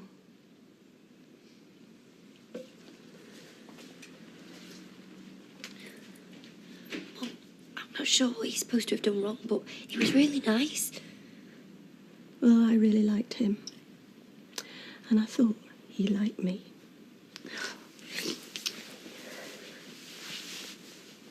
You reckon every bloke on planet is playing around? That's because most of them are. Where's your lady tonight? Oh, yeah, darts. 10 to 1, he'll hit the bullseye. Why don't we just follow him? Then we'll know for sure. What do you think we are? Charlie's Angels? It's not a bad idea, though, that. At least you'll know one way or the other. We ain't got a car. I have. Me and Jess have got a little mini. I'll drive you. Right, well, if it'll shut you up. Sup up, Kelly. Sup up, Sabrina. We've got a mission. You don't think you were a bit... I was only winding her up. She deserved it. That's just... Yeah. Well... It's late. Right then, I'm off. Oh, tight, where you going? I thought you was playing dominoes. I am. We're doing it over at Keith's place, so Vera can't find Jack. And Keith does a great cold meat plate. Should I start worrying when my wife prefers the company of pensioners to her own husband, or what? I'll see you later in here, all right? All right, OK. Don't. I thought I'd say, I'll have that all the time. You heard what I said, Lippy. Everyone gets a shot, all right? Right. Now you listen to what I'm saying, Baldy. I don't get that overtime, and them girls will have a hell of a lot more to talk about than whether Catherine Zeta-Jones has had a boob job or not. Right? Right, Angels, come on. Oh, hang on, you two. I think I've changed my mind. Woo! Nice legs, boys. Your muscle, this. We'll have this guy in Olympic shape in no time. Hey, Claire. Hope you're enjoying the benefits. Look, we'll only be half an hour. Why don't we meet you two over the road for a couple after? Yeah, cool. I've got Joshua to sort out. Oh, Dad's there. Come on, Claire. I want a murder pint after this. Yeah, come on, Claire. We'll go now. Hey, we can compare notes on our big, strong men, eh?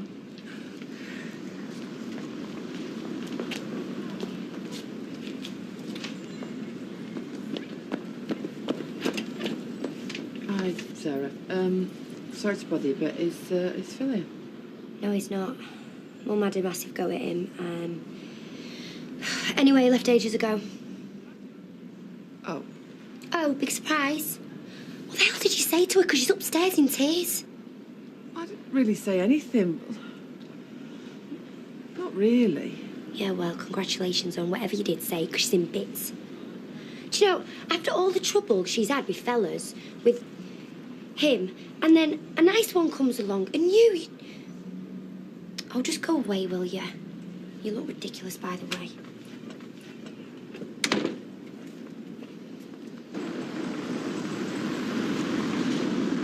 I mean, it's hardly inconspicuous, this. I feel like Flaming Noddy. Get down!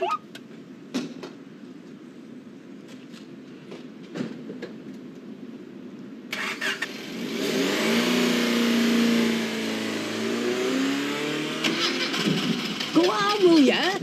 She can be a bit temperamental. Some flaming surveillance team we are. Feel the temperature of them. Exactly 1.5 degrees cooler than the rest of my body. I know. I've used a thermometer. Great. You can't knead dough with warm hands.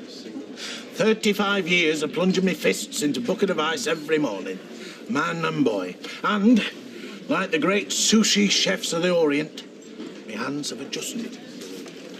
Claire, are you sure you won't have vodka in your pineapple juice? Better not. I'm driving tomorrow dinner. Yeah, well, I'm sure it'll have worn off by then. Oh, Steve! Steve! Why don't you come and join us? No, thanks. I'm just going to have a quiet one. Hey, how was your balm this dinner? Oh, that's fine. for corned beef roll.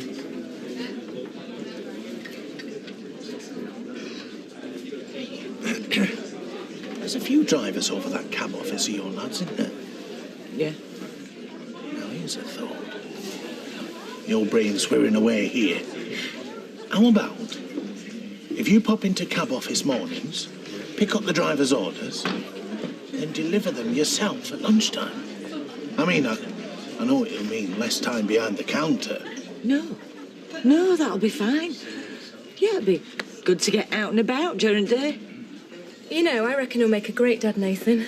You should see him with Amy, he's so sweet. He's nice, yeah. It's great to have a bloke around again. Big, strong, sexy one and all. No, I know it's early days, but we're really starting to feel like a family.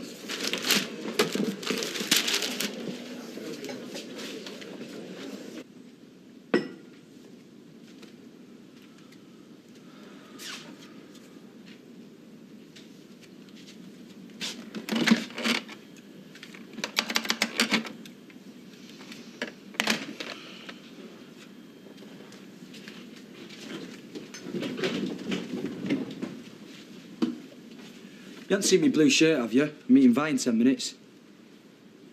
Nice one, you're a star, man.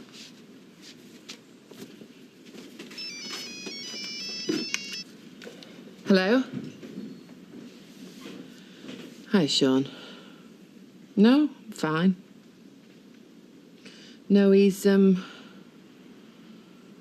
we'll talk about it later, eh? All right, love. See you.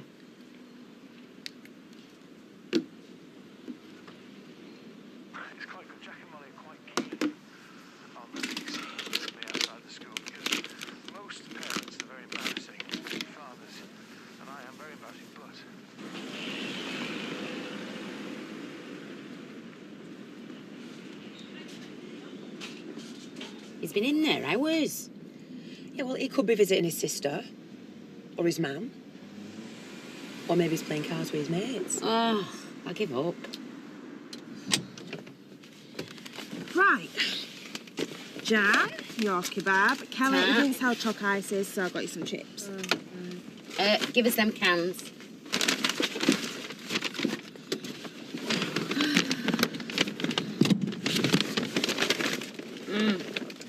That's better.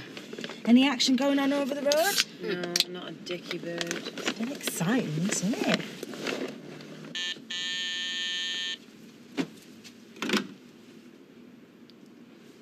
Come up.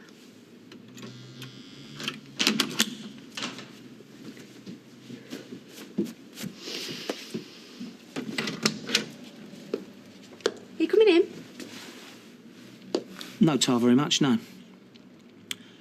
Your nasty little psycho of a stepmum has been making my life hell today. Oh, I've already told you, she's winding you up. She's not exactly going to land me in it, is she? Ain't she? Well, I'll tell you something, Leanne. She's sailing very close to the wind, love. And I swear to God, with my hand on my heart, I've never smacked a bird in my life, but that little cow. Well, I know something that'll help you relax. If it's all same to you, love, I'll pass. I mean it, Leanne. You have a serious chat with a poison dwarf. Otherwise, me and you are going to fall out big time. All right? Night-night.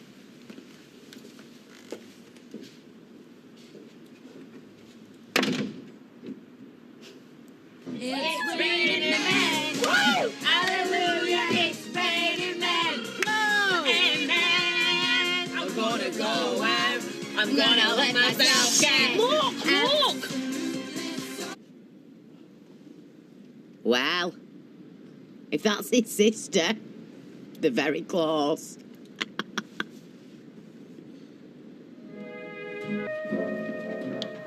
I'm getting lines.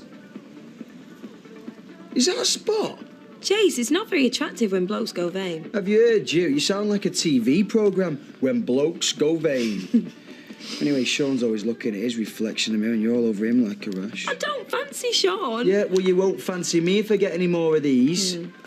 It's official. I'm getting old. I mean, look at the two of us. When was the last time me and you had a laugh together? Oh, I don't know. I can't stop laughing when you take off your clothes. Ah, yeah, you're dead funny. Right, we are going out. What clubs are good on a Friday? My mate Luke does the guest list at Milk. She might be able to get us in on the VIP lounge. You know, I saw one of Ant and Deck in there last year. No way. Right, milk it is then. We'll have a top time. I'll walk in that club, you by my side, hand in hand. Jeez, you're making us sound like Hansel and Gretel. No, Hansel and Gretel never got trashed. They walked around eating houses, the freaks. We're going to have a great time. I'll tell you what, I'll give her a ring about tea time. She's never usually up before 4. Aye. Who are you ringing? Hi, Cot. Luca from Milk. The Sharp Boys are playing a set there tonight. You're not going here? Yeah, me and Vi are getting trashed. Brilliant, I'll come. I saw him at Creamfields once. It was like an out-of-body experience. I've never even heard of him. Violet Wilson, call yourself a clubber? The Sharp Boys, they're the undisputed heavyweights of house. Right. In fact, did you see one of Ant and Deck at Milk once? Janice, what are you doing? You can't do that in here. So what are you going to do? Oh, I don't know. I really like him. It's just a shame he's a 2-timing twit. Well, I couldn't put up with it. Battersby! Oh, sorry. Am I not meant to smoke in here? Must have forgot.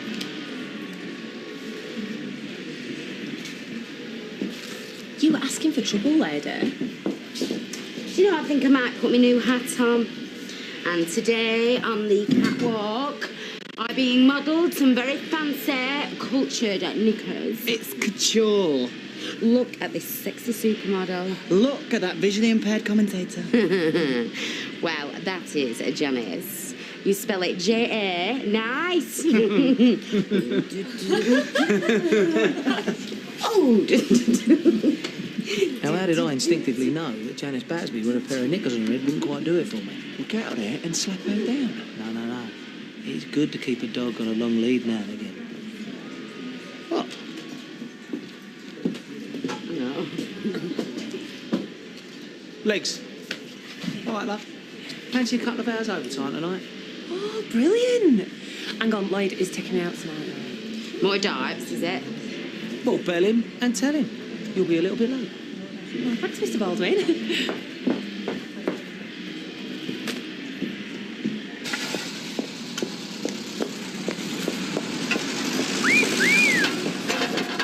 Don't know if you've heard.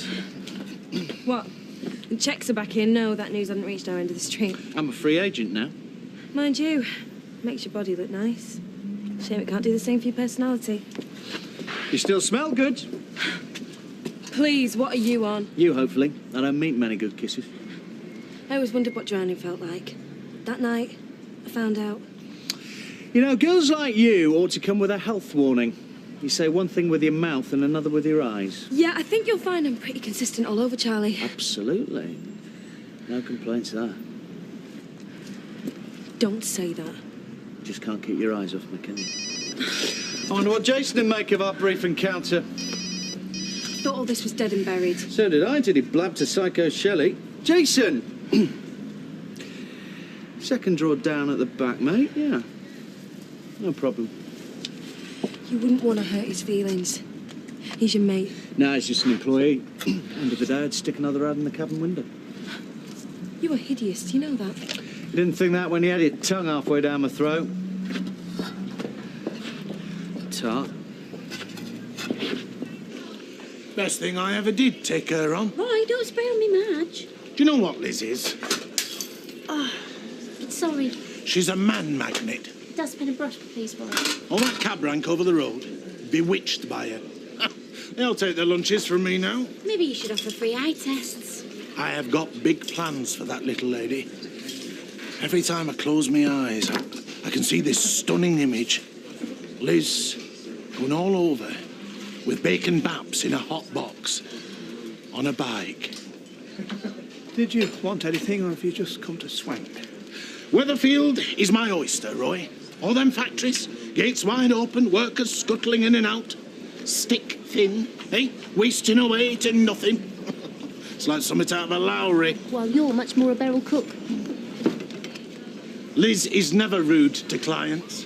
It's customers, Diggory. Hookers have clients. Interesting how you'd know that. Half-price babs at Compton's, just next door.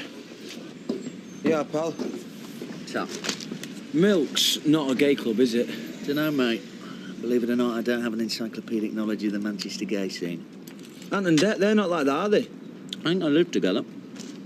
It's just when Violet mentioned to Sean, Sean knew what was going on there, and then somehow invited himself along, and now... Well, now I'm a bit like that about it. Hang on. You're going for a romantic night out with the missus? In a gay club with Sean? Jason, what do you like? Things you put up with if I was you. Charlie, I don't need relationship advice off you, thank you very much. Why not? Well, look at you and Shelley. Shelley has enormous mental health issues. I don't mean to sound uncharitable. I love her to bits, I always will, but... I don't know, I reckon I'm better off out of it. I know how to handle my bird, thank you. You're not the only one. What? Well, she's got everything in the right place, isn't she? Not many like that around here. Most fellas would like a go. You better... Oh, come on, mate. You're the lucky one, you got her. Look who I got. Barmy Brenda with a bowl cut. Still doesn't answer. Well, this place tonight's going to be full of fellas trying to grope you. Phone Violet and ask, come on. And if it is, put your foot down. Say I'm going to go somewhere else, thanks very much. Hey, you should have bought everyone's dinner crab treat today. Amount of overtime you're on. One night, Janice, that's all. Anyway, is it any wonder you didn't get the overtime where you've been behaving today? Oh, are we back on that one? You've really been swinging the lead. Go and perm your hair, cropper. You're doing me head in. Hey, how many of them have you had? I like a bit of spice in my life. Everybody likes some of that now and again, don't they, Leanne? And you can shut it and all. Right, time to get back, ladies. Oh, sorry, Sean. Gentlemen too. Haley, when are you ever gonna buy a new coat? Same time as you buy a new personality. Come on, Ailes. Show us another one of them in, will you, Leanne? You're going to be late back. So, what's he gonna do? Sack me?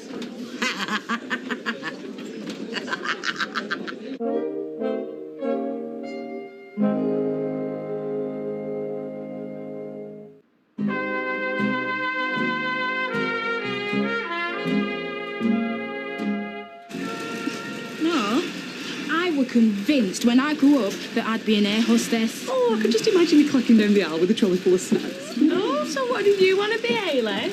Oh, I always fancied being a Diddy man. A what? You know, as in Ken Jordan, the Diddy man. Speak of the devil. Oh, they always seem to be having such fun. The shoes. I always fancied myself as Miss World. You know, swimsuit sash, number on my wrist. Which country? Trinidad and Tobago. That's exotic. I always want to be a stripper. Still do. What did you want to be, Fizzbomb? What are them people called? They turn up when somebody dies.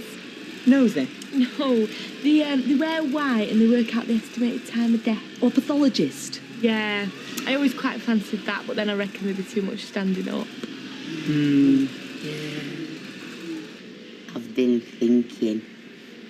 You must be exhausted. You don't have to give me that all the time. Right. But there is a way that you could buy me silence, sort of.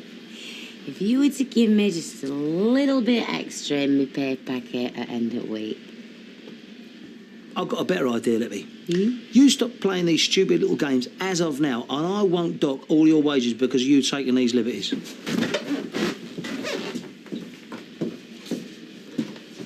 Now, Janice, go home, because you can hardly walk in a straight line, never mind sewing one. Do you know, I might pop across to your house, have a little chat with that Frankie. Seems to me like she could learn a few old truths. Just don't creep up on her in a dark alley, love. There's a good girl, because the way you look at the moment is enough to give anyone a heart attack.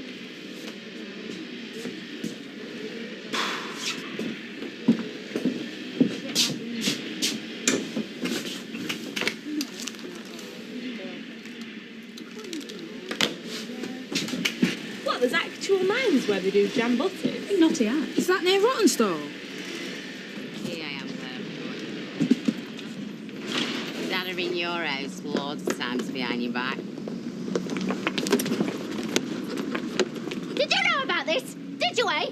Having that bitch round our house while we was away? Oi, Carol ain't a bitch. What are you hitting me for? Don't tell Frankie, don't tell Frankie. Well, guess what? She told me. Why didn't you, eh? Next time, I'll tell her some more.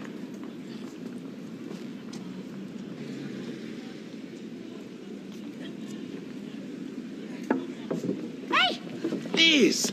Might I tempt you to a patty cake slice, fresh out the oven 5 minutes ago? You can get rid of that sign right now. Sorry? Have you seen how bumpy these cobbles are? Delivering door to door, I don't mind. But believe me, Diggory, I won't ride a bike over these cobbles for nobody. Hey, now, don't shout, Precious. I'd sooner die than upset you. No. Jace, how many times? It's a straight club. Ant and Dec are not gay. Well, tell the cab to wait. I'll be there in 5 minutes. I'm just doing my hair, all right? OK, bye. I just know Charlie's going to say something. I mean, you didn't see the way he was with me. It's only a matter of time. Charlie? Well, even if he does say something, will Jason believe him? Well, it's a bit weird, isn't it, if your boss goes, oh, by the way, I snogged your girlfriend. Yeah, be very weird for me. All the trouble it'd cause. I made such a mess, Sean.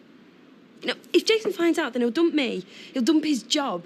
I couldn't have made things any messier if I'd tried. Oh, come on, Vi. We've all done it. Snog the wrong fella after too much to drink. I mean, look at when I was going out with Connor. What, the boxer who's into Bette Midler? I worked out I'd snogged every single one of his friends, even the straight ones. But if Charlie tells him... Well, Charlie, he's a proven liar. I mean, your butter wouldn't melt. But if Jason asks me, I don't think I could lie to him. I hate keeping secrets. Right, listen to me, you silly cow. If Jason asked you about any of this, you pull a vacant face and you act all thick. You say, Charlie? Snog? Me? Oh, he's old enough to be me dad. I'm supposed to love him and I do this to him. Well, exactly. And that's why you're not going to throw it all away by admitting to some stupid mistake that didn't mean diddly. Right. You set? Oh, I love this feeling, not knowing what's round the corner. There's a cab waiting round the corner. Come on, let's go. Well, anything could happen, though. I mean, tonight could be the night that Dermot O'Leary wakes up in Manchester with sexuality amnesia. Soaping house in here these days, isn't it? I washed my sheets and they weren't dry. Jamie said I was more than welcome. You do laundry. You do surprise me. Actually, Carol thought it was a bit grubby in here. Whose bed's she sleeping? Warren's old one. If I find out you let her sleep in my bed, lady, you are for the high jump. It weren't just her, it was me and all. It weren't just you two. It was all of you. Eh? Don't come innocent with me, Danny boy. Naivety don't suit your twisted little face. You should have kicked her out, told her to sling her hook. She didn't hurt anyone. Well, she were at Kevin Webster's 40th, that was about it. Oh, so this weren't the only house she went in? That was the pub. I wonder what she was doing in there. Don't make out you hate her. She's wrecking my family, love. Covering up for her? How come Janice Battersby knows more about what's going on in this house than I do? I'll tell you why. Because it is in your nature to be deceitful and vile, and that is why I hate her. What, Janice? No, Carol, shut up. Because she brings all that out in you. I'm sorry, Jamie. I know she's your mum and all that, but she's got the sort of face you want to slap. And I'll have that. Even little cow. So my Auntie Betty runs in and screams, the Jerrys have invaded Tubrook. That's on the number 8 bus, so they all dive in the Anderson shelter. And out there? No, they invaded Tobruk in northern Africa. Oh, right, I'm going to say. I didn't think Hitler invaded Liverpool. No, darling, he didn't. Although my mum used to say my dad had the look of him. That's nice. Kelly, what's the matter? Nothing. Do I look out of place here? Why would you look out of place? Because I'm dead common. Everyone else here looks gorgeous and well-groomed and like they've just stepped out of a salon. I think they look better than a lot of them. You know what, I was going to this party once. I were all of about 9. And I borrowed a top from this girl called Keisha that lived upstairs. Oh, I thought it looked dead sophisticated and grown up. And just as I would call it for lift, my mum staggers up the stairs and she clocks me. She goes, oh, poor Kelly. Don't matter what you were, you always managed to look dog rough. Oh, babe. You know, in here, I think I look like Halle Berry. And I see myself in a mirror. The only movie star I look like is Jabba the Hutt. Hey, you'll always be Halle Berry to me. You know what? I can't believe you brought me somewhere so posh. They've got all latest perfumes at Bogs, you know. Manic one? You never? No, never. I might, though. 50 quid, some of them. Thanks, anyway. Hey, the night's not over yet.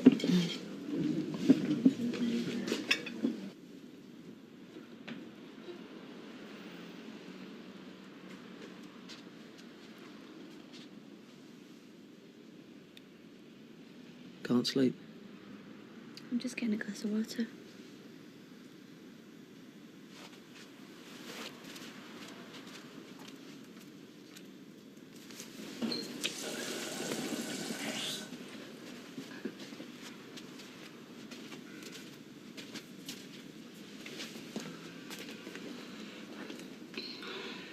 Lee, I can't do this, love. I can't bear the fact that Janice has got one over on me and I'm waving the white flag here. What? Well, if it's her in a big gob you're worried about, I'll make sure she keeps it shut. No one tells the poison dwarf what to do. Don't call her that. Well, it's not just her, is it? You've seen what Frank is like. If she finds out about us, she will annihilate me. I'm sorry, darling, but it was good while it lasted. Is this what it's come to? Ditched in the kitchen at 2 in the morning. No, I know you must be gutted, but... Suicidal. You were the man of my dreams. Look, I just hope through all this we can still be friends. Never had you down as a coward, Danny. Oh, don't be like that. Don't touch me. Why don't you just go upstairs, eh? Wouldn't want anybody to think there was out going on, would we?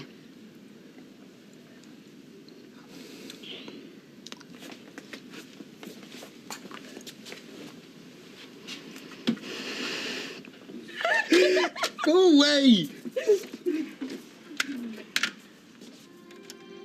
Oh, yeah! Shh, I don't want to wake me mum. That was a wicked night. Oh, no, show me right. Them DJs were amazing. What was the name of that bloke he copped off with? Liam! Oh, he was great. Vi, he was better than great. He was top. Everybody was top tonight. Gotta gab me face off to loads of people, loads of really top people. I remember being in that chill-out room and it was like we were a family. Does that sound stupid? Not at all. You blame my hair? Ah! Yeah. Wow. That feels amazing. You know when you were on the dance floor tonight? Yeah. You looked like an angel. Yeah, so did you. What was the name of that song? The one that we said we'd never forget? I forgot. It was something about him. Damn it, I've forgotten. Wasn't it truth or something? Give me your truth. Have you got any chewy?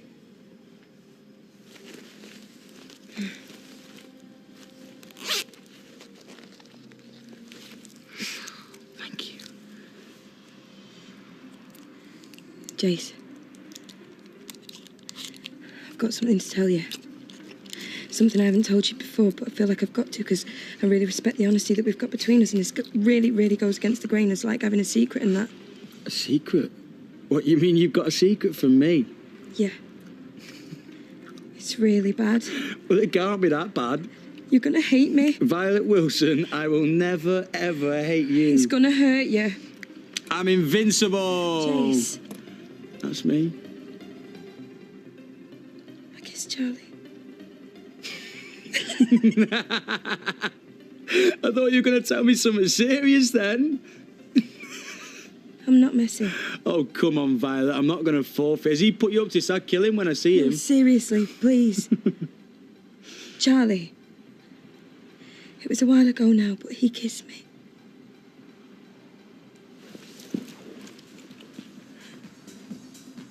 What?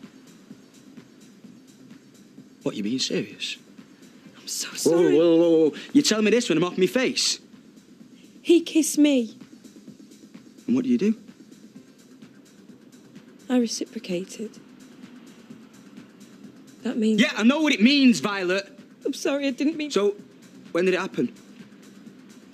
A few weeks back. Why didn't you tell me? I didn't want to hurt you. I was trying to protect you. It was your mate, your boss, my mate, my boss. It was dead complicated. Oh, no, it isn't. It didn't mean anything. I was drunk. I didn't know what I was doing. It didn't mean anything. What are you doing? I'm going to bed. You'll sleep in here. Please, I don't want to be on my own. Well, phone Charlie then. The best night of my life. Remember what it was all about again? The best night, and you had to ruin it.